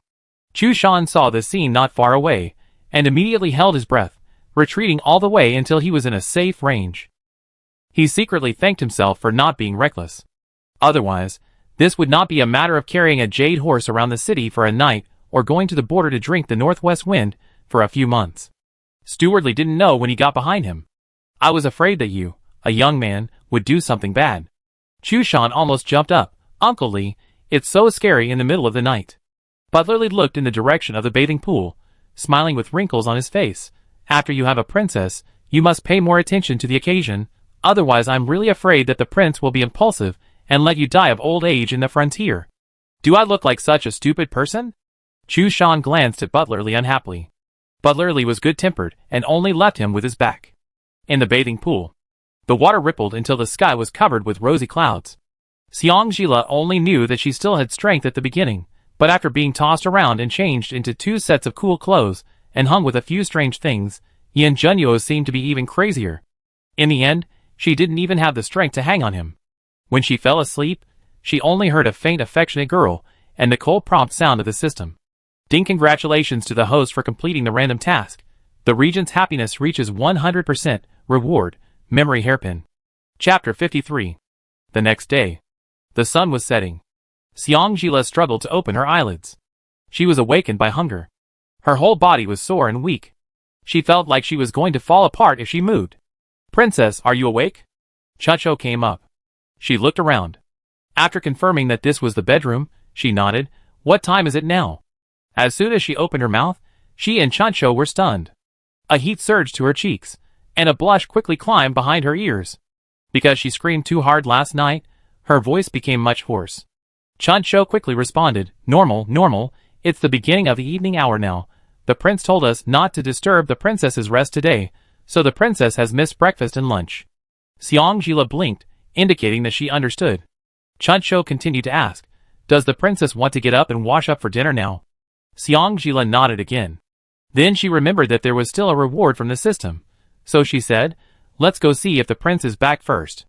I don't know how he rested last night. I never thought the night was particularly long before, but last night was really long. Various postures, shameful and tiring. From the water to the shore, and from the shore to the water. I don't know when I returned to the bedroom. Fortunately, the 2 sets of cool clothes were torn into pieces by Yin Junyu, who couldn't control his hand strength. Otherwise, she would have to find time to destroy the 4 strange blood drops. Otherwise, Yin Junyu's stubborn temper would definitely help her put them on again when Chuncho, who didn't know Xiang Jila's rich inner activities, heard that Xiang Jila wanted to find the prince as soon as he woke up, and immediately smiled. The prince will be back at the beginning of Shinshirchu. Everyone in the mansion felt that the prince was in a particularly good mood today. Although he was still expressionless as usual, his energetic appearance could not deceive anyone. Xiang Jila sent him away. Go and see if the prince has had dinner. The prince wants to eat light food, so ask the kitchen staff to prepare a lighter meal. Hearing that Xiang Jila kept mentioning Yin Junyu in his words, Chuncho smiled even more brightly. Yes, I will arrange it right away, and princess you. Xiang Jila closed his eyes. I take my time. Okay, I let them wait outside first, and come back later to help the princess get up and wash. Xiang Jila nodded. Go. As soon as Chuncho left, she immediately opened her eyes and entered the space. She felt sore all over. She fell to the ground before she could stand firmly. She stood up with great difficulty. Gonging number 3 flew in front of her. Congratulations to the host for completing 2 tasks in 1 day, and you will be rewarded with a set of sexy underwear. Dog system, I advise you to be a human being. Xiang Jila's body softened, and she almost fell to the ground again. No. You don't have to be so polite. Gonging number 3's voice still had no emotion. It's my duty, host, don't be too happy. Xiang Jila almost fainted when it responded like this. Which eye of yours saw me happy? Didn't you see that I'm so tired now that I'm no longer human? Also, you are a serious system, and you are my rebirth gift package. Shouldn't you help me beat the scum and defend the world? You have used all your skills on that matter. What a gift package? You are Yin Junyu's gift package. Seeing Xiang Jila's pale face and constipation looking at it, Gonging number 3 said coldly, Host, I feel like you are scolding me. If you dislike Xiao 3 so much, then I will leave? Hearing this, Xiang Jila's eyes lit up instantly. Really? Then give me the reward, and unbind me quickly. Gonging number 3 said calmly, Host, think clearly. If you unbind, you will lose a good helper in analyzing toxicity, and many unknown help. In addition, after unbinding, all valuable rewards will disappear. Host, are you sure you want to unbind? Xiang Jila felt like she had really fallen into a big pit. She would definitely not want to give up the rewards. Besides, Yin Junyu likes that sexy lingerie. Thinking of this, she instantly sank down. I was kidding. Gonging number 3 said coldly, Haha, the host is really humorous, and made Xiao 3 laugh. Chapter 54. Xiang Jila, Dare you still be perfunctory? Fortunately, Gonging number 3 is not too bad. Without waiting for Xang to urge her, she took the initiative to let Xang stretch out both hands to receive the reward. Not long after, a yellowed ancient book and a transparent green pattern hairpin appeared in her hands out of thin air. The moment Xang stretched out her hand to touch the hairpin, she seemed to hear Yin Junyu's voice. There are some things that I hope you have not forgotten, and at the same time, I also hope that you have completely forgotten them. She was slightly stunned, and a sharp pain instantly swept towards her head, and then some fragmented images appeared in her mind. Gonging number 3 flew a few inches above her. It seems that the host has forgotten something. Wearing a memory hairpin can improve the host's memory and automatically repair your missing memory. The headache eased a little. Xang's forehead was covered with cold sweat, and he looked at the slender and delicate jade hairpin in his hand in a daze. Missing memory? She suddenly discovered something important. Yin Junyu's kindness to her seemed to be unconditional. However, he was the powerful regent of Dahuang, and she was just an unfavored daughter of a third-rank civil official. They had never met before the marriage. Why did he have to have her? She left the space with the memory hairpin and the inner strength method of invincible whip method full of thoughts. Chuancho's voice just came from outside the door. She suppressed the messy thoughts in her mind and called Chuncho in. After learning that Yin Junyu was waiting for her to have dinner, she immediately got up and washed, and walked slowly to the dining room with Chuancho's support. Seeing that Xang still had obvious dark circles under her eyes, Yin Junyu's phoenix eyes quickly flashed a trace of warmth. Then he raised his hand to let everyone else leave, and he personally went forward to carry her horizontally to the dining table. Even his tone was a little warm. Are you still tired? Xang blushed. Tired. With just one word, Yin Junyu could already hear the difference in her voice. Her eyebrows were slightly raised, and a smile overflowed from her eyes. Blame me. Xang pouted, deliberately snorted, and turned her head away from him. Yin Junyu coaxed again. Next time. I be careful. I won't go to the bathhouse next time. Xang muttered unhappily. Okay, Yin Junyu followed her words and casually said what he was thinking. Next time, let's change places. The study room, the bedroom. Ahem. I mean, I make the decision when the time comes. Xang blushed and glanced at him. Can't you think about something serious? Yin Junyu stole a sweet kiss and said softly, there are serious things. Then let's talk about serious things. Xang blushed and glanced at him coquettishly. Don't mention what happened last night. Okay, I won't mention it. Yin Junyu's smile deepened a little. This girl overnight has become much more shameless. It is estimated that it will be impossible for her to climb into his bed and throw herself into his arms like before. Thinking of yesterday and today's torture. The smile in his eyes quickly disappeared. He spoke to Xang seriously. What do you think of yesterday's assassin? Xang elegantly picked up a piece of eggplant and stuffed it into her mouth, and said vaguely, I suspect it was the Queen Mother. Yin Junyu picked up a chopstick of fish for her. It's not her. Xang stopped chewing, blinked her fox eyes, and looked at him in confusion. Yin Junyu put a bowl of rice in front of her. People from Nanchu, Queen Mother Zhong is just a knife. Using a knife to kill. Xang lowered his head and took a mouthful of rice and continued to chew. The other party knows my identity. Yin Junyu drank half a bowl of soup. Frowning, he looked at the soup bowl with disdain, and then picked up another empty bowl to serve himself a bowl of rice. Huang Fujing is now powerful, and wants to replace him. That General King of Nanchu? Xang finished a small bowl of rice, and pushed the empty bowl to Yin Junyu, who set him and added another small, half bowl of rice to her. Her eyebrows slightly raised. Don't eat too much at night, it hurts your stomach. Xang's mouth pursed, and her fox eyes were a little watery. I'm hungry. Yin Junyu's mouth corner slightly raised. It's like this when you exercise a lot at first, you get used to it. The instep hurt, and Yin Junyu met Xang's smiling fox eyes, and the slightly raised corners of his mouth suddenly added a bit of helplessness. Sure enough, what you can't get is the best, and you don't cherish it when you get it. In the past, she always came to him softly and called him Junyu, asking him about his well-being.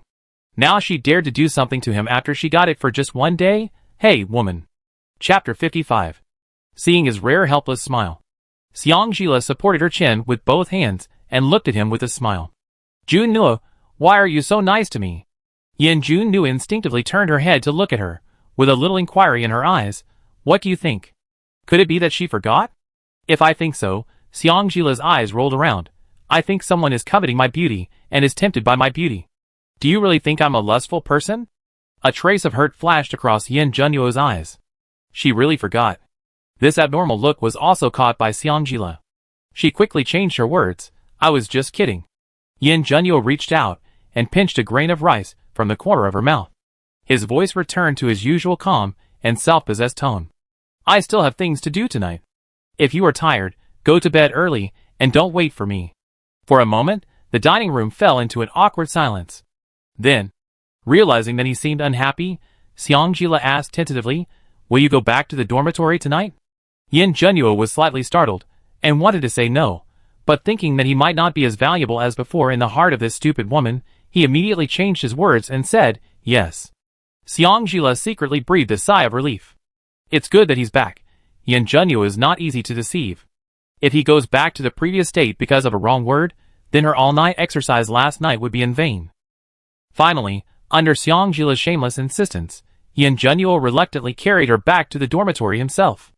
Seeing Yin Junyu put her on the bed and was about to leave, Xang immediately called him. Wait. Yin Junyu paused. Turn around. Xang continued. Yin Junyu raised his sword eyebrows slightly, but still turned around and looked at her obediently. Xang smiled mischievously. She supported her sore body, put her arms around his neck, and kissed his thin lips and cheeks a few times. After stepping back, she looked at his red ears with satisfaction. She smiled. I haven't given you the proofs for the past 2 days, but now I've made up for it. Go and do what you need to do, and remember to come back. Yin Junyu snorted coldly and left quickly, almost bumping into the door frame because of his hasty steps. Xang covered her mouth and smiled. Her heart was full of pity for him.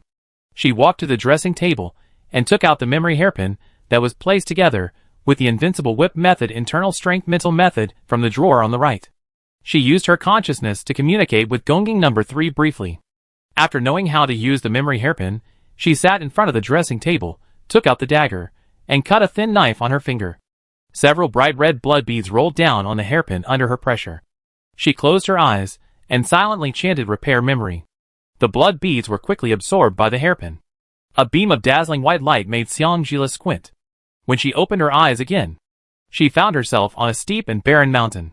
It was the middle of winter, and water turned into ice. The trees on the mountain were covered with a thick layer of white snow. Miraculously, Xang did not feel cold, as if she was just a bystander who had nothing to do with the scene. A thin little figure stepped in the snow, with 1 foot deep and 1 foot shallow. Climbing the mountain with difficulty, he kept breathing with his hands to his mouth, as if looking for something. When the figure came closer, Xang recognized the person. Isn't this the 7-year-old self? She tried hard to recall, but the fragments in her mind were too messy, and she still couldn't remember why she went up the mountain in the first place. She opened her mouth and found that she couldn't make any sound, and the 7-year-old self couldn't see herself at all. In another direction, a boy of 12 or 13, wearing a black fox fur coat and riding a white horse, was being surrounded and killed by a dozen men in black. The white horse seemed to have been running for a long time, and was running out of energy. At a cliff, a man and a horse were hit by arrows and fell off the cliff. The scene changed. She came to a cave. She was covered in blood at the age of 7. She was struggling to pull out the broken wood from the snow. Because the snow was everywhere, her hands were frozen red and swollen in her old thin cotton clothes. After finally pulling out a few relatively dry broken wood, she squatted on the ground holding the wood and panted for a long time before groping back to the cave again, 1 foot deep and 1 foot shallow. Chapter 56. A weak voice came from the dark and damp cave. I have a hand warmer on my waist. Use it to start a fire. Xang heard that the weak voice had a hint of the low hoarseness of a boy's voice change, and suddenly had a bold guess in her mind. Could this boy be? She continued to watch. She saw Xiao frantically taking off the hollow copper stove hanging on his waist. After she blew up the charcoal fire in the copper stove, the boy continued to weakly order, the brocade bag. Start a fire. With shaking hands, Xiao put the brocade bag on the copper stove, and the fire that was originally so weak that it was almost invisible suddenly ignited a cluster of flames. Mix carbon powder into brocade and carry it with you. Xang looked at the cluster of flames, and was inevitably a little surprised. At such a young age, you are so meticulous. Seeing this, Xiao immediately wanted to pull out the few thin cottons on her body from the hole in her clothes. What are you going to do?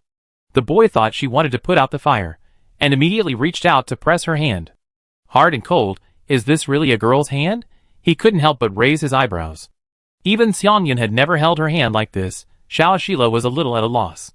I want to make the fire burn brighter, so that you can be warmer. Hearing this, the boy loosened his hand and fell to one side weakly. No need. This brocade bag is enough to support the firewood to burn. Xiaoxila immediately and skillfully placed the firewood he had picked up on top of the copper stove. After a while, the dry firewood finally caught fire. Under the light of the fire, Xiangjila saw the boy's appearance clearly. It was indeed him. Yin Junyu in his youth. He looked only 12 or 13 years old, in a messy state, but his facial features were exactly the same as Yin Junyu's now. If there was a big change, it was that the young Junyu still had some baby fat on his face, and his eternal phoenix eyes still had some stubbornness and arrogance that belonged to the boy, but his cuteness could not hide his future elegance. Now, Yin Junyu's facial lines are smooth and hard, and his phoenix eyes are sharp and murderous, deep and bottomless, and he can see through people's hearts at a glance. As long as he stands forward, he is definitely a killing god that people will retreat from. After the fire started, Xiaoxila looked at the crossbow that had penetrated his left shoulder a little helplessly. Big brother, what should I do with the stick stabbing your back? The young Junyu gritted his teeth and panted. Are you afraid of blood? Xiaoxila nodded, his bright fox eyes full of innocence. I am afraid, but I still want to help big brother. Okay. The young Junyu struggled to stand up. This is a hemp arrow. Help me. Pull it out, so I can regain my strength. Fearing that she would escape at the last minute, the young Junyu raised the stakes. If you save me this time. As soon as he finished speaking, Xiaoxila, who had just walked behind him without saying a word, suddenly pulled up the arrow from his back. Before the young Junyu could cry out in pain, Xiaoxila fell to the ground with the broken arrow in his hand and cried loudly. Wow, so much blood, so scary. My legs are weak. The crying made people have a headache. After the hemp arrow was pulled out, the young Junyu felt that his strength had recovered a little, and immediately stretched out his right hand to cover her mouth. Shut up, idiot, you will attract others later. Having his mouth covered by a pair of hands that looked better than Xiangyun's, Xiaoxila stared at the handsome big brother in front of him, sniffed his nose, and forgot to cry. The snot rubbed the young Junyu's hand, and when he saw her shut up, he wiped his hand on her body in disgust. Girls, how can you cry so ugly? While speaking, he lifted the lower part of his brocade robe and put it in his mouth, then pulled it with his right hand and tore off a large piece of rags. Seeing this, Xiaoxila quickly wiped her tears and came to him. Why are you stripping my clothes? The young man Junyu grabbed her hand that was pulling his clothes. Big brother, aren't you going to strip me? Xiaoxila looked silly. The young man Junyu looked up at the damp cave and tried to suppress his urge to curse. How could he meet such a stupid person? Chapter 57. Seeing that the little girl was only 7 or 8 years old and was wearing thin clothes, the young Junyu tried to soften his voice. Stay away from me. Feeling that she was being despised, Xiaoxila's mouth sank. Seeing that the small pile of firewood would definitely not last through tonight, she took the initiative to change the subject. Then, Lei will find some more firewood for big brother. The young Junyu glanced at her red and swollen hands, and casually threw the black fox fur coat that had just been used to block the arrow at her feet. Put it on, or you freeze to death. Xiaoxila sniffed, pouted stubbornly and walked out. I won't freeze to death. Forget it. The young man Junyu didn't even look at the fox fur that was thrown on the ground. He picked up the shredded cloth that he had just torn off, and tore it into strips with his mouth and hands. He put the strips of cloth over the wound on his left shoulder with difficulty, and bandaged the wound. Luckily, it was cold, he was wearing thick clothes, and the hemp arrow didn't penetrate too deep, so the bleeding stopped quickly. However, when Xiaoxila pulled out the arrow just now, the barb of the crossbow pulled out a piece of his skin, and without the numbness, the pain of his left shoulder being rubbed by the clothes was very annoying. Xiangjila saw with his own eyes that when the young Junyu looked at the crossbow, his stubborn eyes revealed a bone-chilling hatred. And that hatred quickly disappeared after hearing the footsteps of Xiaoxila coming back. Xiaoxila held a small pile of relatively dry firewood and skillfully added it to the fire. This way you won't be cold. After saying that, she took up the fox fur coat with great effort and clumsily covered the young Junyu with it. Big brother, my mother taught me that you should help people to the end. I can't let you freeze to death in the middle of the night. You should cover yourself with it. The young Junyu rolled his eyes and turned his head away from her. I can't freeze you to death, you idiot. Seeing that the young Junyu didn't say anything, Xiao Zhila followed and lifted up the fox fur coat and got in to lean against him. The young Junyu instinctively wanted to move aside, but Xiao Zhila stood up and pressed down his injured left shoulder. His phoenix eyes widened instantly. This idiot! Seeing that he didn't move, Xiao Zhila sat down again and covered him with a fox fur coat, smiling with curved eyebrows. I heard from Aunt 2 in the kitchen that if you feel cold, you won't feel cold if you get together and talk more. If you're not sleepy, why don't we chat together? The young Junyu closed his eyes in despair. I don't want to talk to you. Why are you talking so much? Seeing the young Junyu close his eyes, Xiao Zhila shook him. Big brother, are you sleepy? It's so cold, and our quilts are not warm yet. You can't just fall asleep like this. Aunt 2 said that if it's too cold, you die if you fall asleep. Idiot, how much do you wish that I would die tonight? Anne, you have shaken my wound again. Helpless, the young Junyu could only grit his teeth and say something in a gentle voice. I am just closing my eyes to rest my mind. Hearing him say this, Xiao Zhila immediately breathed a sigh of relief. That's good. After saying that, she leaned against his injured left shoulder again. This idiot. The young Junyu could only open his eyes resignedly. Don't move around, otherwise the quilt won't be warm all night. Oh, okay. Xiao Zhila really leaned against him obediently. In the cave, it was so quiet that only the occasional charcoal flowers from the burning firewood could be heard. Feeling the bed gradually warm, the bloody smell of the young Junyu mixed with the faint fragrance of osmanthus, Xiao Zhila couldn't help but feel drowsy. She immediately sat up with a start, and even the sleepy young Junyu was scared by her, and lost all his sleepiness in an instant. Oh no, I forgot to catch a rabbit for Sister Tinga. The young Junyu suppressed his urge to kill, and reminded him. Stupid, where are the rabbits in this weather? No. She looked at the young Junyu with hope. No. When Xiao Zhila mentioned catching rabbits for Xiang Tinga, Xiang Zhila instantly remembered what happened when she was 7 years old. However, before she had time to think about other things, Xiao Zhila's crying brought her back to her thoughts. The young Junyu looked at her helplessly. You cry so ugly, just stop crying. Chapter 58. After being coaxed by him, Xiao Zhila cried even more miserably. It's all your fault. Why are you hanging on that dry vine for no reason? Whoa, my rabbit. It seems that if I don't hang there, you can't catch the rabbit. The young Junyu has lived for 13 years, and has never seen such a crying girl. Whoa. If Sister Tinga is unhappy, I will definitely be driven away by my father. The young Junyu felt a buzzing pain in his head. He couldn't stand it any longer and growled. Okay, stop crying. If you're kicked out, I take you in. Little Zhila was still sobbing and hiccuping. My mother said that girls can't just go to a man's house unless they're getting married. Big brother, you said you're taking me in? Are you going to marry me? Young Junyu was so angry that he laughed. He slapped her head in anger. You're not beautiful, but you think beautifully. Little Zhila covered her head, which was hurt by the blow, and looked at him stubbornly. Then you don't marry me, but you still say you take me in. Isn't that a hooligan? The young Junyu was speechless. This was the first time he was speechless. Woo woo woo. Really annoyed by her crying, Yin Junyu stretched out his right hand and rubbed his left ear closest to her. Okay, isn't it just one more person to eat at home? Shut up. Xiao Zhila stopped crying immediately after hearing this. So, did you agree? The young Junyu glanced at her coldly. I've never seen such an ugly, crying fool. Xiao Zhila wiped away her tears with her arms, and looked at him stubbornly. Lele is not ugly. My mother said that Lele is very smart, and will definitely be a great beauty in the future. Humph. The young man Junyu imitated her tone and humphed, turned his head, and stopped looking at her. Xiao Zhila took off the amulet with her name embroidered on it hanging around her neck, and put it in his hand. Remember, my name is Xiang Zhila. You must marry me quickly when I grow up, otherwise I will be married off in a short time because I am so beautiful. I know. The boy impatiently stuffed the amulet into his arms. Xiang Zhila, who had watched everything from the side, had already covered his mouth and burst into tears. It turned out that he had always remembered the promise between them. She had forgotten it. The scene changed. The man in black was searching for the young Junyu under the cliff. When he was about to find the cave, the young Junyu put on the fox fur again, took a deep look at the sleeping little Zhila, and rushed out without hesitation to lead the man in black away. When Xiao Zhila woke up, she couldn't see her big brother. She thought she had scared him away, and cried so hard. The snow was getting heavier. When she was going down the mountain, she missed a step and fell off the cliff. She was stuck by a bunch of rocks and hit her head.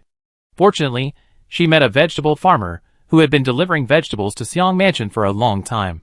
The vegetable farmer went up the mountain to collect firewood and saw her several times in the dining room of Xang Mansion. He picked her up and sent her back to Xang Mansion to receive the reward. At that time, she was bruised all over and was dying. It seemed that she was really seriously injured and about to die. She only went through the motions and invited a doctor, and even arranged her funeral, but she survived tenaciously. However, she completely forgot what happened that night. Because Qin had just died of illness, and Su had just been promoted. In addition, there were many people watching when the farmer brought her back with injuries all over her body. The farmer was afraid that the Xang family would not admit it, so he told all the onlookers that this was the eldest daughter of the Xang family. In order to have a good reputation, Su could only declare to the public that the eldest daughter of the Xang family was playful, and ran up the snowy mountain in the middle of the night and fell down. Fortunately, she was lucky and nothing serious happened. The scene stopped here. Xiangjila's consciousness was ejected. A hot tear fell on the hairpin. When her mother had just died of illness, her father couldn't wait to make Su, who had been a concubine, his wife. This made little Gila, who had been raised by her mother before, feel very uneasy. Sure enough, half a year after her mother's funeral was handled, Xiangyan came to find her, and said that the Xang family did not support idle people. He and Xiang Tiange were both close to their mother, so they were not considered idle people in the family. But her mother who raised her died. If Su Shi didn't raise her, she would be driven out of Xang Mansion. The only way was to help Tiange's sister do something to make Tiange's sister happy, and her mother would definitely persuade her father to take her in. The naive little Gila was persuaded to go to the snowy mountain in this way. She was lucky that she and Yin Junyu kept each other warm for a whole night, so she didn't freeze to death. Thinking of this, she wiped away the tears in her eyes with her arms, and decided not to have any gratitude to Xang Mansion in the future. She had never wanted to see Yin Junyu as much as she did at this moment. Before, she didn't understand what the hurt in Yin Junyu's eyes meant when she assassinated him. Now, she finally understood why. He always thought that she still remembered what happened that night. Thinking of his tolerance towards her, Xiangjila couldn't help but feel bitter. Her silly Junyu. How could he be so nice? Why are you not sleeping so late? Before the visitor finished speaking, Xiangjila jumped on him like a koala, buried her head in his neck, and spoke softly and charmingly. Junyu. Feeling the wetness in his neck, Yin Junyu held her tighter, his eyes turned red, and even his voice became cold. Who made you unhappy? Chapter 59. After being asked this question, Xiangjila's tears fell even more fiercely. No one displeased me, I just remembered something and felt that I was too ungrateful in the past. Foolish woman, still so fond of crying. Yin Junyu patted her back awkwardly. He coaxed her softly, just know the situation in the future, and take a rest when you are tired. Xiangjila nodded, and clung to him even tighter. Junyu, I'm sorry. Yin Junyu's eyes were full of doting. But he said 3 words to her coldly, stupid woman. Xiangjila sniffed, raised her head, tears in her eyes, smiled and hit his chest with her little hand. She said to him coquettishly, Lele is not stupid, Lele is beautiful and smart. Yin Junyu raised his sword eyebrows slightly, hugged her, and rolled onto the bed, shameless. Xiangjila quickly pulled her own clothes and laid down with her back to him. Humph. The apricot-colored bed curtain was pulled down. The two were locked in a small world. His hands hugged her waist from behind and held her in his arms. Rest well if you are tired, don't do anything. After a while, the sound of even breathing came from behind. Xiangjila was surprised that he fell asleep in seconds. Turning his head to look at the pair of closed phoenix eyes, the lines of his face became softer because of deep sleep. She carefully leaned to his lips, pressed a light kiss, and whispered, Good night, big brother. Then, she resumed the posture of being held in his arms just now, with a satisfied smile on her lips, and fell asleep with Amren. The Prince Regent's mansion was peaceful and tranquil. The Xang mansion was in chaos. Su looked at the father and son, who were covered in wounds and unconscious, and trembled all over, not knowing whether she was afraid or angry. She gritted her teeth and questioned the servant, who carried the two back. Who is it, who beat the master and the young master like this? The servants looked at each other secretly, but they couldn't tell the reason. Finally, the leading servant spoke up. The servants found the master and the young master in the alley behind the back door. They were in sacks. If they hadn't been able to move, They would have been carried to Yexiang by Uncle Fu to be used as fertilizer. As the servants were talking, the father and son woke up in a defensive posture. Stop hitting. Stop hitting. After they were sure that no sticks were hitting them, they stopped and looked at the sudden silence. Their faces suddenly turned red and green. Because the sacks on the father and son had been soaked in swill, they had been packed for an afternoon and had already been marinated. Su frowned slightly in disdain and didn't want to go forward. She could only look at the two with a distressed face. Master Yuner, what's going on? Xiangyun sat up with gnashing teeth. It's Xiang Zila, it must be that bitch. Xiang, she said in a low voice. Yuner. Dad his. Because of his excitement, Xiangyun pulled the wounds on his face and body, and he couldn't help but gasp. Xiang Tiange came over after hearing the news, and saw his father and brother being beaten like this, and wanted to step forward to care immediately. However, when she smelled a sour, rancid and greasy smell on the two people from a distance, she immediately stopped her steps to greet them. Standing a few steps away from Su, she covered her nose without leaving any trace. Father, brother, what's wrong with you? Su heard what Xiangyun said, and immediately gritted her teeth and said angrily, It's Xiang Zila again. This? Xiang Tiange looked at the two people who were beaten into pig heads with a little disbelief. Eldest sister's martial arts should not be that powerful. In her impression, Daddy's martial arts is the best in the mansion, and brother is only slightly inferior to Daddy. Xiang Zila is just stealing from everywhere, learning a little here and a little there, and patching it together.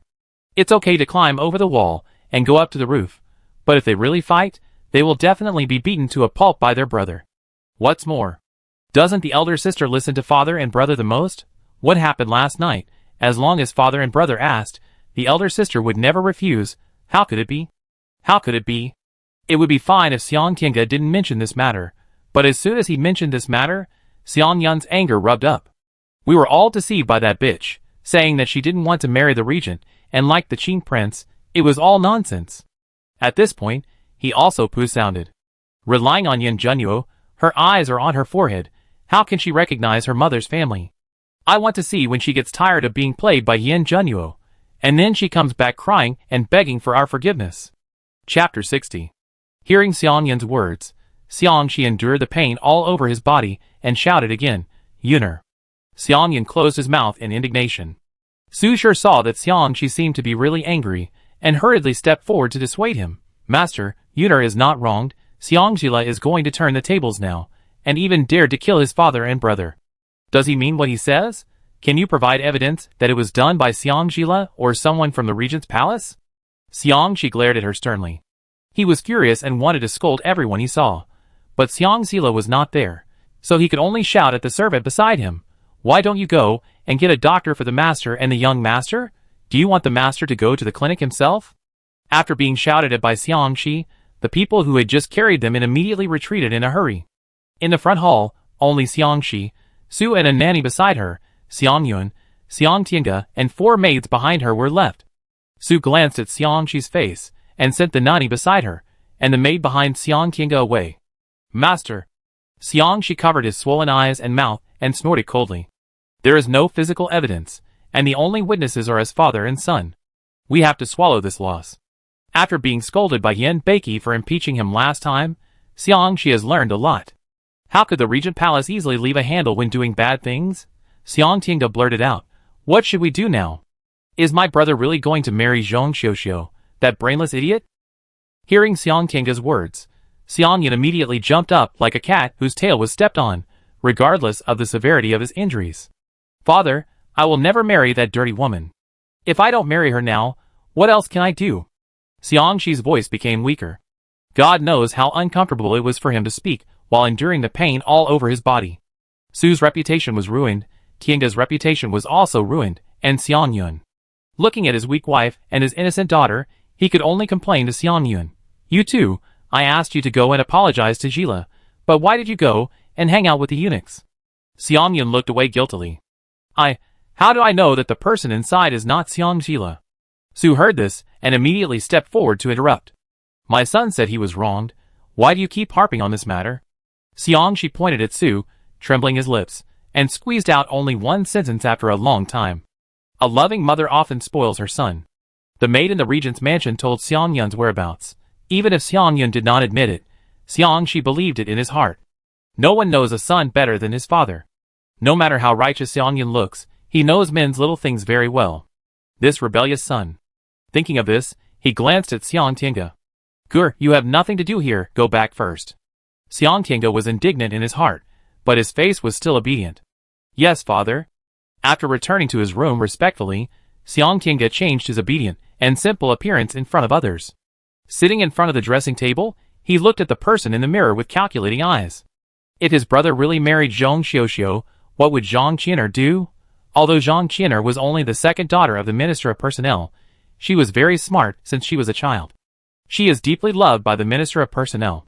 Because of her outstanding talent and horse-riding skills, Yin Beimal also appreciates her very much.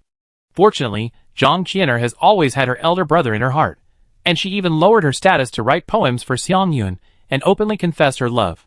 Otherwise, with her innocent appearance, like a lotus emerging from the water, she would definitely be able to seduce the king of Qing. Although Xiang Yun rejected her without mercy. But she is very patient. I believe that one day I can impress Xiang Yun. Now that Zhang Xiuxiu, a idiot, has messed things up, Zhang Qian'er can't be her sister-in-law. Isn't it equivalent to leaving herself with another hidden rival in love? After thinking it over, she decided to send a letter to Zhang Qian'er.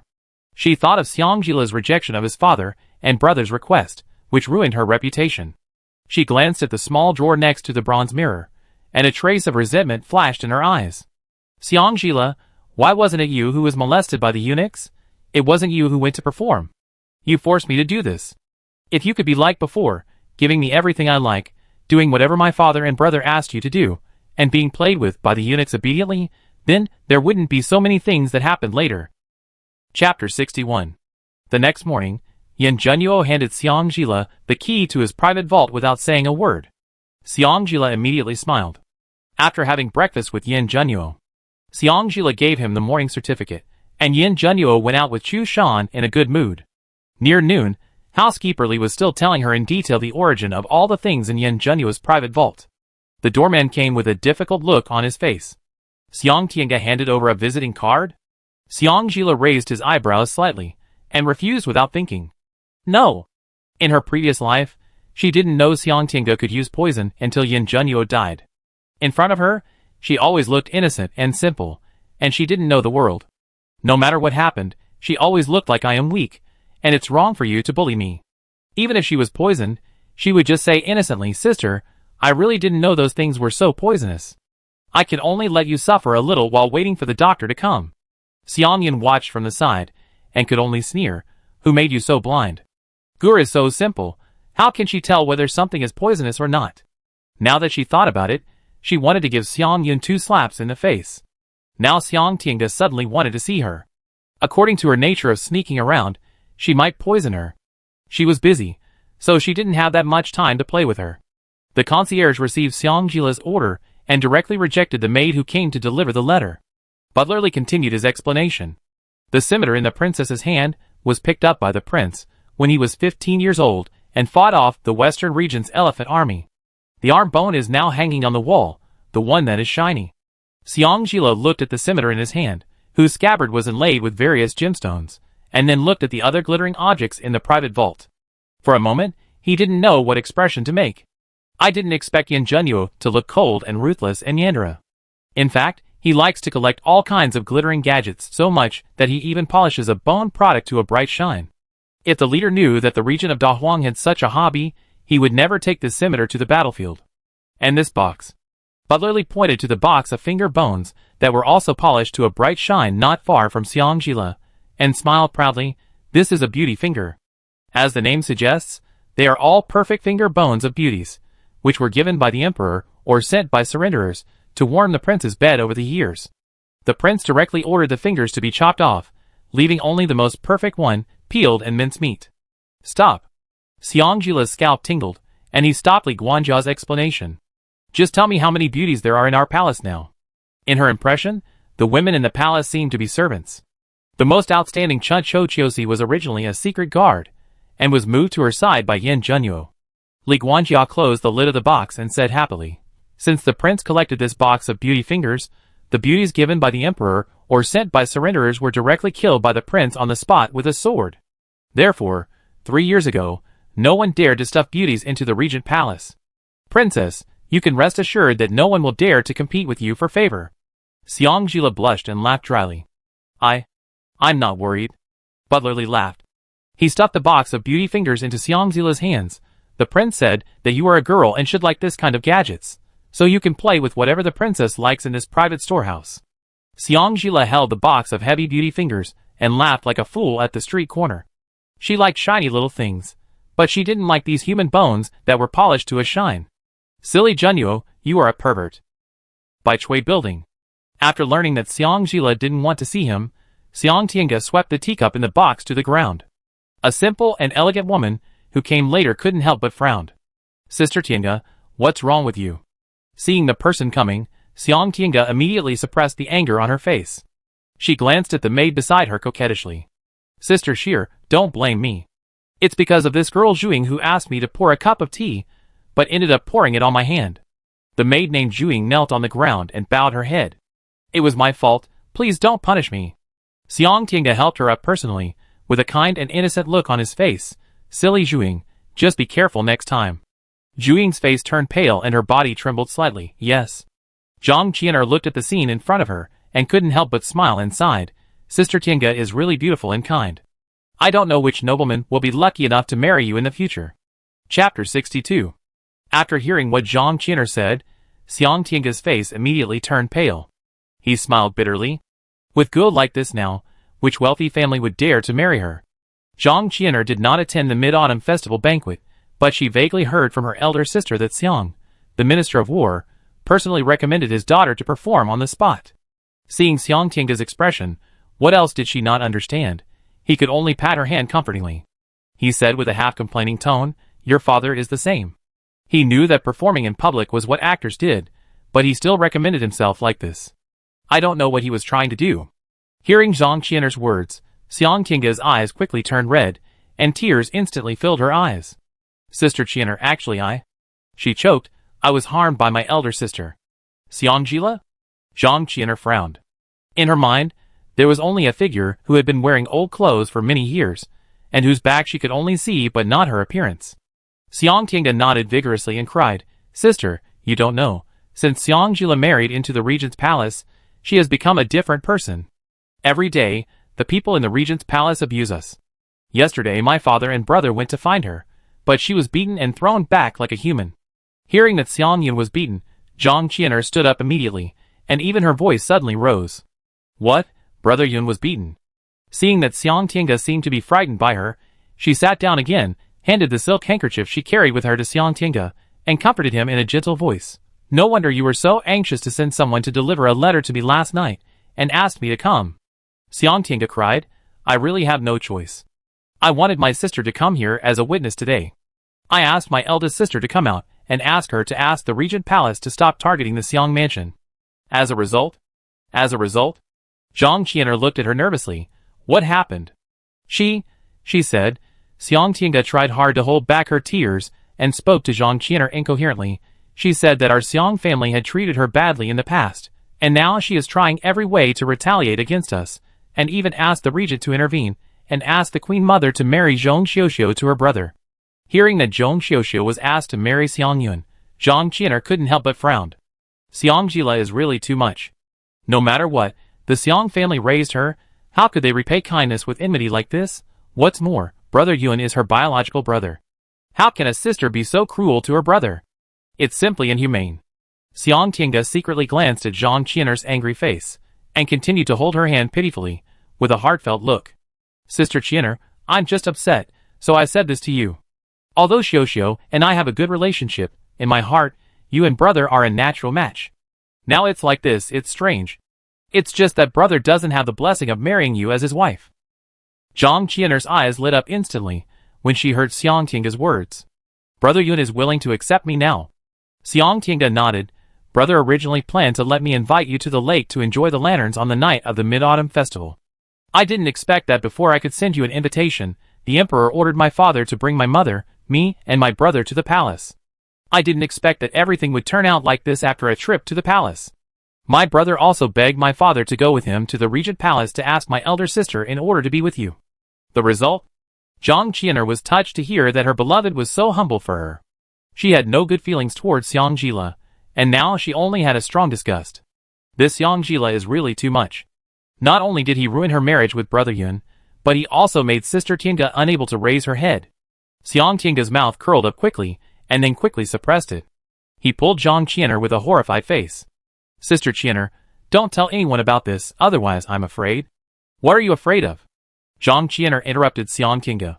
Seeing her innocent face, she couldn't help but soften her tone. You are kind, but you are bullied like this, and you don't know how to find some external help.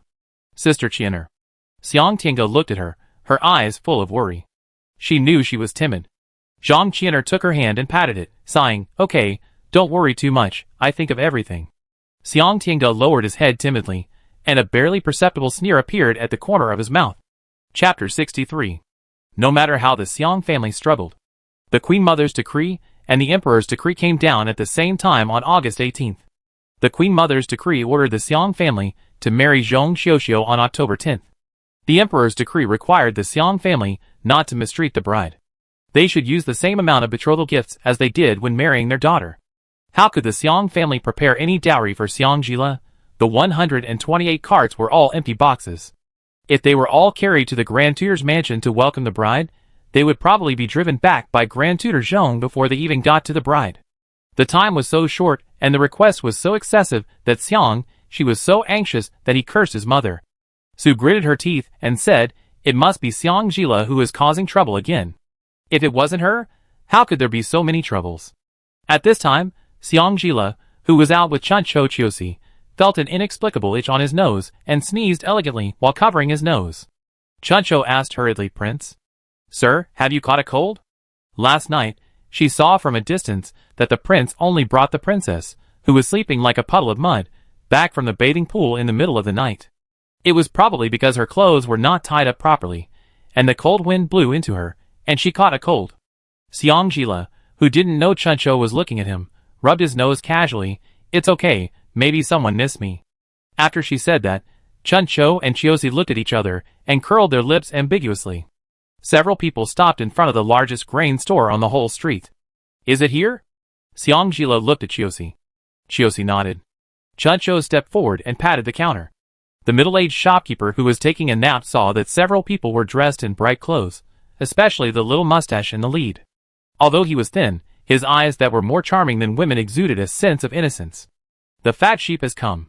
He immediately stood up, walked out of the counter, and led them to the shelf with food. He smiled tactfully. Dear guests, what do you want to buy?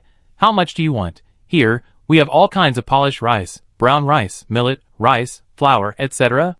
Xiang Jila coughed softly. Chuncho deliberately asked in a hoarse voice, what are the prices?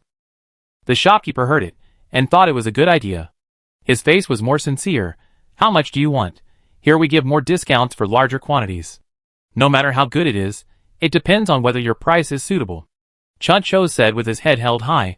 Okay, please wait a moment, sir. The shopkeeper knew that these people were unfamiliar, so he made up his mind and walked quickly to the counter. He took the abacus and counted a few times, and returned to the people with a smile. 1 stone of polished rice, 4th tone, the same as Dan, is 20 taels of silver. 1 stone of brown rice is 8 taels of silver. 1 stone of millet is 50 taels of silver. 1 stone of rice is 80 taels of silver. And 1 stone of flour is 120 taels of silver. This price is even higher than the price you get when you rob it.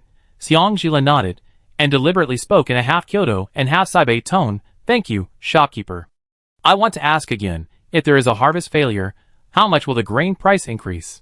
The shopkeeper was stunned when he heard this crisp voice that was completely inconsistent with his appearance. Chuncho stood in front of Xiang Jila and cleared his throat. My master is asking you a question.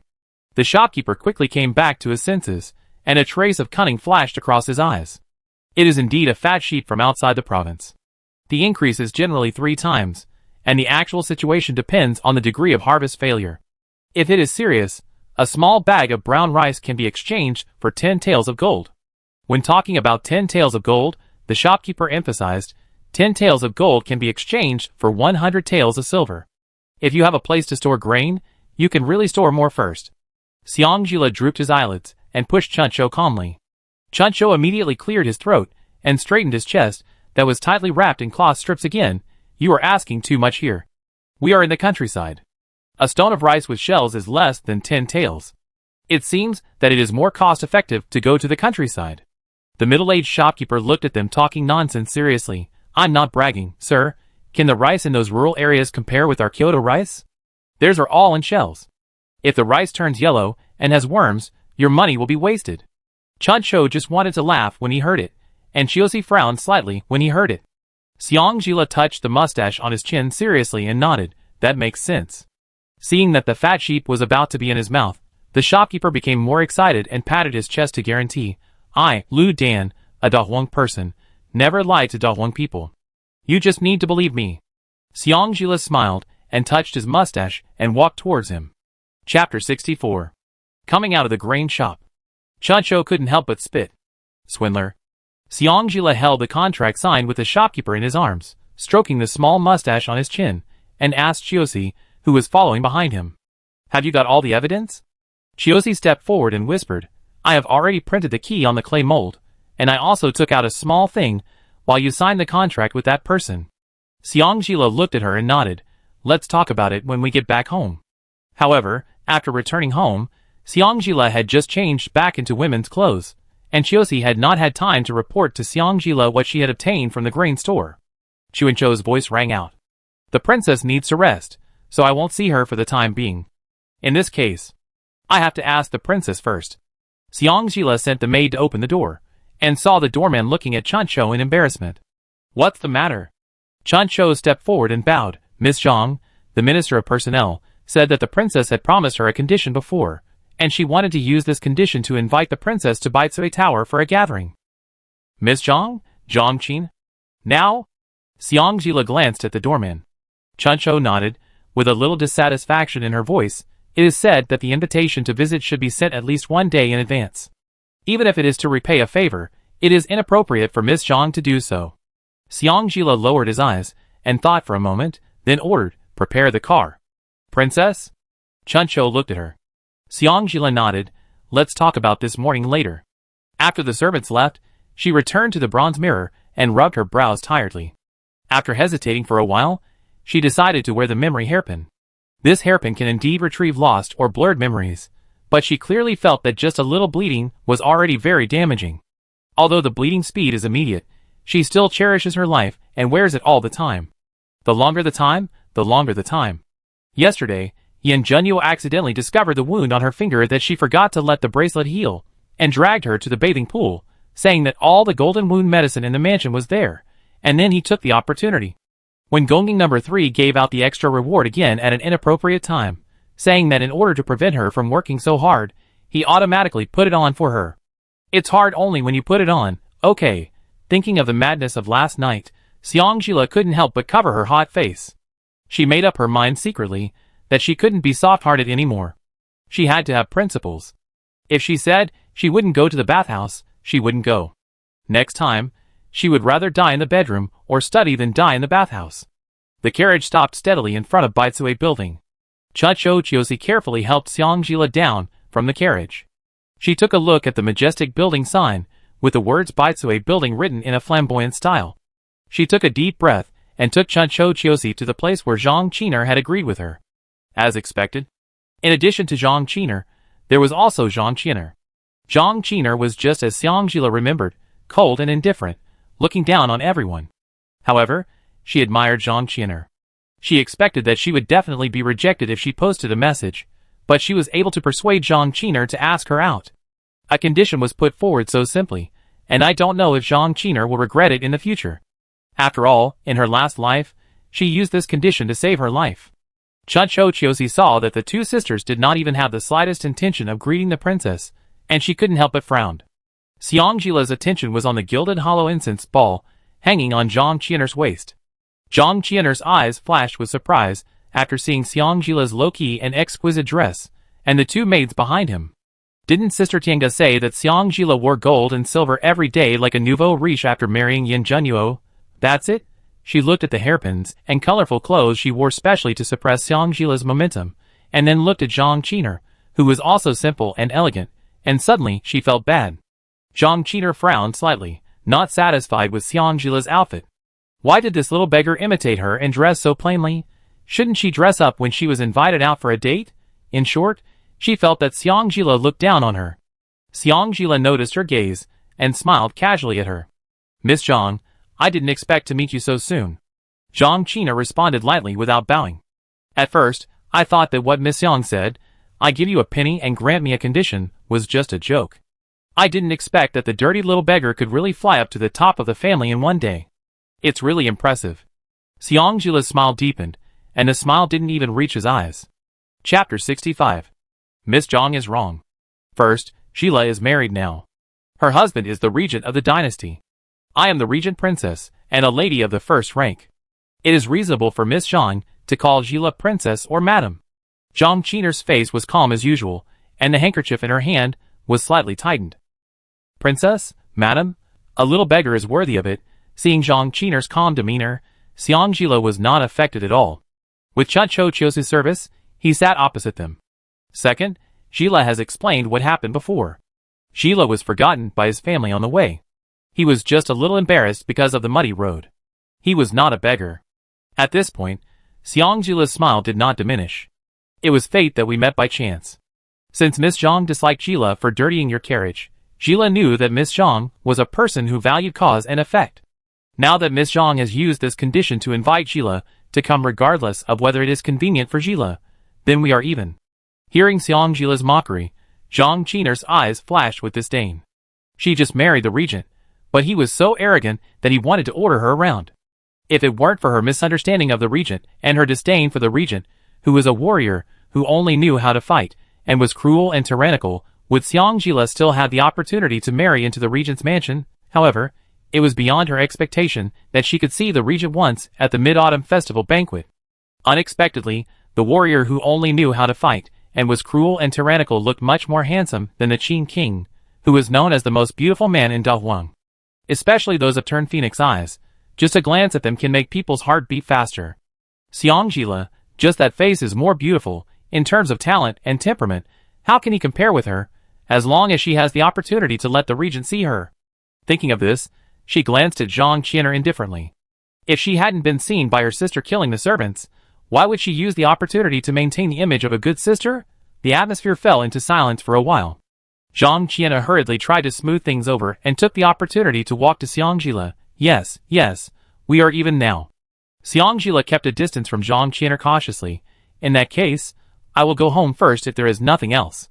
After saying that, she stood up and was about to go out with spring and autumn thoughts. Go home first? Zhang Qiner didn't expect Xiang Jila to sit down and say a few words without even touching the teacup, and immediately chased after her. Wait a minute.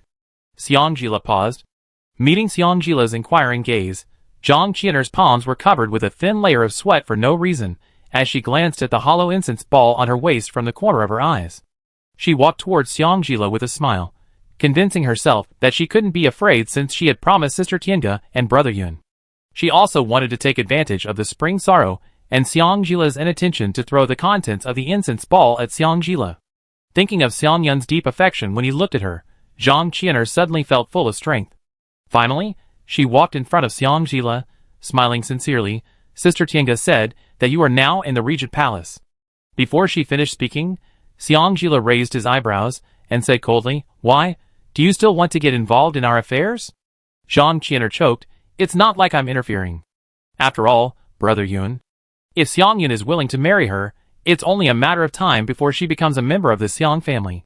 How can it be considered as interfering if she helps with household affairs? Zhang Qiner, who was standing by, saw her sister eager to get into the Xiang family, and she backed away slightly. She is so holy and elegant, how could she have such a shameless sister? Zhang Qiner was only thinking about how to get something out to bite Xiang Jila. She didn't realize her elder sister's disgust towards her. However, she didn't know that Xiang Jila's eyes had never left the scent ball on her body, and he was always on guard. So when Zhang Qiner approached her and opened the scent ball without leaving a trace, she immediately stepped forward and pressed her acupuncture points. When she felt the cold and slippery thing in the scent ball slowly crawling up her arm along the back of her hand, Zhang Qiner's eyes widened in horror. A cold color flashed across Xiang Jila's eyes, and his smile became brighter. Let me guess, who are you venting your anger for? Chapter 66. If I'm not mistaken, you were tricked by Xiang Yun or Xiang Tiange. Zhang Qiner felt a pain in her right arm, and tried to pretend to be calm, but her trembling voice betrayed her. Xiangzila, what do you want to do? What? Xiangzila repeated these 3 words softly. He smiled slightly and raised his fox eyes at her. How does it feel to have poisonous leeches drill into your skin? After hearing what Xiangzila said, Zhang Qian'er's face instantly lost its color and blurted out, How do you know? Xiangzila sneered. Not only do I know that you have a poisonous leech, I also know that this thing was given to you by Xiang Yun. Brother Yun just. Before Zhang Qian'er finished speaking, Xiangzila continued her words. Brother Yun just wanted to teach me a lesson, and let this cute little leech bite me to poison me so that I can do what they want, right? Unexpectedly, Xiangzila suddenly told Zhang Qian'er their plan, and she choked. She said stubbornly, Who told you to be so ruthless and ungrateful to the Xiang family? The troubles of the Xiang family were caused by you. Shouldn't you be taught a lesson? The troubles of the Xiang family were caused by me. Xiangzila laughed. That's between me and the Xiang family. Why are you, an outsider, rushing to seek death? I? Zhang Qian'er kept saying I for a long time, but couldn't make any sense. She looked at Zhang Qian'er for help, but Zhang Qian'er just frowned slightly when she looked in her direction, and didn't have the slightest intention of coming forward to help her. She was a little anxious, turned her head to look at Xiangzila, and threatened, Xiangzila, you'd better untie my acupuncture points, otherwise. Otherwise what? Xiangzila stretched out his hand elegantly to scratch his earlobe, and tucked his hair behind his ear. She has heard a lot of such words, since she was reborn. Can't you change your words to something more creative? I felt that slippery thing drilled into my arm, and kept moving along the blood vessels to other parts of my body. Zhang Qian'er quickly pulled out a smile that was uglier than crying with red eyes, and softened her tone. Ji Le, if you have anything to say, let's sit down and talk. I feel that thing drilled in. Xiangzila glanced at Zhang Qian'er's face, which was turning black at a speed visible to the naked eye, and winked at Xiaoxi. Xiaoxi immediately stepped forward and untied Zhang Qian'er's acupuncture points. Zhang Qian'er fell heavily to the ground, not caring about anything else, and immediately rolled up her right wide sleeve. The wide sleeve was lifted up to the shoulder, and there was nothing visible on the arm except a slightly black hole. A burst of itchy pain came intermittently on her face. She looked at Xiangzila and gritted her teeth and said, Xiangzila, you are so cruel. She is cruel? Xiangzila smiled and shook his finger at her. First of all, I didn't give you the thing, nor did I ask you to carry it with you. You have to find the person who gave you this thing. Secondly, I want to remind you that if the poisonous leech enters the blood vessel, you'd better expel it from your body as soon as possible, otherwise when it moves to your face, it will make your face form ugly black scars with pus and blood. At this point, she glanced at the spot under the skin of Zhang Qian'er's slender neck that was moving slightly towards her face, and smiled more charmingly. It seems that the person who gave you this thing hates you. This poisonous leech is now deliberately trying to destroy your face. It's too late to find a doctor. Just find a beautiful scarf to cover your face. You're talking nonsense. Sister Tiange is so simple, how could she have such a vicious thing? The itching and pain on her face became more and more severe. Zhang Qian'er stood up in embarrassment and took a few steps back, covering her face with one hand and pointing at Xiangzila with the other. It was you who deliberately let this thing crawl on my face. Xiangzila spread his hands innocently and smiled. Yes, but the thing is not mine. What can you do to me? Zhang Qian'er was so angry that her blood surged faster and faster, and the leech crawled faster and faster, and soon reached her right cheek. It moved a few times under the skin of her right cheek, and disappeared in an instant. She hysterically swept the things on the 8 Immortals table to the ground. Because she wanted to harm Xiangzila, she specially asked Zhang Qian'er and her maid to wait for her in the carriage when she met Xiangzila this time. At present, there were only her, Zhang Qian'er and Xiangzila, the master and servant, in the box. After watching the show to this point, Zhang Qian'er finally couldn't sit still. She stepped forward and accused him righteously. Miss Xiang, don't go too far. Xiangzila pretended to be surprised. Oh, so Miss Zhang is still here. Zhang Qian'er looked indifferent, and tightened her hand holding the silk handkerchief. Chapter 67. Zhang Qian'er seemed to have seen a rescuer. She held Zhang Qian'er's arms with both hands, and looked up at Zhang Qian'er. Zhang Qian'er couldn't help but frown in disgust at the face that was slowly beginning to show black scars. Just when she thought Zhang Qian'er would help her, Zhang Qian'er just said lightly, I told you that you were being used, but you didn't believe it. Zhang Qian'er's eyes widened instantly. Tears slid down the increasingly obvious black scars. She pointed at Xiangjila excitedly and said, "Eldest sister, you also saw that it was Xiangjila, that bitch, who heard me." Zhang Qiner pressed her arm and helped her walk out, her expression calm. "Let's talk about it when we get back." Zhang Qiner's meaning was very clear. Zhang Qiner's heart instantly sank. Just as she opened her mouth to threaten her with that handle again, Zhang Qiner pinched the back of her hand and said in a calm voice, "The most urgent thing is to help you save your face first." Zhang Qiner saw the seriousness in Zhang Qiner's eyes, and her attitude softened instantly. Just as the two passed by Xiangjila, Zhang Qiner said something to Xiangjila without any reason. "The Regent will not like a vicious woman like you." Xiangjila frowned slightly and glanced at Chuncho and Chiosi. What does she mean? Chuncho and Chiosi looked at Zhang Qiner's back with question marks on their heads and shook their heads. "I don't know." When leaving Baitsue Tower, there was only a red glow in the sky. In the carriage, Chuncho looked at the archway getting farther and farther away and couldn't help asking Xiangjila, "Princess, I don't understand why Miss Zhang too wants to get involved in the affairs of the Xiang mansion." Xiangjila closed his eyes and smiled without saying anything. Zhang Qiner's love for Xiangyun is real, and her desire for wealth and glory is also real. After marrying Xiangyun in the previous life, she became Yin Beimo's concubine Chun after Yin Beimo ascended the throne. The intricate relationship here is even more exciting than a storyteller. But in the previous life, before she could seek revenge on her, she was killed by Xiang Tiange. Now that such a good opportunity is delivered to her, she always feels itchy if she doesn't ask her for some interest. Today, Xiangjila paid a debt a favor and did a good thing, and his heart was full of satisfaction. She couldn't help but want to stretch comfortably. Halfway through the stretch, her sore waist made her stop straightening her waist. At the same time, Ding Host's body repair mode automatically turns on the system prompt sound just fell. Xiangjila immediately felt a warm sensation on her sore waist. After the warmth, she felt extremely comfortable. She couldn't help but communicate with Gongjing number 3. "What does this mean?" Gongjing number 3 explained coldly. "This is a new function after the system is automatically upgraded.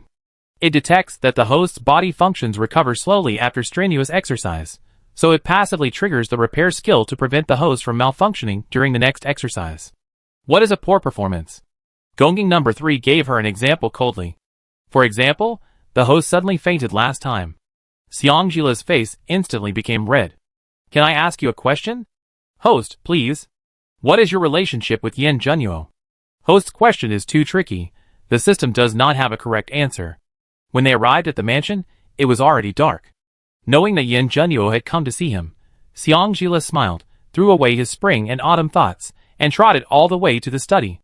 In the study, Chu Shan was reporting to Yin Junyu what happened today in Xiang Mansion and Taisha Mansion. Halfway through the report, Yin Junyu suddenly raised his hand to interrupt Chu Shan. Chu Shan was wondering why his master suddenly asked him to be quiet.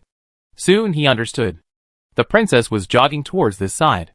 Not long after, there was a knock on the door. Yin Junyu's expression warmed up a little, and he saw that Chu Shan was still there. He immediately returned to his usual coldness. "Who is it?" Xiangjila's soft and tender voice came from outside the door. "Junyu, it's me."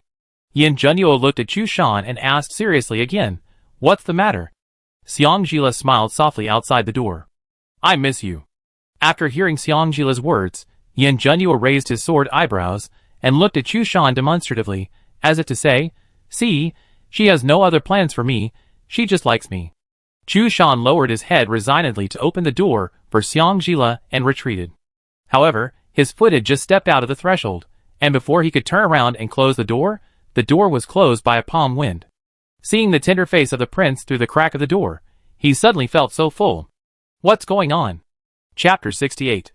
Seeing the person, who hadn't been seen for almost a day sitting behind the desk. Xiangjila didn't care about anything and went forward to kiss her twice. Yin Junyu put his arm around her waist, his facial lines were soft, and his eyebrows were slightly raised. "Where did you go today?" "No."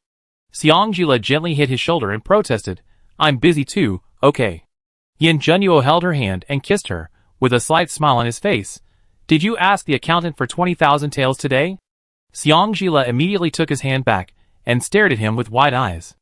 "Is it not possible?" He smiled softly, let her sit on his lap, and said softly, "Is it enough? If not, give me some more." "Enough, enough." Xiangjila got into his arms. "I'm not using it for anything." Yin Junyu frowned. If the mansion doesn't have enough clothes and jewelry, you can. Before he finished speaking, Xiang covered his mouth with his hand. What I have in the mansion now is enough for me to wear for a year or two without repeating. If I make too much, it will be outdated and wasteful. Pulling her hand down, a hint of warmth flashed in his eyes, and he said nothing more. Although he didn't need his woman to save money for him, he felt an inexplicable sense of security when he saw her say the word waste to him, like a little housekeeper. It was like the ordinary couple in the book, calculating the daily necessities of life. Before he could feel at ease, the little housekeeper in his arms suddenly looked up at him. Have you eaten? This sentence instantly turned his sense of security into guilt. Feeling his embrace stiffen, Xiang raised her eyebrows and left his arms. He cleared his throat awkwardly without looking into her eyes. I'm busy. Xiang smiled coldly, took his hand and dragged him out. If I find out that you don't eat on time again, you can't go back to the dormitory to sleep.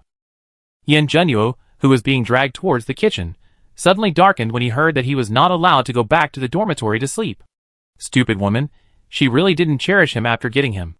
In the kitchen, the cooks went to the low table next to them to eat, and Dazhuang was finishing up. Seeing Xiang dragging Yin Junyu over, he immediately put on the apron he was about to take off. His face was greasy with laughter.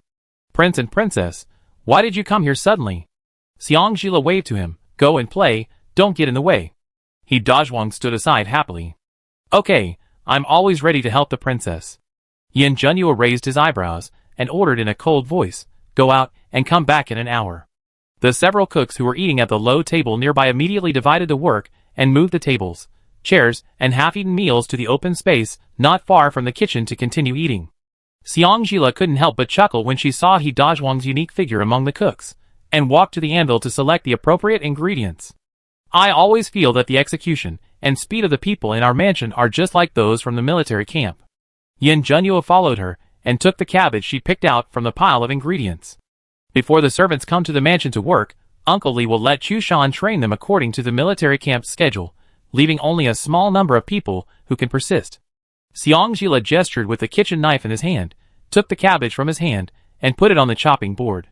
No wonder the monthly salary of the Regent's mansion is 3 times higher than that of ordinary mansions. There are also other funeral compensations, wedding gifts, and child subsidies. So that's how it is.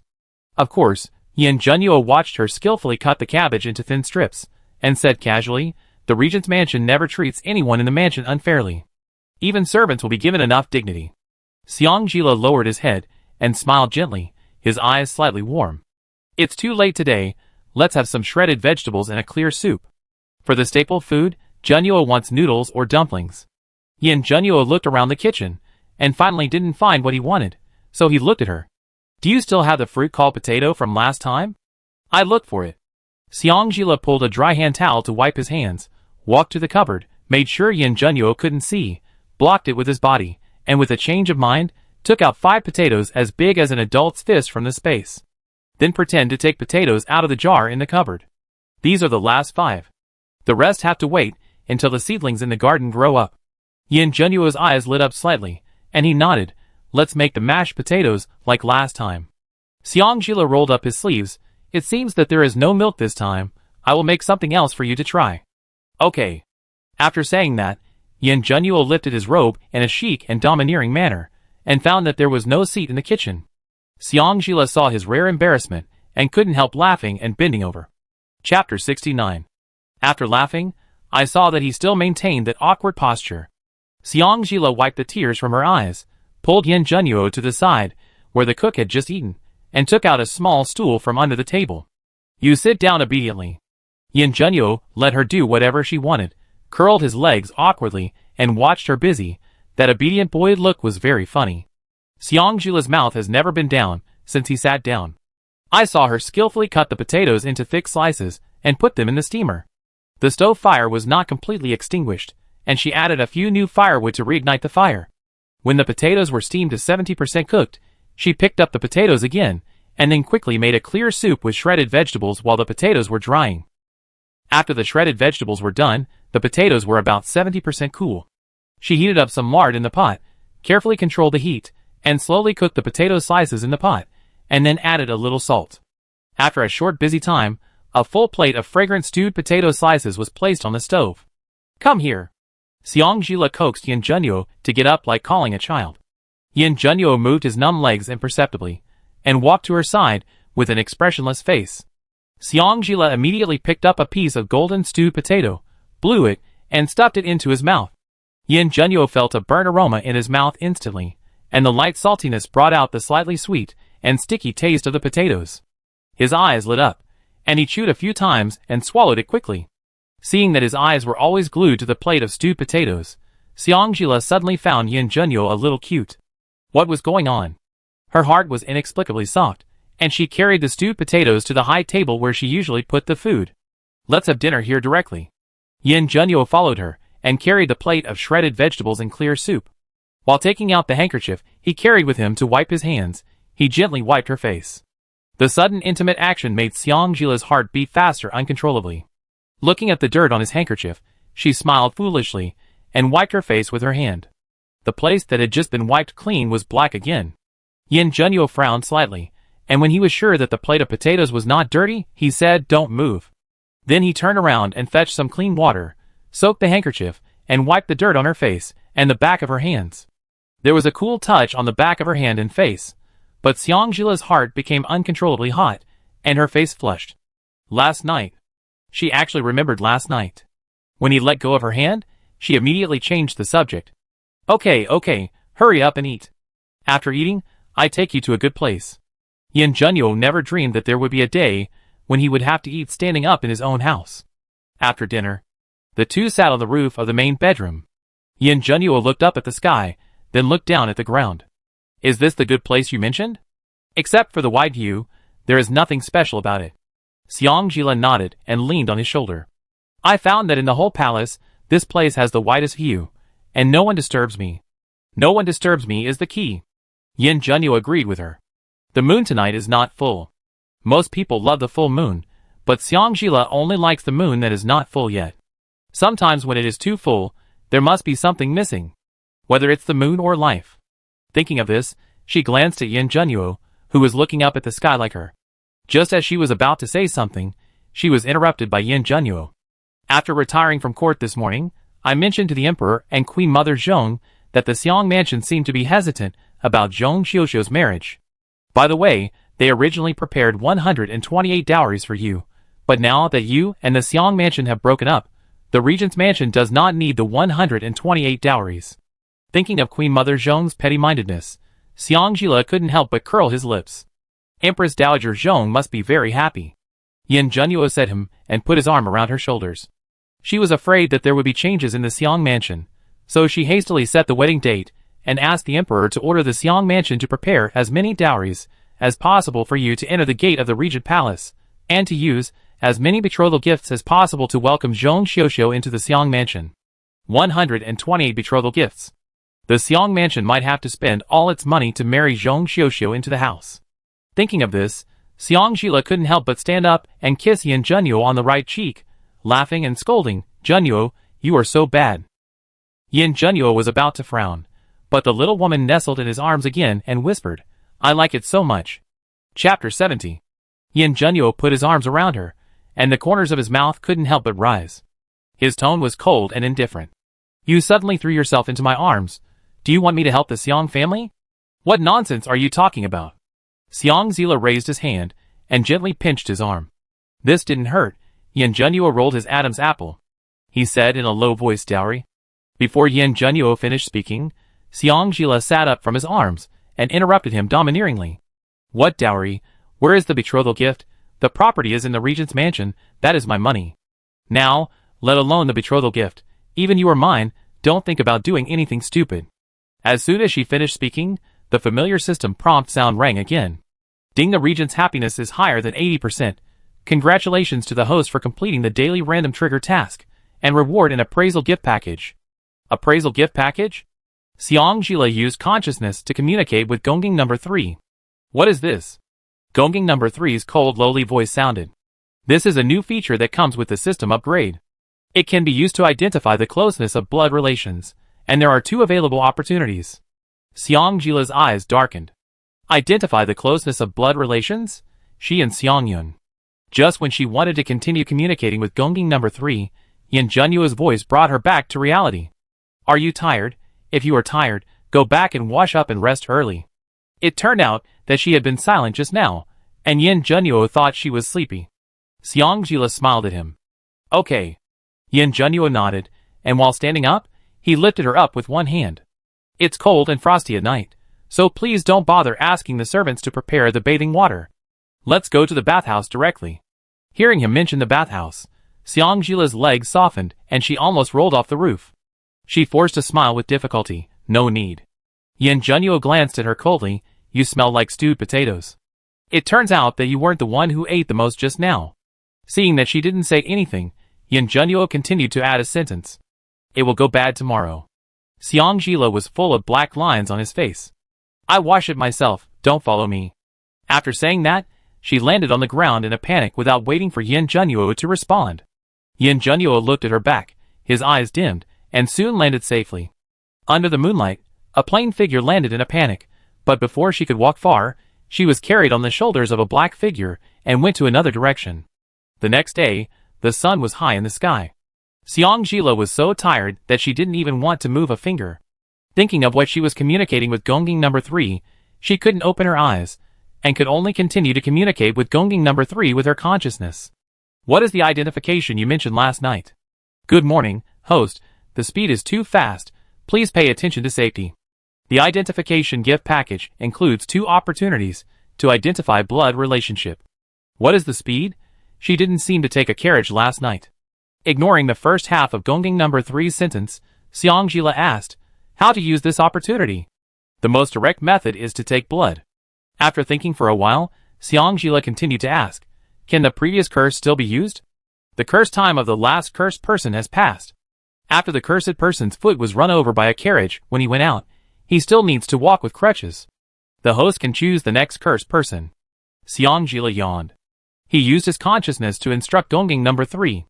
Then help me draw a circle to curse Xiangyun, so that he will bleed a little in the next few days. Okay, host, please choose the content of the curse.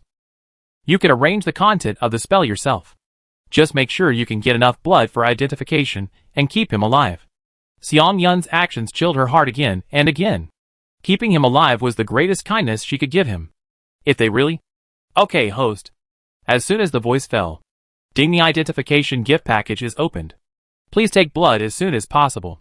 Ding, draw a circle and curse Xiangyun to be hit in the head by a tile when he goes out, and to be cut by a sharp sword when practicing sword.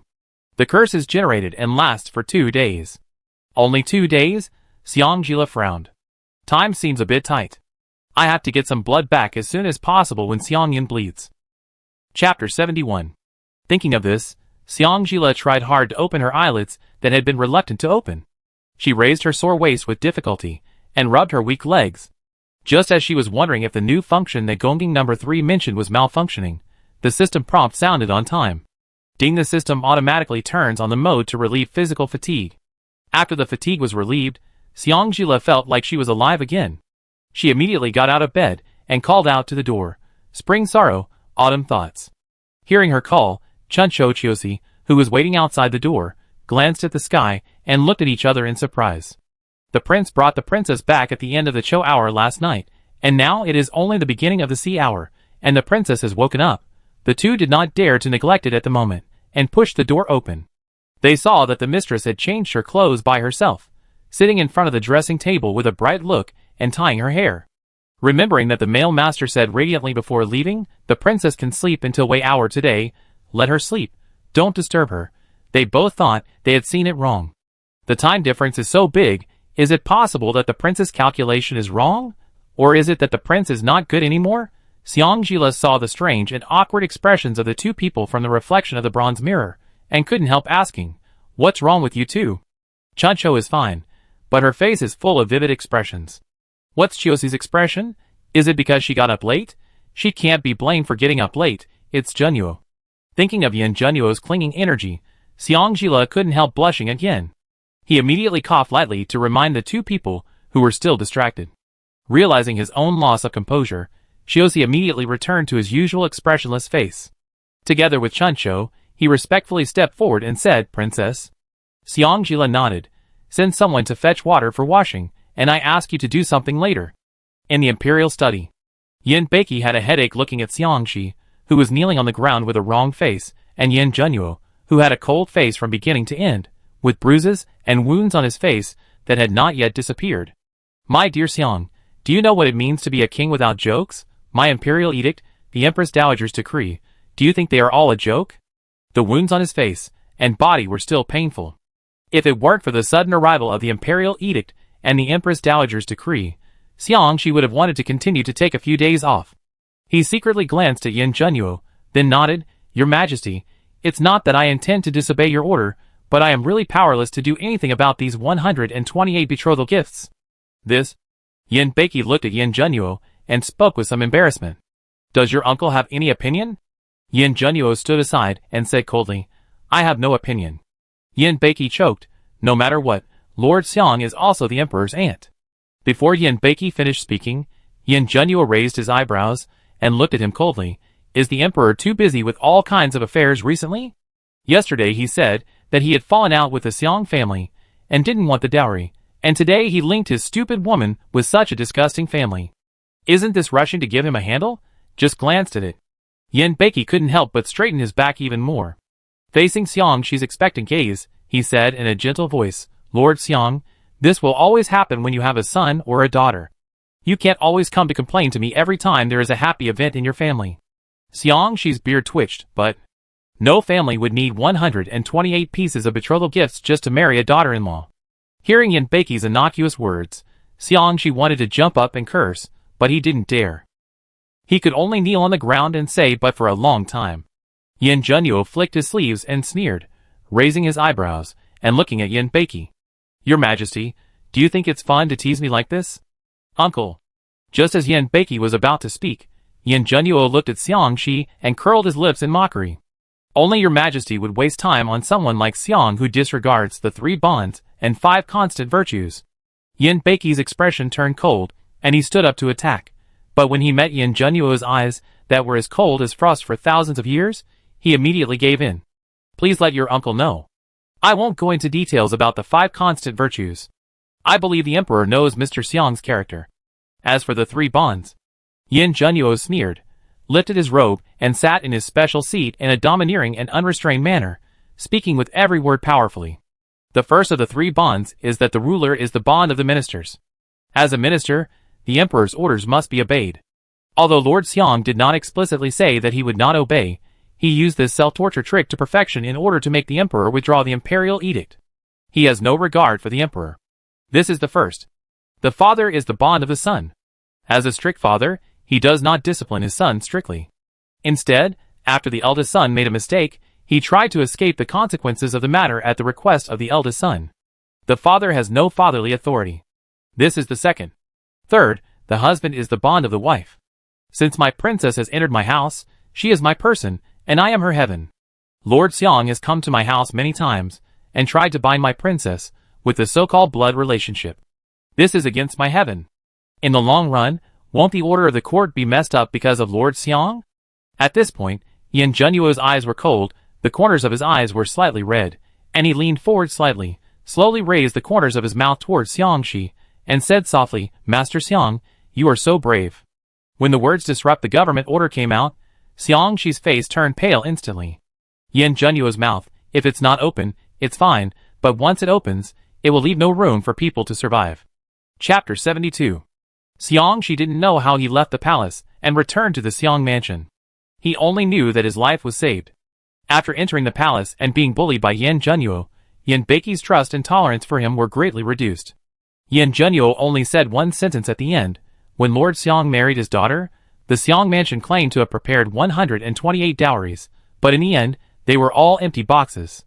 Lord Xiang still calculated so much for such a big event as marrying a daughter-in-law. Is there any other use for keeping the money?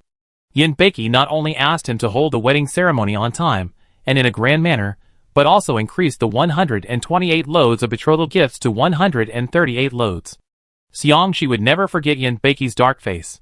He even had no doubt that if it weren't for the fact that Yun'er and Zhong Xiuxiu were granted marriage and the wedding date was approaching, the emperor would have immediately executed Yin Junyu after hearing his words disrupting the imperial order. He even regretted letting Xiangjila, the rebellious daughter, marry into the regent's palace. If he had listened to Sue's words at the time, and let her distant niece replace the rebellious daughter and marry into the regent's palace, perhaps the situation today would not have become like this. I returned to the mansion in a daze, and more than half of the day had passed. Before I even stepped into the mansion, several servants hurried out of the mansion. Xang, she grabbed a servant at random, frowned and asked, "Why are you so flustered?" The servant who was grabbed spoke in a trembling voice, "Master." "Master," when the young master walked under the eaves, he was suddenly hit on the head by a tile that fell suddenly. The blood was flowing and couldn't be stopped. "Madam asked us to find more doctors." Xang, she suddenly came to his senses, pushed the servant out of the house, and shouted angrily, "Why don't you go quickly?" After that, he hurriedly walked into the house. Chiosi sneaked into Xiang's house under Xiang Jila's instructions, followed Xiang Yun for half an hour, and effortlessly caught some blood when he was hit on the head by a tile. He walked back to the palace briskly. Looking at the small porcelain bottle of blood, Xiang Jila was a little surprised. So much blood was lost when the head was hit by a tile. Chiosi nodded expressionlessly, the blood was just splattering.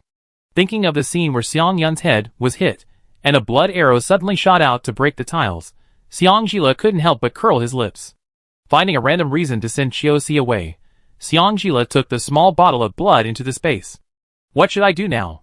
Gonging number 3 slowly appeared, slowly descended to Xiang Jila's level. "Host, please pull out a hair."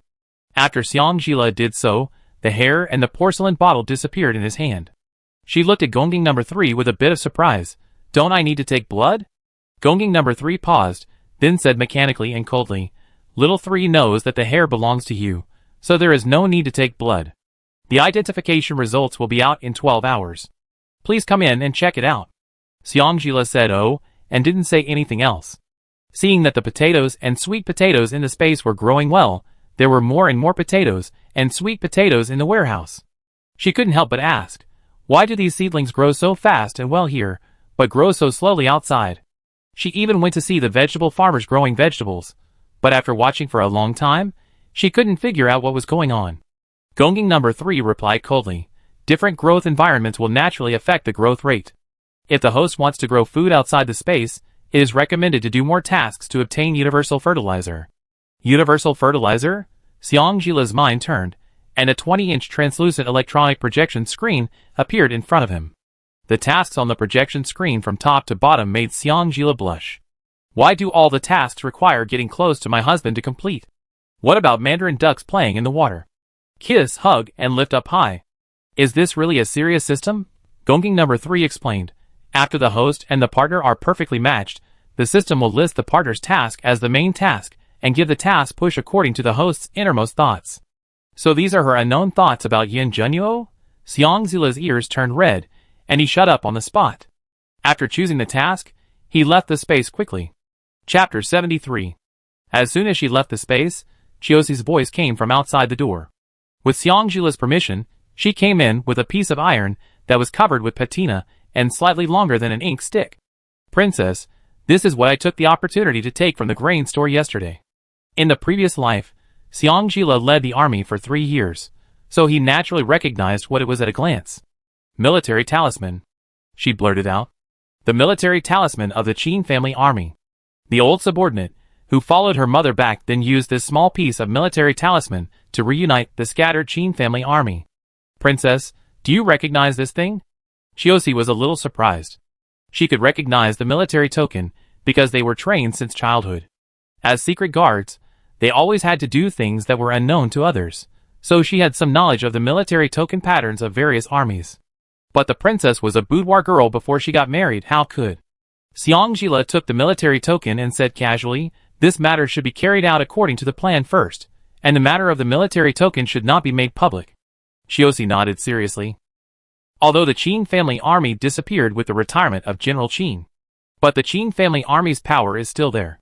Once the military token is reappeared, there will be war. It's just strange. Why would such a terrifying military token appear in a grain store? Looking at the shopkeeper, it seems that he only uses this military token as a paperweight in the drawer, and can't recognize that it is a military token at all. As if guessing Chiosi's thoughts, Xiang Jila explained. "The owner of the grain store has nothing to do with the military token, so there is no need to worry." Chiosi nodded. Night fell. Yin Junyu hadn't come back yet. After Xang prepared dinner, he ran to the front hall and looked several times, but didn't see the door open. He felt inexplicably irritated. On the other hand, Yin Junyu was delayed in patrolling the camp because of Xiang's affairs during the day. So when he finished dealing with the affairs in the camp and left the military camp, it was already dark. Chu Shan saw his hard and tight face, and knew that he must be unhappy because he was delayed in returning home for dinner, so he didn't dare to breathe. As he was on his way back home, the carriage of the Minister of Personnel's mansion bumped into him fearlessly. The carriage bumped a bit, and Yin Junyu, who had been resting with his eyes closed, opened his phoenix eyes coldly. His face became even uglier. He returned so late today, and he hadn't eaten yet. The stupid woman would definitely clamor for him to go back to his bedroom. Outside the carriage, Chu Shan looked at the carriage of the Minister of Personnel's mansion that was smashed into pieces, and then looked at Xang, who was standing aside, and was spotless, pure and elegant like a fairy from heaven, and the driver and maid who were pulling him for a ride in a mess, and couldn't help frowning. Yin Junyu only heard someone talking outside, and couldn't hear Chu Shan's movement for a long time, so he couldn't help but speak in a cold voice. "Keep on the road." "My lord." The carriage of the Minister of Personnel's mansion crashed into us and broke into pieces. Now he is standing in front of us and wants to explain. Explanation? Yin Junyu lifted a corner of the curtain, and at a glance he roughly knew what the trick was. A cold light flashed in his eyes. "Hit it directly. If they don't retreat, run over them and kill them all." Chu Shan thought he heard it wrong, huh? Seeing that the sky was getting darker, Yin Junyu's voice became colder. "Chu Shan, if you continue to be so lazy, then you should go to Saibei to replace Lin Bufan and let Lin Bufan come back. If you don't go to the mansion again, the stupid woman who loves crying will definitely worry about it, and her eyes will turn red again. Go to Saibei? You will really die of old age there." Chu Shan immediately pulled away the coachman and maid who were looking for him to explain, and jumped into the carriage. "I will hit you right away." The coachman heard Yin Junyu's words clearly. The cold voice, invisible pressure, and ruthless words made the driver and Xang's personal maid shiver involuntarily, and crawl to make way. Only Xang saw the carriage going farther and farther away, with a determined light flashing in her eyes. Looking at Da Huang, it turned out that only this unruly man was worthy of her. Chapter 74. It was completely dark. The tightly closed door of the Regent's mansion finally opened. Xiang, who was in the front hall, was worried about whether Yin Junyu would be assassinated, and her heart was in her throat. After making sure that she had not mistaken the person who came back, she immediately flew in front of Yin Junyu. She pulled him to look left and right, up and down.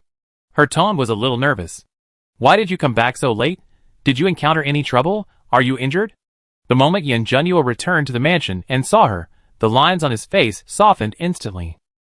He pulled down her hands that were holding his arms, and put his arm around her waist, and walked back with her. "Who else can hurt me except you?" Xiang blushed, and punched him in the chest, not too hard, and said coquettishly, "What nonsense are you talking about?"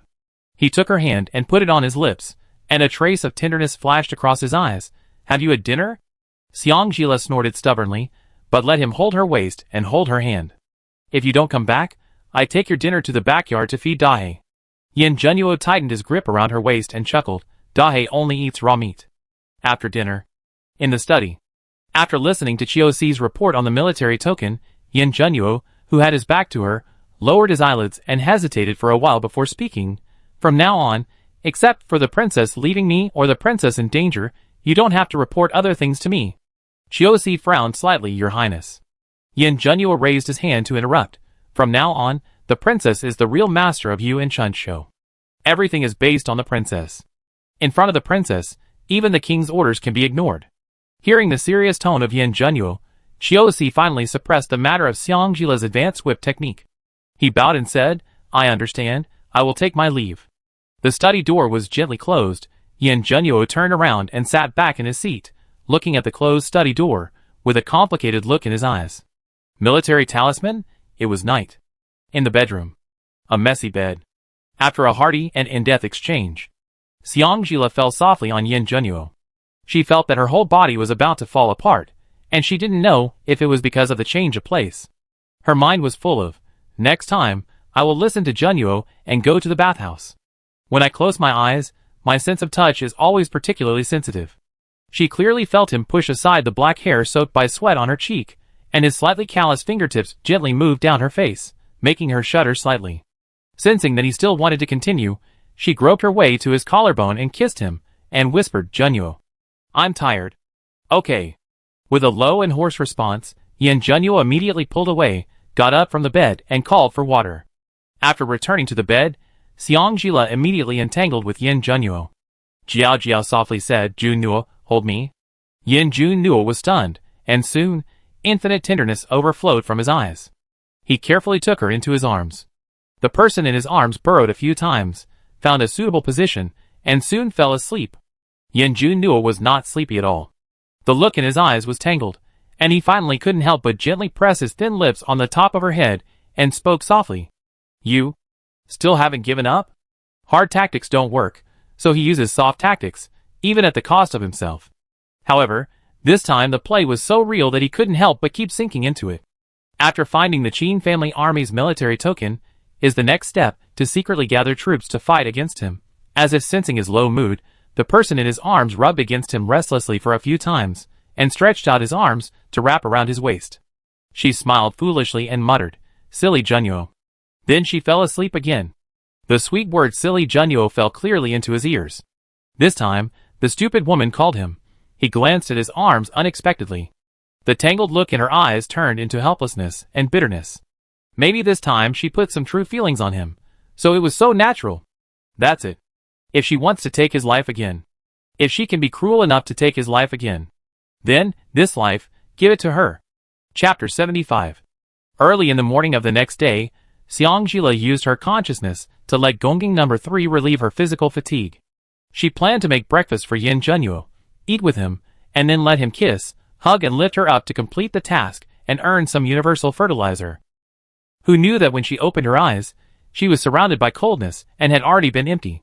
She looked around, and it was still dark. It brought back spring sorrow and autumn thoughts. What time is it now? Chuncho replied respectfully, replied to the princess, It's the middle of the Mao hour. When will the prince get up? Chuncho and Chiosi looked at each other. At Chiosi's hint, Chuncho replied respectfully again, Princess, at the end of the Yin hour. For some reason, seeing the princess now in high spirits, and remembering that the prince had a little dark halo under his eyes when he left, she always felt that the princess must have practiced some magical skill of replenishing Yin with Yang. Otherwise, how could the two of them have changed so much in just a few days? When Xiangjila heard the time Chuncho mentioned, he couldn't help but frown. Yin Junyu's habit is to get up at 11 a.m. to work, and then practice martial arts, bathe, and go to the morning court. Leaving so early must mean he didn't sleep all night. Did he not feed him enough last night? At the same time, the system's cold reminder sounded mercilessly. Ding, the Regent's mood suddenly dropped to minus 60%. Please pay attention to your partner's mood, otherwise all rewards will be deducted. Why did the mood drop so sharply? It's even negative. Where is the prince now? After a moment's hesitation, it was Chuncho who answered her. The prince said that he is busy recently, and the princess does not need to wait for him to eat and go to bed. This ambiguous answer. Xiangjila's tone suddenly became heavier. What I'm asking is, where is the prince now? He has gone out. Where did he go? Chu Shan went out with the prince, and did not say. Chuancho's answer obviously did not satisfy Xiangjila, but Xiangjila knew Yin Junyu's stubborn temper too well, and he was determined not to let her wait, which meant that she would wait until her death without seeing him. After thinking for a while, Xiangjila looked at Chuncho. Do you know how to contact Chu Shan? There are secret guards in the mansion, who are responsible for delivering messages. Okay, I asked the secret guards to bring me something later. Xiang Mansion. Xiang Shi and Su Shi were worried about Xiang Yun's 138 betrothal gifts. After thinking about it, Su Shi looked at Xiang Shi with a heroic look on her face. Master, if it doesn't work, let me ask Sheila for help. Xiang Shi looked at her and sighed. Your reputation is in tatters now, so you better stay out of the public. Since the Mid-Autumn Festival banquet, rumors have been spreading that Su had had physical contact with more than a dozen eunuchs. The rumors were so overwhelming, and the language was so filthy, that it was simply unbearable to hear. Even though Su had clarified it to him again and again, he couldn't help but wonder if his head was really covered in cuckoldry as people said. After hearing what Xiang Shi said, Su's eyes turned red, and she sobbed in grievance. I didn't expect Yin Junyu to really do this. The Regent King actually cares about a woman like me. He is so petty. What's more, I just said a few words for Yuner. Su's crying made Xiang Shi's already irritable heart surge with nameless anger. Okay, stop crying. If you have this time, you might as well find a way to get the betrothal gifts together. With less than 2 months left, are they really going to sell all of the few properties of the Xang mansion? The problem is that even if all the money is sold, there is still not enough to raise more than 100 yuan for the betrothal gift. Having been with Xiangxi for nearly 20 years, Susher has never been scolded by Xiangxi like this. In the past, no matter what the matter was, as long as she cried, Xiangxi would definitely coax her in a low voice. Now, for the first time, seeing his face flushed and his veins bulging, Susher's tears fell halfway, and she suddenly forgot how to cry. Realizing that his tone was a bit heavy, Xiangxi softened his tone. Okay, I also know that Madam is doing this for Yun'er's good, but don't mention the matter of going to the Regent's palace to find Gila again. The way Yin Junyu looked at him yesterday still frightened him. In the past, when Xiangxi was on their side, the whole Xiang mansion only thought that Yin Junyu was a little cold-tempered, and did not think that he was so powerful that the emperor was so afraid of him. Now that Xiangxi no longer tolerates the Xiang mansion, he knows how polite Yin Junyu was to him, and even to the people in the Xiang mansion. Susher only thought that Xiangxi was soft-hearted, and did not let her disturb Xiangxi's happy life. So she superficially agreed to Xiangxi's request not to go to the regent's mansion to find Xiangxi, but secretly calculated in her heart how to meet Xiangxi. As long as Xiangxi is willing to see her, she is absolutely confident that she can peel off a layer of skin from Xiangxi. Chapter 76. After giving the food box to Chuncho and asking her to help pass it to the secret guard who delivered the message, it was already bright. Chiosi followed behind Xiangxi and watched her make breakfast the whole time. Not a single porridge or dish was made by anyone else. If it weren't for the matter of the military token, she would definitely believe that the princess was 100% sincere to the prince. In the mansion, anyone with eyes could see that the prince valued and doted on the princess. So she really wanted to ask the princess on behalf of the prince, where did she put the prince? But since the prince had spoken yesterday and the princess was now her master, she couldn't say anything more. To put it bluntly, even if the princess asked her to kill the prince later, she would have to obey at the risk of her life. Chiosi, you don't have to follow so closely in the mansion. If you want to leave the mansion, I will find you in Chuncho. Xiangxi's voice successfully brought her back to her thoughts. Chiosi bowed her head respectfully, with no intention of leaving. Ding, the identification results are out. Please move to the space. The familiar system prompt sounded. Seeing Chiosi following closely, Xiangxi could only find a random excuse to return to the dormitory. After entering the space, Gongging number 3 lit up the translucent display screen in front of her. DNA locus chromosomes show that the father is the same as the mother, but the mother is different. The identification result is half-siblings. When the result came out, Xiangxi was mixed with joy and sorrow. The good news was that Xiangyun was not her biological brother after all. Now she could kill him without any psychological burden. What worries her is that Xiangyun has replaced his brother. So where is her brother? Having the same father, but different mothers, Xiangyun must be Xiangxi's son. According to Su's personality, if Xiangyun is not her biological son, then she will definitely not be so good to Xiangyun. Thinking of this, Xiangxi had a very likely guess in his mind. Xiangyun was born when Su was a concubine, on the same day as her and her brother, and then Xiangxi used a trick to sneak in and switch with her brother. Later, Su entered the family and took Xiangyun back to her side on the grounds that her mother was in poor health. In this way, the twins lived very different lives, and it also made sense that Xiangyun and Xiangtiange looked similar from a certain angle. After going through the whole process, Xiangxi was instantly filled with anger for being deceived. She even had the urge to confront Su and Xiangxi in person. But she quickly calmed down. Su was cunning and Xiangxi was profit-seeking. How could they tell her the truth? The only thing she could be sure of now was that her brother was still alive, but she couldn't feel where he was. After leaving the space, Xiangxi called Chuncho, who had just returned from delivering the food box. I asked you to go to the grain store to increase the amount of grain yesterday. Did you do it? Chuncho replied respectfully, it has been done. The delivery date remains unchanged. I saw that the profiteer agreed to it greedily. Maybe there is a way out. Xiangxi nodded. Follow him these 2 days to see if he goes to Xiang Mansion or somewhere else. After Chuncho's response, Xiangxi asked her to step aside first and called Chiosi again. It's been 2 days. Have you found the key? Chiosi nodded. I can change the account book tonight. Okay. Xiangxi stood up and walked in front of the 2 people. Chuncho will also help tonight. In addition to the locked drawer, There is also a secret compartment on the floor tile at the lower left corner of the grain shop counter. Open it carefully and take out the silver and banknotes inside. In her previous life, this grain shop fell into her hands, and she knew that it was originally her mother's dowry shop. So when she suspected Xiang Yun's background, she found Yin Junyu and asked his people to help investigate. After this investigation, she really found something. Although they were curious about why Xiang Jila knew everything about the grain shop, they still agreed in unison. In addition, Xiang Jila tried to suppress his anger and said, "If someone from the Xiang mansion wants to come to see me in the next few days, tell the people in the mansion not to stop them." Xiang Yun's betrothal gift, if the Xiang family didn't come to ask her for money, she would be uncomfortable. A trace of surprise flashed in the eyes of the two. "Yes." Waving his hand to let the two leave, Xiang Jila took out the military token of the Qin family army. Looking at this tube that is not much longer than an ink stick, the surface is patinated into pure black, and the seal script weapon and armor token used by Qin's generals is engraved in the dark.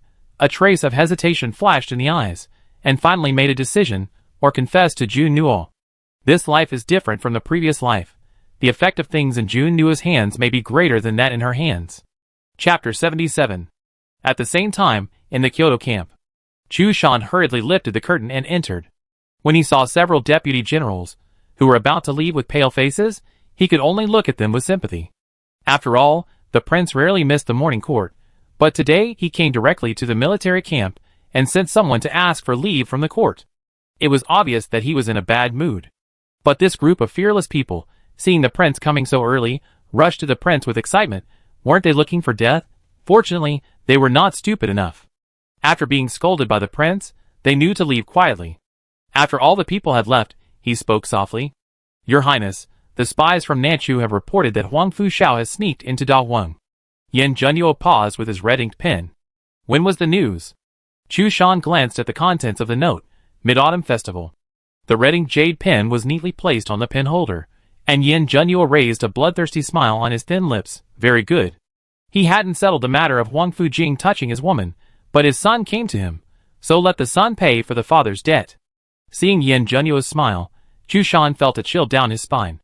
Thinking of the things that he gave him, and the words he was asked to bring, his heart became even colder.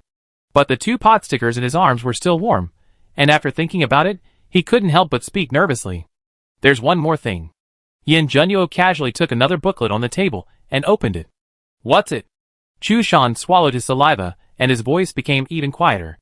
"The princess sent Cindy to bring you breakfast."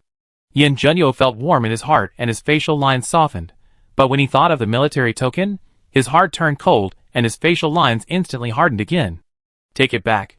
For the pot stickers, Chu Shan shrank his neck and said with a stiff face, "The princess also asked Cindy to tell her that if she can't wait for you to return to the mansion tonight, she will leave the mansion to find you. But she doesn't know where to find you, whether she will get lost, and whether she can find the way back to the mansion."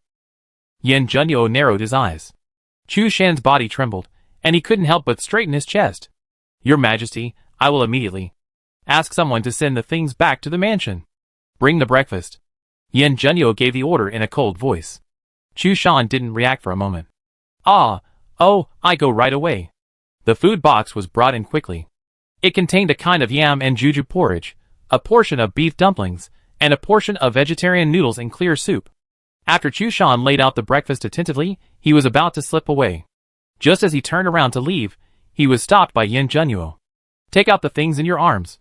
Chu Shan touched the two still warm pot stickers in his arms, and tried to struggle. "Your Highness, this is from me." Yin Junyu's tone remained unchanged. "Take it out. Do you still think he can't smell that it's a cake made by a stupid woman? The cakes made by the chef in the mansion don't have this kind of milk and crispy fragrance." Chu Shan reluctantly reached into his arms, and reluctantly took out the two pot stickers wrapped tightly in silk cloth. He kept repeating in his heart, "Your Highness, you can't be so inhumane. This is the bribe used by the princess. Please forgive me for not having breakfast early and let Cindy bring it to me. This is the first time I have the opportunity to taste the princess's craftsmanship." After the silk cloth was opened, two warm pot stickers lay quietly on it. Seeing the two round cakes with crispy and fragrant skin mixed with milk and meat aroma, Yin Junyu felt a sour feeling in his heart. He said to Chu Shan coldly, "Go to the kitchen to find food by yourself. You can stuff everything into your arms without worrying about poison." Chu Shan's heart was broken. Your Majesty, your subordinate. Get out. Yin Junyu's tone was a little heavier. Chu Shan lowered his head and lost his spirit in an instant. Yes, your subordinate will take his leave. Just as he was about to turn around, something flew in front of him. He took it instinctively, and saw that it was a pot sticker wrapped in silk cloth. He immediately regained his spirits, and gave Yin Junyu a big smile. Thank you for the reward, your Majesty. If I know that you accept bribes from the princess in private, you will go to Saibai to replace Lin Bufan. Yes, yes, I will never accept bribes again. Chu Shan smiled so hard that only his teeth were visible. Yin Junyu snorted, why don't you get out? Okay, I will get out right away. Chapter 78. Xiang Jila was absent-minded for the whole morning. Her mind was full of the fact that Yin Junyu's happiness value had turned negative. Feeling irritated, she entered the space again. Gonging number 3, come out. Gonging number 3 slowly became a physical entity in front of her. Host. Xiang Jila felt a little embarrassed that the little robot egg was so nice all of a sudden. She cleared her throat and asked, that. I just want to ask, does the system have the kind of function or reward that can read people's thoughts? Is the host worried about the negative happiness value of the regent? Xiang Jila sighed, he was fine last night, but suddenly he became unhappy. I don't know if it's because of last night. Almost speaking out his guess, Xiang Jila's cheeks blushed and changed the subject. In short, I need to read his mind. Is there such a function? Gonging number 3 answered coldly. No, the relationship between partners requires sincerity and true heart. If the host really cares about his partner, he will naturally understand what his partner wants without reading his mind. It seems to make sense. But I have already given my heart to him, and I have given him my body, why is he still? Host, have you ever heard of the word sense of security? Sense of security? Xiang Jila blinked. I don't understand. The system has tested it briefly, and the regent lacks a sense of security in the host, which means that the host does not make the regent feel stable and safe. Stable? Safe? Xiang Jila lowered his eyes, and thought for a moment. He looked up and smiled at Gonging number 3. I understand. Safety. Give him a baby, give him a home, that should be safe enough. As for safety, she won't carry any sharp weapons with her anymore, so he won't have to worry about her assassinating him, right? Ding, congratulations to the host for his epiphany, and I will reward you with a copy of Love Talk Collection, and a set of unique little clothes. Unique. Little clothes. This name is so Junyu style. Xiang Jila was so upset that he couldn't help but ask the question in his heart. Gonging number 3, tell me the truth, are you here for Yin Junyu? Why do you come here according to Yin Junyu's preferences? Gonging number 3 answered coldly and mechanically, haha, the host is really humorous. Didn't the host fight for the regent in the previous life, which led to the economic backwardness of the future? This makes sense. As if knowing that Xiang Jila was not completely convinced, Gonging number 3 honestly revealed his old secrets. The reason why the system is called the Gonging system, in addition to crop farming, there is a deeper meaning, which is a metaphor for the hard work of men. Hearing this, Xiang Jila understood instantly. No wonder the missions are so unserious. He said goodbye to Gonging number 3 and left the space with a collection of love talks. Xiang Jila had a quick lunch, returned to the dormitory, lay on the bed and flipped through the book. Do you know who you are? Well, Junyu should like this. There is no other space in the heart for others, and it is all occupied by you. Hey, so corny. After flipping through a few pages, Xiang Jila put the book aside, turned over, and rubbed the goosebumps on his arms. She imagined herself domineeringly blocking Yin Junyu on the bed, and frivolously lifted up Yin Junyu's chin. Prince, do you know who you are? Yin Junyu raised his sword eyebrows and sneered, this prince is not a good person. Xiang Jila suddenly lost all mood. That person will spoil the mood. Xiang Jila scratched her hair in distress. Junyu should not like this. I'd better think about it. Before she finished thinking, Chuincho's voice sounded outside the door. Princess, Miss Zhang from the Minister of Personnel's mansion asked to see you, saying that the prince left something with her. Junyu left something with her? When did it happen? Xiang Jila thought of her inexplicable words that day, and felt uncomfortable. But since it was about Yin Junyu, she still agreed. Let her go to the front hall. Chapter 79. She calmly looked at the exquisite carved beams and majestic eaves of the regent's mansion along the way. Zhang Qiner immediately felt the domineering and fierceness that belonged to the regent. If she were the mistress of this mansion, she would be embraced by the regent with his domineering embrace, and his eyes would be full of fascination with her. Thinking of this, she blushed uncontrollably. About a cup of tea had passed. Xiangjila appeared in the front hall. Perhaps it was because the last time they got along was not pleasant. So this time Xiangjila was not as easygoing as last time. Even her makeup and dress were much more elegant than last time, and her aura made people dare not look directly into her eyes. If someone didn't know, they would think she had been on the battlefield with the Regent. Seeing Zhang Qin'er change from her usual simple and elegant appearance, and dressed up brightly, Xiangjila raised her eyebrows slightly. Why did she always feel that she was here to snatch her man, seeing Xiangjila sitting down by herself, without any intention of letting her sit down? Zhang Qin'er spoke. Her voice was so indifferent that people could hear a hint of coldness. Qin'er's face was ruined. Because of the great shock, she became crazy. Crazy? Xiangjila's eyes flashed with surprise, and Su regained his composure. Oh! Xiangjila nodded and said, then what? Unexpectedly, Xiangjila's indifference, Zhang Qin'er looked at her with a trace of disbelief. You knew what those things were at the time. Why didn't you tell Qin'er? Xiangjila's eyes fixed, and he took the ginseng tea handed over by Chuncho. After taking a sip, he slowly spoke to her, Miss Zhang, get to the point, don't beat around the bush. Zhang Qin'er is such a selfish, arrogant, and narcissistic person. She came to her house in such a way that she was wronged. She kept saying that she was vicious, just to make her give up some so-called sympathy, and agree to some unreasonable conditions. She didn't even think about who she was? Why? Zhang Qin'er's eyes flashed with madness, and she looked at Xiangjila and said calmly, I will tell the prince about this. Prince? Yin Beima? She didn't think that she was still obsessed with Yin Beima, did she? Thinking of this, Xiangjila suddenly sneered. The poisonous leech was given to your sister by Xiang Tinga. Even if you tell the emperor about it, I am still right. What's more, she looked up at Zhang Qin'er, who was standing upright. Wasn't Miss Zhang there at the time? You didn't save your sister at the time, but now you think of the deep sisterly love? Zhang Qin'er seemed not to hear Xiangjila's words, and said to her indifferently, the prince will not like a vicious woman like you. Xiangjila smiled coldly, who cares? Only in her previous life could she be so blind to a hypocritical scum like Yin Beima. Seeing Zhang Qin'er's mental state, Xiangjila was too lazy to waste time. He interrupted directly, you said that my prince left something with you. Did you bring it back? Hearing Xiangjila take the initiative to speak, Zhang Qin'er's beautiful face showed a tender and obsessed smile. I can't bring it. After all, the Regent Prince's heart is on me. Hearing this, Xiangjila immediately stood up, and his voice suddenly rose. Did you dig out his heart? After Xiangjila said this, Chuncho and Chiosi immediately stepped forward to restrain Zhang Qin'er. Zhang Qin'er struggled twice, but failed to break free, so she looked at Xiangjila calmly.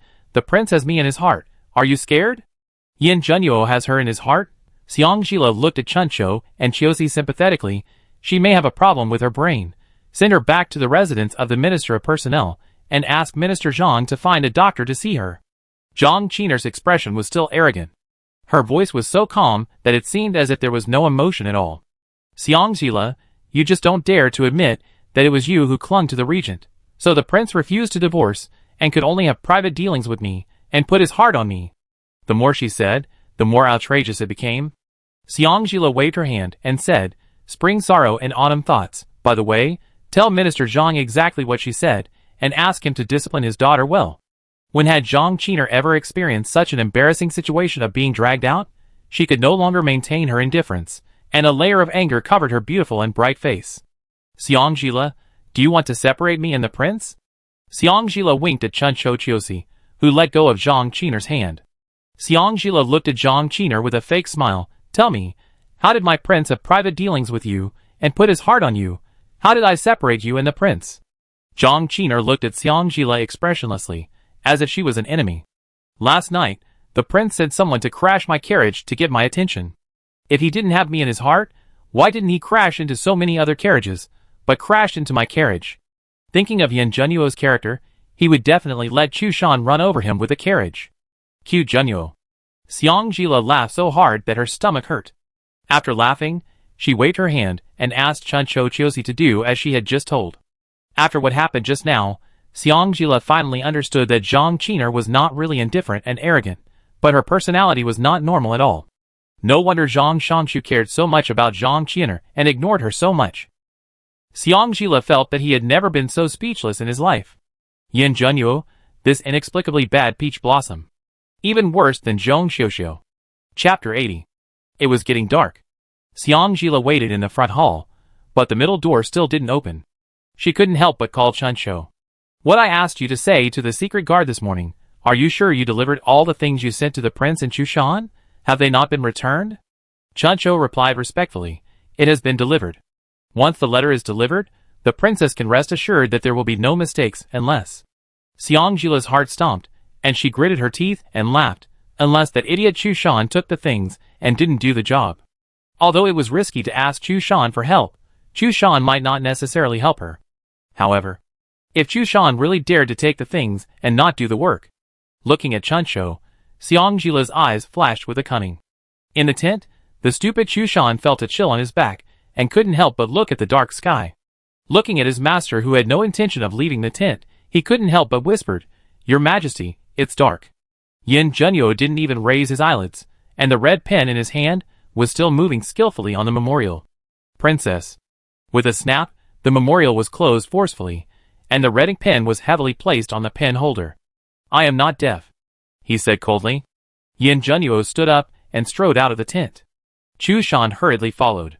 Where are you going, Your Majesty? Yin Junyu didn't even look at Chushan's eager eyes, and directly said 2 words coldly. Nonsense. Chushan secretly breathed a sigh of relief.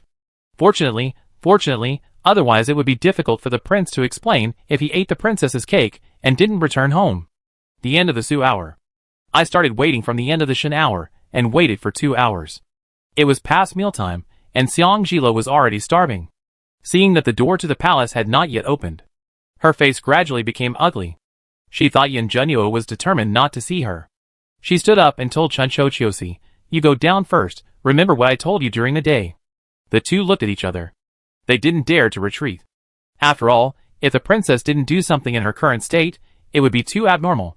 The two did not move. Xiangjila raised his eyebrows. Why, I can't order you around when the prince is not here. The two bowed their heads. I dare not. After that, the two bowed and left the front hall. Chiosi, what should we do? The princess looks like this. I always feel that she has sent us all away at once. It must be bad news. Chiosi thought for a while, and said to Chuncho, I will go to the grain store to do some work. You follow the princess quietly. By the way, let Cindy pass a message to Chushan, saying that the princess has sent us all away, and seems to want to leave the house alone. Chuncho nodded seriously, and the two went their separate ways. On the quiet and wide streets of Kyoto, Cindy met a carriage returning to the palace, and he immediately stopped Chushan. He leaned close to Chushan's ear, and whispered the letter Chuncho asked him to pass to Chushan intact. Chushan just heard the words the princess wants to leave the palace alone, and the master in the carriage had already broken out of the carriage. His figure flashed and disappeared. Only Cindy and Chushan were left in a mess on the dark, wide and quiet street, one talking and the other listening. Xiangjila hurried back to the dormitory, guessing that Yin Junyu should be in the tent. She picked up 2 clothes at random, rolled up the small box containing the military token with the clothes, and put it in her bag, intending to personally talk to Yin Junyu about the military token and that she wanted to give him a sense of security. As soon as she left the dormitory, she met Yin Junyu, who was walking towards her with a sullen face and big strides. Her face lit up, and she instantly forgot the unhappiness that she had just thought that Yin Junyu was determined not to see her. Junyu. She hurriedly went to meet him, but before she could speak, she was interrupted by Yin Junyu, who grabbed her wrist and said coldly, Are you so impatient to leave? Feeling a sharp pain in her wrist, Xiangjila cried out in pain and tried to break free from him. Junyu, you hurt me. Yin Junyu stretched out his hand and directly pulled the bag off her shoulder and threw it into the artificial lake in front of the dormitory. The heavy bag was thrown far away, and with a plop, it sank to the bottom of the lake in an instant. That's the military token, silly Junyu. My stuff.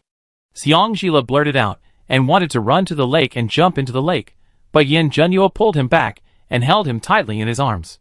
Xiangjila struggled to get up immediately, but Yin Junyu was stronger than before. His eyes turned red, and he sneered, You even took the money with you. Are you planning to leave and never come back? As soon as this thought came out, the jealousy and anger in his heart were like fast-growing vines, instantly drowning out his reason. He stretched out his hand to press the back of her head, lowered his head, and kissed her mouth without mercy, pried open her pearly teeth, and kissed her deeply. Xiangjila sensed his anger, and didn't dare to resist at all. Feeling Yin Junyu's uneasiness, she felt that her heart was about to break. Tears flowed out of her eyes uncontrollably.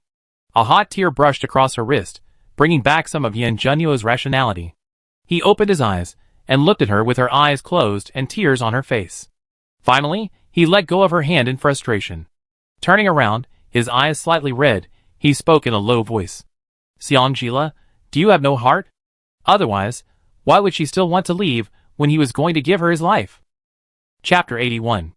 I felt two soft arms coming from behind me. Then a warm little face pressed against my back, and soon my clothes were soaked. Yin Junyu trembled slightly, clenched his fists, and his whole body tensed up. Xang clearly felt his resistance, and spoke softly in a hoarse voice. Your Highness is right, I have no heart. My whole heart was taken away by that man named Yin Junyu. How could I have a heart? Boom! Xang's gentle words were like a thunder, exploding in Yin Junyu's brain. He lost his ability to think instantly, and his mind was blank. What did she just say? Her heart was taken by that person named Yin Junyu. Who is Yin Junyu? He wants Chushan. Wait, Yin Junyu, it seems to be him. He widened his eyes in disbelief. His body was so tense that even his heartbeat accelerated. Ignoring his reaction, Xang held him tighter, rubbed his back, and continued to talk to himself with a choked voice. Did the prince see that person? If you did, please tell him to give his heart back to me, so that I won't be affected by his every move. I woke up in the morning and couldn't see him. I felt empty inside. I waited for him to come back happily. But after waiting for him to come back, he got angry and threw my sincerity into the lake, and asked me if I had no heart. Now that I have said so much, he still doesn't come to hug me. I feel so wronged. As she spoke, she let go of the hand that was holding him, and squatted on the ground and cried. Feeling that the soft and delicate body behind him was gone, he had forgotten what he was angry about just now. Turning around helplessly, he hesitated for a moment, then slowly walked in front of her and squatted down to face her, watching her crying like a pear blossom in the rain. After a long while, he managed to utter a few awkward words. Don't cry, it's so ugly. Xang pulled his wide sleeves, wiped his face randomly, and threw himself into his arms. The force was too great. Yin Junyu didn't react for a moment, and the two rolled to the ground together. Xang pressed on him, and didn't forget to hit him a few times. Yin Junyu, you are a fool, I cried, but didn't know how to comfort me and hug me, you just knew how to be mean to me.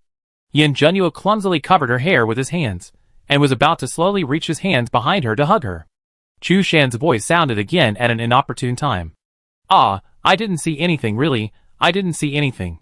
At this time, Chushan wished he could poke his eyes out. No wonder it got quieter and quieter as he walked here. He could not help but be curious when he heard a woman crying. His damn curiosity. In the mansion, who else could dare to cry so loudly except the princess? In the mansion, where there is a princess, how could there not be a prince? Seeing the scene where the princess threw the prince to the ground and wanted to execute the prince on the spot, he knew that he had done something bad again. Hearing Chushan's voice, Xang froze. He immediately shut up, and even the surging tears immediately stopped, and immediately buried his head in Yin Junyu's arms. In front of Yin Junyu, she can be as unbridled as a child, but in front of others, she has to save face. Yin Junyu's face was completely free of anger at this moment. He sat up from the ground as if nothing had happened, picked up Xang and stood up. He looked at Chushan expressionlessly. Since you are here, go to the lake and fish out the princess's bag. Is the princess really planning to leave the house? Seeing the dark lake surface, Chushan's face fell suddenly. Although the weather was not cold, it was still cool, not to mention that the lake. Why not go? Yin Junyu gave a cold rebuke. Chushan felt a chill on the back of his neck. I go right away. Wait. Hearing his master's voice, Chushan stopped immediately. The area is wide, find more people. Before dawn, I want to see what the princess threw into the lake. Yes. Wow, why is he always the unlucky one? Chapter 82. Yin Junyu held Xang and flew to the roof of the dormitory. He watched Chushan, not far away, calling the guards to jump into the lake like dumplings. His heart gradually calmed down. Xang hiccuped and held his hand on his collar. He had never let go since he held her horizontally. Listening to his strong heartbeat and remembering that he had a bad stomach, Xang looked up at him with red eyes. He asked in a hoarse voice, Prince, are you hungry? I make you some noodles? Yin Junyu held her and sat on the roof, clumsily wiping away the tears on her face with his fingertips. He spoke in a low voice. I've eaten in the military camp, haven't you eaten yet? As soon as the voice fell. Gurgle. A long protest sounded from the stomach. Xiangjila's face instantly turned red.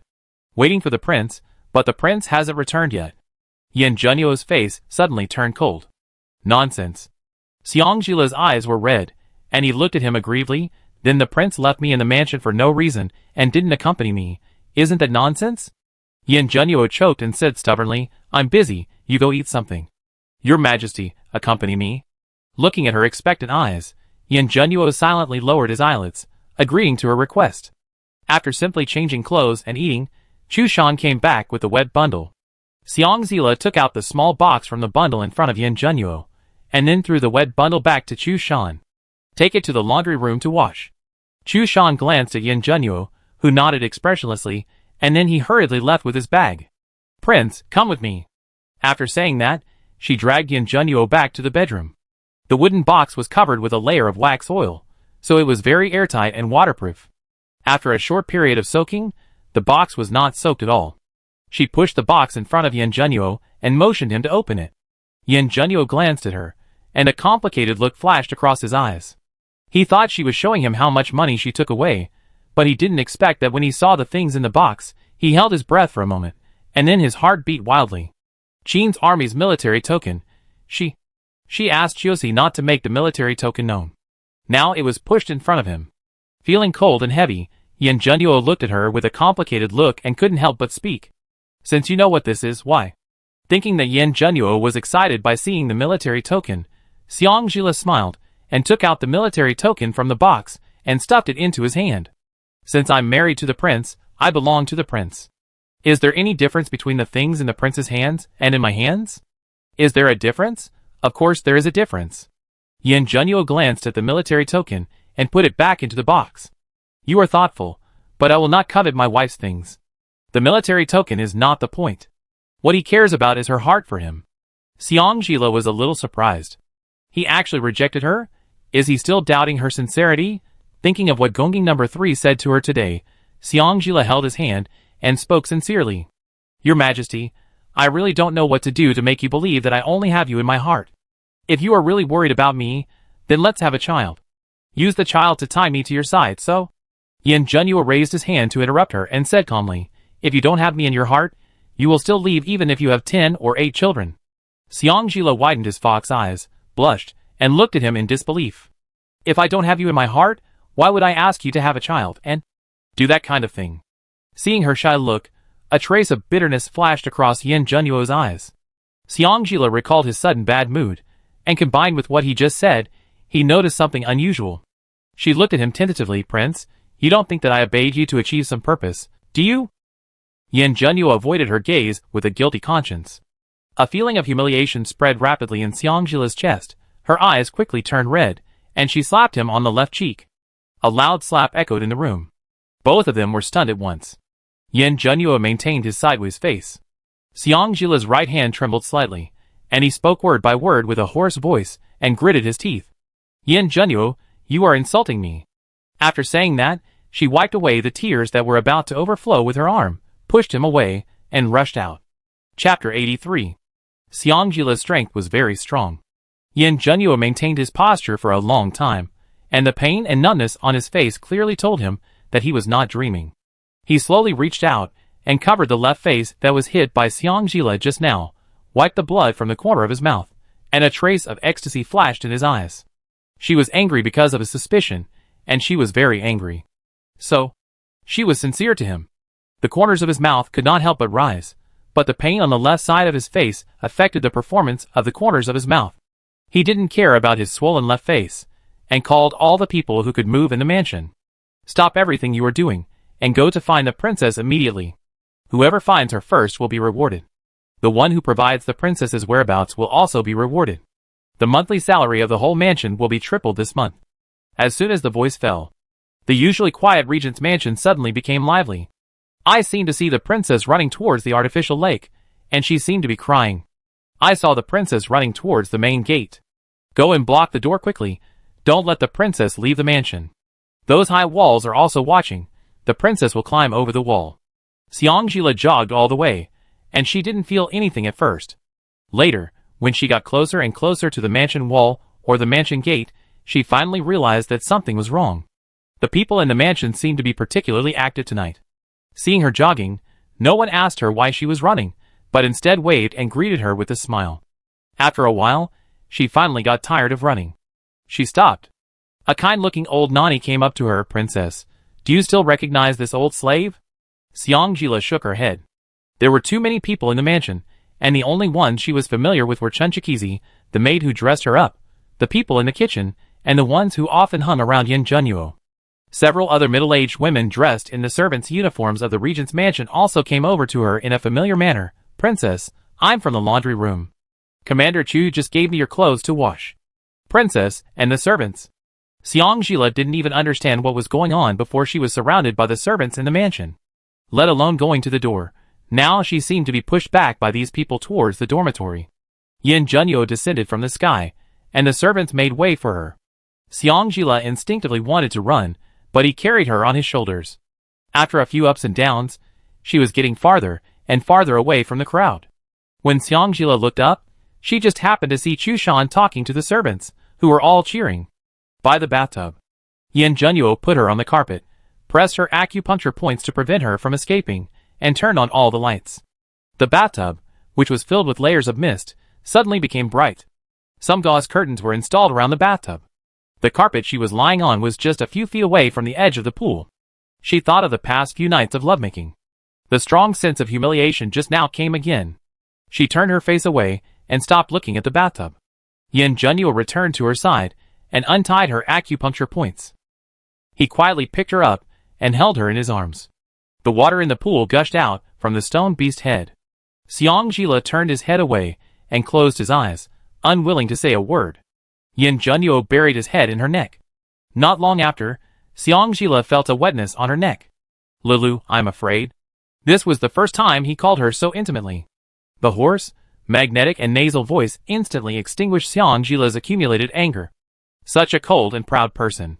The person who once confidently told her that there was no word fear in the dictionary of life. But now he said the word fear to her so cautiously. Her hands moved slightly, but she still didn't say anything. "I'm afraid that from beginning to end, I'm the only one who is sinking. I'm even more afraid that after I get you, and get used to your beauty, you cruelly pull away, and leave me alone in the darkness. Lulu, I know I'm not the one you like." Feeling that he was hugged back, Yin Junyu couldn't help but his heartbeat accelerated. "Silly Junyu." Xiangjila's hoarse voice sounded in his ears. "You are so good, how can I bear to let go?" He immediately looked up, and met her bright, and slightly red fox eyes in a daze. Xiangjila gently reached out, and covered the slap mark on his left cheek, with undisguised heartache in his eyes. But he spoke coldly, "But, if I know that you dare to doubt my sincerity again, then I will." Before she could finish, Yin Junyu immediately grabbed her hand, and put it on his heart, interrupting her with red eyes. "No, never again." Chapter 84. Seeing his anxious look, Xiangjila's heart had already softened, like a pool of spring water. She hummed a few times, blushing and kissing his face, which had just been hit by her, to comfort him and put the matter behind him. Just as she was about to step away, Yin Junyu came up again. There was a little grievance in her eyes, and she said in an uneasy hoarse voice, "Lulu, I'm so afraid that this is not true. I'm so afraid that this is a dream." Xiangjila's already softened pool of spring water was wrinkled by him again. She involuntarily wrapped her arms around his neck, her fingertips running through his fresh and delicate hair, and coaxed him softly, "Don't be afraid, don't be afraid." Before she finished her words, her waist loosened, her body felt cold, and her mouth was blocked by Yin Junyu. The familiar feeling of her body made her eyes widen suddenly. After a long while, she bent her legs and regained her strength to push him away a little. She stared at him with seductive eyes. "Yin Junyu, what are you doing with your hands?" Damn it, she was so embarrassed, but except for his slightly unstable breath, he was still neat and tidy, not even a hair was messy. Yin Junyu reluctantly pulled back his hand that was trying to lock the door. His face and ears were slightly red, and he looked at her cautiously and aggrievedly. Can I? Oh my god, Junyu is acting like a spoiled child." Xiangjila sighed softly, and resignedly pulled his hand over to cover the previous position. "If I don't pamper my man, will I let another woman do it?" Yin Junyu's phoenix eyes lit up. At the same time, at the border of Dahuang, two red-brown horses were on their way. The young man, who looked like an attendant behind, dressed in black and wearing a black veil, asked the tall and thin boy, who was about 16 or 17 years old, in front, with an unstable breath. "Young master, why are we in such a hurry?" The boy was also dressed in black and wearing a pure black veil. His bright fox eyes flashed with cold light. His mouth corner slightly raised. "I can't wait to know who the old man Yin Junyu is, and why he gave my father such a headache." The follower choked, and an awkward arc appeared at the corner of his mouth. He is only 22 years old, and he has nothing to do with old age. For some reason, he always felt that the young master was always targeting the Regent of Dawang recently. The next day, Xiang slept until noon before waking up. He wondered why the system did not prompt him yesterday. The belated prompt sounded at the right time. Ding, the Regent's happiness value is greater than 80%, and he will be rewarded with a bag of universal fertilizer and an acre of usable area. Ding, congratulations to the host for completing the hidden task. You will be rewarded with a soft sword that can cut through iron like mud, and a set of invincible sword technique internal power mentality.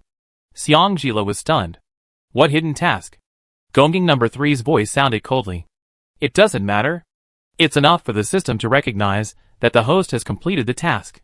Oh, it can be like this. For the first time, Xiang felt that the reward given by the system was inexplicable. She moved her sore body, and the system automatically triggered the repair function for her. After the repair, Xiang called Chuncho and Chiosi, who had been waiting outside the door. Chuncho held a thick camphor box in her hand, and Chiosi held 3 thick account books in her hand.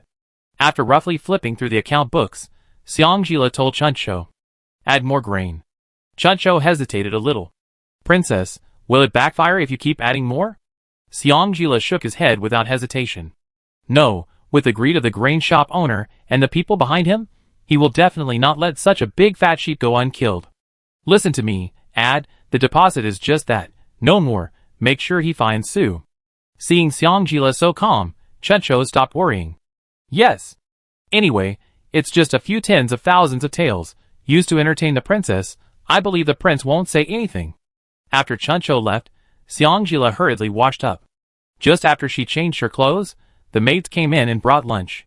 In addition to the flavor she liked in the past, there was also a bowl of ginseng chicken soup. Afraid that Xiang would not drink it, the maid who brought the food happily persuaded him. The prince ordered the kitchen to add more soup to the princess, saying that the princess is too thin and lacks energy, so she needs to be replenished. Remembering that before she fell asleep last night, he smiled and said, "You can't do this." Xiang blushed and muttered, "I know." After the maid left, Xiang asked Chiosi in confusion, "Is there any happy event in the mansion today? Why are everyone so happy?" Chiosi looked at Xiang hesitating whether to tell her. Before the prince left in the morning, he energetically instructed housekeeper Lee that the monthly allowance for the whole mansion would be tripled this month. Chapter 85. While Chiosi was struggling, the maid outside the door came to report. Mrs. Xiang handed in a visiting card saying she wanted to see the princess. "Chiosi, ask her to wait for me in the front hall." Chiosi took the order and left to relay Xiang instructions. Xiang ate half a bowl of rice elegantly, drank 2 bowls of soup, and then, with the help of the maid, he took Chiosi to the front hall slowly. When Susher, who had been waiting in the front hall for a long time, saw Xiang who was dressed exquisitely, and even wore a re-patterned hairpin in his hair that was more transparent and better than others, a trace of jealousy flashed in her eyes. If it was her distant niece who replaced Xiang she and Gur would definitely have these good things. No matter how distant the relationship between her and her niece is, it is still much better than Xiang an ungrateful person. What a pity, there is no regret medicine. I can only think of other ways. But there is no cat that doesn't steal fish in this world. Men, after all, like new things and excitement. Thinking of this, she looked at Xiang with a little more kindness in her eyes. "Jile, why don't you go back to Xiang Mansion these days?" Whenever Xiang thought of her brother's whereabouts, she wanted to throw Sue into Yin Junyu's dungeon and torture her. But now is not the time yet. At least the Xiang family should be bankrupted, and they should be taught a lesson, especially Xiang Yun. The more tolerant she was to Xiang Yun in the past, the more she wanted to kill him now. Trying to suppress the hatred in her heart, her eyes were slightly red, and she sneered. "At the beginning, you said that you would break off relations with me if I disobeyed your wishes a little bit, but now you come to my house again and again to annoy me. What do you want to do?" Su originally thought that Xiangjila would maintain superficial harmony no matter what. Unexpectedly, he started to question her as soon as he opened his mouth. She immediately frowned.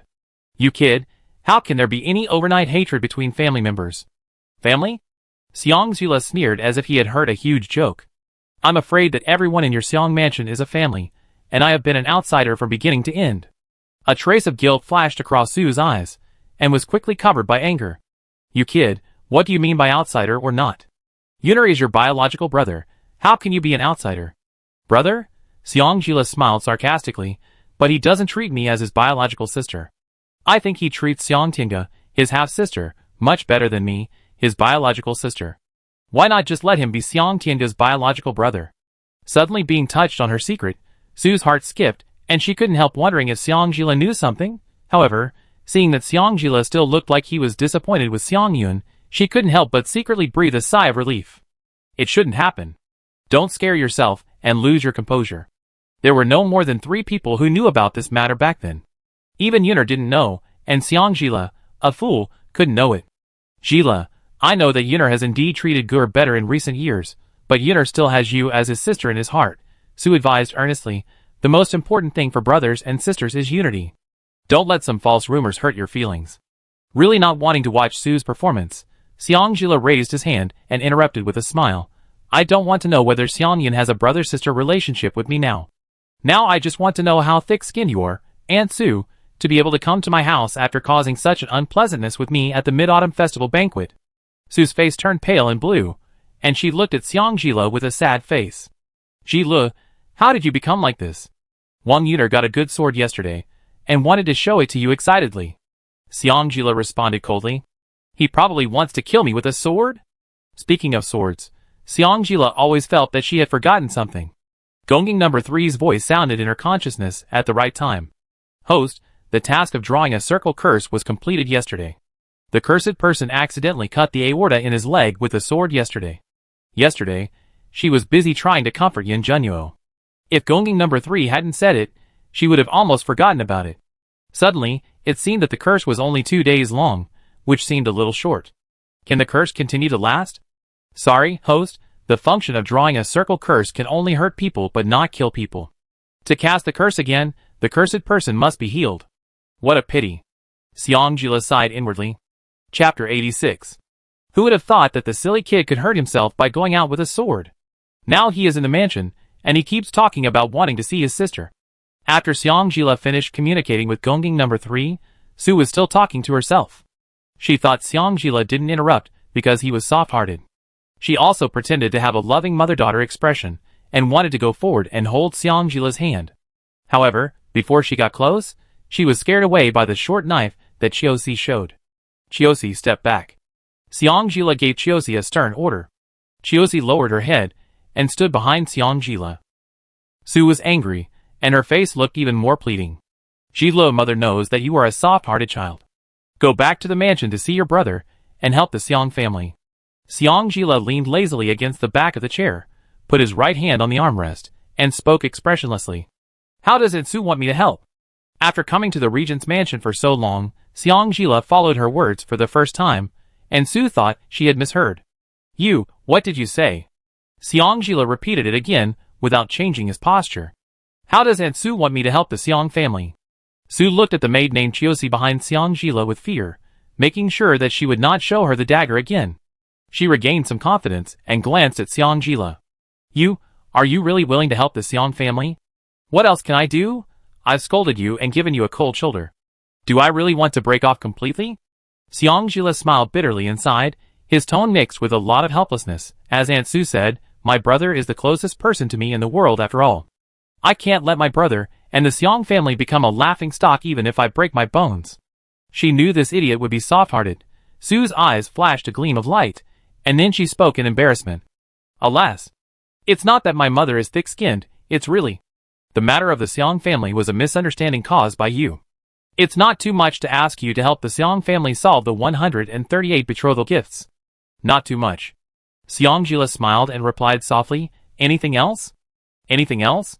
Su looked at Xiangjila, who was wearing a soft and delicate yanluosha, with a transparent jade hairpin with a reed pattern in her black hair and a transparent bracelet on her wrist that could see her wrist skin, and a trace of greed flashed in her eyes.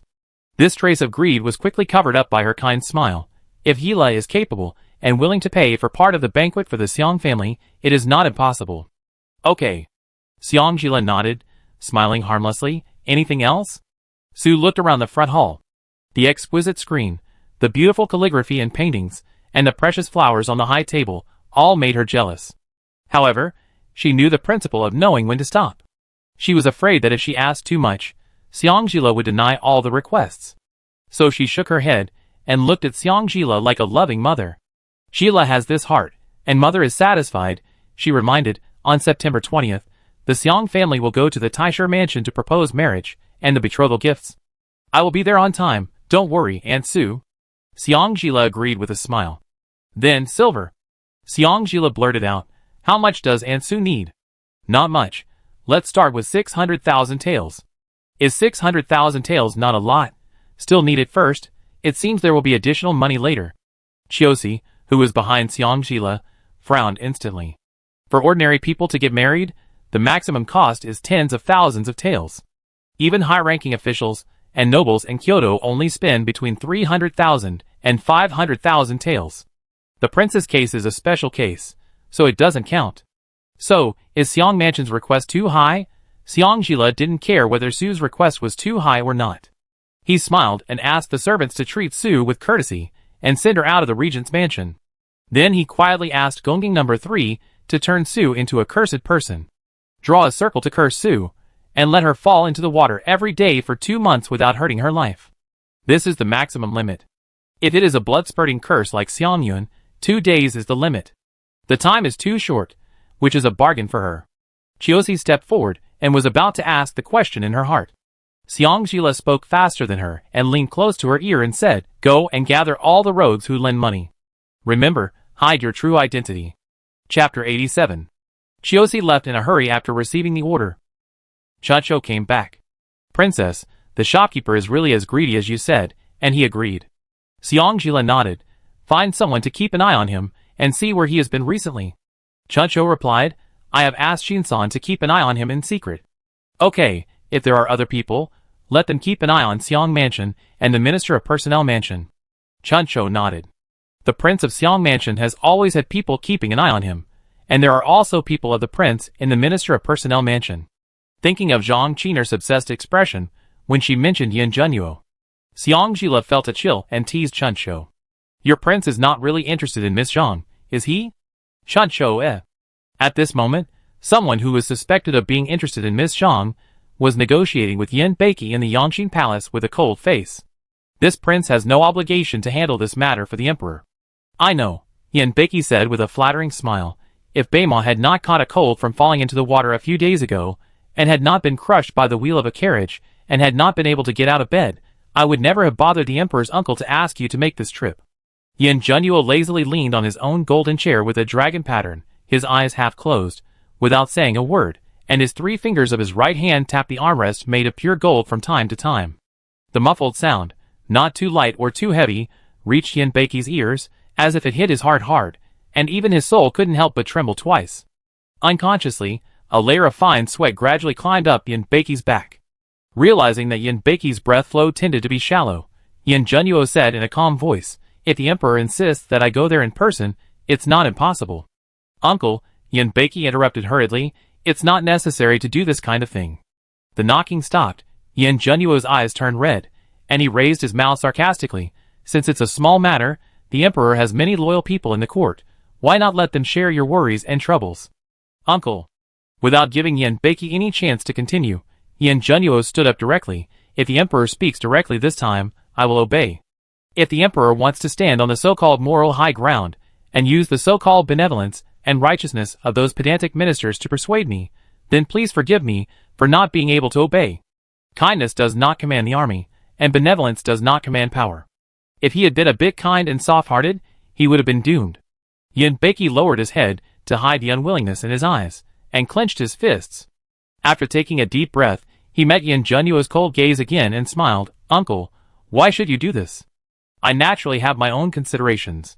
If I rashly use this condition this time, what if there is a war on the border? Seeing that it was getting late, Yin Junyu said coldly, "In the eyes of the Emperor, am I such a cold-blooded person?" There was a hint of impatience in the cold tone. "Aren't you?"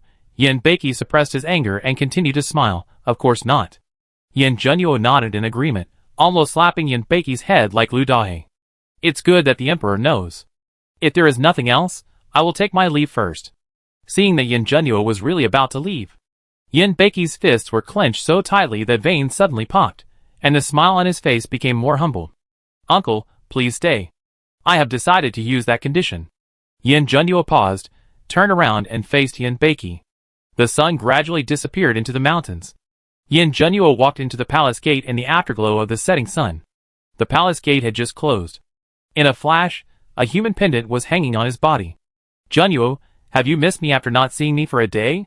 Hearing this soft and tender voice, he couldn't help but curl his lips, but he said 2 words in disdain, "It's so heavy." After saying that, he stretched out his hand to hold the small pendant and put it down. Xiangjila snorted and stretched out her hand to wrap around his arm, repeating the question, "Do you want to or not?" "Yes." As they talked, the two walked towards the dining room together. Along the way, Xiangjila chattered about how much meat Dahe had eaten today, and how many fish she had caught in the lake. Although the content was boring, he knew that she was telling him in disguise that she was very good and didn't run around. The more she did this, the stronger his reluctance was. In the past 10 years, he had never tried to not want to leave the house as much as he did now. When he was almost at the dining room, he couldn't help but stop. As he walked, he found that he couldn't drag it anymore. Xiangjila looked up and saw that he looked a little tangled, so he couldn't help but speak with concern. "What's wrong with you?" He avoided her concerned eyes, and spoke in a low voice. "I have to leave for Nanling to quell the rebellion tomorrow." Chapter 88. Quelling the rebellion? Aren't these things done by Yin Beima or other generals stationed in the native land? Why should you be in charge? Xiangjila was also confused. She knew Nanling. It was the border between Nanchu and Dahuang. It belonged to Dahuang, but the folk customs and habits tended to be Nanchu. It has always been a concern for Dahuang. But wasn't it Yin Beima who quelled the rebellion in the last life? Why did it become Yin Junyu in this life? According to the trajectory of the last life, it would take at least winter for the rebels to rise up and gather forces to compete with the court. Now it is only the end of August. Thinking of this, a trace of information flashed through Xiangjila's mind quickly, but he couldn't catch it no matter what. In the previous life, the garrison commanders were defeated, and Yin Beiki asked Yin Beima to quell the rebellion. She still remembered clearly that Xiang Tinga handed her a letter saying that he would help her send Yin Beima off, but she was discovered by Yin Junyu before she left the mansion. Yin Junyu directly tied her feet with iron chains and locked her in the bedroom like an animal. The range of her activities was limited to the small world of the bedroom. In order to protest, she took advantage of the maid who was delivering food not paying attention, broke the porcelain bowl, and used all her strength to cut her neck with the porcelain bowl fragments. The strength was so great that she almost died. From then on, Yin Junyu never dared to lock her up again, which led to her tragedy of leaving the mansion later. Although Yin Beima almost died in the quelling of the rebellion, he also made meritorious service by mistake. For this, he was still glorious for a long time, so that later the brother succeeded the younger brother, and other ministers did not say much.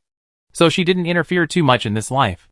She even planned to let Gongjing No. 3 draw a circle to curse him after he left, so that he would have something bad happen to him at a critical moment and stay in Nanling forever. Unexpectedly, he became Yin Junyu in this life.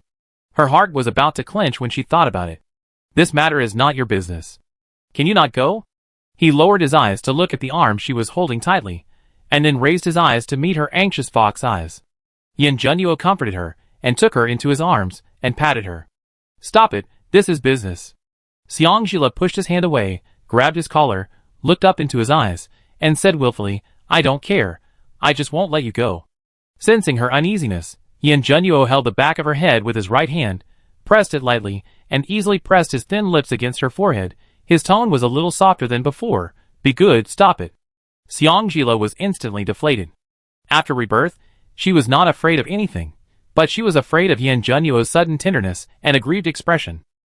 "It be fine, trust me." His gentle voice of assurance came to her ears. Xiangjila, who knew she couldn't change his decision, instantly formed an idea in her mind. She tried to match her expression just now, not letting him see any flaws, and asked relentlessly, "Then when do you plan to come back?" Yin Junyu thought for a moment. Before the new year. Before the new year?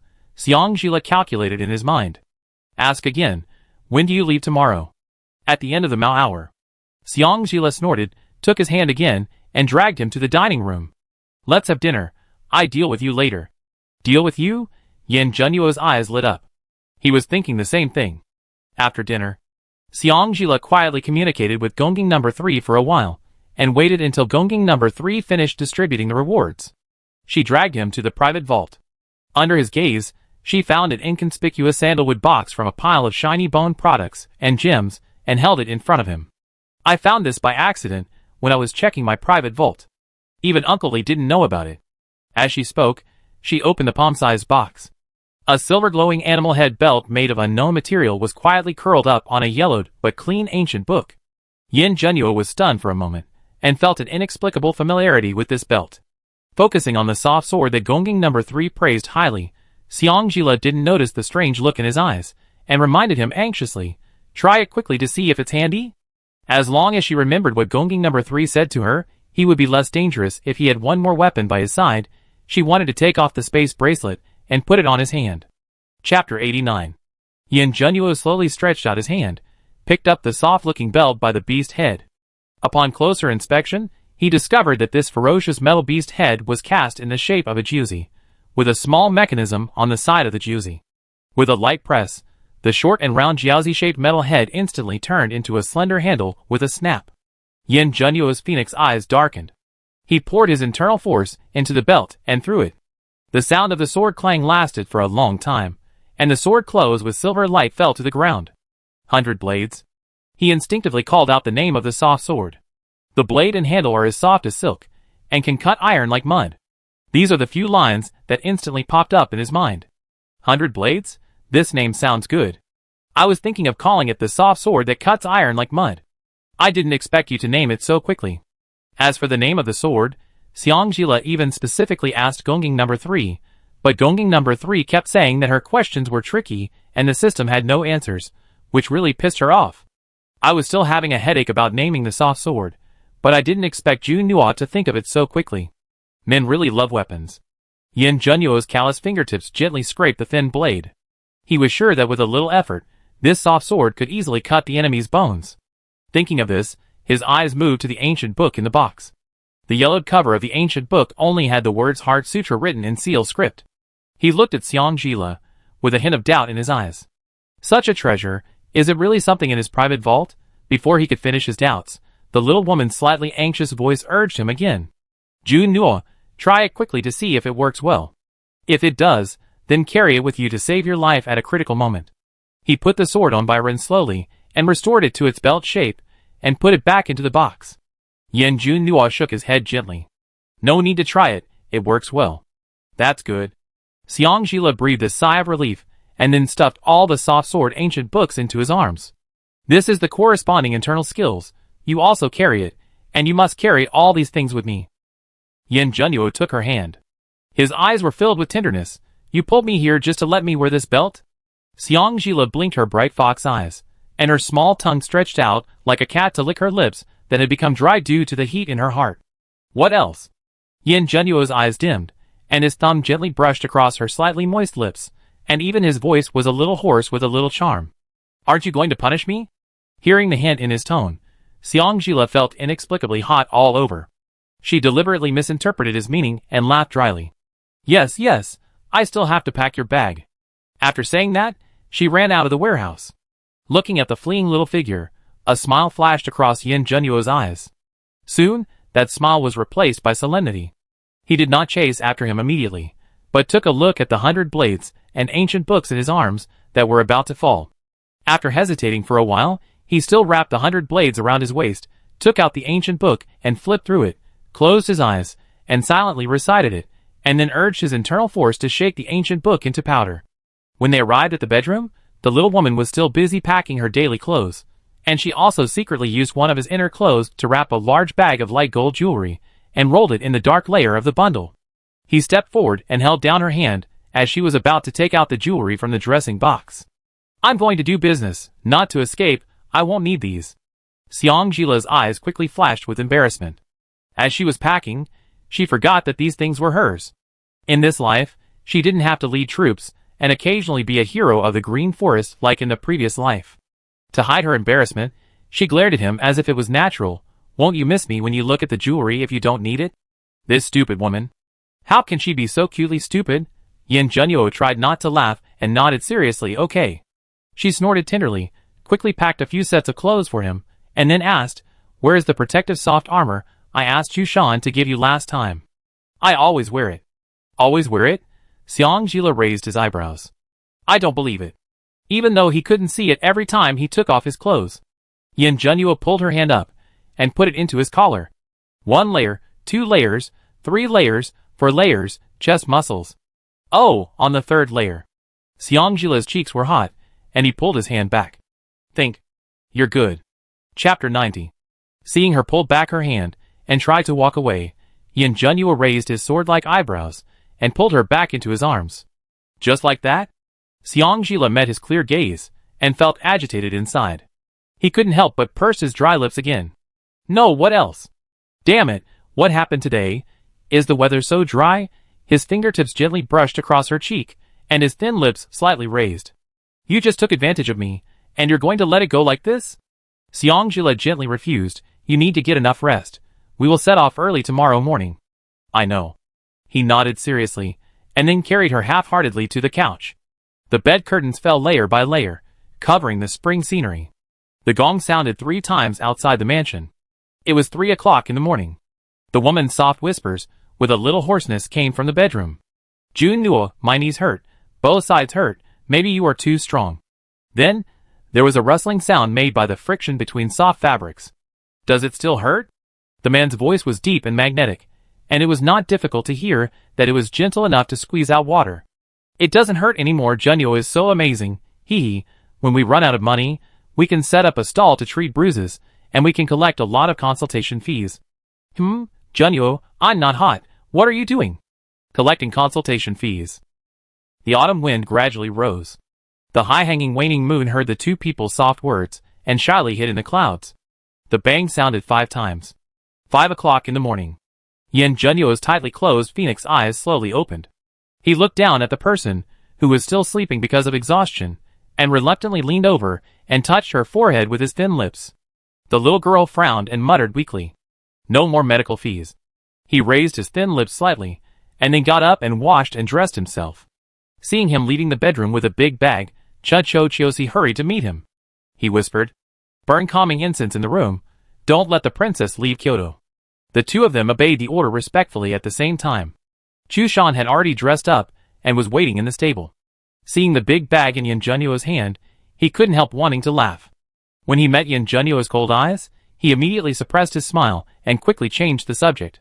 The silver belt with animal heads outside the waist of the prince is so unique. Was it given by the princess? The coldness in his eyes faded. Yin Junyu raised his eyebrows and glanced at him, and said him softly. This look of contempt and disdain. Why did he feel that the prince seemed to despise him? Chushan was very suspicious that the silver belt was specially tied by the prince for him to see. So he said fearlessly, but it doesn't seem to match your waist belt. Yin Junyu hung the bag on the saddle, climbed on the horse, and sneered at him coldly. You should get married. After saying that, Yusong trotted in tacit understanding. Chushan hurriedly rode his horse to follow behind him, grinning, aren't I going to follow the prince and devote myself to him? The sound of horse hooves gradually disappeared in the dark street, and Chushan's voice could be heard from time to time. But speaking of which, your majesty, did you pack this bag yourself? Hee, that's too much. I let you do it from now on. I settle you and Chuncho down when I get back. Why, I'm 4 years older than Chuncho, so it's like an old cow eating young grass.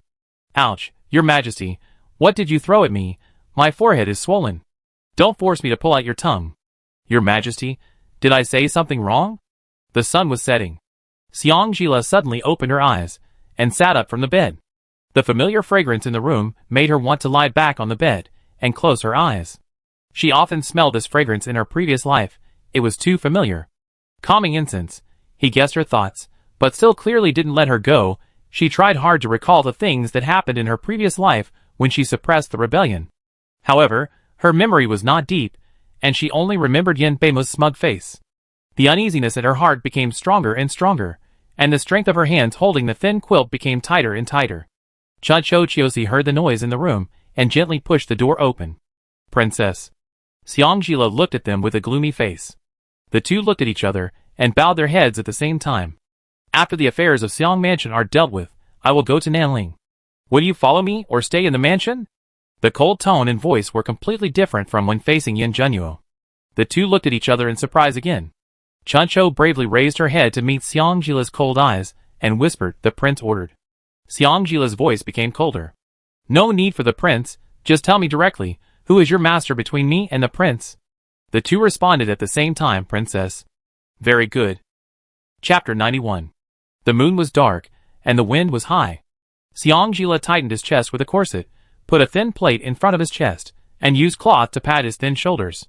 He changed into a black plain men's suit that Yin Junyu rarely wore, tied up his hair in a bun, covered his face with a black scarf, and darkened the exposed skin with black stone, and went out with Chiosi, who was also dressed as a man. Because he had reported to Li the housekeeper in advance, and Chiosi was with him, everyone in the mansion tacitly pretended not to see the master and servants. The lights gradually dimmed along the way. The deeper we went into the north of Kyoto, the more dilapidated the houses became. From time to time, we could hear the cries of children, and the weak coughs of the elderly, who could hardly catch their breath. They arrived outside a noisy casino in the north of the city. The guy who was soliciting customers at the door immediately came up to them, grinning with a mouthful of yellow teeth.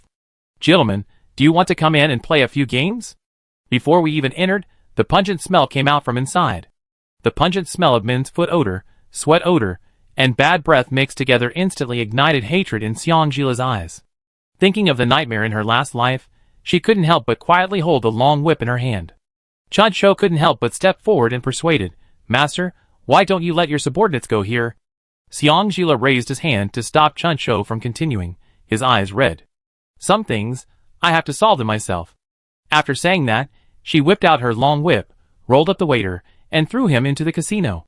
Before everyone could react, the whip with internal energy had already hit a group of people with a fiery lash.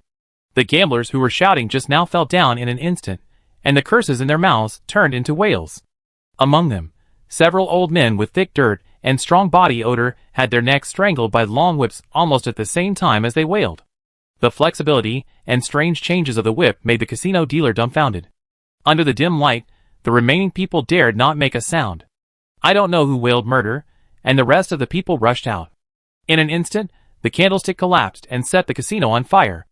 A group of black-clad thugs holding long sticks immediately came to the outside of the casino and surrounded the casino, not allowing anyone to leave. A middle-aged man with a gleam in his eyes walked forward steadily, looked at Xiangjila and Chiosi inconspicuously, and then bowed and said, "Who are you? Why are you here to make trouble?" Xiangjila raised his eyebrows coldly and said in a hoarse voice, "You are not qualified to know my name. Where is Zhaijoma? Let him come to see me." The middle-aged man's eyes fixed, and he looked at Xiangjila with a little more fear. "Your Excellency? Don't you understand what I'm saying?" Xiangjila whipped a sharp whip beside him. The middle-aged man knew that he was no match for the irritable boy in front of him, so he immediately called a thug forward, whispered in his ear, and sent the thug to run in another direction. About half an hour later, a low-key ebony carriage slowly drove over. The thug just jumped off the carriage from the front of the carriage and returned to the middle-aged man to whisper for a while. The middle-aged man looked at Xiangjila with a look of fear and doubt. "Our ninth master invites you. Please get in the carriage." Xiangjila snorted coldly to express his dissatisfaction with their ignorance of the current situation. Then he took Chiosi to the carriage. Chiosi held his breath vigilantly, and Xiangjila reminded him, "It's okay, don't worry." If there was really a problem, the system would have reminded him long ago. Chuncho was surprised at Xiangjila's courage and couldn't help but say, "Master, you really confuse your subordinates like this." Xiangjila looked cold. The group of scoundrels that Chiosi gathered before must have something to fear. Scoundrels like to gamble, so this person is just the right person. Zhaijoma, a miracle in Kyoto.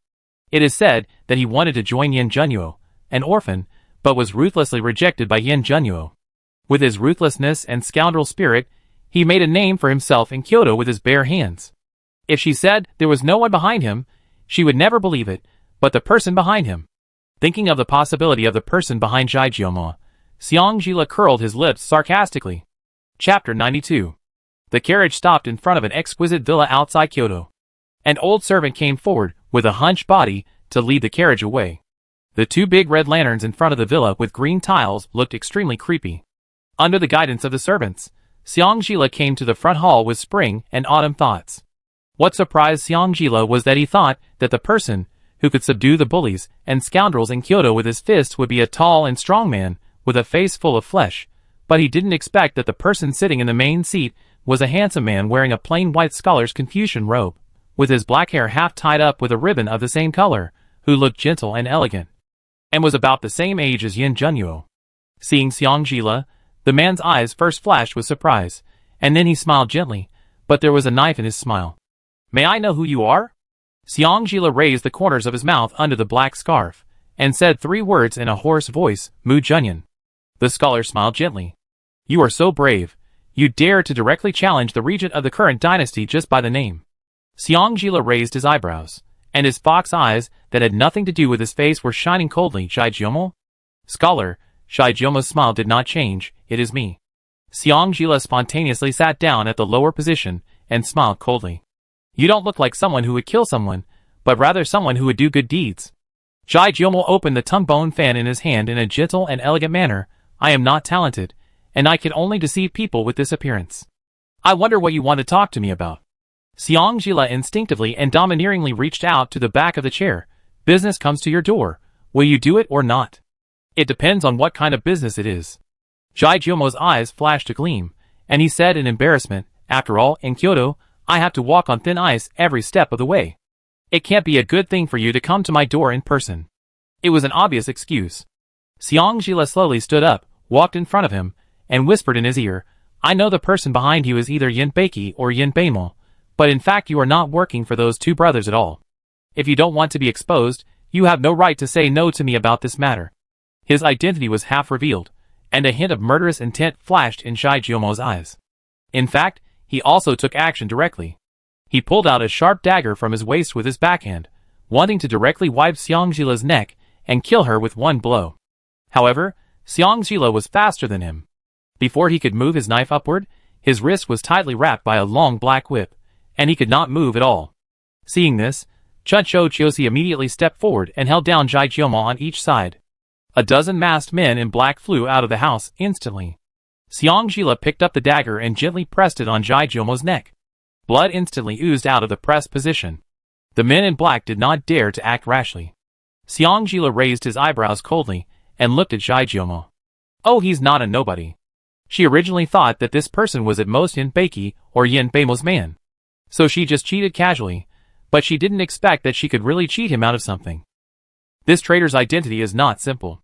Shijiumo's expression immediately became sinister and cold, completely different from his gentle and elegant appearance just now. "What do you want?" "That's right." Xiangjila pulled back his half-tied black hair without mercy, making his face face the man in black. He ordered in a cold voice, "Let your people retreat, otherwise I don't mind another killing spree." The gentle and elegant appearance of the gentleman just now made her dare not speak too loudly. Now it is much more pleasing to the eye. Shijiumo gave a look, and all the black-clothed men retreated in a well-trained manner. Xiangjila loosened his slightly messy hair, wiped his hand that had grabbed his hair against him with disdain, and then signaled Chuncho Chiosi to let him go. "Okay, now let's calm down and talk about how to make a big deal." Shijiumo looked at her sinisterly and coldly. "Did this young master agree to you? This little brat is dead." As soon as he finished speaking, his acupuncture points were quickly pressed. A long rough, black whip was wrapped around his neck with great tenacity, as if the whip owner could immediately break his neck with a little force. Xiangjila laughed hoarsely. "I said, you are not qualified to say no to me. Is this called negotiating a business deal? This is called forcing someone to take advantage of you." The damn brat, he didn't play by the rules at all. The next day, Xiang's house. Su had just been pulled out of the water and hadn't recovered yet. The doorman came to report that the cousin had come.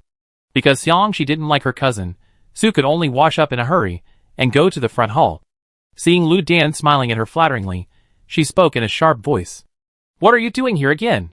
In order to shut him up, she even gave him the grain shop with the best business in Qin's dowry. What else did he want? Chapter 93. Realizing that the servants were still there, Su found a random excuse to send them away. The front hall suddenly became much emptier. Cousin!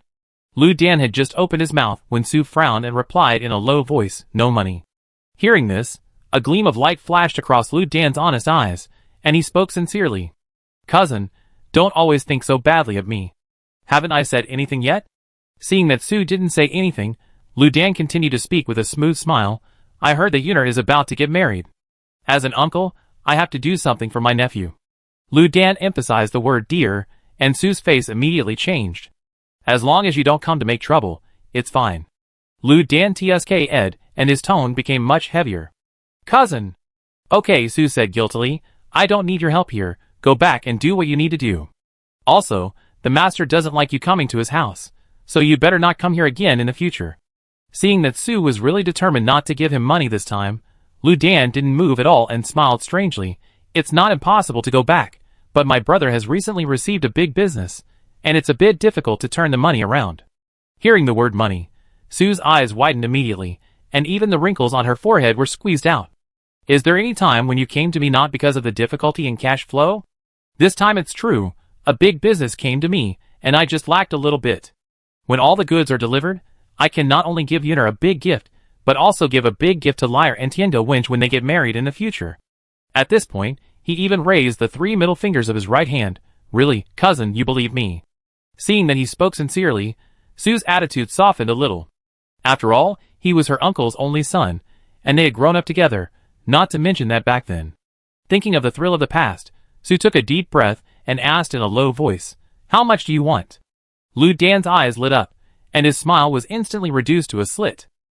Not much, 100,000 taels of silver is enough. Isn't 100,000 taels too much? Su saw his determined look and heard his matter-of-fact tone, and she wanted to step forward and slap him twice. She only dared to ask for 600,000 taels from Xiangjila. With this mouth, he took 1/6 of the money she asked for. Lu Dan smiled flatteringly. Don't you have a regent son-in-law? That little bitch who married into the palace is so obedient. If she lets a little out of her fingers, it will be enough for me, my brother, to eat for a year. It's only a matter of asking for it, cousin. Ask for it? You probably didn't see how arrogant that little bitch is. Su tried to suppress her anger and said calmly, When do you want the silver? 100,000 taels.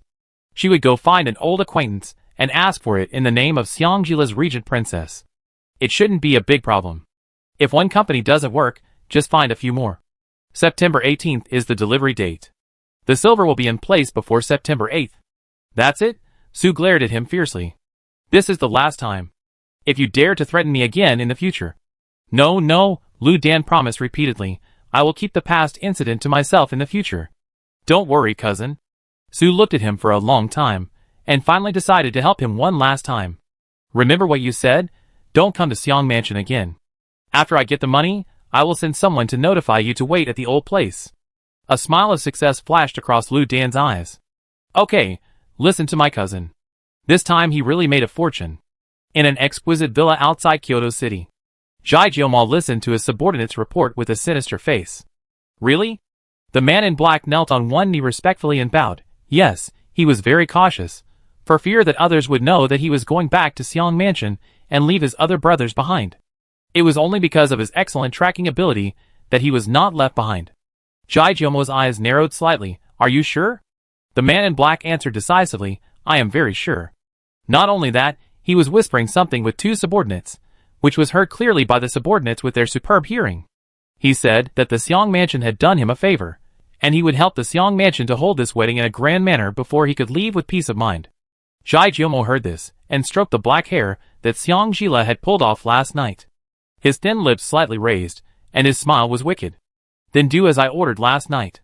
138 betrothal gifts, 600,000 taels of silver, keep a good account, 9 out of 13. That brat actually dared to threaten him by exposing his identity? Whether it was true or not, someone had to bear the humiliation he suffered last night. Xiang Mansion? Very good. Grand, right? This palace will show you some red, add to the joy, and let you have enough grandeur. Chapter 94. Played hide-and-seek with Jai Jiomo's people all night. Xiangjila returned to the mansion almost at dawn with spring and autumn thoughts. After washing off the dirt on her body, she fell asleep almost as soon as her head touched the pillow. She slept until the afternoon, then woke up slowly. She turned over and hugged another soft pillow beside her. This was Junyuo's pillow, and it had a faint sweet-scented osmanthus fragrance. Yesterday afternoon, she accidentally talked to the old nanny in the mansion, and she knew that he liked sweet-scented osmanthus. It is said that he heard from somewhere that sweet-scented osmanthus symbolizes loyalty, harvest, and victory. Just such a simple sentence made Xiangjila's heart ache a little more. Her silly Junyuo. He is such a conceited person, but he is so superstitious and cautious. The next day when Junyuo was not around, she missed him. With a sigh, she lifted the quilt and slipped into the space. She opened the interface and wanted to find the partner task. But she found that all the tasks on the interface had become trivial daily tasks. She couldn't help but ask Gongging number 3. Why is there no partner task? Gongging number 3 slowly landed and looked at her level. If your partner is more than 100 kilometers away from you, you will lose contact with him, and the partner task will not be displayed again until you are within 100 kilometers. Xiangjila was a little disappointed. She was still thinking that the system could do the previous task of sleeping in the same bed. She didn't expect that there would be a distance limit. After a little disappointment, she asked another question in her mind. Do you know how big the effect of the memory hairpin will be? Gongging number 3 answered coldly. As long as it is something that the host has participated in, it will have an effect, and there is no time limit. Xiangjila lowered his eyes, and thought for a while, then asked again, is it okay in the past life, or this life? Gongging number 3 replied coldly, theoretically, it is possible, but the host's question is too tricky, and the system does not have a clear answer. Xiangjila's mouth curled up, and she had long been accustomed to Gongging number 3's unreliability. After coming out of the space, she looked at the memory hairpin on the dressing table, and always felt that her memory seemed incomplete. First, it was the past between Yin Junyu and her, then the hatred for Yin Beimao, and then the past that was unbearable to look back on in the previous life. Except for her obsession with Yin Junyu, and her strong disappointment with the Xiang mansion before her death in her previous life, everything else, except for the particularly important things, seemed to be left with only a vague outline. From time to time, she pieced it together again under the influence of the memory hairpin. Yesterday afternoon, after she touched the hairpin, the memory that was missed when she was humiliated in her previous life suddenly rushed into her mind without warning. From the obscene words, she knew that the group of people often appeared in that gambling house before they were bribed. After the memory was clear, she immediately couldn't suppress the hatred in her heart, and rushed to the gambling house overnight to strangle some of the people who participated in it. As for Zhaijiomo, in her previous life, she only heard that after Yin Beiki died, he also disappeared in Kyoto. She originally thought that he was just a good bow that was hidden or a hidden chess piece dragged down by Yin Beiki, but she never thought that he actually had another identity. However, judging from his unexpected and ruthless skills last night, and the attention and well-trained training of those men in black, his identity is probably not simple. Thinking of this, she raised her eyes and looked at herself in the mirror. The corners of her mouth curled up slightly. She originally just wanted to find someone who could control the rogue, so as to avoid changes in her plan. Unexpectedly, she met someone who gave her a pillow when she was dozing off. There was a person who was 100 times more useful than the rogue.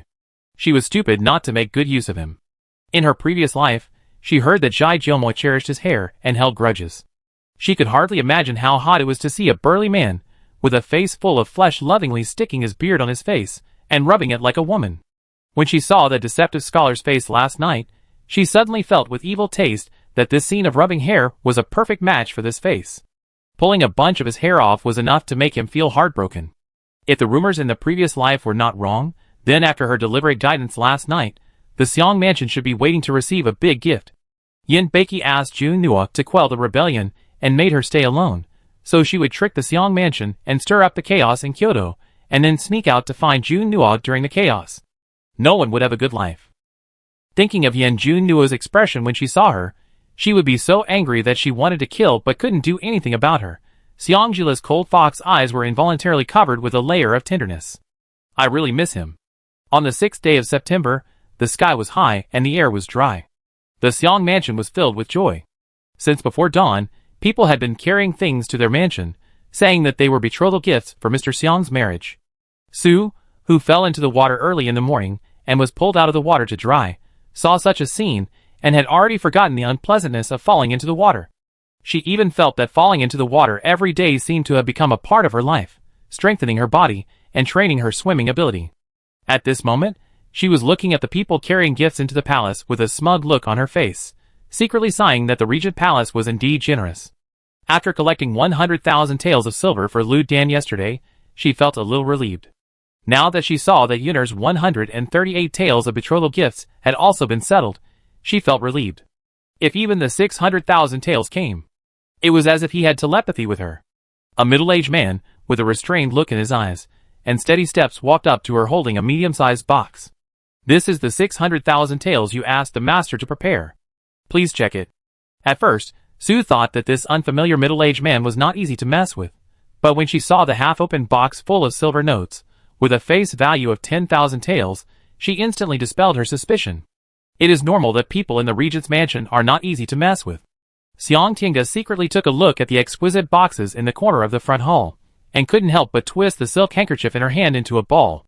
138 loads of betrothal gifts, 30 loads more than the betrothal gift that the Regent gave to Xiang Jila. A fool like Zhong Xiuxiu can have 138 loads of betrothal gifts, so her dowry must not be less than Zhong Xiuxiu's. Zhu Ying's voice sounded behind her, pulling her back to her thoughts. Second Miss Zhang's Lingxi has come to me again, and wants you to meet Miss Zhang. Thinking of Zhang Qian'er's face, that was ruined by the poisonous leech, and the recent rumors about her being crazy, Xiang Tiange refused without thinking. Go tell Lingxi that the family is busy with my brother's wedding recently, and I don't have time to meet her daughter. Zhu Ying hesitated, but what? Xiang Tiange looked at her impatiently. The cold eyes made Zhu Ying shiver. Lingxi said that Miss Zhang's face was because of what? Xiang Tiange's voice suddenly became sharper. She ruined herself. Could it be that she wants to drag me down with her? Zhu Ying shrank and lowered her eyes, biting her lips and not daring to say another word. Xiang Tiange stepped forward and dragged her aside, twisted her arm imperceptibly, and smiled with gritted teeth. You've been with me for so long, and you can't learn anything else, but you've learned to go against me? Bean-sized tears rolled down from her eyes, and Zhu Ying didn't dare to make a sound. After twisting it a few times, Xiang Tiange vented the anger in his heart, and turned back to his usual well-behaved and harmless appearance. He said to Zhu Ying gently, if Lingxi mentions this to you again, you should make an appointment with her to wait for me in the back alley of Xiang Mansion. Zhu Ying nodded quickly. Xiang Tiange glanced at the busy front yard. He turned around and changed direction, slowly walking towards Xiang Yun's yard. Xiang Yun was hit by a falling tile a few days ago, and his aorta was cut by a sharp sword. He bled too much and was still weak. Although the superficial wounds had healed somewhat, Sue still did not allow him to leave the room, fearing that he would be hit by some strange things and bleed profusely. At this time, he was drinking the nourishing soup that Sue had people stew for him. Seeing Xiang Tiange, his pale face finally brightened up a little, and he quickly put down the bowl of soup in his hand. Gur, why did you come so early today? Xiang Tiange smiled innocently and sat beside him, holding his chin with both hands, looking at him with a hint of envy in his eyes. Someone outside has sent you 138 loads of betrothal gifts. Brother is so lucky. Thinking of what Sue said to him a few days ago, Xiang Yun's eyes flashed with a hint of satisfaction. Who cares about the rags that Xiang Zila rushed to send over? Xiang Tiange's lips curled quickly, and then she said coquettishly to Xiang Yun, no matter what, it's also the eldest sister's intention. Brother, don't always think about the unpleasantness in the past. What's more, the things from the Regent's palace are very precious. Xiang Yun couldn't help but pinch her face lovingly and distressedly when he heard Xiang Tiange's persuasion. You are kind-hearted. You won't be jealous at all even if you are harmed like this by that ungrateful person. Xiang Tiange pretended to be angry and pulled his hand away. Brother, I'm serious. Okay. Xiang Yun smiled at her lovingly. If Xiang Jila's attitude towards me is still the same as before, I will reluctantly forgive her and ask her to find a better family for you and give you more dowry than this one. Chapter 95. Regent Palace. Autumn is getting deeper, and the colorful dragon claw autumn chrysanthemums on both sides of the corridor are in full bloom. In the garden, in the 2 acres of land reclaimed by pulling out most of the exotic flowers, potatoes and sweet potato seedlings are swaying in the wind. Xiang Jila sat in the pavilion wearing a light yellow cloud pattern thin cloak, holding 2 freshly picked pure red autumn chrysanthemums in one hand, and leaning on the horizontal railing of the pavilion with his chin supported by the other hand, watching a few gray-clothed servants fishing not far away. The refreshing and slightly sweet osmanthus fragrance on the cloak made her feel at ease for no reason. The 3rd koi was caught, and at her signal, the fat koi was thrown back into the lake by the servant again. Chuncho came back with steady steps. Princess, all the things for the Xang mansion today have arrived, and the location of the grain store warehouse has been explored. The bright red chrysanthemum petals were scattered all over the place, and Xiang Jila carelessly swept the petals scattered on the cloak to the ground, with a sneer on the corner of his mouth. Start the action tonight. It was dark and windy. Behind an abandoned house, outside Kyoto City was a mess of grass. Behind the bushes was a large warehouse. Lu Dan specially hired several people to guard the granary, fearing that something might go wrong. Several men in black disappeared into the dark as fast as ghosts, and knocked out all the people guarding the granary before they could react. A dozen men in black quietly pushed the cart and moved everything out of the granary in a well-trained manner. There was no other extra sound except the creaking sound of the wheels of the cart pressing on the bushes when it left. An exquisite villa outside Kyoto. The big red lanterns and green walls are still creepy. Jai Jioma just undressed and turned off the lights. The instinctive reaction accumulated over the years made him fall unconsciously on the bed, barely avoiding the oncoming long whip. This familiar and sharp whip wind made his neck cold and his scalp numb, and he gritted his teeth and sneered. Since you are here, why do you have to be so sneaky? Xiang Jila walked out of the dark, dressed as a man, and the black scarf on his face turned into a pure silver metal mask that even covered his eyes. He smiled helplessly at Jai Jioma. Your people are useless, you really can't blame me. Just a few whiffs of knockout drugs and a bunch of people fell down. I don't know whether I should praise Chuincho's things or say that Jai Jioma's people are too careless. Jai Jioma looked at him coldly. So? Xiang Jila moved his wrist. Jai Jioma's knees hurt, his body tilted, and his neck was strangled again. After living for so many years, the last time I felt so cowardly was when I was rejected by Yin Junyu. Pulling him forward, Xiang Jila spoke again in a low voice. The Xiang mansion has done a good job. Since you are so considerate, I will return the money to you. If we each take half, 1 million taels should be enough. Is that enough? Excluding the 600,000 taels of silver notes, his 138 loads of betrothal gifts are not so cheap as to be worth only 10,000 taels each. What's more, when he talked to him a few days ago, he didn't say that at all. He only said that it was urgent. If you agree to him, you will make another friend in the future. If you don't agree, he will sneak into the palace and tell Yin Beiki about it. How could his big plan be ruined by such a small matter of money? But from the beginning to the end, he never promised him to give him half and half. He knew how to be generous. If he didn't kill Xiang Fu, he would never be able to get rid of the hatred in his heart. As if hearing his voice, the long whip around his neck suddenly tightened, and the low and sinister voice came from the side again. I will leave Beijing tonight to raise money for you. You won't be so mean as to want to do something to me while I'm away from Beijing, right? Hearing the words leave Beijing, Jai Jioma's eyes flashed a little dark, and his face showed a humiliation of being looked down upon by him. He gritted his teeth and said, Do you think that my reputation in Kyoto these years is just a lie? As soon as he finished speaking, the tightness in his neck loosened a little. His sinister tone also became a little softer. Of course I believe in Jui's character, otherwise I wouldn't ask you to cooperate. This time, I have solved one of my worries. If we meet in the martial arts world in the future, I will consider you as my friend. Cooperation? Friend, this damned boy is here to tease him. If his friend dares to do this to him, he will definitely kill all 9 clans of that person, and will he let that person jump? However, before he could protest, the long whip wrapped around his neck was retracted. A lot of air rushed in, and he instinctively took a deep breath. He didn't know what he inhaled, but he felt a strange fragrance suddenly filled his nose, and then he closed his eyes, and fell to the ground with a thump. Before falling asleep, Jai Jioma's mind was full of thoughts about how to kill Xiang Fu, and then kill this damn stinky boy, and when did Da Huang produce this kind of knockout drug with the sweet fragrance of osmanthus? At the same time, in the Yongqing Palace, the bright lights made Yin Beiqi's face flicker. After listening to the report of the Imperial Guards gloomily, he said in a cold voice, Did you really dismiss all the generals I personally appointed? Your Majesty, the letter sent back in an expedited manner of 800 miles did say so. After the Regent joined the army, he immediately killed the main general, and then dismissed all the main generals to the ordinary soldiers' tents. Yin Beiki raised his hand with a dark face. The commander of the Imperial Guards bowed his head and retreated. Looking at the bright yellow scroll on the Imperial desk, he remembered his father's last words. Unless you can kill Yin Junyu with one blow, don't overestimate your abilities. Yin Beiqi's fists were clenched under his dragon robe, and veins bulged. From the day Yin Junyu came back alive 7 years ago, he was destined to fight him to the death. He would never forget that day when the sun was shining brightly, which happened to be his 13th birthday. His mother said that it was definitely a good day when magpies filled the house during the first month of the year. It was indeed a good day.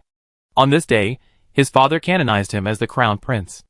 A light yellow court robe with a four-clawed golden dragon and a golden crown prince seal were handed to him amid the congratulations of the crowd.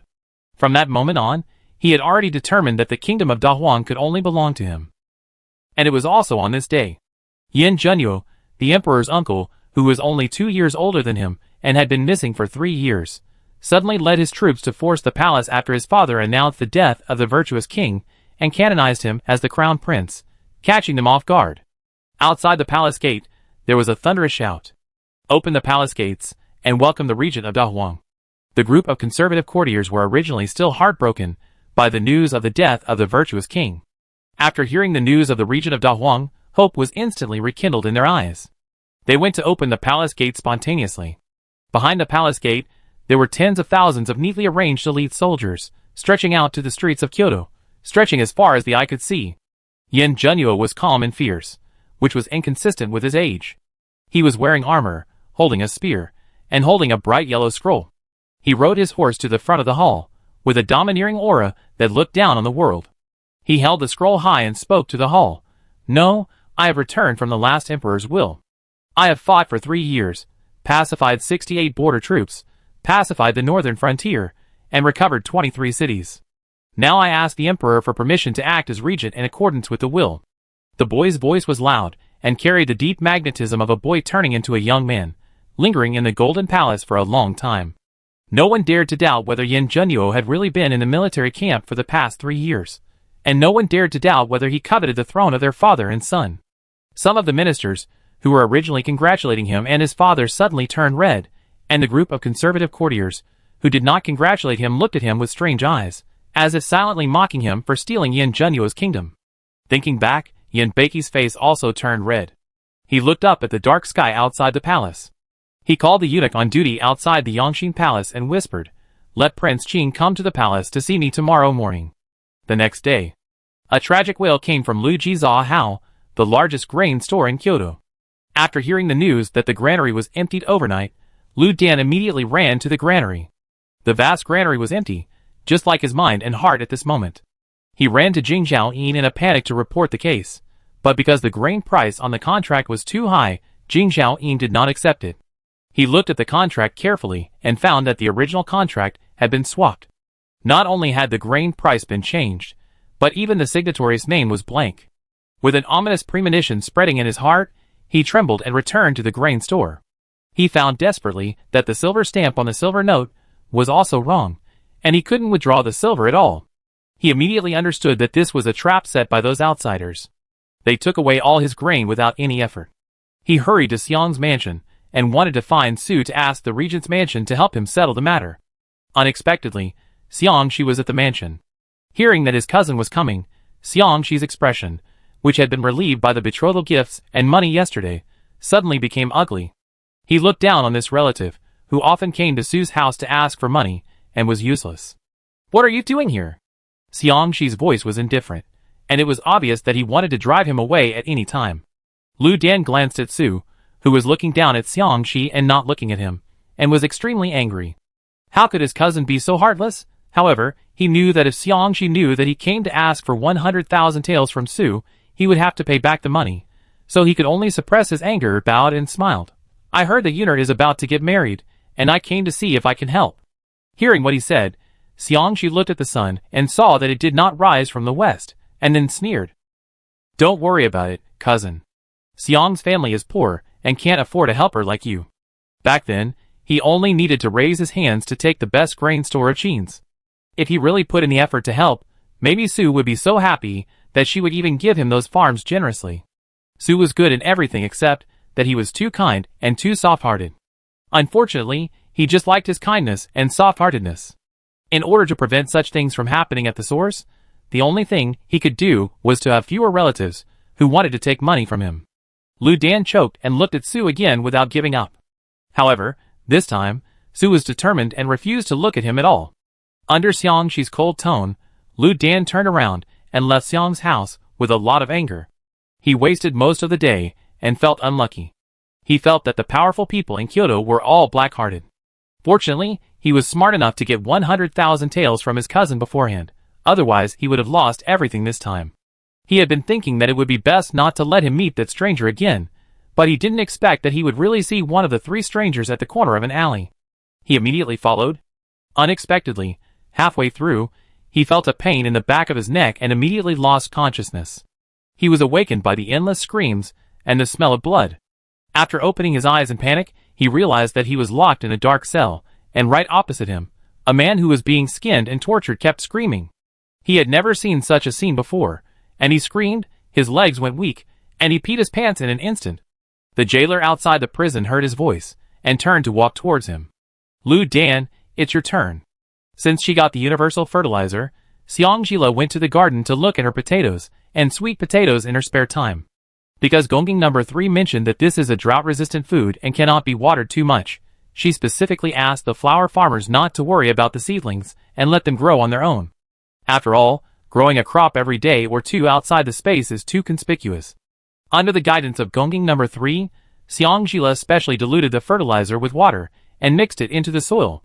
It is more normal to grow 1 crop every 15 to 20 days than 1 or 2 days. Seeing that this crop will be harvested in 2 or 3 days, she has already calculated who to give the first batch of potatoes and sweet potatoes to. After planting these in the mansion, Junyu will not doubt why there is an endless supply of potatoes and sweet potatoes. When she goes to find him, she can also cook for him openly. Counting down the days to go out to find Yin Junyu, Xiangjila even has a sweet smile on his face.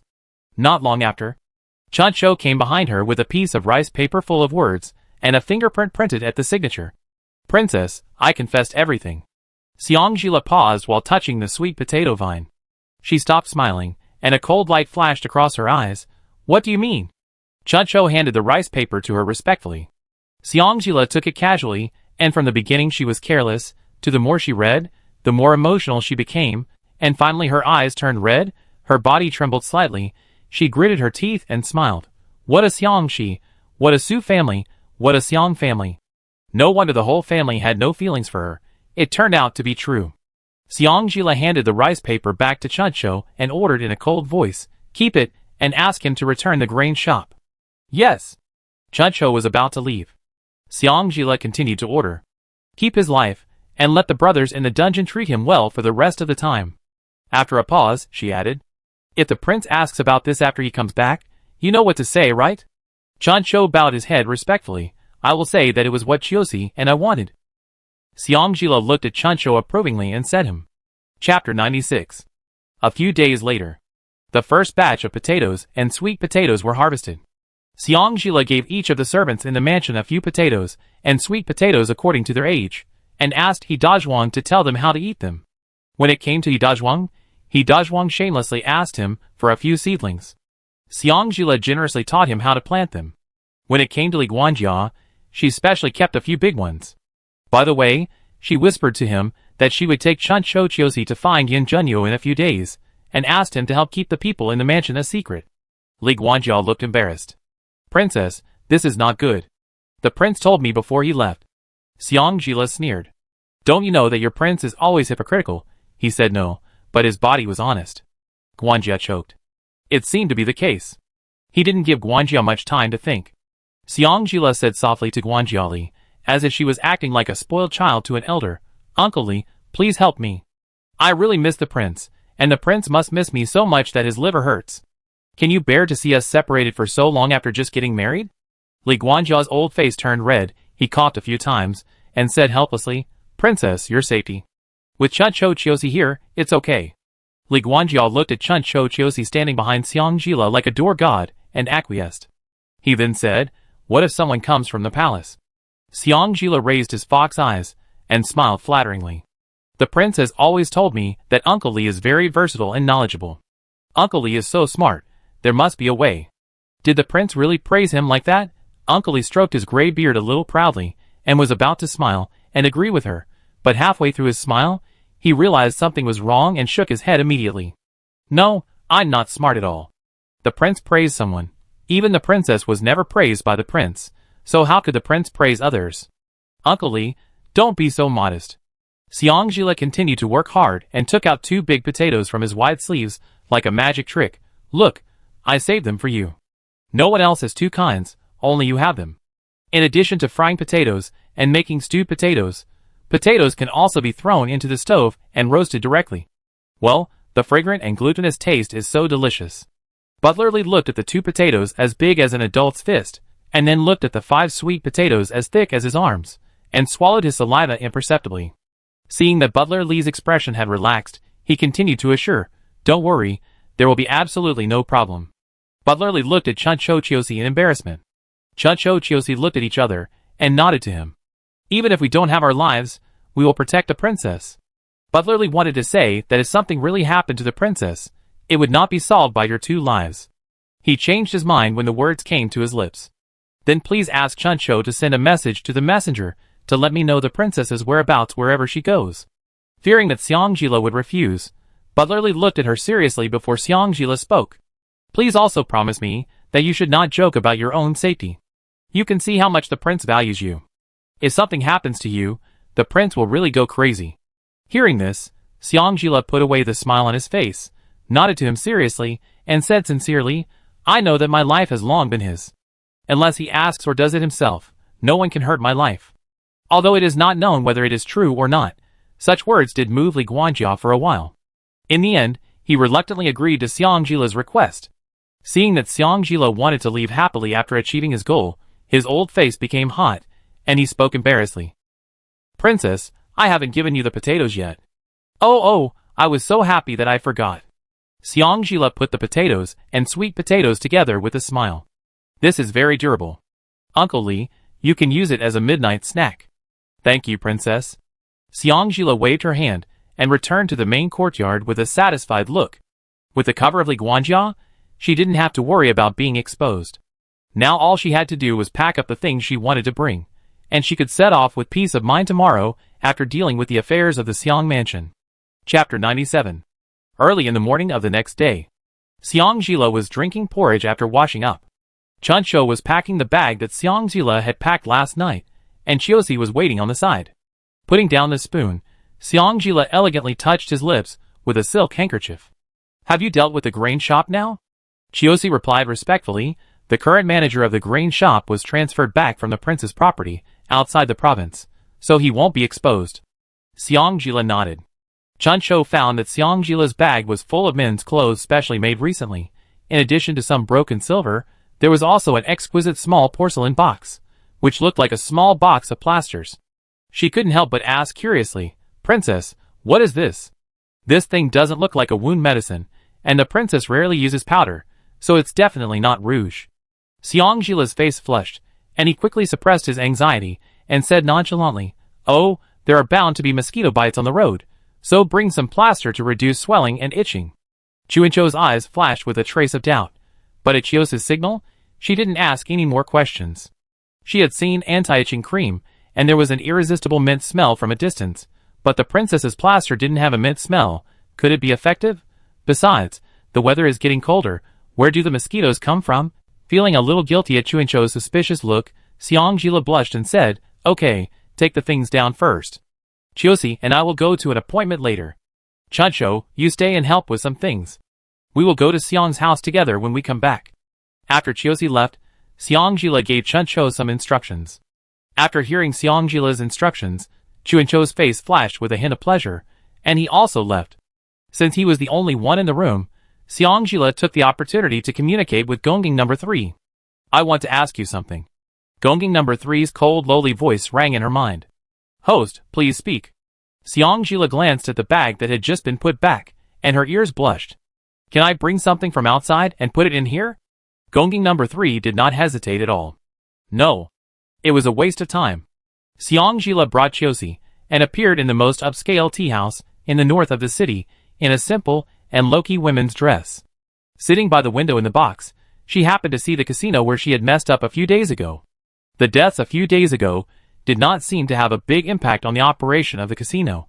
The gamblers with green eyes were still coming in and out. Some went in ragged and came out dressed in fancy clothes, while others went in dressed in fancy clothes and came out ragged and covered with scars. Not long after, the door of the box was knocked. Chiosi sat aside and glanced at Xiangjila. After getting her approval, he said in a low voice, "Come in." The door of the box was gently pushed open. Jijioma was still dressed as a scholar a few days ago, holding a tongue-bone fan, and walked slowly and elegantly. Behind him followed two tall, thin men with steady steps and restrained aura. Xiangjila raised his eyebrows. Is he scared by being beaten? When he saw Xiangjila, Jijioma frowned slightly, and felt that this man looked familiar. He forced himself to suppress the familiar feeling in his heart, and bowed to her politely. "Thank you, Regent Princess, for taking the trouble to let you make this trip." Xiangjila quickly stood up and gave a fake support. "Master Jiu, you are too polite." Then she raised a harmless smile and said, "I have heard of Master Jiu's name for a long time. I wonder if Master Jiu has anything to say that I need to take back to the princess." Jijioma asked his subordinates to pour him tea, and pushed a cup to Xiangjila. Then he spread out his fan and waved it a few times in a gentle and elegant manner. "It's not a big deal, but I heard that the princess was humiliated by the Xiang mansion before she married into the palace. Jai wants to do something about the Xiang mansion recently, and I hope the princess will not mind." Xiangjila paused slightly when he picked up the tea, and raised his eyebrows. "Oh! Did the Xiang mansion offend Master Jiu?" Jijioma folded his fan and bowed. "No, it's just that an old friend entrusted me to take good care of it." Xiangjila nodded and saluted in return. The princess has long severed ties with the Xiang mansion. Now that the prince is not in Kyoto, the princess stays at home and rarely leaves the house. Jui does not need to worry too much. "In that case, thank you for your help, princess." After sending Xiangjila and Chiosi away, Jijiomo's gentle and elegant expression instantly disappeared. Although he did not know how much weight this woman's words carried, he was secretly relieved to get her assurance. The news his people had heard back these days was really chaotic. "I didn't expect that this small Xiang mansion had such a great background." The eldest son married Yin Beiqi's cousin, and the eldest daughter married into the Regent Palace as a princess. He didn't take Yin Beiqi seriously, but he had to be on guard against the daughter of the Xiang mansion, who married Yin Junyu. For a man like Yin Junyu, who could force him to do anything if he was not willing? In addition, after years of deliberate inquiries, he knew that this man was famous for protecting his shortcomings and taking revenge.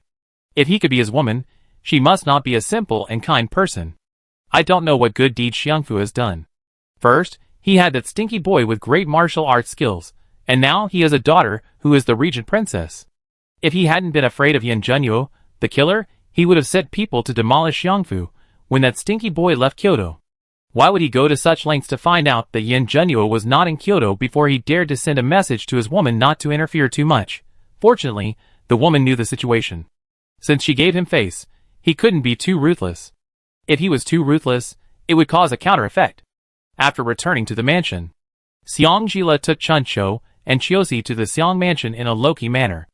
As expected, the Xiang mansion began to treat her like before after receiving the things, and did not take her seriously at all. Everyone said they were busy, and only sent the housekeeper Xiang out. The eldest lady came back so suddenly, and the mansion is busy. Why don't you wait until the day of the eldest young master's wedding before coming? Looking at this middle-aged man who has always been with Xiangxi, and was given the surname Su after entering the house, with dark yellow skin and a thin figure.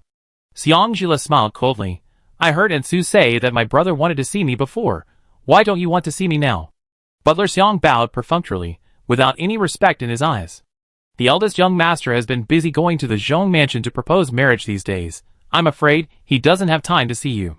As soon as Butler Xiang said this, Xiangjila's face immediately showed a puzzled look. Su came to me a few days ago to ask for money and my brother's betrothal gifts, and I haven't had time to raise them yet. How come you have raised them so quickly? Hearing what Xiangjila said, Xiangjila's heart immediately skipped.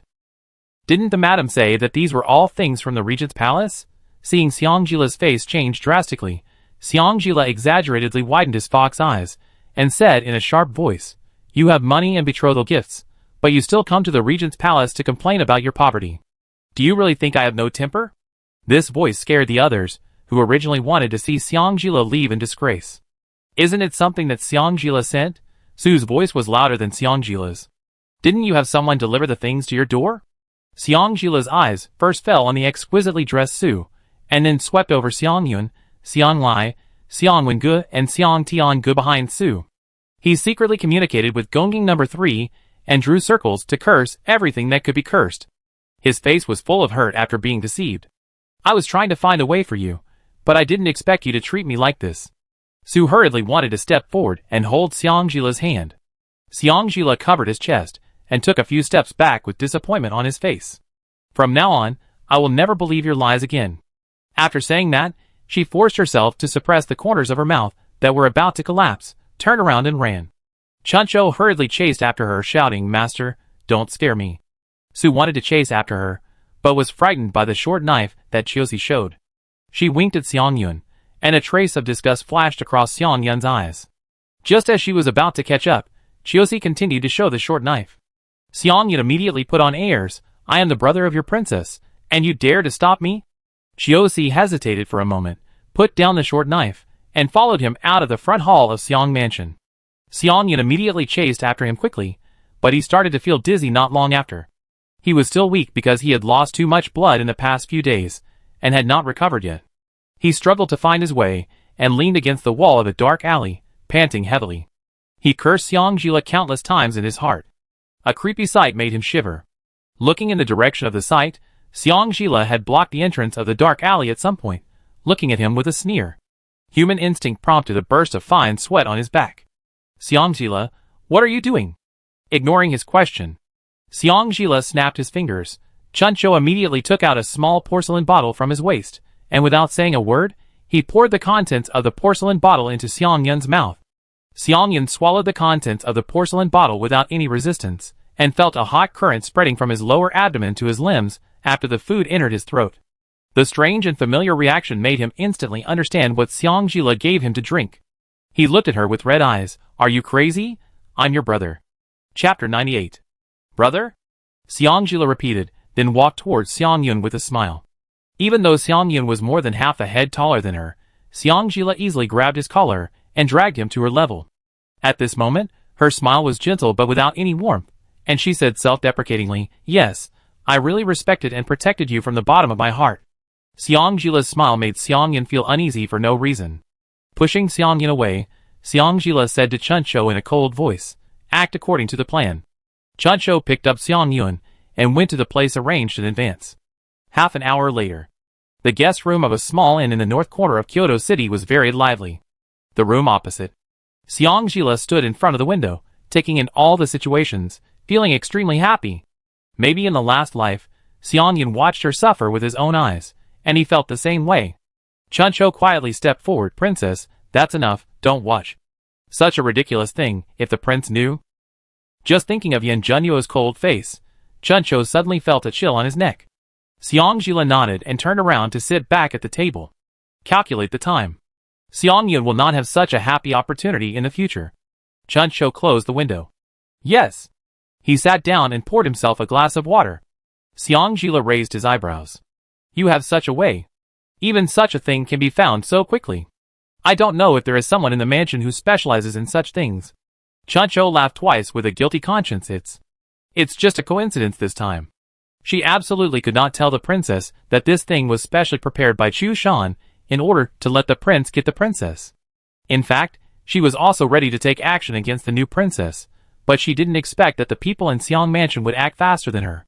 If the princess hadn't ordered this matter today, she would have forgotten about this bottle of stuff. Suddenly thinking of Chu Shan's instructions, Chuancho's ears blushed, and she said to Xiangjila carefully, "Princess, there is another thing I want to explain to you. This cough.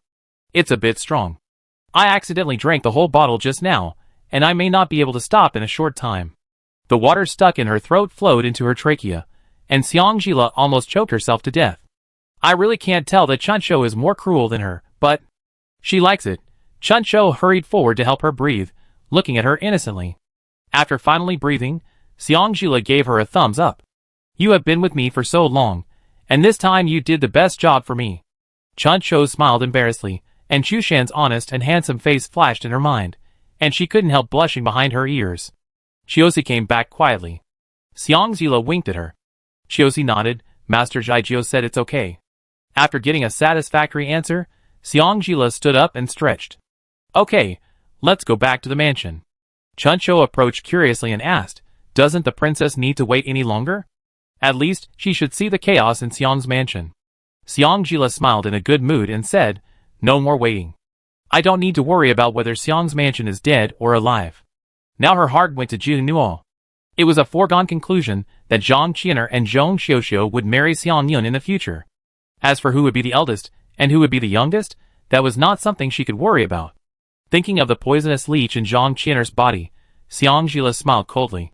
Zhang Qian'er probably would never have thought that the poisonous leech had another characteristic, which was that it particularly liked the blood and essence of men. Once a woman was poisoned and then had sex with a man, then the poisonous leech would definitely reproduce again and transfer part of the poison to the man's body. The poisoned man's appearance would not be affected, but he would never have a child in his life. This is the most vicious part of Xiang Tinga. You never know where her backhand is. But it was also thanks to her viciousness. Chuncho accidentally heard Zhuing's rejection of Lingxi a few days ago. She thought Lingxi must hate Xiang Tinga. She took the opportunity to let Chuncho take Lingxi back, and let her cooperate with this on the condition that Zhang Qian'er could enter Xiang's house. So there was the scene in front of us. After all, she had been a brother and sister with Xiang Yun for more than 10 years. Xiang Yun seemed to have everything. Now that he was getting married, she had nothing to wish for. So she wished him many children and grandchildren in the future. After Xiang Jila and his servants left the inn, a dark figure hurried back to Zhai Jiumo at the corner. Zhai Jiumo, dressed in a Confucian robe, was applying essential oil to his waist-length black hair. Are they all gone? They are all gone. Zhai Jiumo stopped moving and took the handkerchief handed over by the servant beside him, and wiped his hands. Let everyone get ready. There hasn't been a happy event in the north of the city for a long time. Let's make the north of the city lively. The masked man in black bowed and took the order and left. Not long after, another man in black came in. Your Highness, the master asked when you will return? Zhai Jiumo snorted coldly. I won't return until the work is done. The man in black had a look of difficulty in his eyes. The master said. Before he could finish, Zhai Jiumo raised his sword eyebrows and said sinisterly, if you want to go back so much, then you don't have to follow me, you can go back by yourself. The man in black knelt down hurriedly. I dare not. Zhai Jiumo sneered and gritted his teeth. Don't dare? You dare to reveal my whereabouts to him. What else do you dare not do? As long as I go back, the old man will naturally have many ways to imprison me. Do you really think I am a fool? Go tell the old man that I am very cool in Da Huang. As long as my mother doesn't wake up, and he doesn't die, I won't return. Even though he was used to His Highness's rude remarks to the Emperor, the man in black couldn't help but sweat profusely after hearing this treasonous speech, and almost fainted. Seeing that the man in black didn't react at all, Zhai Jiumo's peach blossom eyes condensed, and his tone was grim. Are you not going yet? The man in black felt a chill on his neck and retreated with a tumble. Looking at the direction the man in black retreated, Zhai Jiumo sneered and sniffed the long hair. The faint fragrance and the smooth feeling like silk made him feel a little better, but as long as he thought of the hateful brat who pulled a small tuft of his black hair a few days ago, his mood instantly became bad. Chapter 99. Xiang Jila returned to the palace, and Li Butler immediately came to greet her. He looked at her awkwardly. Princess, Prince Qing is waiting for you in the front hall. Yin Bei Ma? Xiang Jila couldn't help but frown in disgust. What is he doing here? Butler Li's gray beard trembled, and his face was full of hesitation, but in the end, he couldn't say a word. Facing Li Butler's scrutinizing eyes, Xiang Jila quickly stated her position. Uncle Li, I really only have the prince in my heart. Housekeeper Li sighed. Princess, it's better not to drag things out. Don't worry, Uncle Li, I know what to do. After saying that, Xiang Jila turned cold and strode towards the front hall. Housekeeper Li looked at Xiang Jila's back and sighed imperceptibly. So many eyes in the mansion saw the look in the eyes of the Prince Qing when he mentioned the princess, and they would inevitably think too much. In this way, it is unknown whether the princess's statement of leaving the mansion to find the prince is true or false. Just thinking about it, Li Guanjia couldn't help but slap himself twice. Why is he so greedy that he was bribed by a few sweet potatoes? When Xiang Jila strode into the front hall, Yin Beima's impatience on his face had not yet been covered up. Facing her half-smile, his heart trembled for no reason. Xiang Jila glanced at the crutches beside him, smiled faintly, and changed his mind instantly. You are so naughty even though your legs are broken. Hearing the displeasure in her tone, and remembering Yin Beiqi's explanation, Yin Beima took a deep breath without leaving a trace, and his eyes were instantly filled with tenderness. Le. The word le just circled around his lips, but before he could say it out loud, he was interrupted by Xiang Jila's calm voice. If you don't keep your mouth shut, be careful that your uncle will sew you up himself. Yin Junyu is handsome, but expressionless face instantly appeared in his mind. Yin Beimo felt a chill on his back, and the tenderness in his eyes was instantly dazed. She immediately changed her words. Auntie. She looked cowardly. Xiang Jila sneered in his heart. What's the matter? He could hear the softening of her tone. Yin Beimo smiled, thinking that he was very charming, and said with a pale face, the uncle left Beijing, and I am afraid that you will be wronged in Beijing, so I came to see you specially. Auntie and nephew. It's quite exciting to think about it. Xiang Jila's eyes flashed a cold light quickly, and then he put on a touching expression that he had misunderstood him. So that's it. I thought too much, thank you, nephew Beimo. I'm afraid you won't think too much. Hearing that her tone was softer than before, Yin Beimo spoke more gently. Of course, before the emperor's uncle comes back, if the emperor's aunt needs my help, you can come to me. Hearing this, Xiang Jila's eyes lit up, and his eyes looking at him became bright. Is what you said true? The Xiang mansion needs someone of weight to block it. It's better to come at the right time than to come early. It's you. Of course, Yin Beimo nodded vigorously to assure, if the emperor's aunt needs help, don't be polite, just come to me. Okay, with nephew Beimo's words, the aunt is relieved. Xiang Jila was touched. It's hard for nephew to be so thoughtful. Even with a broken leg, he still cares about your uncle's house. When your uncle comes back, I will definitely talk to him and let him give you more advice. Yin Beimo's smile froze. This is not necessary. This is what a junior should do. I always feel that this style is different from what he expected. What went wrong? After sending Yin Beimo away with a few words, Xiang Jila called Li, the housekeeper. He said in a good mood, Uncle Li, when I'm not here, there may be some troublesome things that offend people. You don't have to worry about it. Just throw them all to the Qing Palace. Throw all the troublesome things that offend people to the Qing Palace? Butler Li looked at Xiang Jila and suddenly understood why the Qing prince had a strange expression on his face when he left the palace.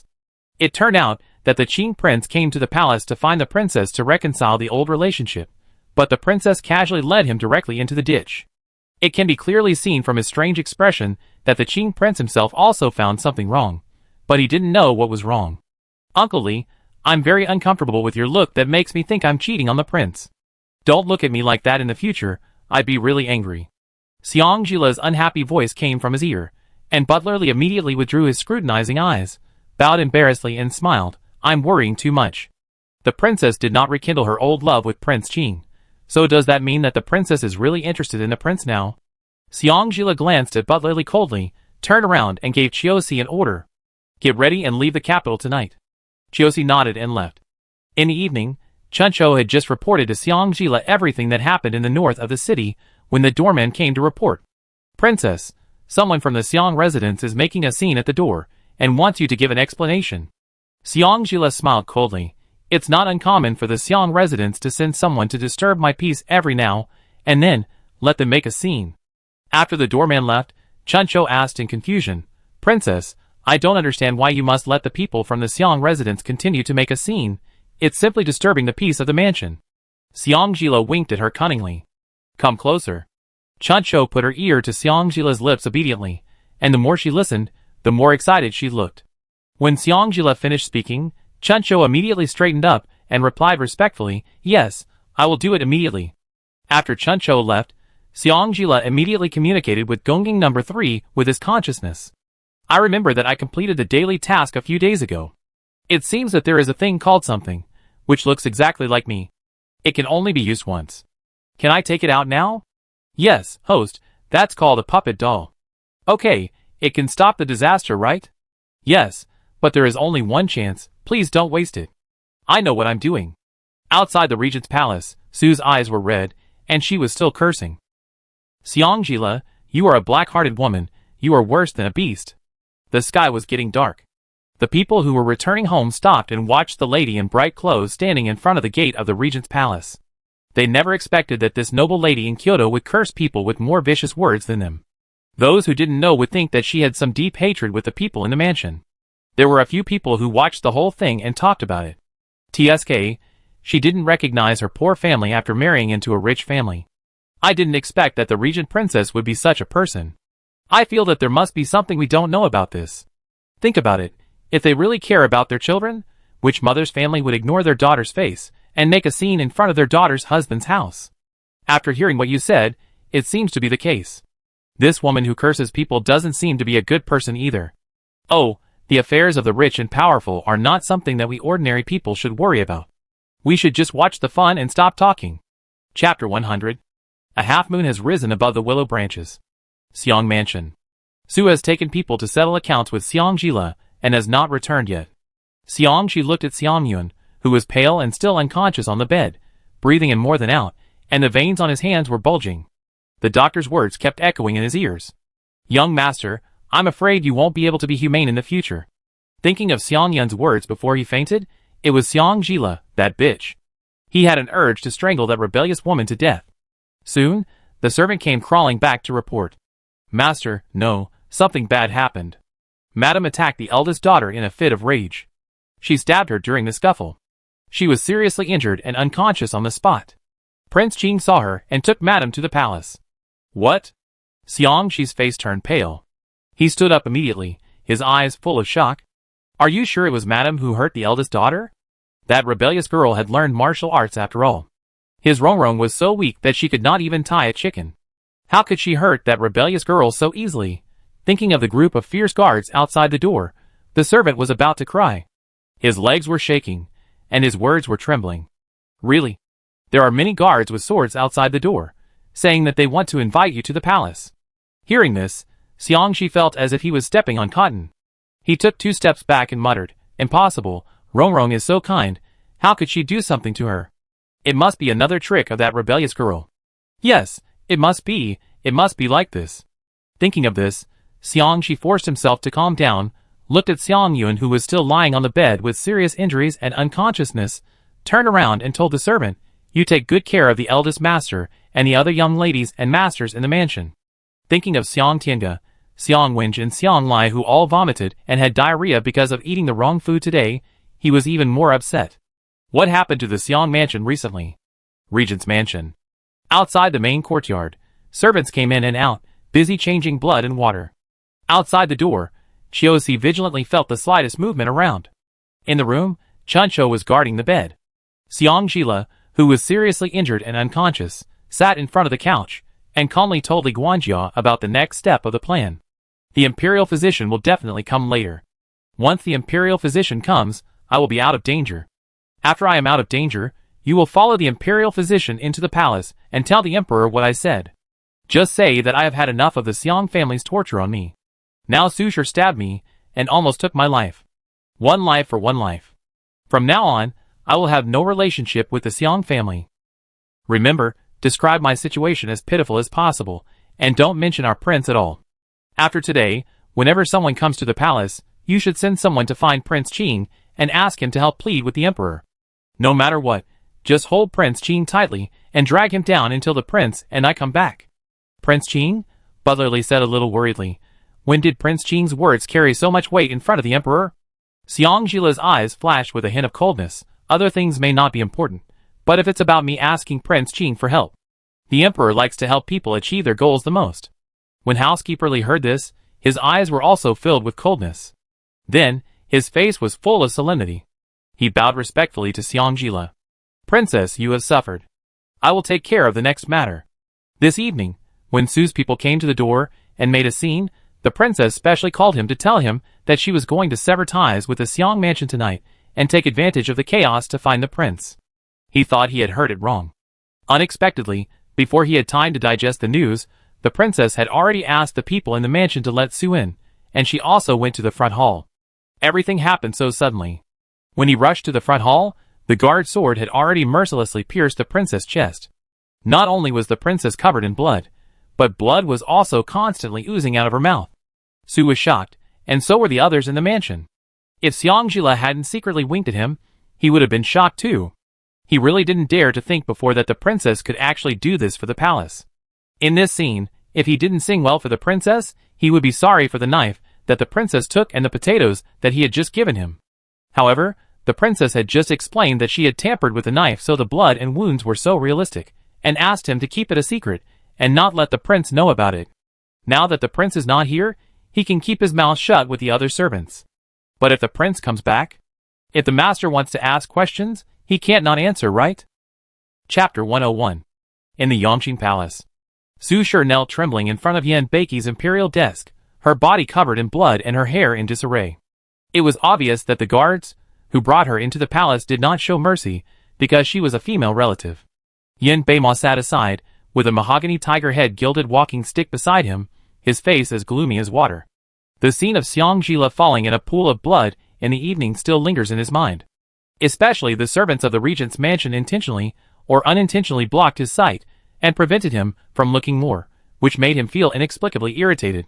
I don't know how the imperial physician treated him. A dull sound of a heavy object falling to the ground drew his attention back. Under the bright lights, Xiang Shi came in at some point, his face pale, his forehead bleeding, kneeling on the ground with his head down, not daring to move. Not far in front of him, there was a bloody inkstone. Yin Beiqi's calm voice sounded, "Is the Xiang mansion so idle lately that there is nothing to do? Always looking for trouble for him." His voice was very light, but it made everyone present feel depressed instantly. Yin Beimo glanced at Yin Beiqi in surprise. His brother was actually angry because of Xiang Jila. If it weren't for the blood on Xiang Shi's forehead and the inkstone lying on the ground, he would have thought it was an illusion. After a while, Su Shi finally came back to her senses after being stunned. She crawled to Xiang Shi's side after realizing it belatedly, and reached out to cover Xiang Shi's wound with a handkerchief, and pleaded pitifully to Yin Beiqi, "Your Majesty, please understand, I really don't know why the knife stabbed Jila. Although I am angry, he is the child I have watched grow up. How could I do such a thing? Besides, I am angry for a reason. Jila, she actually plotted against her brother. I can't blame you for that." Xiang Shi listened to Su's tearful complaint, and was moved to cover her handkerchief that she used to stop bleeding. With red eyes, he said respectfully to Yin Beiqi, "Yes, Your Majesty, Su has always been gentle and kind. She would never do such a cruel thing. What's more, Su doesn't know martial arts, but the princess knows martial arts. If the princess intended to resist, how could she be stabbed by the knife so easily?" Xiang Shi's words made Yin Beimo want to hit him on the head with a cane. So, the victim should blame himself for being too attracted to the knife? As soon as he finished speaking, not only he was stunned, but also Xiang Shi and Yin Beiqi were stunned. Xiang Shi gritted his teeth. This old minister dares to guarantee with his life that this is definitely a trap set by Xiang Jila. If the emperor does not believe it, send the imperial physician to take a look and you will know. As soon as Xiang Shi finished speaking, a eunuch came to report outside the door. "Your Majesty, imperial physician Xang is back, and Steward Li from the regent's palace is also here." Yin Beiqi glanced at Xiang Shi and his wife, and said in a cold voice, "Let them in." Soon, a middle-aged man, with a medicine box on his back, and wearing a water-red wide-sleeved imperial physician's official uniform came in with Li Butler. After bowing, Dr. Zhang explained Xiang Jila's current situation to everyone present. After listening to Dr. Zhang's statement, Yin Beiqi's eyes sank. What does it mean to barely save your life? Dr. Zhang knelt on the ground in fear, and nodded his head. This old minister and other doctors have done their best. Since the wound penetrated the whole body, the internal organs and bones were damaged. "Princess, I'm afraid you will have to stay in bed for a long time before you can get out of bed." Yin Beimo's heart was inexplicably clenched, and he frowned and looked at Dr. Zhang. Is he awake now? Although he felt that Prince Qing's concern seemed a bit too much, Dr. Zhang still answered his question diligently. He woke up for a while, and fell asleep again, but... Yin Beimo's eyes lit up slightly. But what? Did he call his name when he was asleep? Dr. Zhang looked at Yin Beiqi in embarrassment. Let Butler Li tell it. After getting Yin Beiqi's permission, Butler Li immediately stepped forward, crying and repeating what Xiang Jila taught him, and then he flattered Yin Beiqi again according to Xiang Jila's words. At the end, he changed the subject, wiped his tears and said, "The princess said that the emperor is so wise and kind, he will never blame her for this helpless decision, because all these years, the princess has been swallowing her teeth and blood. It's really bitter." Chapter 102. After a long speech, Yin Beiqi's expression eased a little. He had heard a lot of good things, but it was the first time he heard people from the regent's mansion, especially the housekeeper of the regent's mansion, say good things to him. Perhaps he was in a better mood, or perhaps he really sympathized with Xiang Jila. Yin Beiqi thought for a while and said, "During the Mid-Autumn Festival banquet, the emperor's uncle also mentioned to me the matter between the emperor's aunt and the Xiang mansion. The Xiang mansion withheld the betrothal gifts and refused to give the dowry first, and then hurt people's lives. They are so ruthless and really don't deserve to be my mother's family. This time, I will personally make the decision for the imperial ant. I will issue an order to the Xang mansion later. From now on, the Xang mansion is not allowed to meet the Regent Princess for any reason. Not allowed to see Xiangjila? What about Yuner? Su Shi no longer cared about how to cry gracefully and beautifully. She quickly crawled in front of Yin Beiki and cried bitterly, Your Majesty, please think twice. This old slave is Xiangjila's man. He will definitely think about Xiangjila. I and the Xang mansion are the victims, Your Majesty. Yin Beima smiled coldly. So, Madame Xiang means that Dr. Zhang is also the Regent Princess's man? The fire suddenly spread to his side, and Dr. Zhang, who had just stood up, immediately knelt heavily on the ground. Your Majesty, I am innocent, Your Majesty. Butlerly saw this and immediately knelt on the ground and shouted loudly, Your Majesty, please understand, everyone who knows me knows that I have been loyal all my life and have never been biased because of anyone. This Madame Xiang is trying to force me to death. Your Majesty, Your Majesty, Your Majesty. He cried out his injustice one sentence at a time, and the focus of his appeal changed all of a sudden. Yin Beiki could no longer bear it, and slapped the imperial desk. Enough, what do you think the palace is? The people who had just been crying suddenly became quiet. Yin Beiki glanced coldly at the tearful faces, flicked his dragon robe sleeves, and issued an ultimatum word by word. Su assassinated the Regent Princess, and she will be imprisoned in the Tianlao, and will be punished after she wakes up. Xiangxi is a bad wife, so he doesn't need to attend the morning court these days. He should reflect on himself at home, and prepare for the eldest son's marriage. Finally, no one in the Xang mansion shall meet the Regent Princess for any reason in the future. If anyone disobeys, he will be executed without mercy. As soon as Yin Beiki finished speaking, Xiangxi suddenly felt desperate, and Su fainted. After everyone cleared the area, only Yin Beiki and Yin Beimo were left in the Yangxin Palace. Seeing that Yin Beimo's expression seemed not good, Yin Beiki stepped forward and put his hand on his shoulder. The Xang mansion is no longer valuable, and the value of Xiangjila still needs you to work harder, my brother. Yin Beimo bowed his head respectfully. I will definitely not let my brother down. He got on the carriage leaving the palace in a daze, and Yin Beimo even felt that everything tonight was like a dream. His brother was so angry about Xiangjila, and even sided with Xiangjila for no reason. It really puzzled him. But it was no wonder that his brother was angry. Xiangjila was such a good chess piece, but because of the impulse of Su, a stupid woman, he was now half dead and bedridden for a long time. If Yin Junyu, who was far away in Nanling, knew about it, he dared not even think about the consequences. He and his brother had a deep understanding of Yin Junyu's perversion. Originally, he and his brother were waiting for Xiangjila to discover Yin Junyu's bloodthirsty and brutal side and come back to turn against them. After being disturbed by the Su family, all hopes were dashed. He was not worried about anything now, but he was worried that Xiangjila would really fall in love with Yin Junyu after a long time, and be turned by Yin Junyu, and then the whole plan would have to be thrown out and started all over again. He didn't know where the plan went wrong. He had clearly asked the people in the Xang mansion to drug Xiangjila, and Xiangjila must have consummated the marriage with Yin Junyu. Logically speaking, Xiangjila, who was so hot-tempered, should have wished that Yin Junyu would die immediately after discovering that his body was taken away by Yin Junyu. Why didn't she wish for the destruction of the Regent Palace as he expected, but instead called herself the Imperial Aunt in front of him? Could it be that she didn't call him Imperial Nephew to irritate him, but because she really fell in love with Yin Junyu after being forced into bed with him? Thinking of this, Yin Beima suddenly felt uncomfortable all over, and he didn't know if it was because of the pain in his legs that affected his mood. Not far away, 3 fast horses galloped away from the capital before the city gates were locked, heading south. Chapter 103. Nanling. The rich land of Dahuang, a land of miasma. Surrounded by water, mountains overlap.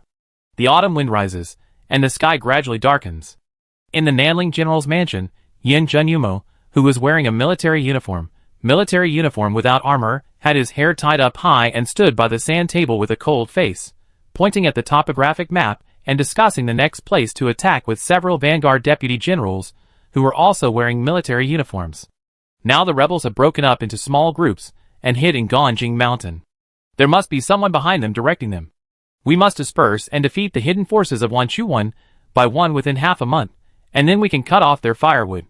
Several people responded respectfully, yes. Afterwards, they followed some of Yin Junyu's instructions before leaving. When they left the study, they happened to meet Chu Shan, who brought a portion of plain rice noodles and 2 steamed buns with meaty aroma. They greeted Chu Shan as if nothing had happened. Deputy General Chu. Chu Shan smiled and nodded as a response to them. After entering the room, he put the simple dinner on the desk and spoke to Yin Junyu respectfully. Your Majesty, you haven't had a good meal these days. Yin Junyu was still marking the topographic map, without raising his head, and said coldly, Take your things and get out. A light bulb suddenly came to his head. Chu Shan looked embarrassed, and said tentatively, It's not that I insist on coming to your presence, but the princess has told me. When he heard princess, the cold lines on Yin Junyu's face softened a little. I'm not hungry, I leave first. There's a chance. Chu Shan breathed a sigh of relief, and his expression became more anxious. But since you came to Nanling, you've had stomach problems 3 times because you didn't eat on time. If the princess knew. Hearing this, Yin Junyu looked up and glanced at him lightly. Are you threatening me?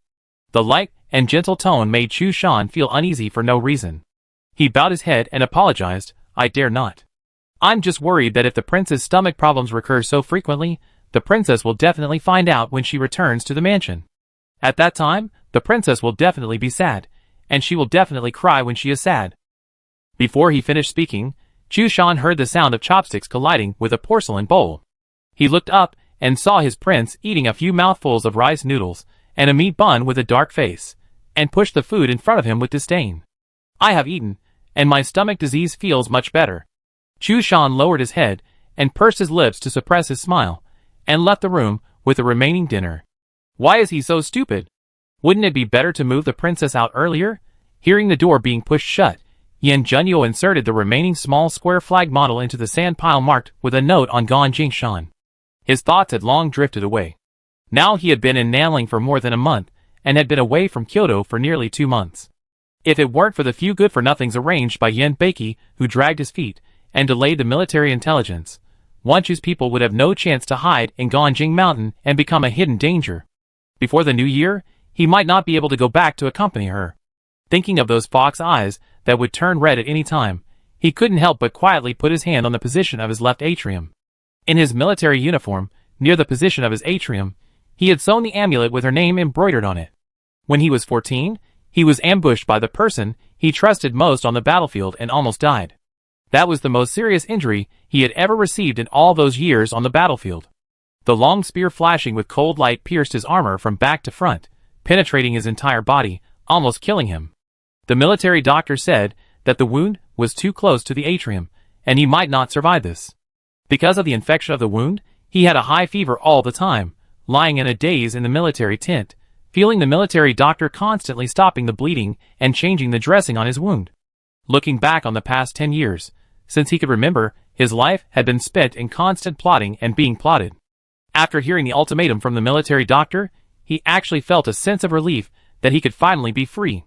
And just when his consciousness was completely relaxed and he wanted to fall down, a crisp and soft voice kept repeating in his mind. Remember, my name is Xiang. You must marry me quickly when I grow up, otherwise I am so beautiful, and will be married to someone else in a short time. He didn't want to pay attention to this annoying voice, but it seemed to have magic, dragging him up step by step. Just like when he fell off the cliff and hung on the dead vines, the delicate and soft little girl tried her best to drag him up. Suddenly, her crying red face flashed in his mind, and her fox eyes, that were so vivid that they seemed to be able to speak, were full of purity that he had never experienced in his entire life, and her words she must have been driven away by her father. At that moment, he suddenly wanted to hug that small, soft and warm body. Thinking of her innocence, he suddenly felt that he had a goal again, and his fighting spirit was ignited instantly. There was still a fool in Kyoto waiting for him to go back and marry her. He couldn't break his promise. Not only could he not break his promise, he had to make himself strong quickly, so that she could marry him without worries, and become the happiest and most noble woman in Dahuang. With fighting spirit in his heart, he had the desire to survive. He fought against the high fever for 3 days, and survived this hurdle. After his injury healed, he searched everywhere, and finally found the amulet in a pile of old clothes that he had planned to throw away. From then on, her amulet was sewn into his battle robe, and Xiang became his invincible obsession. As time passed, he became more and more crazy. But, stupid woman, don't know how much he loves her in this life. Women will not cherish them after getting them. Humph. Chapter 104. At the same time, Ganjing Shan. There were scattered flames everywhere in the mountains. Some people in the mountains were fighting fires, while others were patrolling around the mountains, seemingly looking for something. Xiang, wearing a metal mask, dragged another injured person with a masked face, covered his mouth and held his breath, and leaned against the bushes in a mountain valley. Except for the occasional sound of the grass in the autumn wind, there was the synchronized heartbeat of the two people. When the searcher passed by, she vigilantly grasped the long whip on her waist. When she realized that the searcher had gone somewhere else, she breathed a sigh of relief silently, and pushed the masked person next to her.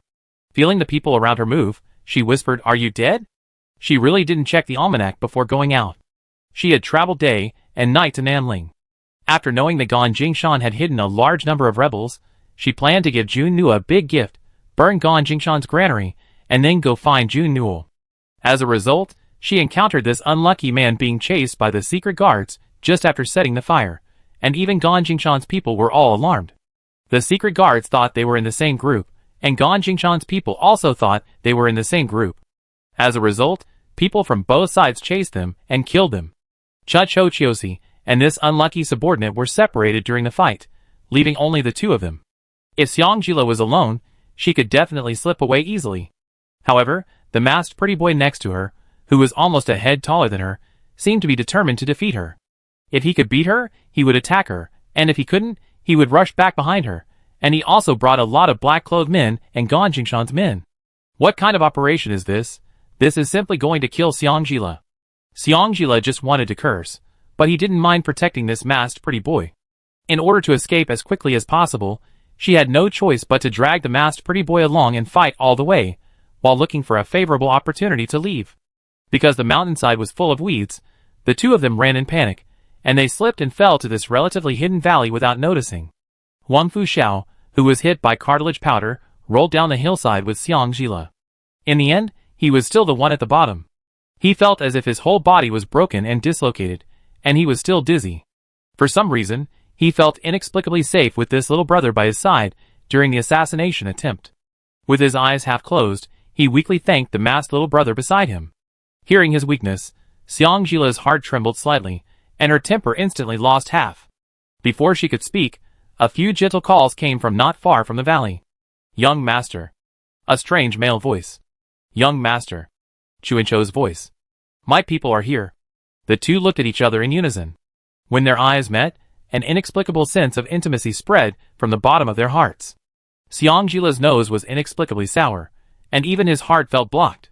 Huang Fuxiao raised his fox eyes slightly, bowed to her, and his fox eyes curved. "Thanks to my little brother for saving my life today. If my little brother doesn't mind, you can call me Brother Xiao in the future, and I will recognize you as my sworn brother. How about it?" The follower who came later was scared green. "Young master, this is absolutely not allowed, if the master knows. If you recognize a brother randomly, someone will kill your brother directly." Xiang saw the embarrassment of Huang Fuxiao's followers, and stood up with the help of Chuncho, smiled and refused. "Brother, don't be polite, we will meet if we are destined. Let's say goodbye now. I hope I won't meet you again." She still has something important to do, so she won't accompany her. The two said goodbye quickly, and walked in different directions, with the help of their own people. Quietly returned to a stilt house, at the foot of the mountain, Huang Fuxiao's followers carefully helped him sit down. "Young master, Yin will vent your anger for you." After saying that, he turned around angrily, and was about to go out. However, before he even reached the door, he was stopped by his master. "Are you going to die now?" Huang Fuxiao pulled off his veil, and his fox eyes, which were full of chillness just now, were now full of cold light. "I had originally thought of using Wan Chu's people to have a chance to fight Yin Junyu, but I didn't expect to underestimate the meanness of Wan Chu. He was kind enough to help him with his plans, but he actually had dirty thoughts about him, and dared to use the soft muscle powder when he was not prepared. If it weren't for that little brother tonight, I'm afraid he would have been killed by the secret guards or Wan Chu." Looking at her young master's face that made many ladies in Nanchu feel ashamed, Yin couldn't help but suggest, "How about I make a custom mask for you?" The ending of the word mask was swallowed back by Yin under Huang Fuxiao's cold gaze. After a long while, Huang Fuxiao touched his face and muttered to himself, "Is this face really ostentatious?" Thinking about his father's rough face, Huang Fuxiao hated himself again for looking like a woman. As if seeing Huang Fuxiao's thoughts, Yin comforted him. "In fact, the young master is not effeminate, just beautiful, that kind of beauty. I don't know how to express it. Anyway, the young master is not a sissy. Forget it, you can't talk, so just shut up. Wang Fuxiao raised his hand in frustration. Send a message back to father. Tell him that I was almost taken care of by Wan Chu in Da Huang. Yin said, as a matter of course, Wan Chu must regret to death for having feelings for the young master. The general must put the young master first. Wang Fuxiao smiled. A hint of helplessness flashed in his eyes. It was because his father was too good to him that he felt an inexplicable sense of guilt and couldn't help but run away from home. Everyone said he was ambitious, but only he knew that his father was afraid that one day when he was gone, the emperor would use him as a warning monkey, so he had to make plans for this useless and unfilial son. Saying that he would come to Da Huang to meet the old man Yin Junyu was actually just an excuse. Now even he himself couldn't figure out why he came to Da Huang. He only remembered that on the 3rd day of August, after the pain in his chest subsided, he had a strong feeling pulling him, and he had to come to Da Huang to see it. He always felt that something he had was left in Da Huang, and was snatched away by the old man Yin Junyu. At the other end, Chan Shou and Xiang Jila got down the mountain safely, and Chiosi hurried forward to meet them. Princess. Xiang Jila raised his hand to interrupt Chiosi's words, and took off his mask. Let's talk about it when we get back. The master and servant returned to the small inn where they stayed. Because the small inn was at the junction of Nanling and Xiling, it was usually only a few wandering vagrants who stayed overnight, so not many people knew about it, and it did not have much impact in this turmoil. In the guest room, the master and his servants were using tea to draw pictures of the surrounding guards on the model table. The operation tonight failed. It will be difficult to set fire again. Now Nanling has been taken back, but the rebels are still hiding around the city and gone Jingshan. As long as the imperial army leaves, they will surely come back again. As he spoke, Xiang Jila tapped a larger puddle of water with chopsticks. If we want to remove the firewood from the bottom of the pot, we must first get rid of the trouble here in Gan Jingshan. Chan Shou frowned at the puddle of water, and couldn't help frowning. Princess, what should we do?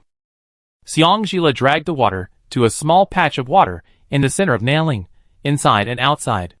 Chiosi said in a low voice, the prince has been sitting still here for so long. If we intervene rashly, will it disrupt the prince's plan? Xiang Jila thought for a while, nodded seriously and said, what you said makes a lot of sense. So, I will go to see him in person later and tell him about our plan. Chan Shou Chiosi, All the way, she kept talking about being reserved and not being so shameless to stick to the prince when she saw him. As a result, she couldn't help but take the opportunity to see the prince just 2 days after arriving. Princess, you can't do this. What about giving the prince a surprise? What about women being reserved? Chapter 105. After sending off their worries and thoughts, Xiang Jila tried to communicate with Gongjing No. 3 again. Since leaving Kyoto, Gongjing No. 3 is like a system that has disappeared. No matter how they communicate, they can't communicate. Fortunately, her space is still there, and it doesn't have much impact on her to take out food or whips on weekdays. I thought this time would be the same as before. Gongjing No. 3 would have no reaction. Unexpectedly, Ding's system upgrade successful host, Shao 3 is back. This time, Gongjing No. 3's tone was obviously fluctuating, no longer as cold as before. You. Your tone. Xiang Jila was stunned. This voice was so cute. Host, I changed into new clothes. Don't you want to come and see? Xiang Jila looked around, immediately got on the damp bed, pulled down the musty bed curtain, and slipped into the space. In the space, in addition to the original river and the land planted with potatoes and sweet potatoes, there was also a large grassland. In the middle of the grassland, there was a small piece of bare and dry mud. Gongjing No. 3 is still the same robot egg, but the color of the egg has changed from white to pink, and there is a pair of small wings on the back of the egg. It fluttered to Xiang Jila and landed in his hand. New clothes are nice. Xiang Jila smiled and held it up to his level. Gongjing No. 3 looks much cuter than before. I couldn't find you for nearly half a month. Where did you go? Gongjing No. 3 flapped its wings and flew to Xiang Jila's head and turned a few circles happily. Because the host's yearning for his partner is higher than 90, the system has triggered the automatic upgrade function. After this upgrade, the partner mission will not be limited by distance and can be done anytime and anywhere. At a ranch, and the host can then exchange potatoes, sweet potatoes, and other food for chickens, ducks, cattle and sheep. Add a real-time status area for body functions to detect the host's pregnancy degree. Ahem. When Xiang Jila heard the word pregnancy, her face was obviously unnatural for a moment. She blushed and interrupted Gonging number 3's introduction. There's no need to make this clear. Gonging number 3 suddenly raised his voice. Host, your current physical condition is like a piece of dry mud. No matter how many seeds you throw into it, they won't sprout. If you don't explain it clearly, you don't take it seriously. What? The redness on Xiangjila's face faded instantly, and the expression on her face froze. Grow? Can't sprout? Couldn't that be what she understood? Gonging number 3 landed on her head, and took her to the bare dry mud in an instant. Here is the functional soil of the host. Cultivation means the birth of life. However, if the host's land is not fertile, how can life be born? As the saying goes, there is no land that is ruined by cultivation, only cows that are tired to death. But the host's land has been ruined for a long time. Xiangjila immediately interrupted, probably understanding what Gonging number 3 wanted to express. I understand. You come to water it every day, right? Now that the system has been upgraded, it has become more and more humane. The host does not need to collect crops or water them in person in the future. As long as it is set in advance, the system can automatically complete the harvesting and automatic exchange of crops. In the future, if the host wants to take out food or other objects in the space, he does not need to enter the space in person, but can directly merge with the space mind like taking out a long whip. To be fair, these tedious things are indeed quite humane and worry-free, but can I also set the time for the issuance of system rewards by myself? She has no requirements for the issuance time of other rewards now, but those unique little clothes make her feel scared every time they appear suddenly. But Yin Junyu thought it was a surprise she specially prepared. No matter how she explained, he would not listen, and would make trouble for her whenever he caught her. Except for the partner task reward, if the host wants to set the issuance time of the partner task reward by himself, he needs to ask for the consent of the partner. In general, apart from the unique little clothes, she was very satisfied with the system upgrade. Before choosing the partner mission, Gonging number 3 also specifically reminded her to pay attention to conditioning her body, saying that only by watering the functional soil and conditioning her body at the same time, her land can slowly become fertile. Although she was skeptical, she didn't dare to neglect the issue of Yin Junyu's offspring. After choosing the mission of sleeping with a partner, a strong white light flashed. Xiangjila instantly landed in a room lit by a dim oil lamp. Just as she stood firm, a cold light flashed, and she instinctively dodged it with a backflip and a roll. The bench where she was standing just now was split into two smooth and delicate halves. Before she could finish her shock, a big hand with distinct joints ruthlessly strangled her throat. Xiangjila felt a pain in her neck, and almost at the same time, the hand strangling her neck loosened. Why are you here? Seeing Xiangjila in civilian men's clothes, Yin Junyu did not have the surprise Xiangjila expected, but his expression and voice were cold as ice. Stupid woman, do you know what danger is? If he had been slower just now, her neck would have been broken by him. Ignoring the pain in her neck, Xiangjila lowered her head and glanced at him guiltily. He was wearing a military uniform. Compared with the exquisite and majestic appearance in the mansion, he looked more masculine and fierce in the military uniform. He was also a little cold, obviously just coming back from outside. Xiangjila's heart beat faster and faster uncontrollably. Her brain was working fast, and her hands were scratching her nails helplessly. After a long time, she found her voice and whispered, Chun Cho and Chiosi escorted me here. Don't punish them. I forced them to go with me. That aggrieved little look was so pitiful. Yin Junyu's anger instantly disappeared by more than half. The words he wanted to scold turned into nonsense. Turning around and lighting the wick of the oil lamp, he pulled her in front of him and pulled open her collar a little to check the injury on her neck. Fortunately, although his tone was cold, his hand covering her neck was warm. After using his internal force to disperse the bruises on her neck, his face was still as cold as ice. I knew this level would be hard to pass. Xiangjila bit her lip. A sly look flashed across her eyes. When she looked up, her fox eyes had already turned red when they met his phoenix eyes. She reached out and pulled his sleeve, and said in a wrong voice, Junyu, I miss you so much. Let me go with you. Don't chase me away, okay? The hand that was transmitting the internal force paused. Yin Junyu's face eased a little, and his tone slowed down. Where is the spring sorrow and autumn thoughts I let you shine? Before he could finish, Xiangjila hurriedly reached out and covered his mouth. Anyway, I'm here. Don't think about chasing me away. The slightly prickly stubble disturbed Xiangjila's heart and numbness. It had been a long time since she had been pricked by Junyu. Yin Junyu lowered his eyes and looked at her little hand, with an attitude of I'm going to chase you away, what can you do to me? Chapter 106. Xiangjila narrowed his eyes, and was about to threaten. There were chaotic footsteps outside the door. Not long after, Chu Shan's voice rang out outside the door. Your Highness, there is another assassin in the mansion tonight. Are you disturbed? Assassin? Xiangjila quickly let go. I thought Yin Junyu would definitely ask Chu Shan to take her back to find Chun Chiosi, but I didn't expect him to just reply in a calm voice outside the door. Nothing. It was unexpected. Xiangjila's eyes lit up instantly. While he turned his head, she tiptoed forward and kissed his right cheek secretly. Yin Junyu immediately turned his eyes back to her, and while she was about to kiss him again, he turned her face to the side, carried her to the bed, pulled a thin blanket on the bed, and was about to tie her up.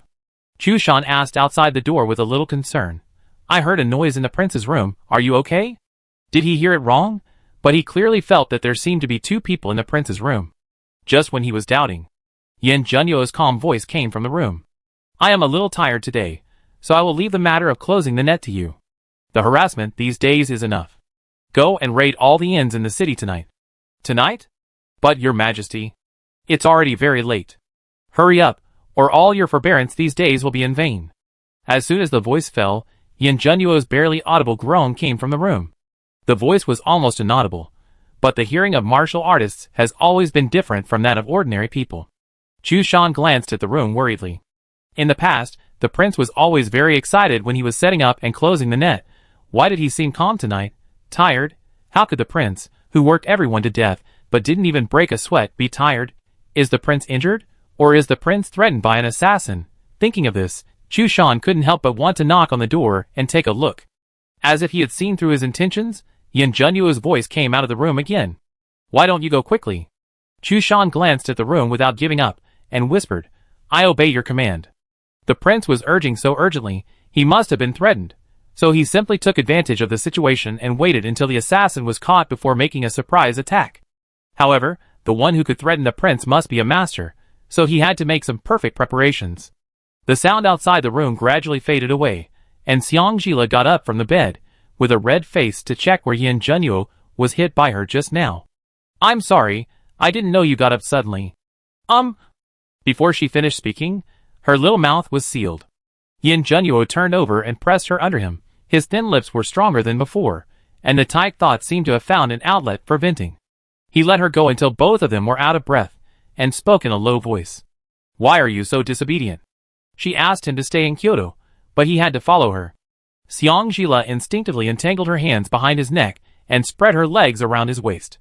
With a nasal tone, she said aggrievedly, You have been gone for so long, and you haven't even written a letter back. I miss you and worry about you. A trace of surprise flashed across the cold and lonely phoenix eyes. Yin Junyu murmured, Do you want me to write you a letter? Xiangjila nodded vigorously. Pulling down her hands and legs, he sat up and held her horizontally to let her sit on his legs, and whispered, After returning, I will let Chu Shan tell Sunny. In less than 3 sentences, he mentioned the matter of returning again. Xiangjila raised himself from his arms and interrupted willfully. Not only write a letter, I also want to hug you and kiss you.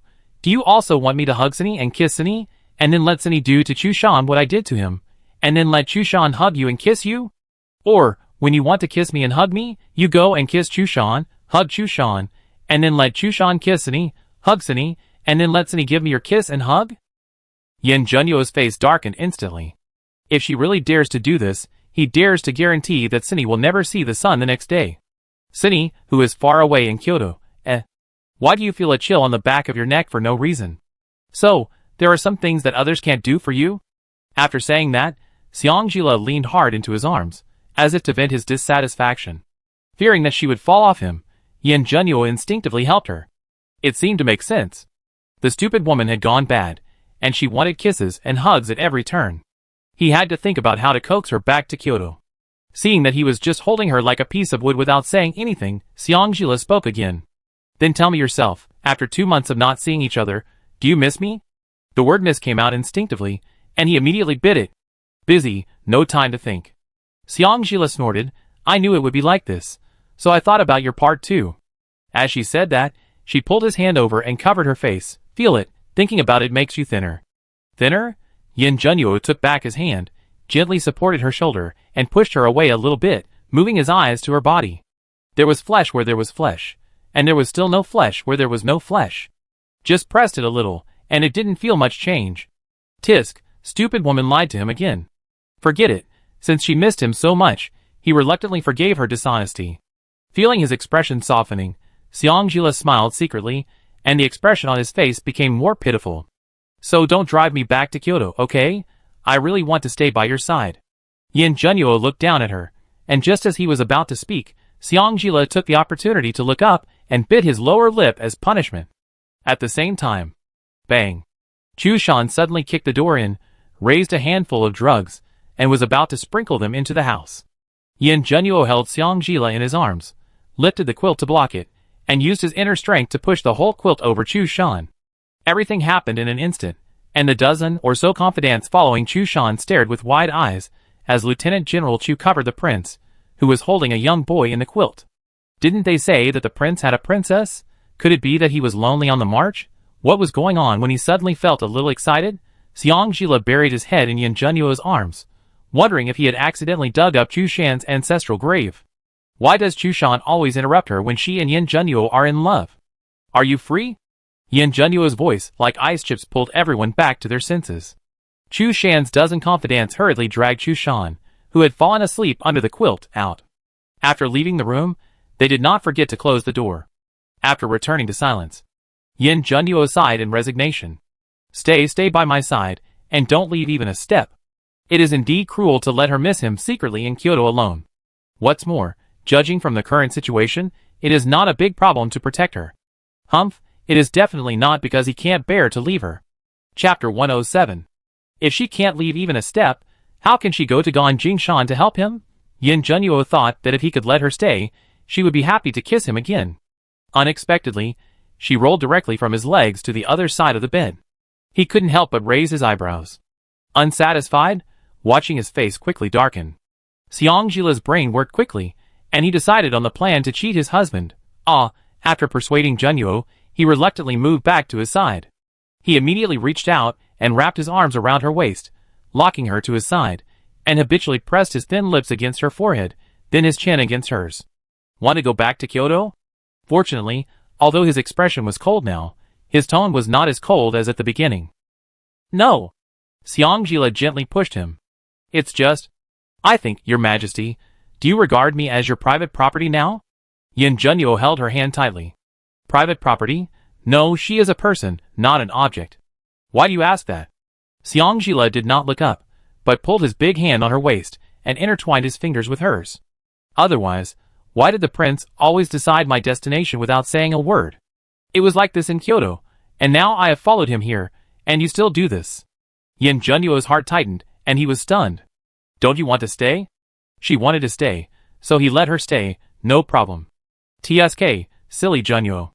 Xiangjila bit his cherry lips lightly, and his head hung a little lower than before. After thinking for a long time, and still not being able to figure it out, Yin Junyu patiently asked, What do you want? Luckily you know how to ask. Xiangjila smiled silently, and reluctantly straightened up, and looked at him seriously. I want the prince to ask for my opinion, when he makes decisions related to me in the future, so that he won't leave her and run away without saying a word. That's it? Yin Junyu nodded. Okay. Xiangjila raised a curve at the corner of his mouth, and quickly suppressed it. Also, after I stay here, I have to retain a certain degree of freedom. Otherwise, I will be bored to death if I stay by your side all the time, and can't leave you even a step. You are so busy. Yin Junyu looked at her for a long time before speaking softly. Now the people of Wanchu are still making a move in the dark. Xiangjila interrupted quickly. I have Chucho Chiosi to protect me. It's okay. It's because your opponent is making a move that I can relax. Silly Junyu. Seeing that he didn't speak, Xiangjila quickly went behind him, pinched his shoulders, and rubbed his back, and said with a flattering smile, Prince Junyu, just give me a chance to gain some experience, okay? Yin Junyu held her hand that wanted to reach into his clothes. I asked Chushan to arrange a few more people to protect you in the dark. No. Without thinking, Xiangjila pulled his hand back from his hand and refused. What a joke, following someone in the dark. What's the difference between that and staying with Junyu? No. Stupid woman, do you know what danger is? Yin Junyu's expression instantly turned cold. Then stay here obediently, or go back to Kyoto. Thinking of how she had missed him so much for 2 months, But when they met, it was not the happy reunion she had imagined, but she was driven back to Kyoto. Xiangjila got angry. She pushed him away and glared at him fiercely. Yin Junyu, I ask you again, do you really want me to go back to Kyoto? Well, she saw the reluctance flashing across his eyes. He was a hypocritical guy. Xiangjila's temper disappeared instantly. She couldn't help but tease him. I will sneak away. Damn it, his face darkened instantly. Xiangjila quickly covered the bottom. If you lose me, you won't be able to see my beautiful, lovely and smart wife. Very good, the anger subsided a little. Xiangjila softened his tone again and begged, so don't send me back to Kyoto at every turn, okay? He took her into his arms again and hugged her tightly. Okay. As long as I don't lose her, anything is fine. Her heartbeat was so fast, he must have been scared just now. Xiangjila leaned obediently in his arms, took his hand, and entangled with her again, whispering, in fact, there is another bigger reason for coming here this time, that is, I also want to practice my martial arts well, and don't want to hide behind you and rely on your protection for the rest of my life. Thinking of the despair when he died in her arms in the last life, her voice couldn't help but choke. I want to stand shoulder to shoulder with you, and protect you when you are in danger, just like you protect me. The strength of his hand entangled with hers increased. He spoke with a slightly hoarse voice. Don't worry. Xiangjila immediately sat up again and pulled his hand to his heart. Under the soft touch of his palm, there was her strong heartbeat. A strange and satisfying feeling instantly filled his heart, and Yin Junyu suddenly felt his eyes a little hot. Xiangjila looked at him with red eyes. Here, it beats for you, how can I not worry? Feelings are mutual, not one-sided giving all the time, nor one-sided acceptance as a matter of course. He pulled his hand back unnaturally. His face was red, but he didn't speak. Xiangjila used a little force and easily pushed him down on the couch, looking into his eyes with sincerity. One day, I will let everyone know that I, Xiangjila, deserve your deep love and affection. The sparkling fox eyes, reflected by the dim light, seemed to have magic, attracting his mind. If he was not careful, he would be imprisoned and could never break free. He turned his head with all his strength and stopped looking at her. His ears were red. Slippery tongue, who loves you deeply? Stupid woman, you can say love words, but didn't say more in Kyoto, making him worried for so long. Knowing that he was shy, Xiangjila turned his head and looked at him again. My lord, let me experience it for a while. Facing her expectant eyes, Yin Junyu couldn't help but stretched out his hand to pinch her pink cheek. Are you sure you won't be hurt? Xiangjila nodded hurriedly. Sure, very sure, with Chunchakizi, there will be no problem. Come back to bed every night? Xiangjila nodded, as a matter of course. That's a must. Yin Junyu stared at her for a long time, and finally nodded reluctantly. After roughly communicating with him about the current situation of Gan Jingshan and her plan with Chun Shou Chiosi, and getting Yin Junyu's approval, Xiangjila got out of bed happily, and turned off the lights. She went back to his bed with ease, and his scent was all over her body. She couldn't help but loosen her clothes and reached out to him. Junyu, we've been apart for so long, do you want to? In the darkness, he grabbed her hand and heard his low rebuke. Don't touch me. As soon as he finished speaking, Yin Junyu felt a hot stream flowing down her nose. Junyu, why are you bleeding from your nose? Isn't it because of you, a stupid woman? I stayed awake all night. Chapter 108. The old military doctor Yao Yisan, with gray hair and beard, was brought to Yin Junyu's room by one of Chu Shan's confidants early in the morning. He learned that Yin Junyu had a nosebleed last night. Yao Yisan immediately took his pulse with a serious look. After repeatedly confirming that Yin Junyu was just suffering from excessive liver fire, he secretly breathed a sigh of relief. Your Highness is fine. The nosebleed may be due to the increase of internal heat caused by overwork recently. I will make a few pastes of liver protection tea these days. Your Highness can take it on time. However, Your Highness's stomach disease seems to be... Under Yin Junyu's watch, Yao Yisan's voice, which he could hear clearly before, gradually became inaudible. Xiangjila raised his eyebrows coldly and said in a gentle voice, What seems to have happened again? Yao Yisan glanced at the handsome boy who appeared beside Yin Junyu at some unknown time, and then glanced at Yin Junyu, who had a cold face from beginning to end. After weighing the pros and cons, he quickly found an excuse and ran away. Chu Shan, who had been waiting outside the door for a while, saw Yao Yisan walking fast with the medicine box on his back as if he was chased by a ghost, and couldn't help but feel puzzled. When did Dr. Yao become so flexible? Chu Shan, come in. The master's cold voice interrupted his thoughts. Thinking of the master hugging someone last night, he felt a chill on his back. Could it be that the prince was afraid that he would tell the princess that he was hugging someone else and wanted to silence him? What are you doing outside? The master's voice was a little colder. Chu Shan pushed the door open with his eyes closed, ready to die. Princess. When he saw Xiangjila, who was dressed in civilian men's clothes and had a man's bun, his eyes almost popped out. Don't you want your eyeballs anymore? Yin Junyu's sinister voice came from the front of him. Ever since he heard Xiangjila ask him to kiss Chu Shan and hug Chu Shan last night, he wanted to find a reason to beat Chu Shan every time he saw him. Chu Shan, who had no idea, immediately withdrew his gaze from Xiangjila. He bowed respectfully to the two of them. Greetings, Your Majesty, Princess. Yin Junyu didn't say anything, but Xiangjila looked at him with a smile. Chu Shan, did you just run over here? Why is your forehead sweating? Chu Shan shivered inwardly. Princess, I'm sweating. He probably ruined the prince's good thing last night, and now the prince is going to vent his anger on him. Xiangjila glanced at Yin Junyu, who was expressionless and drinking a sip of water. He suddenly felt sympathy for Chu Shan. He was really lucky to be able to grow up with Yin Junyu and live until now. Seeing that Yin Junyu didn't say anything, Xiangjila had to tell Chu Shan about the plan he had mentioned to Yin Junyu last night. After Chu Shan finished listening, he looked at Yin Junyu in shock, and then stammered. So, I am now the princess's cousin? Xiangjila straightened his back, walked to Chu Shan, and called out crisply, Brother Shan. When the word brother came out, Chu Shan felt as if he had suddenly sat on a carriage heading to the underworld. He quickly stepped back a few steps. No, I don't deserve it, princess. Please call me Chu Shan back. What a joke. The prince's eyes looked like he wanted to kill him, and he still called him brother? Xiangjila glanced at Yin Junyu, whose face darkened instantly. Okay, he was not happy as expected.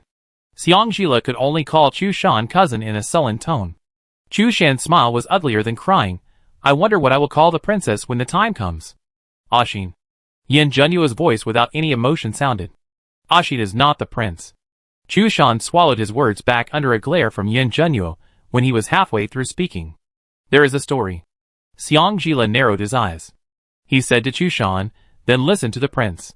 By the way, bring Chuncho and Chiosi back to the inn at the foot of Hushan Mountain, outside Nanling City.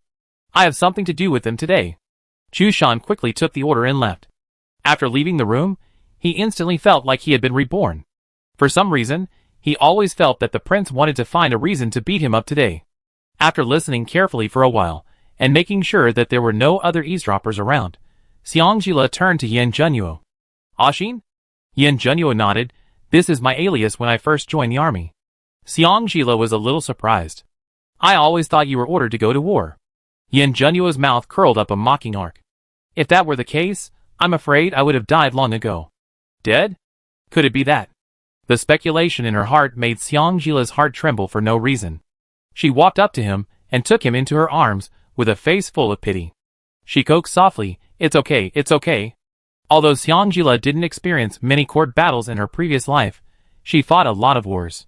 She had seen a lot of fights between fathers and sons, and brothers. Maybe the late emperor was not the one who favored his youngest son as the world said.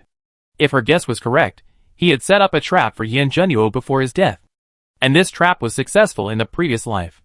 Chuncho and Chiosi waited all night for Xiangjila to come back, and they didn't wait for Yin Junyu's people, so they were planning to go out to look for him. Unexpectedly, before they could leave the inn, the rebel army had already occupied the inn by force. The two exchanged glances quietly, and blended into the dozen or so guests staying overnight. Among the dozen or so people, there were two plump middle-aged women. A group of rebels stared at the two people with green eyes. There were about 200 rebels, led by a tall and strong middle-aged man with dark complexion. He spoke in a not-so-fluent Nanling dialect. Those who obey, keep them, and those who run away, kill them. As soon as the voice fell, the two middle-aged women were dragged into two different rooms. Soon, the screams of women were heard in the room, and then the chaotic army lined up in an orderly manner to enter the room. There were more than a dozen men in the inn. All of them were terrified, and no one dared to stand up. Chuncho and Chiosi listened to the screams of women, and their knuckles turned white. However, since the other party was outnumbered, and they didn't know how strong they were, the two of them couldn't act rashly. At this moment, feeling that someone was talking to him, Chiosi looked up and met the eyes of the middle-aged man. Yes, it's you. Seeing this handsome boy, the middle-aged man who hadn't had sex for a long time couldn't help swallowing his saliva. As he got closer, the boy seemed even more handsome. He deliberately said righteously, "Come upstairs with me, I have something for you to do." When Chuncho was about to take action, Chiosi grabbed her wrist, suggesting that she should not act rashly. Chapter 109. Nanling General's Mansion. Xiangjila had just finished supervising Yin Junyu to have breakfast, and a junior general, who had gone to the inn with Chu Shan, came back in a hurry. "Your Highness, the small inn on the border of Nanling and Bailing was surrounded by rebels. In addition to the more than 200 people in the open, there are ambushes in the dark." Deputy General Chu said that there are at least more than 2,000 troops in the open and in the dark. Hearing this, Xiangjila stood up immediately. "But the one that looks old, has a certain size, and has a banner with the words 'Fine Wine' written on it in front of the door?" The young general stole a glance at Yin Junyu, and seeing that Yin Junyu had no dissatisfaction at all, he said, "That's right." Xiangjila looked at Yin Junyu nervously. "It's there." Yin Junyu nodded to her. "Select 500 soldiers and follow me. The rest of you should act according to the plan." After thinking for a while, he told her, "Wait here for me to come back." Xiangjila nodded immediately. "I know, go quickly." After Yin Junyu left, Xiangjila waited in his room for a long time. She was relieved when she was sure that he really went out. Just as she was about to take out Yin Junyu's men's clothes, a slight noise from the window attracted her attention. "Lure the tiger away from the mountain." Xiangjila watched the small crack by the window slowly open with vigilance. She took a look at the simple furnishings in the house, and had no choice but to hide in the space. Gongging number 3 saw her, and immediately flew to her enthusiastically. "Host, hush." Xiangjila immediately interrupted its enthusiasm, and held his breath to listen to the situation outside the space. Gongging number 3 lowered the volume, and leaned close to her ear. "There is one thing that Xiao 3 has not had time to tell the host, and the host can't wait to do the task. The host just came in now. Xiao 3 will tell the host that from now on, any clothes that the host has worn can be replaced in the space at any time." Xiangjila turned his head and looked at it. "Really? Then it will be much more convenient for her to go out in the future." "Really?" Gongging number 3 said affirmatively. In addition, the system found that the host likes to dress up as a man, so this upgrade also added a new function. The host can automatically switch between a charming voice and a magnetic uncle voice. Xiangjila is well aware of the appeal of a charming voice, but magnetic uncle voice. "Let me hear." "Ah, my voice." Listening to his voice change from a gentle female voice to a rough male voice, that voice is a bit deeper than Yin Junyu's. Xiangjila couldn't help but touch his chin. Fortunately, he didn't grow a beard. However, this voice is the most suitable for pretending to be a man. Listening to the movement outside, Xiangjila asked Gongging number 3. "My clothes for men are still here? As long as the host needs them, the mask is also here. Okay, how do I change into them?" "Host, you just need to." Inside the room, a man in black, wrapped tightly from head to toe, was carefully searching for something on Yin Junyu's desk. A sharp whip wind cut through the air, and headed straight for the man in black's face. The man in black turned sideways in embarrassment, barely avoiding the long whip that was trying to strangle his neck. He instinctively looked in the direction of the long whip. In front of him, a thin man holding a black whip stood up. Judging from his stature, he looked like a teenager. The teenager was not tall, wearing a dark patterned green suit, and a silver mask that covered all the holes except for the eyes and nostrils. "Are you Yin Junyu's man?" A trace of fear flashed across the eyes of the man in black. "What a strong internal force." The thin man's voice was low and magnetic. "You don't deserve to know." He was surprised by this low voice that didn't match his stature. Recalling the murderous whip just now, the man in black knew he was no match for the opponent, and did not dare to stay any longer. Just as he was about to fly out, a palm came from the front and hit his heart heavily. He didn't even have time to groan before he died on the spot. Almost at the same time, a sharp sword energy broke through the wind. Xiangjila quickly turned sideways, and barely avoided the sword that was about to cut off her right arm. "Damn, Yin Junyu, are you going to murder your beloved wife?" Remembering that he was still wearing a mask, Xiangjila dodged and was about to break through the window to get out.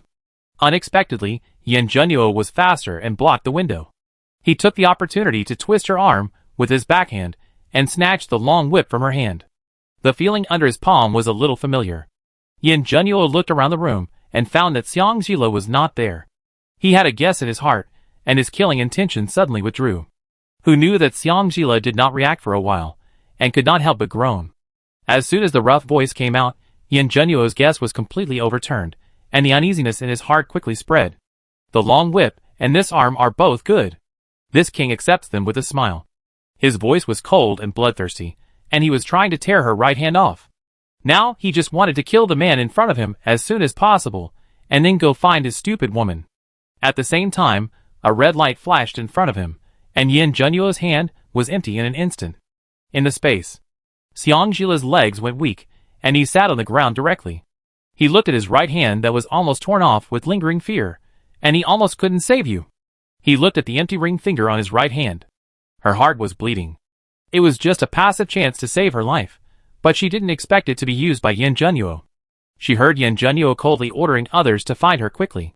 Xiangjila didn't dare to delay for a moment, and hurriedly changed back into clothes, put away the rough voice, and hurried out of the space. Her heart was beating fast. She was just scared. However, she just walked out of a corner, and bumped into a piece of cold and hard armor, which hurt her face. "Where did you go just now?"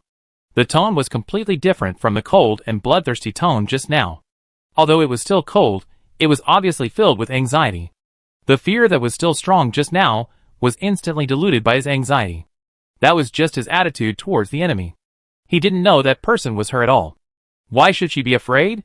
Wouldn't it be better if Mu Junyan didn't appear in front of him in the future?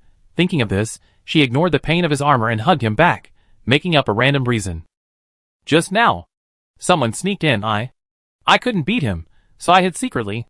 He pulled her away, carefully confirmed that she was unharmed, and then whispered, "You should stay with me from now on, okay?" Xiangjila stretched out his hand and rubbed his face, smiling comfortingly. "It's okay, I'm smart and I will protect myself well.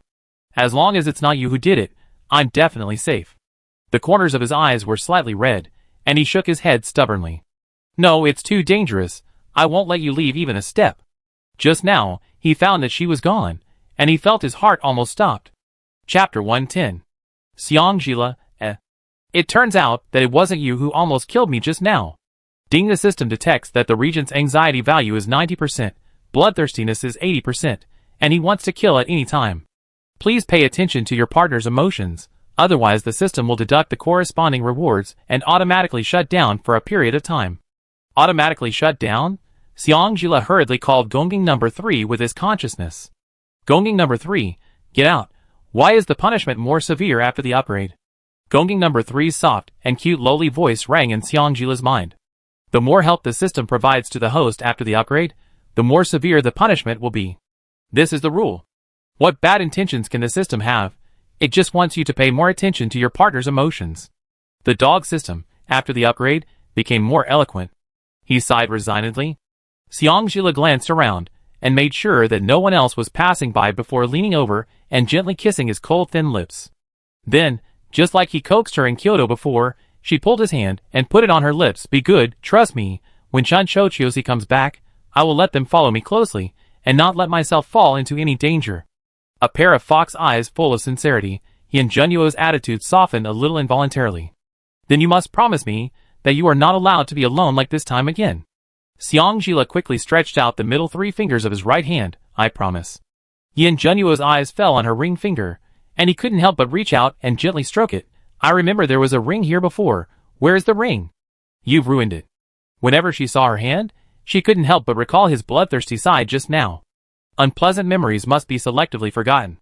So, she naturally changed the subject. "How are Chushan and the others now?" He held her hand tightly, his tone calm. "It's just that I'm back. Chushan can handle it." Xiangjila said. "Oh? That's right. How could he not guess what she could see?" It was obvious that the gang was trying to lure Yin Junyu away and interfere with his judgment. But Xiangjila's fox eyes narrowed slightly. Although the person who came to steal things just now tried hard to imitate Da Huang's accent, he still couldn't cover up the Nanchu accent in his accent. Thinking back to last night, the masked unlucky guy who called himself Brother Xiao to her also spoke in Nanchu accent. She glanced at Yin Junyu. If she could see it, Junyu should have guessed it too, right? "Junyu. Yes, I'm here. I want to go with you to rescue Chuncho and Chiosi. Since there is nothing important here, let's make a quick decision." In the end, Chiosi was called upstairs by the middle-aged strong man. The strong man followed her with steady steps and restrained breath. It is obvious that he is a martial artist. However, if she fights alone, she can win. She felt more confident. Chiosi was more confident. After being taken to a room with the same musty smell, the strong man stretched out his hand and directly controlled Chiosi's acupuncture points. After touching Chiosi's cheek with a lewd smile, he began to take off his clothes with a strong odor in a hurry. The screams from the next room became more and more hoarse. Chiosi's anger became more and more intense. She secretly urged her internal force to open the acupuncture points, and the cold dagger in her sleeve slipped into her hand. At this moment, the middle-aged strong man walked in front of her with a lewd smile and touched her face again. TSK, TSK, TSK, what a pity for this face. How nice it would be if it was a woman. After saying that, his hand was about to reach Chiosi's chest. Just as his hand was about to touch her clothes, a cold light flashed. Before the middle-aged man could scream, his tongue fell off, and he uttered a single syllable with a face full of pain, covering his bleeding wrist. In a flash, Chu Shan broke through the window and twisted the man's neck with his backhand. Are you okay? He frowned and glanced at Chiosi. Chiosi shook her head and calmly wiped the blood from the corner of her mouth. She was attacked when she broke through the acupuncture points just now. Chuncho is downstairs. Chu Shan nodded seriously. I know. There is an ambush outside. I only brought dozens of people out so far. We can't fight head-on. We can only outsmart them. Fortunately, he was well prepared yesterday and still had the medicine powder. Not long after, Chiosi ran outside in disheveled clothes and shouted, Hurry up, that old man is dying. Hearing this, the chaotic soldiers downstairs all raised their heads. Chiosi immediately shattered the large bag of medicine powder Chu Shan gave her with her internal force, and the white powder fell mercilessly in every corner downstairs. Chuncho received Chiosi's eye signal and immediately held his breath and flew up. Chiosi and Chu Shan went into the room of the perpetrator separately. Chu Shan took the opportunity to go downstairs, raised his sword and slashed, killing one by one. Around the inn, a whole pile of broken limbs and arms. A young soldier in black armor was slashing at the insurgents with a fierce look on his face. He drew his sword and chopped back neatly, and the person who attacked from behind was instantly beheaded. When Yin Junyu and Xiang rode to the scene, their people were finishing up. The surrendered insurgents were being counted and escorted back to the camp, and the dead were being dragged into a pile.